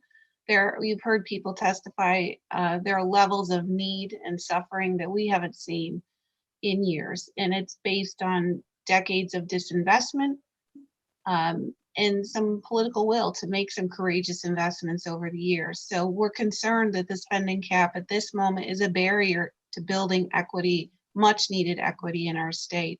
And so we welcome proposals like the Connecticut Equality Investment Fund, Equitable Investment Fund, that provide mechanisms to still make the kinds of investments that are needed in communities and in individuals while still respecting the spending cap. But do you see this type of mechanism as a way to target,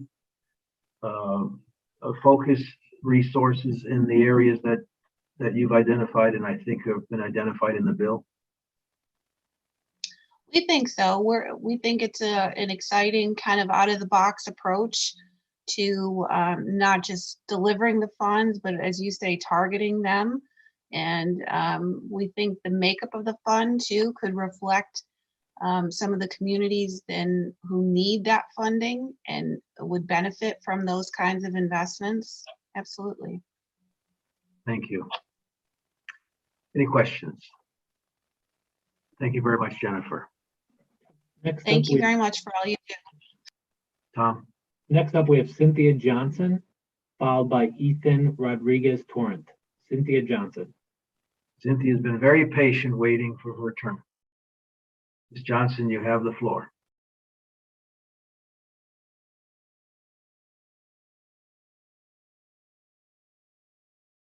You're on, there you go. Thank you. Good evening, senators, representatives, and members of the committee. My name is Cynthia Johnson, and this is my daughter, Anissa. Mrs. Johnson. We live in New Haven, Connecticut, and I have worked for the last 5 years as my daughter's PCA. Today, I come before you to thank you for raising the SB 1106 bill and to testify to its support. I love my daughter dearly and have been caring for her entire life. However, a series of events that began in 2015 led me to become her PCA. My daughter lives with me because of a rare type of epilepsy syndrome, which causes her to experience a variety of different grand mal seizures. One which was a drop seizure in 2015. As she walked to the neighborhood store, she had a horrific medical experience that took 2 years to recuperate from. In addition, she is receiving PTSD counseling for that incident and battling vertigo as well, which stemmed from that fall. It was because of this incident we became a part of the Medicaid waiver program. Now, let's update this situation. In 2019, due to circumstances beyond our control, we were uprooted from our home of 9 years and ended up in a hotel for months. When adequate housing was secured, my daughter's health took another turn. Her seizures changed from drop seizures to bilateral seizures. And if any of you have children or loved ones, you never want to see them go through these type of seizures. At the beginning of these seizures, my daughter realizes they're coming on, and she calls out to me, literally reaching out to me. At the time that she had her first one, I froze up. I've never seen anything like that before. It's as if she feels the seizures and she knows what's going on. Even though she cannot feel the seizure, she screams the entire time as if she is feeling the extent of everything. 30 seconds, Ms. Johnson, 30 seconds. No one wants to see their child go through that kind of pain. But it was because of the PCA that was there that I was able to get through this. We as PCAs, PCAs, nursing home workers and group home workers, we go to work every day to ensure our consumers have the care that they depend on. Yet we are paid poverty wages. We are not provided with any benefits. PCAs 3 minutes. 3 minutes. Excuse me.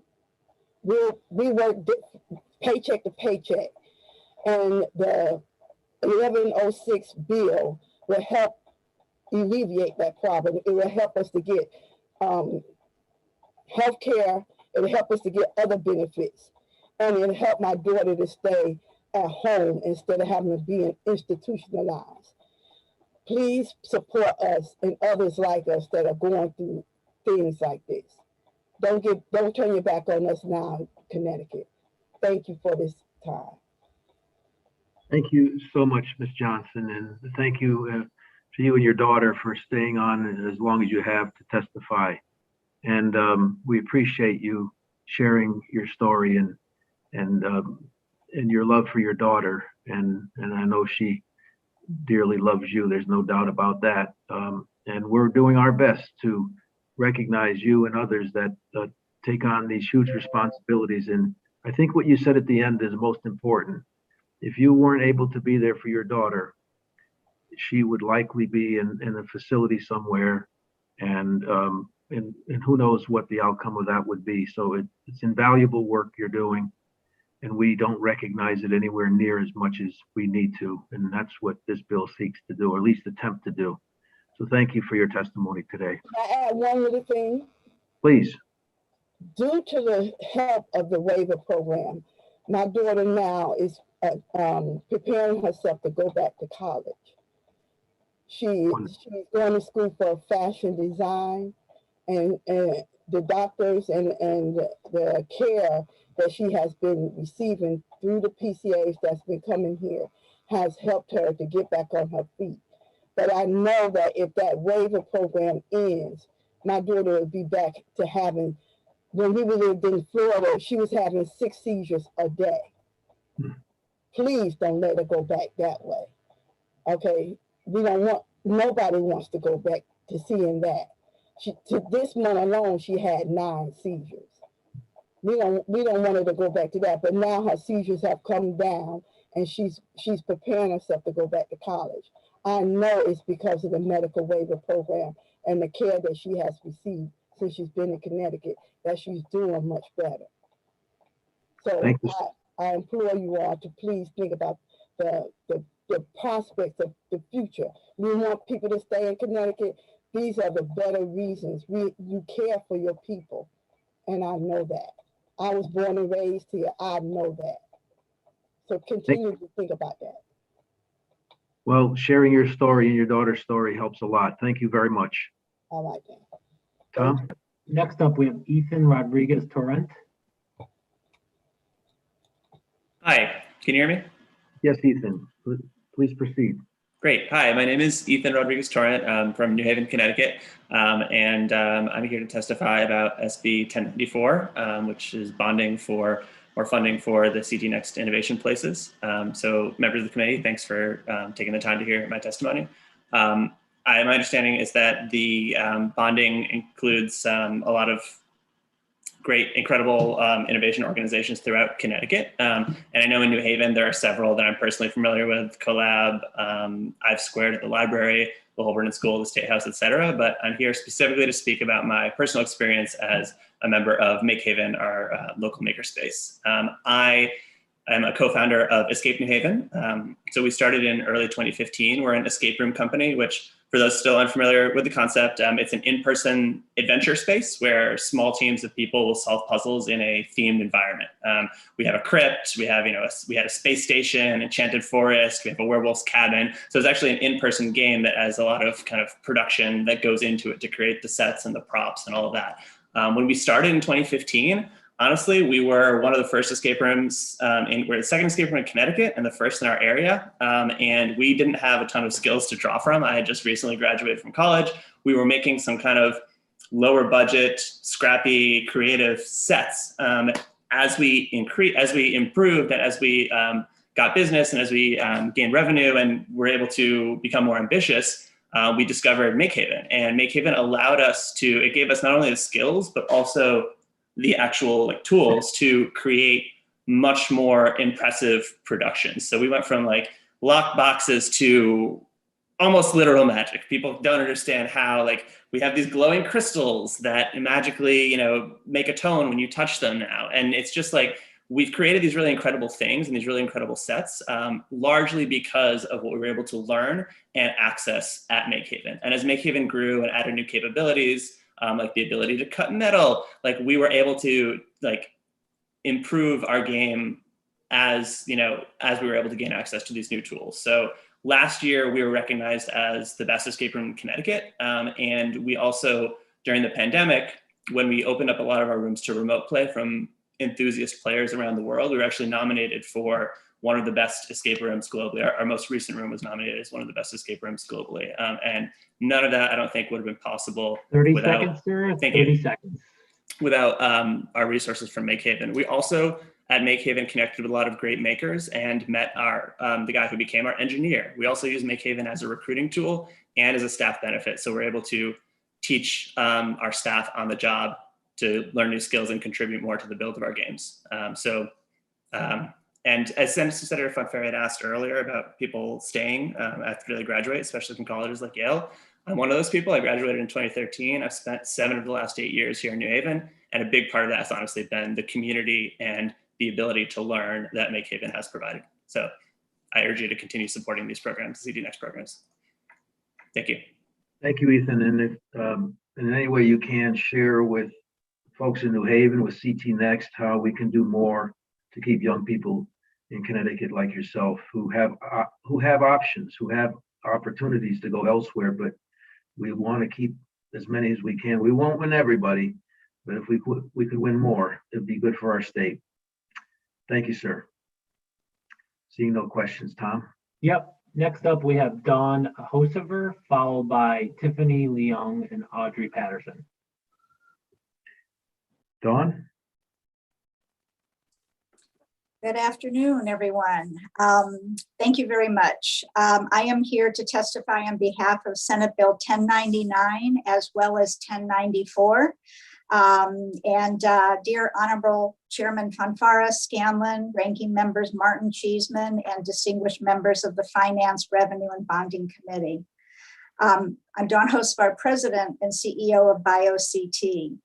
And BioCT represents over 250 life science companies, academic institutions, service providers, patient organizations, researchers, manufacturers, etc.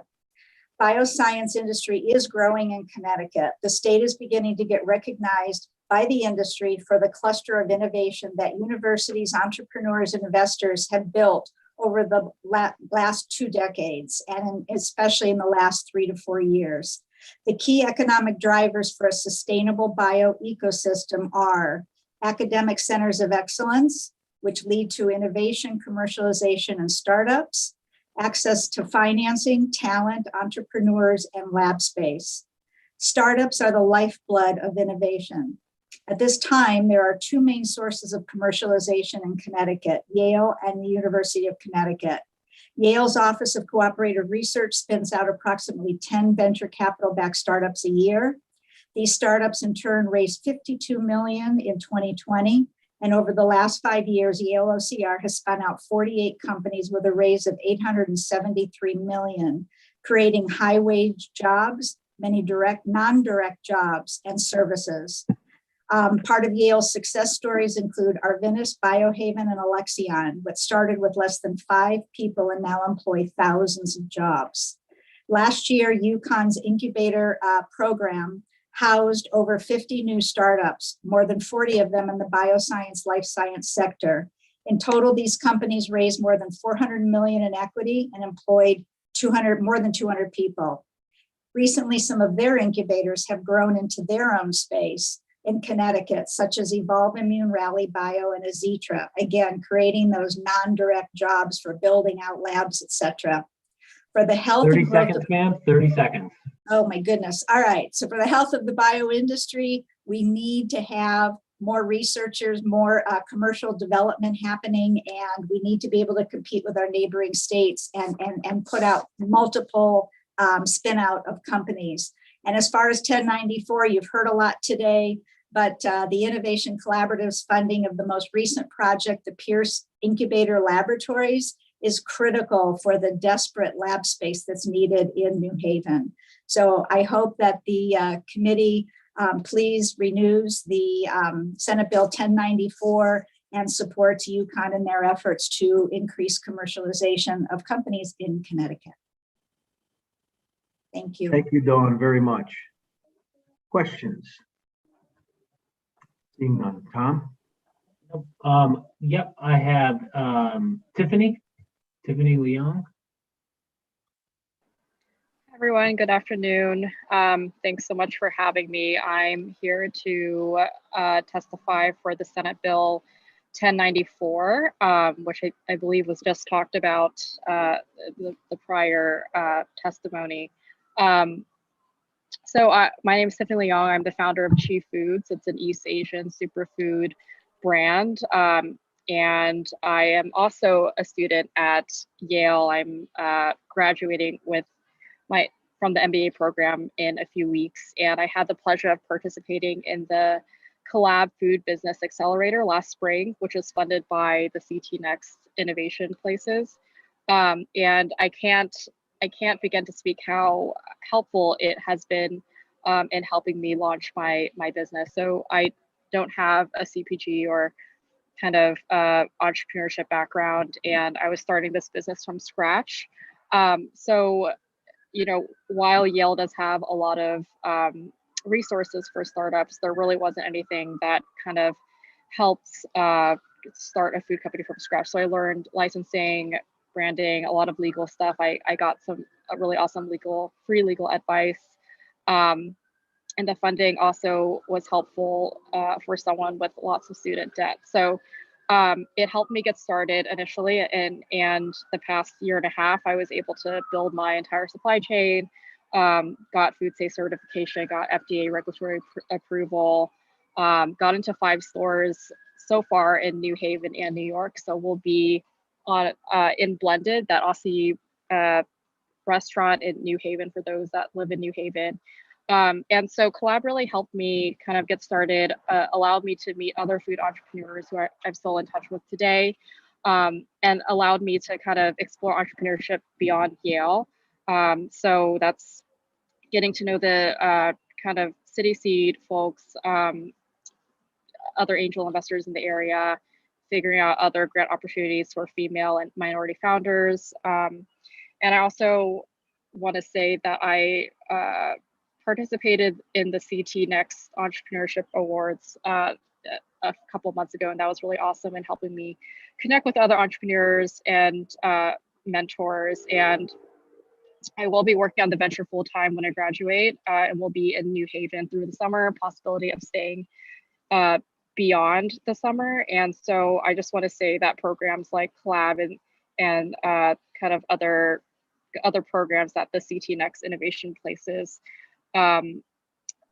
supports has been really kind of life-changing in terms of my entrepreneurship path. So definitely urge you all to 30 seconds, ma'am. continue 30 supporting seconds. these programs. Thanks so much. Thank you, Tiffany, for your testimony. And I'll just say that while we often want to say we hope you'll stay, we have to do our job so that it's almost impossible for you to leave. That's how we should look at this. Not that you owe us anything, but we need to create the environment that says, I can't do better anywhere else, or at least as good as anywhere else. So that's our mission. Thank you so much. Tom? Oh, I'm sorry. Representative Cheeseman has a question for you. I know I disappeared for a while, but I'm back. So anyway, thank you. Thank you so much for coming, Tiffany. I just, out of curiosity, how did you get the idea for your business? Yeah, I guess the short version is the superfoods that we're using in our drinks are superfoods that I grew up with.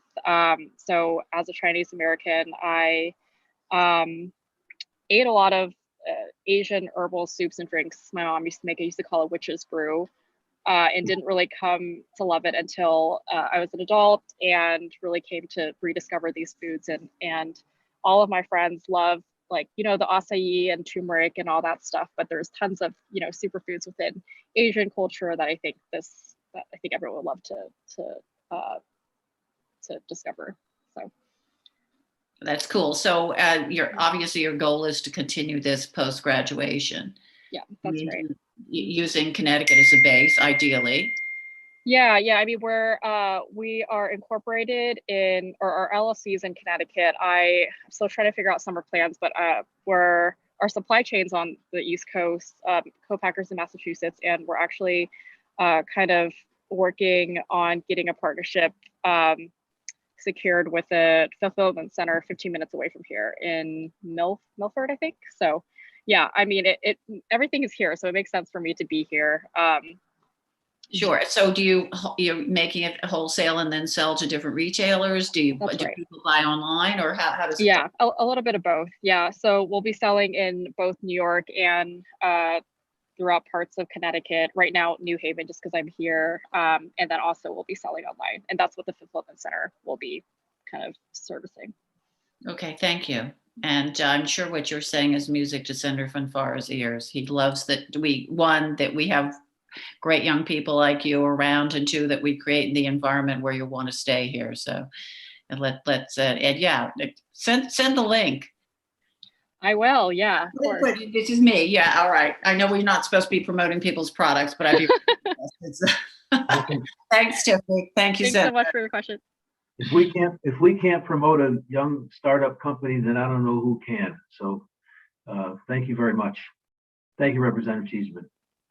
Tom? Yep. Next up, we have Audrey Patterson, followed by Pam Hunt.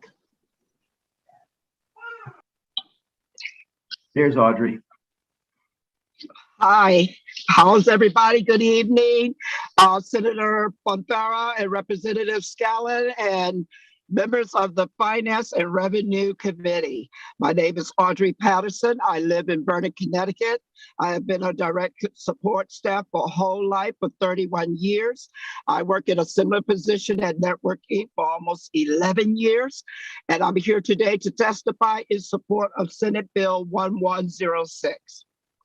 At Whole Life and Network, I work with people with mental and physical disabilities. I enjoy my work. I make a difference in other people's lives.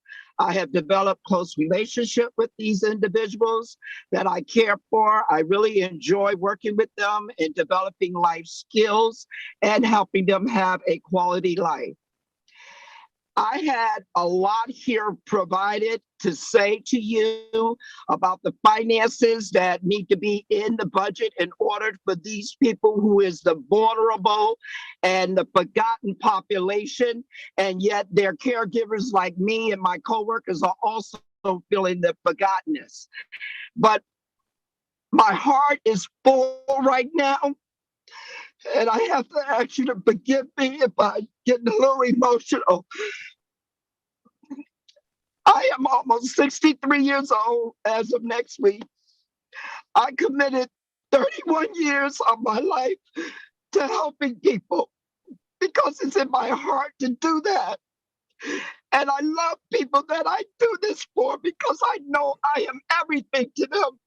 And I am their family, my coworkers. We become family to this population of people that seem to be forgotten.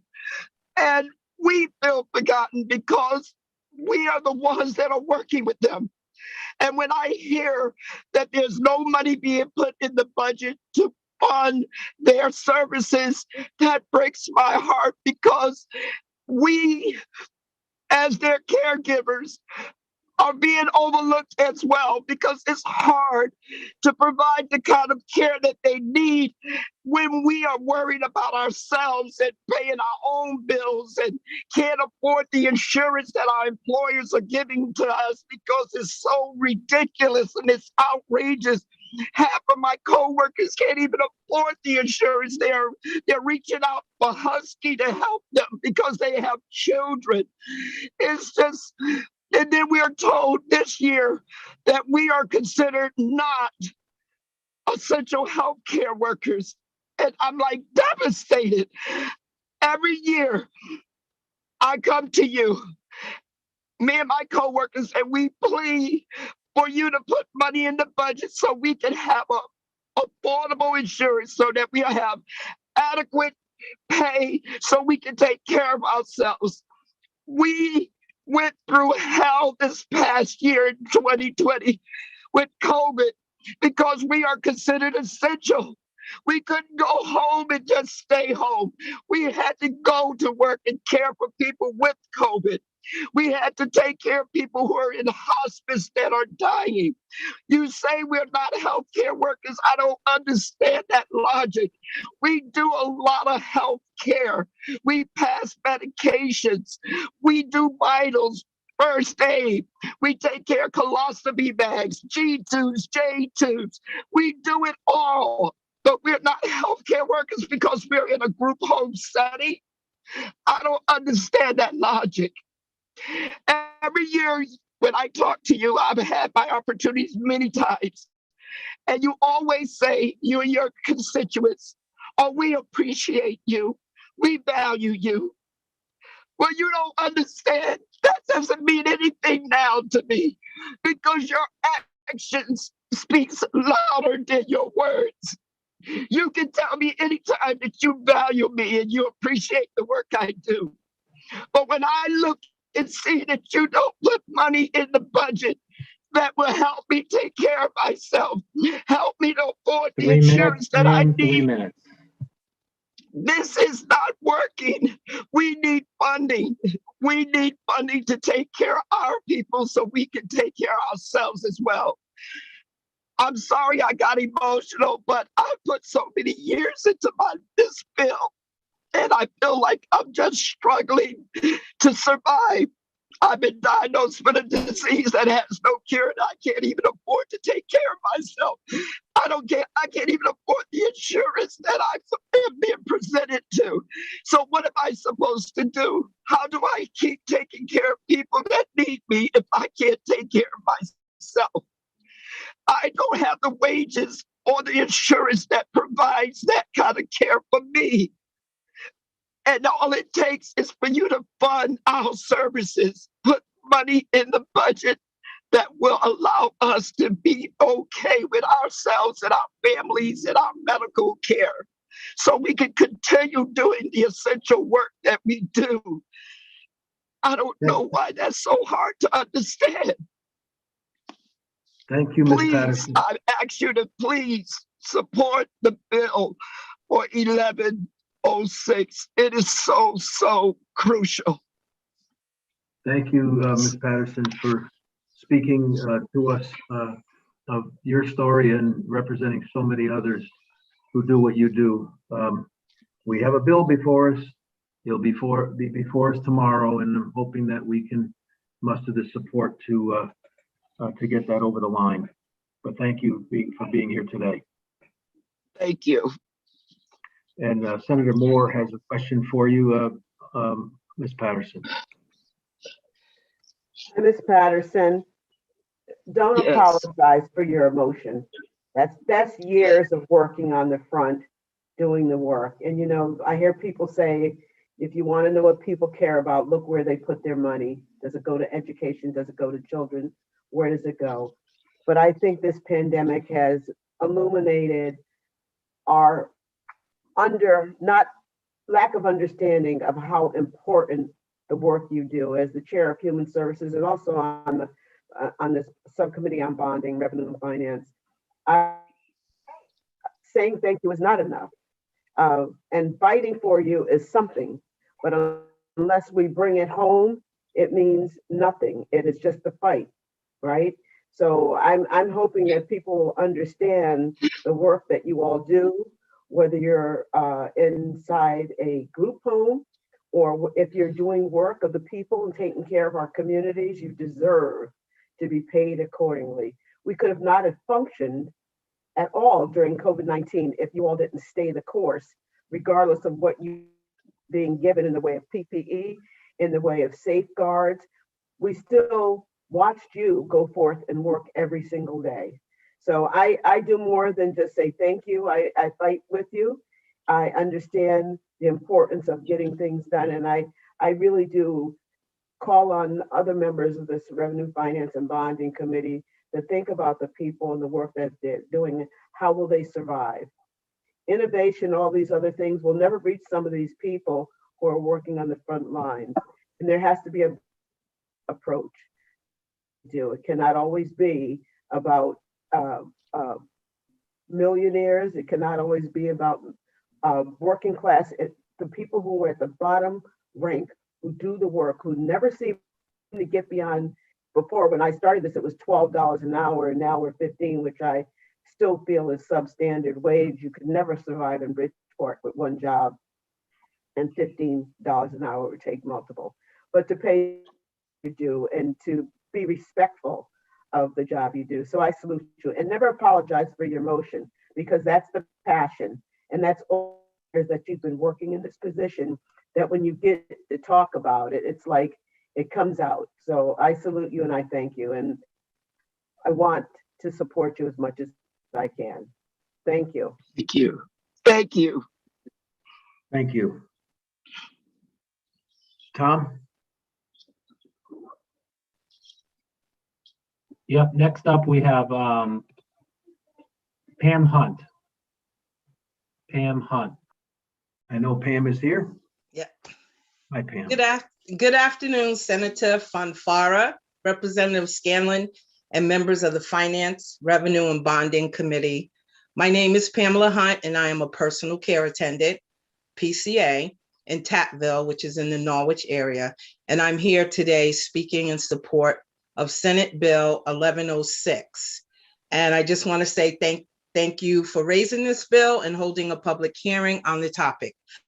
It is critically important that we raise revenue to fund services in Connecticut.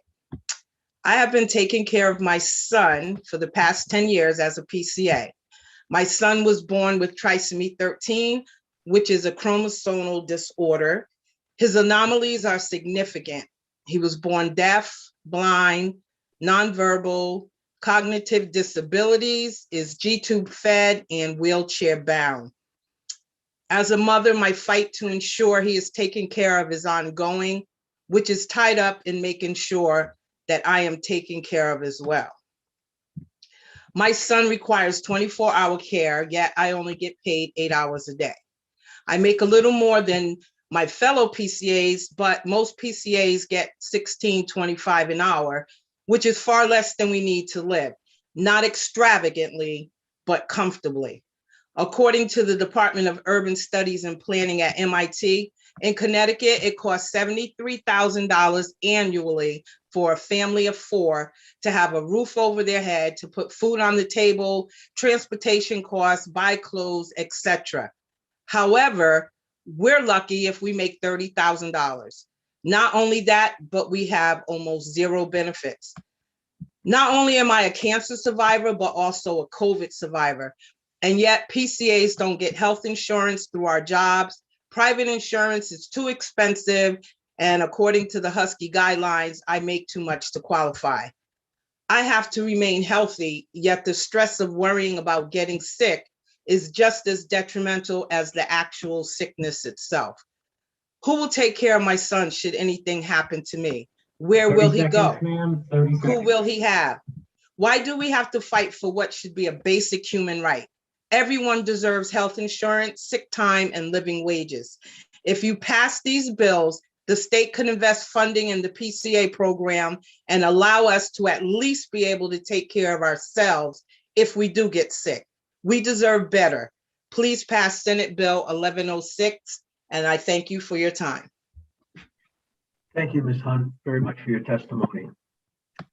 Other questions? Seeing none, thank you so much. Tom? Yep, Wesley Burns, followed by Michael Ryan. Yes, good evening. My name is Wesley Bemis, and I'm the Executive Director of Stamford Next and longtime Connecticut resident. Senator Fanfara, Representative Scanlon, Senator Martin, Representative Cheeseman, and distinguished members of the Finance, Revenue, and Bonding Committee, thank you for the opportunity to offer this testimony in support of Senate Bill 1094, an act authorizing bonds of the state for CT Next and the Innovation Places program. This testimony is meant to speak to the progress that we've had with Innovation Places here in Stamford over the last few years and our outlook for the next 5 years. Very broadly, Innovation Places has allowed us to collaborate with both private industry and public organizations to create projects and programs aimed at all three of the crucial elements that an early stage company needs to start up and be successful in Stamford. We provide resources such as incubators, accelerators, mentorship programs, and technical resources which help startups grow. We've created fellowships and co-op programs to retain top talent that is graduating from our universities, bring them to Stamford, and provide a rich labor pool to startups. We've funded and fostered events and spaces where entrepreneurs can collide, collaborate, and grow. And we work every day with founders and funders here in our community to ensure that the ecosystem is as vibrant and growing as possible. In the next few years, we're hoping to continue channeling that cooperation into a suite of resources for startups, which can help them be more successful at every point in their life cycle, creating a company in a box here in Stamford. Accounting, legal, marketing, and HR solutions tailored for startups available here in Stamford, creating a quantifiable place-based value proposition to recruit or spur startups will set the city apart among our peers. Our message to founders is save money and focus on building your company here. One industry we are particularly excited about here in the city is artificial intelligence. Stamford is already the center of AI in Connecticut, with 3 times more AI startups than any other Connecticut city, but we want to be the AI center of the Northeast. Our recent 3-year agreement to co-fund a Center for AI and Data Science at UConn Stamford is blasting off after only a few months, with a deep and growing cohort of startups and researchers moving in daily. Just yesterday, we announced a major multi-year partnership with AT&T to bring cutting-edge technology, funding, and expertise into this incubator and data science initiative program. We're looking forward to more partnerships and to seeing the AI industry going vertically over the coming 5 years. 30 seconds. As startups are acquired or spun out of established Stamford companies, while new companies move to Stamford to take advantage of our growing ecosystem. We see the culture of entrepreneurship exploding in Stamford, with a flood of bright-eyed creators coming to the city both before and during the pandemic. This influx of smart young professionals has bolstered the rank of our founders who are stepping up to create our future by starting companies, then taking them public or beyond. Our job for the next 5 years is to keep those founders in Stamford and make the city the logical place to grow their companies. Connecticut has launched a new billion-dollar unicorn every year for the last 6 years. And with the grassroots funding of Innovation Places, our outlook is that there are many more on the horizon. Thank you. Thank you, Mr. Bemis. And a couple of questions. Yes, sir. Stanford got off to a slow start in terms of its Innovation Place. Tell us, sounds very exciting, some of the things you just mentioned. But what's changed from initially? That's one question. And secondly, with respect to AI and Stamford, and I've always felt that that your city is like prime number one with the potential in Connecticut to be the closest to a, maybe not a big city, but a small city with a lot of big city potential. And what you're doing there, what the opportunities are with the Innovation Place, I think has the greatest opportunities to really put Connecticut on a map and attracting talent. So I'd like to also know if you could share with the committee what the young people there want and how we can attract more to Stamford through the Innovation Place. Yeah, no, absolutely. And thank you for your question, Senator Fanfara. With regards to the kind of the startup teething problems that Stanford Next at the time Innovate Stanford had, it was a extremely broad and diverse board of directors that was appointed to lead the organization. And if I had to characterize it in one way, I would say that they lacked a direction or a specific innovator or entrepreneur-centric focus over the first few years, and that casting around for that direction used time and resources that, in hindsight, may have been spent better. However, back in 2019, after we sort of recognized that, the board was completely reconstituted with experienced professionals from both the entrepreneur community here in Stanford, but also from our large corporate community. The idea being that we're going to use our relationships with those corporations to create those resources and those assets for founders and funders down here. That has led to a far more vibrant, a far more rigorous, a far more results-minded board of directors that we have now, and they push me every day to make sure that I'm looking to work as closely as possible with our entrepreneurs and provide them exactly what they need as a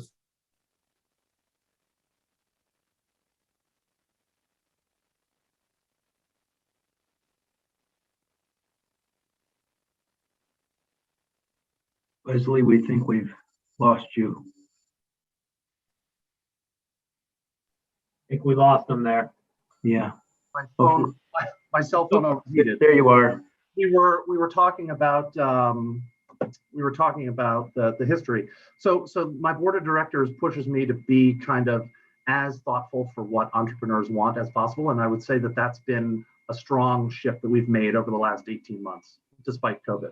On the front of kind of how we see artificial intelligence and data science as crucial to our city and our growth moving forward, as Dave Stuber mentioned earlier, AI is something that cuts across almost every industry, not just in Stanford, but in Connecticut as a whole. And we see it as something that has just explosive growth potential over the next 5 to 10 years, and something that every company and every founder in the Northeast is going to need to have some level of expertise in. And we see that the highly educated and very motivated workforce here in Stanford is crucial for putting that together into a workforce. On your last point of attracting and retaining youthful people into our cities, I had the privilege to, over the last 18 months, launch the Governor's Innovation Fellowship on behalf of Governor Lamont, the goal of which was to, as you've mentioned, retain the 47% of Connecticut graduates that come out of our universities and leave the state after graduation. We piloted the program, and the concept was to pair them up with meaningful employment at Stanford companies, namely startups, so that they felt that they were coming into an impactful role where they have connection to what is happening at the company. It's a very small environment where they can have great impact. But then also we follow those students, over those recent graduates rather, over the course of the first year of their job. The fellowship provides them professional development training, but more importantly, it creates a cohort mentality among those recent graduates. The thesis on that being that the reason people are leaving Connecticut is that they're looking for that network effect among their peers, so that if they are overworked in their first job and they decide they need to change, well, they have a whole community of peers there. Or that if they're overworked in their first job, that at least they can blow off steam with some people they know. So suddenly we plug 20 recent graduates into a cohort with 19 of their peers all going through the same life experience together. And then they go through this first year of their careers, perhaps the most tumultuous year of their career, together, learning together, and that was the secret sauce to hold them in the city and hold them in the state. And we've been into it for almost a year now, and they're raving about it. And CT Next has decided to take that program and then launch it statewide in 2022 so that it can happen in all of the cities around Connecticut rather than just Stanford. Thank you so much for your testimony. Any questions? Seeing none. Thank you, sir. Yep. Next up, we have VJ. I'm not even going to try it at his last name. Thank you, Vijay Jayachandran. Good evening, and thank you for giving me this opportunity to share my thoughts on Senate Bill 1094. My name is Vijay Jayachandran, and I live in Glastonbury. I'm the CEO at ACW Analytics. It's a Yukon startup that's a proud member of the Stanford Tech Incubator that was recently launched.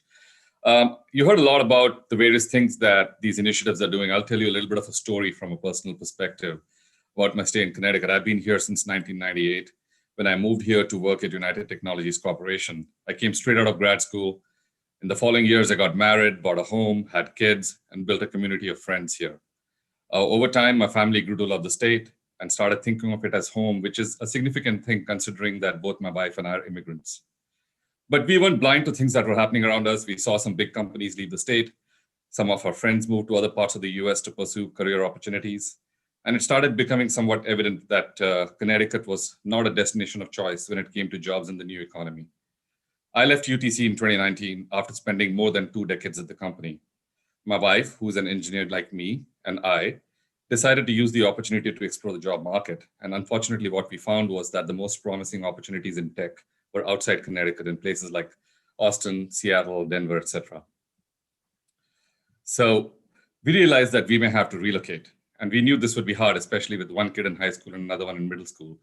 But it also seemed that if we wanted to secure our futures, we had to go where the work was. Then 2 things happened that were completely unanticipated.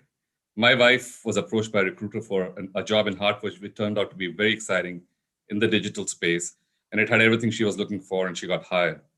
In parallel, I was introduced to Mustafa and Louis at the Yukon Tech Incubator, who brought me in as an entrepreneur in residence to advise promising tech startups. And this was something that was very exciting for me because I was trying to do something different after spending 20 years in the corporate world.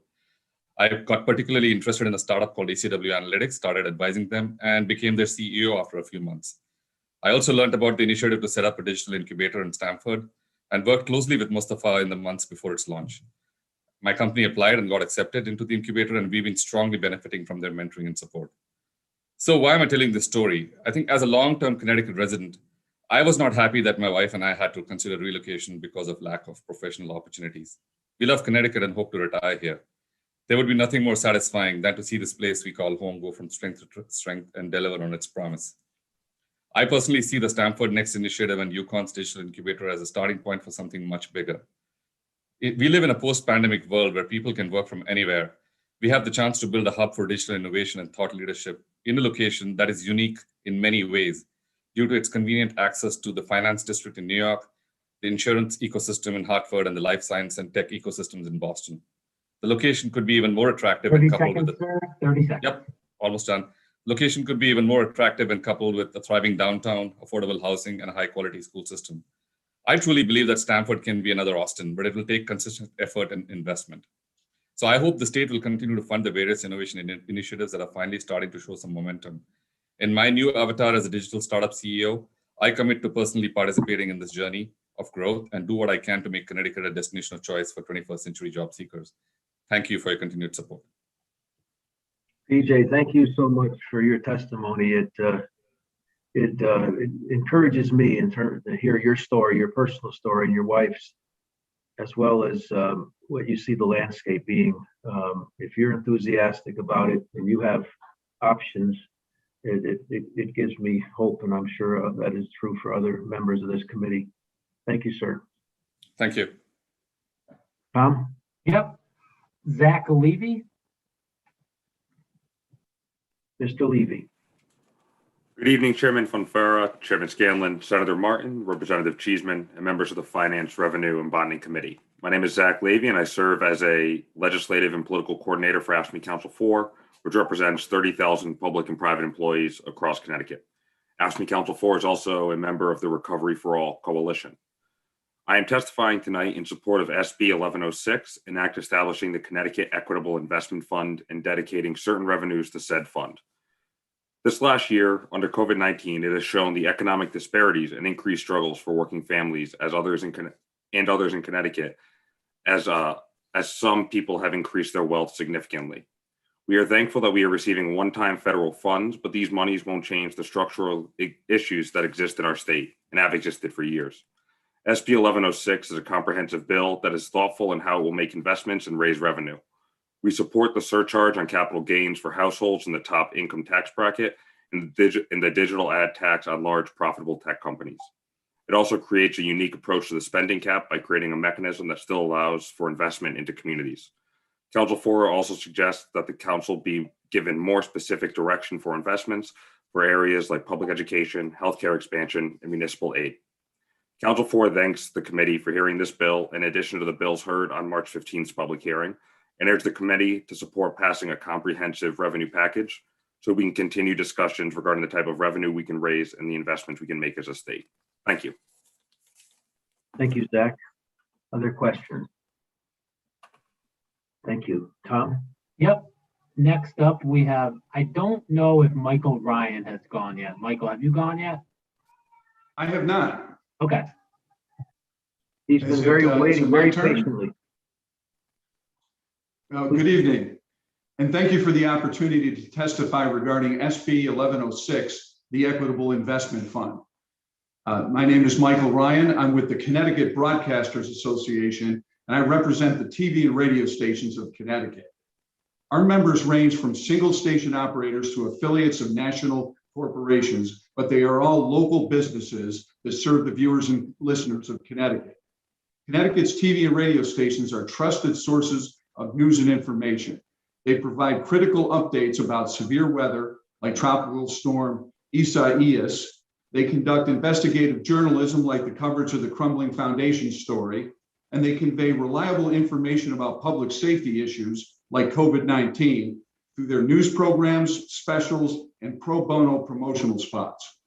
Unlike other media, TV and radio stations are heavily regulated and mandated by federal license to operate in the public interest.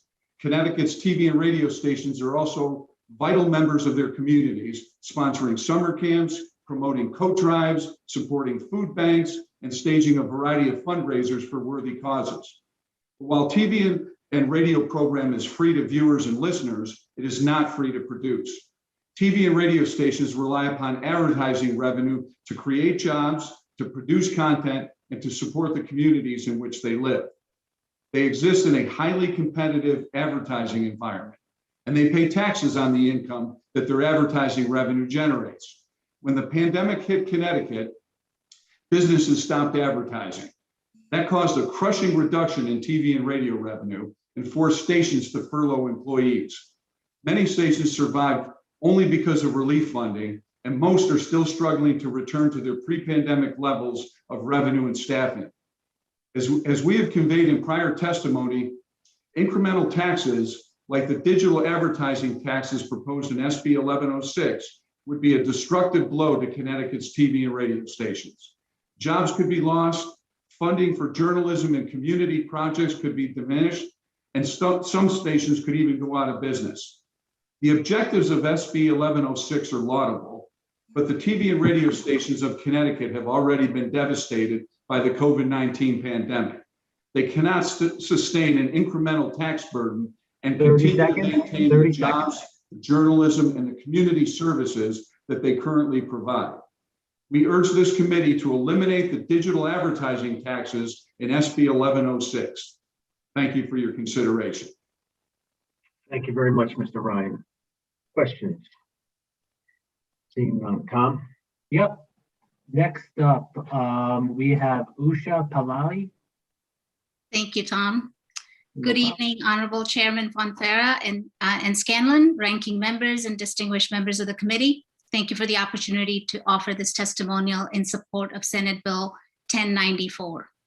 My name is Usha Pillai. I'm a scientist, worked at Pfizer and now consulting, partnering with bioscience community in New Haven and the state. I'll focus on highlighting the impact of CT Next grants on the bioscience cluster in New Haven.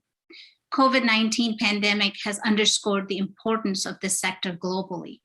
Fortunately for us, we are witnessing an exciting growth in the number and diversity of bioscience companies, and we are gaining recognition outside Connecticut as an emerging bioscience cluster. CT Next support is helping make a long-term positive impact on this industry, and I believe it helped keep some of our companies in the state. Lab space and testing facilities are essential for bioscience startups. New Haven does not have enough of it. In contrast, Massachusetts has several million square feet of lab space. As a result, we lost some of our companies to Massachusetts and other locations. Fortunately, with CT Next funding, New Haven expanded the testing facility at 4 Science Park, used by multiple companies to do their research. The expanded facility reached capacity soon after it came online, a clear indication of the demand for this type of space. Access to this expanded testing facility enabled many of our companies to stay and grow in Connecticut, adding 157 jobs, raising over $150 million in equity, and one of the companies had an IPO. CT Next funding was also instrumental in conducting an incubator and graduation space needs assessment and cementing the plans for 101 College Street Bioscience Tower project. The graduation space will be in high demand since we expect several of our established startups will be ready for the growth space in a couple of years. In the meantime, we have an urgent near-term need for small lab space, a demand spurred not only by CT-based companies, but also from out-of-state companies. Prior to the pandemic, on average, I used to get at least 1 or 2 inquiries per month from out-of-state companies. So it was exciting to have Pierce Lab and BioCT partner in renovating part of the space currently occupied by Pierce Lab to create an incubator, thanks to the partial funding from CT Next. Even though the facility isn't ready, we have a waiting list that far exceeds the capacity for the facility. With the continued growth of this industry, we need talent to take jobs in these companies. CT Next is also funding some of those talent-related initiatives, including training students on instrumentation, research, and internship in companies. This has helped introduce our students and companies to each other. These efforts go a long way for our ability to retain and attract new companies in bioscience sector. We need to continue to invest in building up our infrastructure and fund talent initiatives so that we can nurture our emerging entrepreneurial environment. I hope you will continue to fund this program. Thank you for your time and the opportunity to testify today. Thank you very much. Thank you very much for your testimony.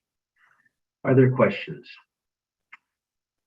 Seeing none. Tom? Yep, we have a phone call person. So Rob Burrell, can you hear me, Rob? Can you hear me? We can. Yes, we can, Rob. Oh, wonderful. Thank you so much. Good evening, Senator Fonfara, Representative Scanlon, and members of the Finance, Revenue, and Bonding Committee.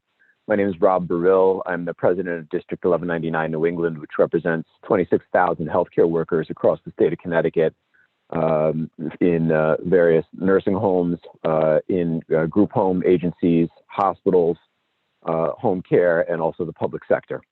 I'd like to thank Senator Fonfara for his hard work in putting together Senate Bill 1106. This is a bill that we think addresses, a vital need for revenue, which frankly was necessary prior to the pandemic, really since the Great Recession in 2008. What we've seen is a growing divide between haves and have-nots in Connecticut, and a state that is becoming more and more unequal with each passing year. We are, in terms of income, the most unequal state in the country, with great needs across the state's population, much of which is racialized in terms of those needs. 10% of the people in the state are in poverty, but that is 6% of the white residents of our state, which is far too many. 20% of Black and Latino folks in the state of Connecticut are in poverty. There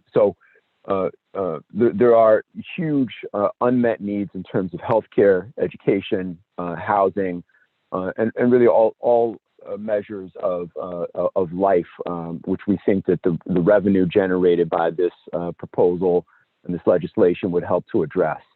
Our membership is almost entirely publicly funded through state Medicaid dollars, and frankly, far too many of our members are trapped in poverty. We have thousands of members who have no access to health insurance of any kind, either because their employer prices the premiums way out of their ability to pay, or because health insurance simply is not offered, as in the case of 10,000 home care workers that we represent. And many of our caregivers work 2, 3, and sometimes even more jobs simply to make ends meet. So We see this as a major step that will allow for greater resourcing of living wage jobs in the care sectors, which, as we've seen during the course of the pandemic, really are the glue that holds our 30 society seconds, together. 30 seconds. We think it's a step in the direction of equity, and I want to say that there is strong support through the Recovery for All Coalition, which has brought together labor, community, and clergy organizations to call for just what this moves us in the direction of, which is the revenue to establish a budget that moves us towards greater racial and economic justice. Thank you so much for your work on this legislation. Thank you, Rob, for participating in the discussions and helping to shed light on the many people who have.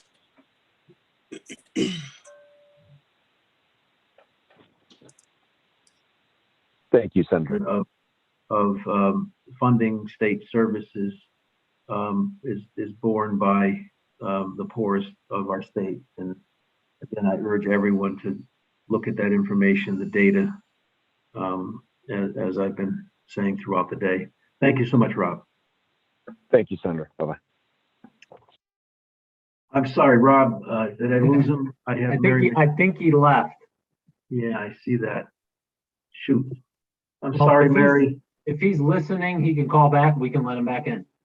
Okay. Mary, if you want to hold your question, hopefully Rob will come back in. Hopefully we can get him. Okay, Mr. Chairman. Also, the question could be asked for one of the other coalition members too. Okay. You want to ask it now, or do you want to? Yeah, I'll put it out there, and then whoever is in the coalition that comes up later can answer the question. But I understand this is a package, and there's a lot of things that are necessary in the package.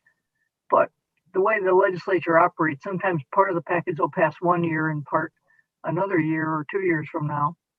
And if that's the case, if we have to pick the highest priority to go first, is it health insurance for this pool of workers or something else that's more vital? So that's really my question. Which is the most serious problem for that group of workers that is not visible? They're out there doing their job, but they're not visible, and they are under stress. Yeah, if I can just say, Mary, that the language before us, while having direction as to how the resources would be distributed, it is far from complete. And as you've heard from a number of people from the coalition, that they're asking that further specificity be added to the bill, which gets to your question. The issue right now is what revenue and what revenue sources will be included in that in the equitable investment fund. And so that's what we'll be dealing with over the next 24, 48 hours, at least in terms of what comes out of finance.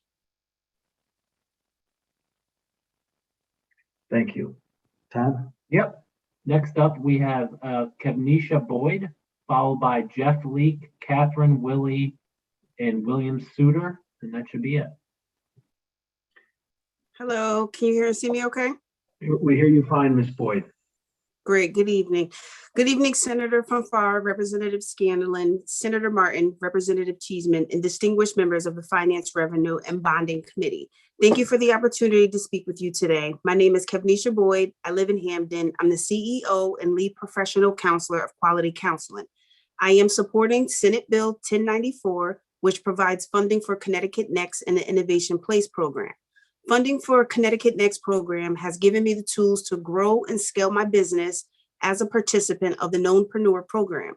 The Knownnpreneur Growth Lab is a 4-month training program for Black and Indigenous people of color focused on entrepreneur mentorship and training. My business, Quality Counseling, is a group practice located in Hamden, offering affordable and accessible trauma-informed mental health therapy to Black communities in Connecticut. Our mission is to treat and resolve mental health conditions caused by racial discrimination and traumatic experiences.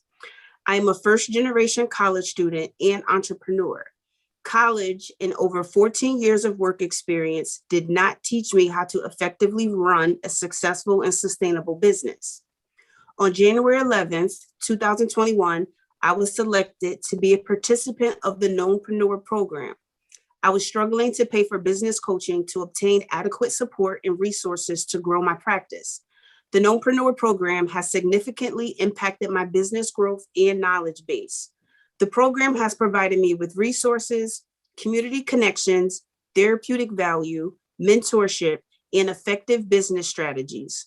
Since being accepted into the program, I have reached many milestones, including establishing an electric finance business tracking system, many meaningful relationships. I completed a business plan, developed a marketing strategy plan, applied and awarded my first grant, completed a capability statement, and I'm currently in the process of applying for my first government funding opportunity. These milestones have made it possible for quality counseling to grow and provide an increase in mental health services to Connecticut residents. The Knowpreneur program saved my business and has opened doors for me that I could not have imagined. I deeply value the knowledge, mindset shift, and therapeutic value that the program offers. Entrepreneurship has been lonely for me, and the program has helped me to feel safe and confident while growing my practice to make social impact in disadvantaged communities. The program creates a safe space to be vulnerable, share lived experiences, and the personal struggles of being a minority-owned business. The program manager, 30 seconds. The program manager, Samantha Williams, founder Juan Romer, and my assigned mentor, Ramon Peralta, and all the instructors at Knowpreneur program have changed the trajectory of my business. I am immensely grateful for the Knowpreneur program. They have developed a tailor-made program to address the unique needs of BIPOC entrepreneurs. I respectfully urge the state to continue funding to support CT Next and Innovation Place program, and in doing so, providing training, resources, and mentorship for first-generation BIPOC entrepreneurs like myself. Thank you. Ms. Boyd, that's a great story. Thank That's a you, great Senator story. Fanfare. I appreciate that. Thanks for letting me share it.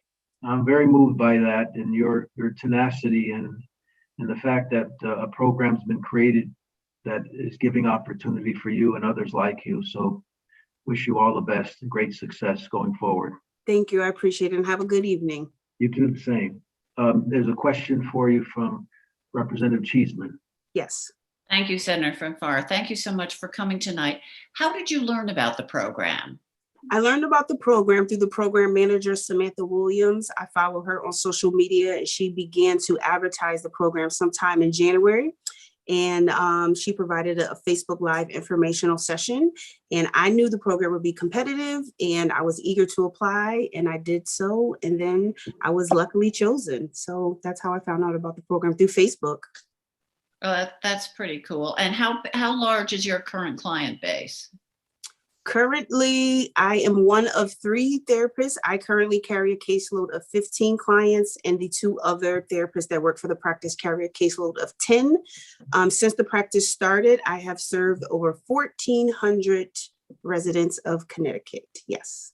And how has it become all virtual during the pandemic? Are you seeing people in person? How have you managed to pivot to deal with that? Because I can imagine that has been a challenge. The shift was really hard. So my first full-time entrepreneurship year within the practice was the beginning of the pandemic. So I did have to shift from a physical space in Hamden to going online, which required a lot more equipment, and a whole new plan. So me joining the Knowpreneur program in January was really ideal and divine timing, because I needed the extra support to show me how to make that shift and what that meant for my clients and me and space and all of the other, logistics and operations that goes into managing a business. And have you been able to resume any in-person counseling, or are you still doing virtual, or how is it playing out? So far, I see one client face-to-face, and I've seen her face-to-face throughout the pandemic. The specific type of therapy that I do, I use body movement, and I actually use some electric tappers. And so the tappers require face-to-face, and the tappers elicit a buzzing. And the buzzing helps the brain to think that it is going into REM sleep. and REM sleep helps the brain to process trauma. So that is why I made the exception to keep seeing her face to face. And you said they were helping you apply for federal grants? Yes, the Knowpreneur program honestly has helped me do a lot. They have helped me apply for my first grant that I was awarded. And yes, I am currently in the process of applying for my first government grant that is due May 6th. So wish me luck. I will. I mean, my other hat, I run a children's museum, and I know the whole process of applying for federal grants is incredibly convoluted. And I will share with you, when I get that, it's 60 days, you have to change your email again on grants.gov. It's like, really? Wow. I just did Wow. that. Anyway. Right. So thank you for sharing your story. This is terrific. And thank you for being so resilient and continuing this during the pandemic, because to start a business and to be faced with this, remarkable fortitude. And I've been struck by the variety of businesses supported by CT Next. It's not just the biotechs, it's entrepreneurs who have a good idea and who need that step up and are going to provide huge returns for the state. So best of luck, and Thank you. look forward to exciting news from you. Thank you, Chairman. Thank you. Thank you so much. I'm grateful. Have a good night. You have one more inquisitor, Yes. Representative Wood, Ms. Boyd. Thank you, Mr. Chair. And Kanisha, really just vibrant testimony. I so loved hearing what you were saying and your resiliency, everything echoing Representative Cheeseman's comments and also Senator Fonfara. So proud of what you're doing, and keep going. Thank you. Thank you. I appreciate your kind remarks. Thank you. Really good. Good stuff. Thank you, Representative Wood. Any other questions? You are through being interrogated, Mr. Boyd. Thank you. Have a good night. Thanks very much. You too. Yep. Next up, we have Jeff Leake. Good evening. Yes, I'm here. Great. Good evening, Senator Fonfara, Representative Scanlon, Senator Martin, and Representative Cheeseman, and all of the members of the Finance, Revenue, and Bonding Committee. My name is Jeff Leake. I'm a teacher in Cheshire for over 4 decades. I currently serve as president of the Connecticut Education Association, and I am here on behalf of our CEA members and as a member of the Recovery for All Coalition, speaking in support of SB 1106. We commend Senator Fonfara, Representative Scanlon, and the members of this committee for bringing this critically important bill forward. So being as how I'm an educator, I'm going to move away from my written testimony. I see a lot of things through the lens of being a teacher and what's right for kids. And there's not so much specificity in this regarding kids and students in our classrooms. We really like the idea that this can lift up our communities across Connecticut. We know that kids bring with them their families, their communities, and their situations when they come to school. And the more we can do to move away from the extreme situations regarding wealth and so forth in our state, clearly is something that's so important. We are very happy with the progressive nature of this bill, raising revenue. And we know that when we lift up communities and families, we lift up our students. We think this bill provides pathways to rebuilding those communities and reducing the crushing effects of income inequality that exists in our state. I'm going to skip right through the end because I know you've got to be looking at, there's only about 5 or 6 more people here on this list. So again, I would just like to say thank you for bringing this forward. I did provide written testimony. We believe the investments in families and communities that this bill calls for will result in greater financial stability for those families and communities and enhance the opportunities for our students all across Connecticut. It's been so exciting to listen to some of the innovation and entrepreneurial spirit that has been represented in this hearing. And I truly appreciate all others are doing, and also that this committee is doing as well. We urge all legislators to support SB 1106. Thanks so much. Thank you, Mr. Leake. Thank you very much for your testimony. Any questions? Seeing none. Thank you, sir. Thank you. Next, we have a phone person, someone who called in, Indira Mito. Can you hear us? Yes, I'm here. Good evening, Senator. Hello? Please proceed. Are you able to? Okay. Good evening, Senator Representative. My name is Andrea Meadow, and I'm a discharge planner at Osborne Correctional Institute. I have worked for DLC for 13 years. My job as a discharge planner helps prepare inmates for the release from prison, help them to acquire the skills and programs needed for stability and success rejoining our communities. I am here today to support the Senate Bill 1106 because we can use the increased revenue to fund much needed reentry services.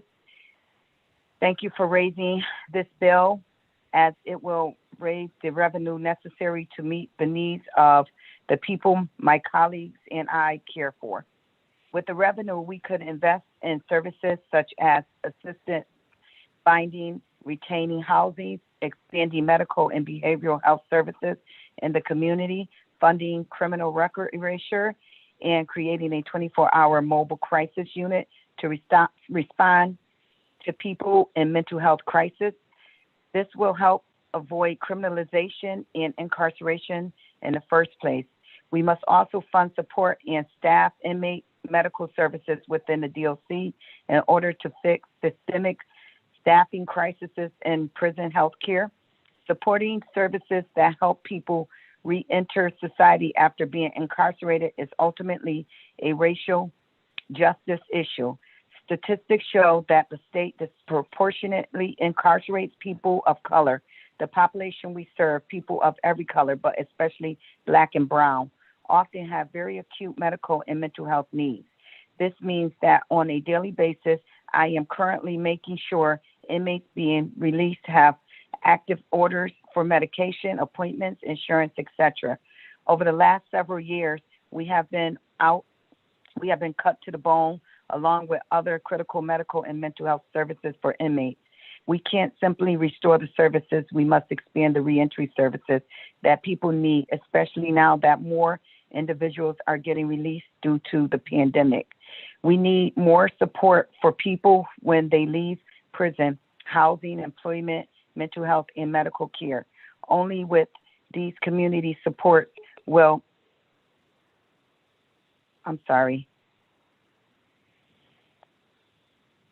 only with these community supports, I lost my spot. I'm sorry. Thank you, Tom. Necessarily to do. Well, in other words, let me just sum it up so I can tell you what we really need. We need support for the inmates leaving because a lot of the Black and brown have medical issues, mental health issues that they do not deal with before they even enter prison. And when they're leaving prison, my job is to encourage them to go out and get these services because you need to encourage people to sometimes, especially prisoners, you have to encourage them to take care of themselves. And when they're not taking care of themselves and they don't have a support system, they don't have their basic needs met, they tend to return to prison. And the medical issues and mental health issues they had prior are even worse.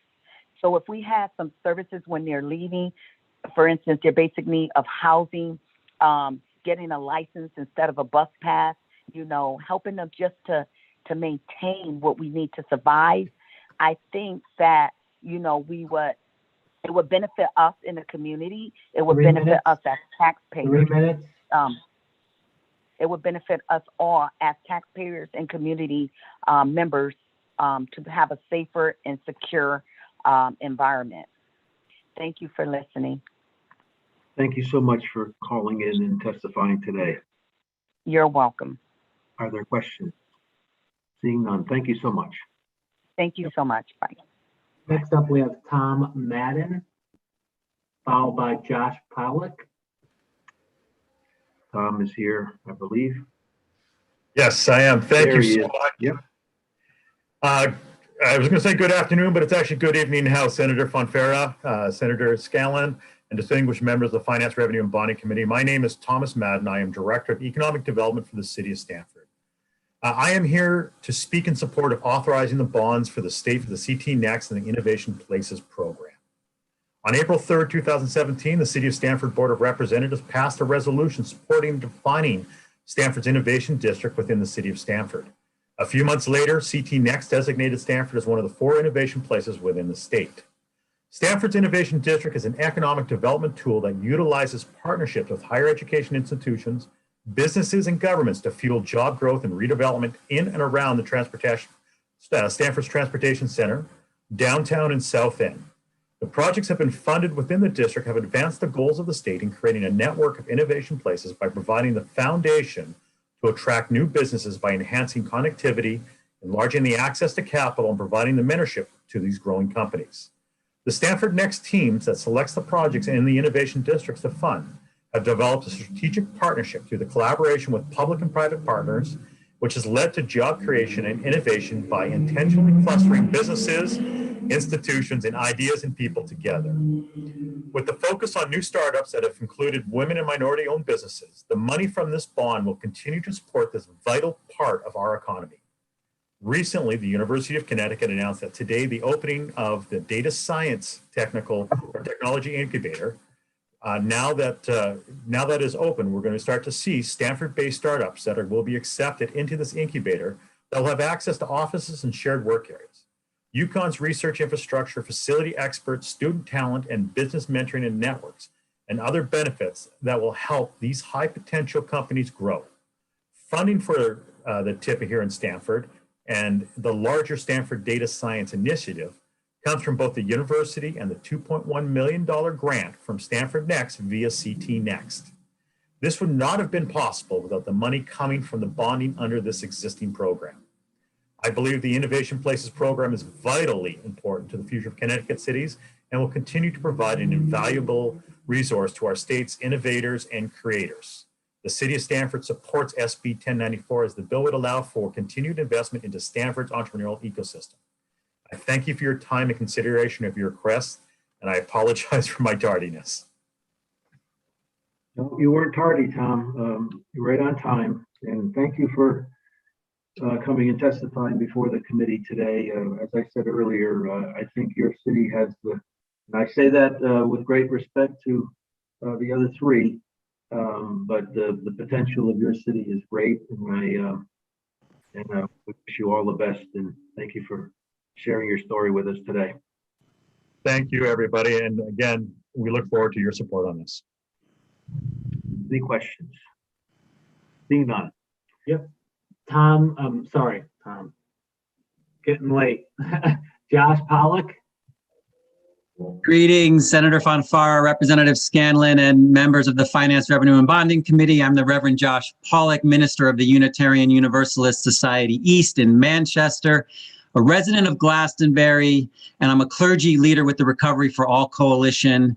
Thank you for this opportunity to offer brief testimony in support of SB 1106 concerning the proposed Equitable Investment Fund and Council.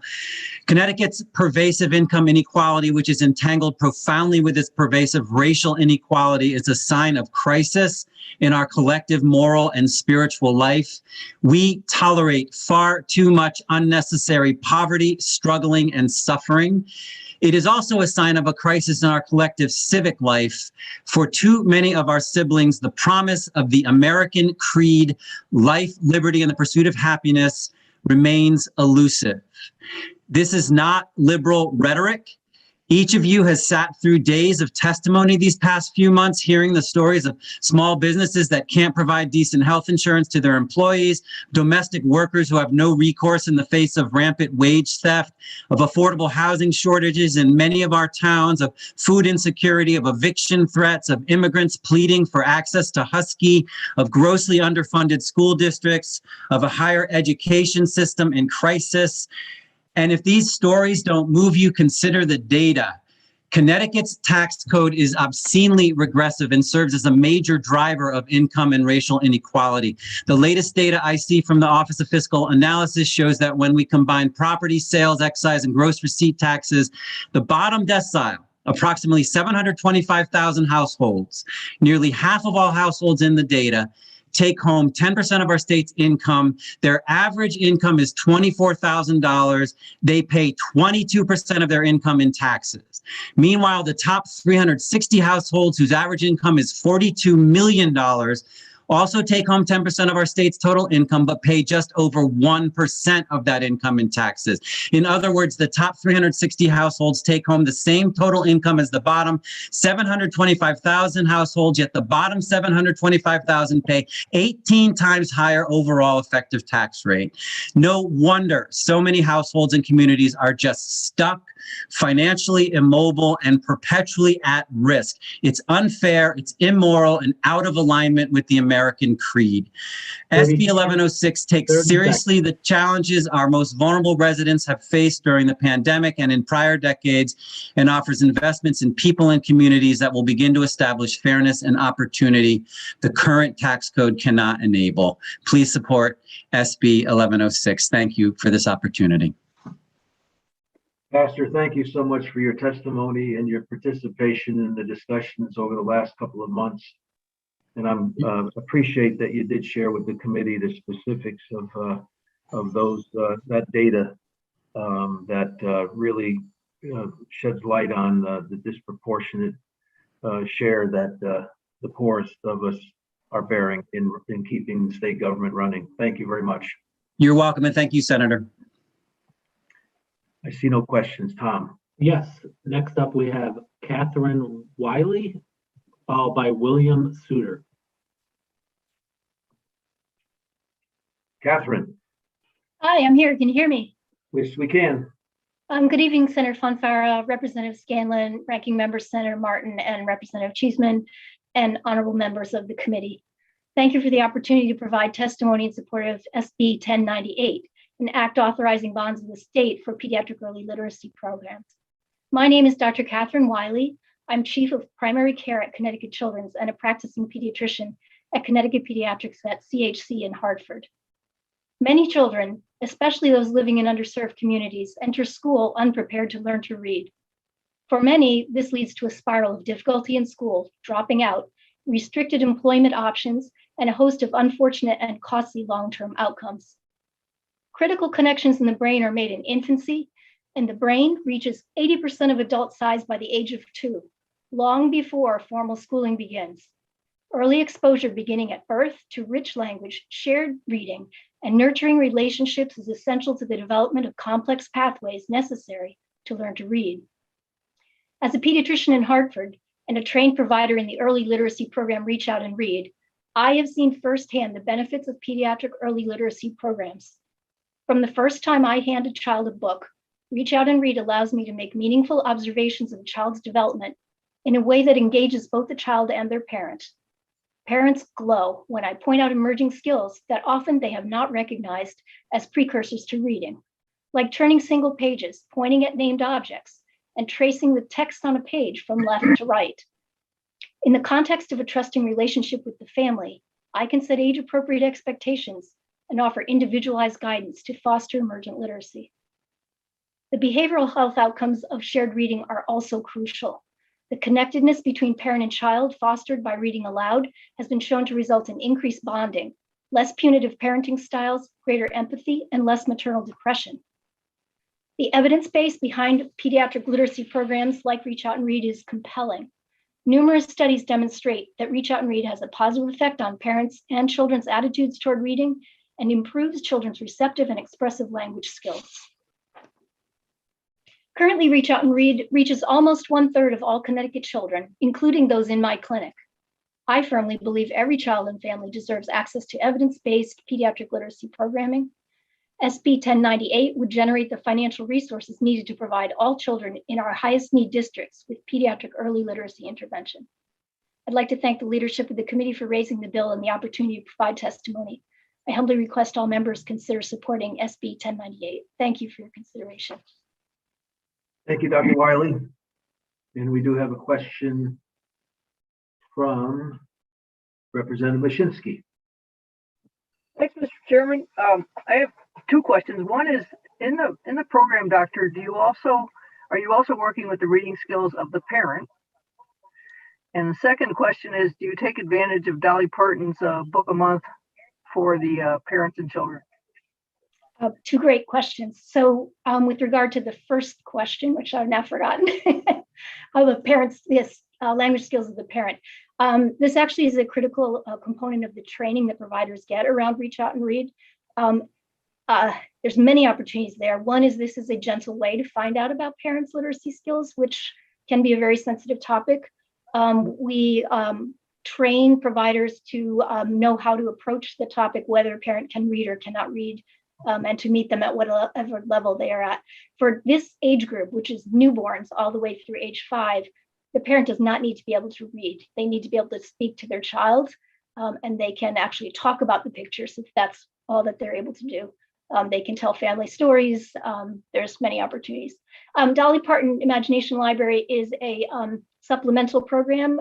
It is actually just coming to Hartford, so I haven't yet had the expanded access to books for our families. This will be a wonderful, wonderful opportunity because we know that for most children growing in poverty, there are no books in their homes, or the only books that they have are the ones I've given them through Reach Out and Read. Thank you for those questions. Thank you. I heard her present, and my understanding of her program is if you get the child enrolled in her program, they will get a book a month. Yes, if the families sign up, but they need to actively sign up. For our families who are in our most disadvantaged communities, you have a number of challenges to get the books to the children. They tend to have post office boxes, which can't accept a delivery of a book. We move around a lot. The addresses are not valid. It still reaches a lot of kids, and it's a wonderful program.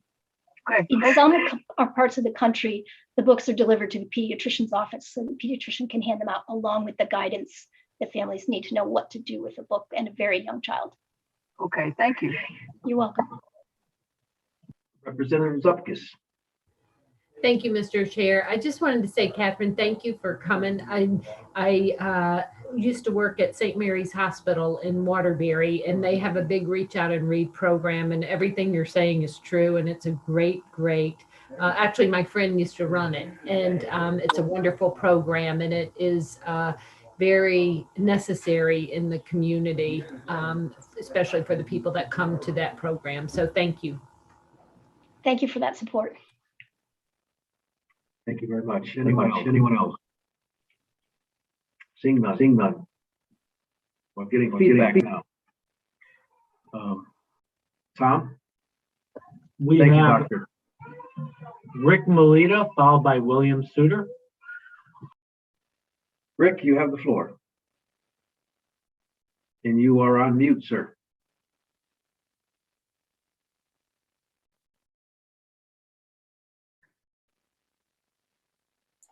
You'd think I would know how to do this by now. Only a year and a half into Zooming. Greetings, members of the committee. My name is Rick Melita. I'm with the Service Employees International Union, Connecticut State Council. I'm here today to speak in favor of 1106. Excuse my voice, it's a little ragged because I spent the afternoon at an 1199 picket line at the governor's house, where thousands of nursing home workers and long-term care workers are preparing to go out on strike because the governor in his budget chooses to turn a deaf ear to their needs. So we had to yell a little louder. And those of you that know me probably recognize I have a very loud voice. The people behind 1106 or the thoughts behind 1106 shows that people are listening to the needs. It's a workaround. It may not be the most elegant workaround, but it is a doable workaround on our onerous spending cap that keeps people in poverty and that keeps rich people getting richer. So it's a good first step in creating a more equitable and just society. While there's a lot of need for dialogue about the specifics of this bill, and I think Senator Fanfaro has pointed out that this is an opening draft in a long-term discussion on how we create a just society and how we fund it and how we develop revenue sources to build equity. I think it's a prudent first step. It's a logical first step, and I hope that this committee and this legislature takes this opportunity to pass 1106 and other progressive measures that will help make Connecticut better. I just want to say one last thing.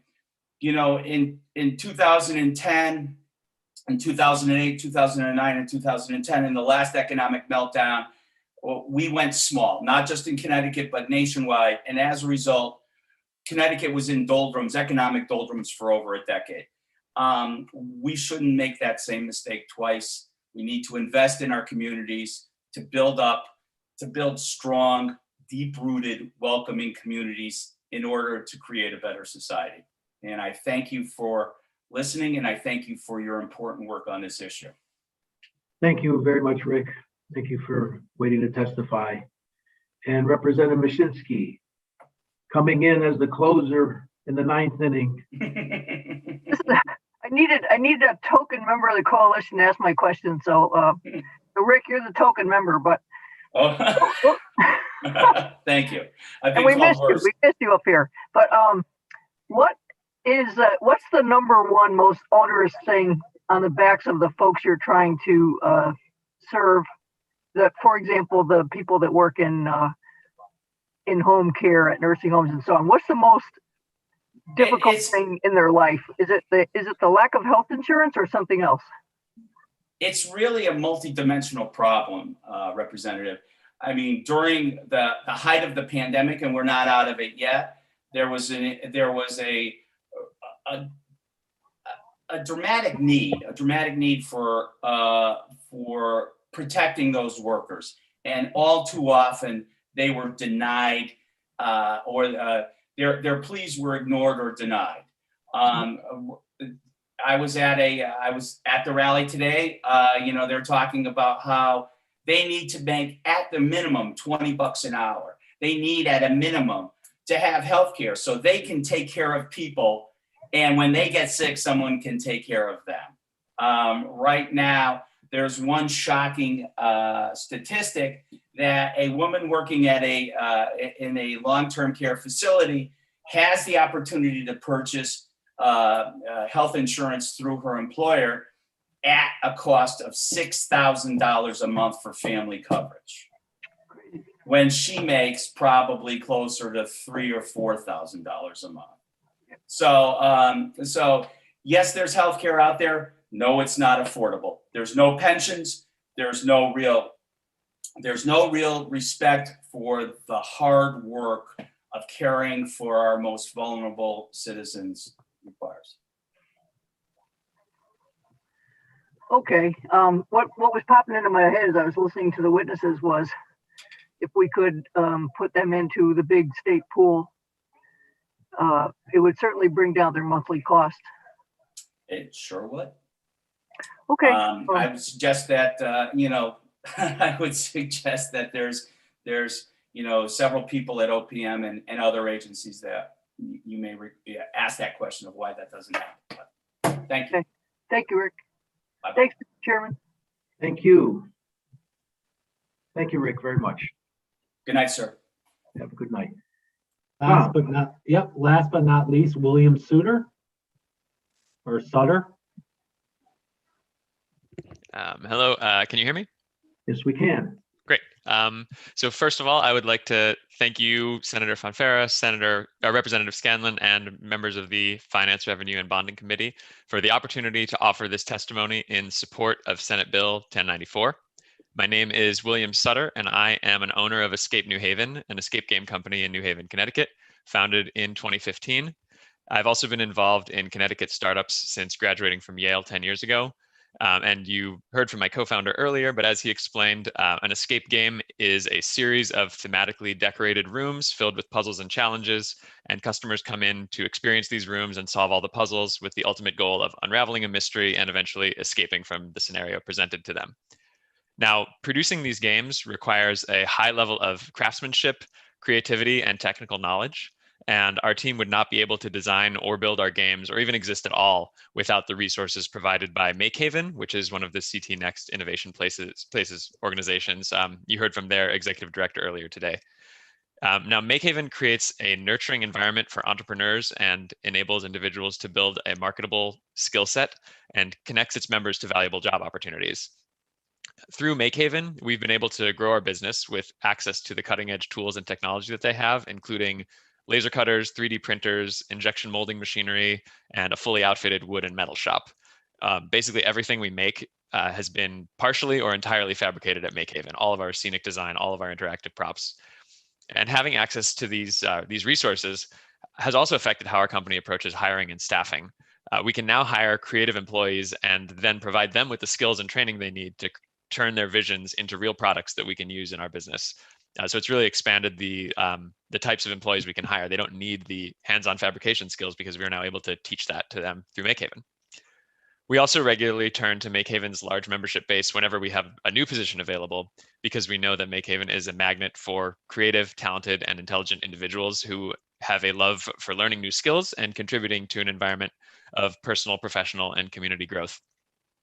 So they're really doing an excellent work fostering entrepreneurs, encouraging personal and professional growth, and facilitating the creation of high-value job opportunities. And as I've explained, my company has directly felt the benefits of all three of these efforts. So as such, I'm hoping that CT Next's Innovation Places program continues to be funded through Senate Bill 1094 so that it can continue to support Makehaven's mission and work. Thank you. Thank you, Mr. Sutter. Representative Cheeseman has a question for you. I'll be brief because I know we're getting to the end. So how many employees do you have, William? We have 11 employees in Connecticut. We had to furlough a few because of the pandemic when business kind of slowed down. So we're usually sitting in the 10 to 15 range. Okay, and have you seen an increase in business as people have become more comfortable? I imagine, in the beginning in an enclosed space, there was like, we're not doing this.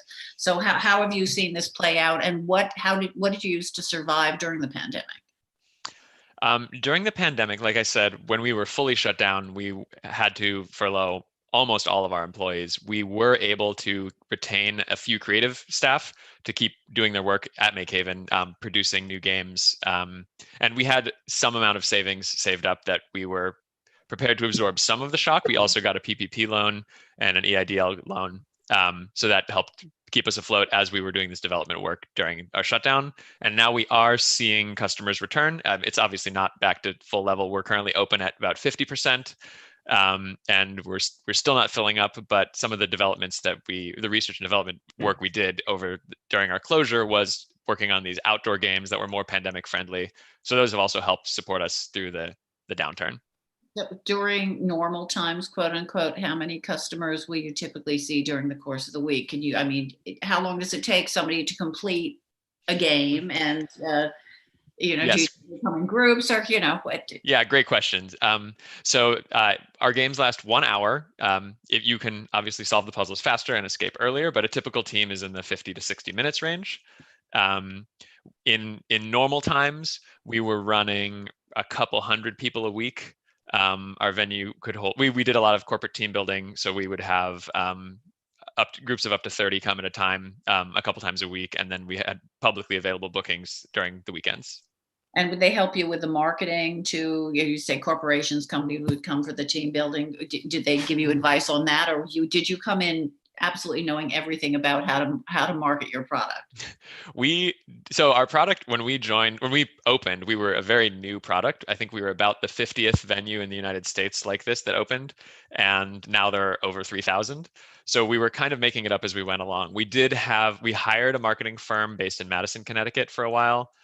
We also had to just kind of trial and error our way through Google ads, Facebook ads, radio ads, print ads. We kind of had to figure out that, and a lot of spreadsheets and trying to learn where our customers were coming from, what they wanted. Yeah, so it's been an ongoing challenge for the past 6 years. I can imagine. Well, thank you for persevering, and let's hope you fill up very soon. Thank you. Thank you very much. Anyone else? Thank you, Mr. Sutter. Tom? That's all we got. All righty. That is it. Well, thank you all for hanging in there today. And tomorrow will be another long day, but the end is in sight for our working committee. And I wish you all a good night. Good night. Thank you. Good night. Thank you, Tom. Good night, everyone. Good night. Thanks, Tom. Thanks, Tom. Thanks, Tom. Thank you, Tom. Good night, Tom Boy. I'm gonna keep this live stream.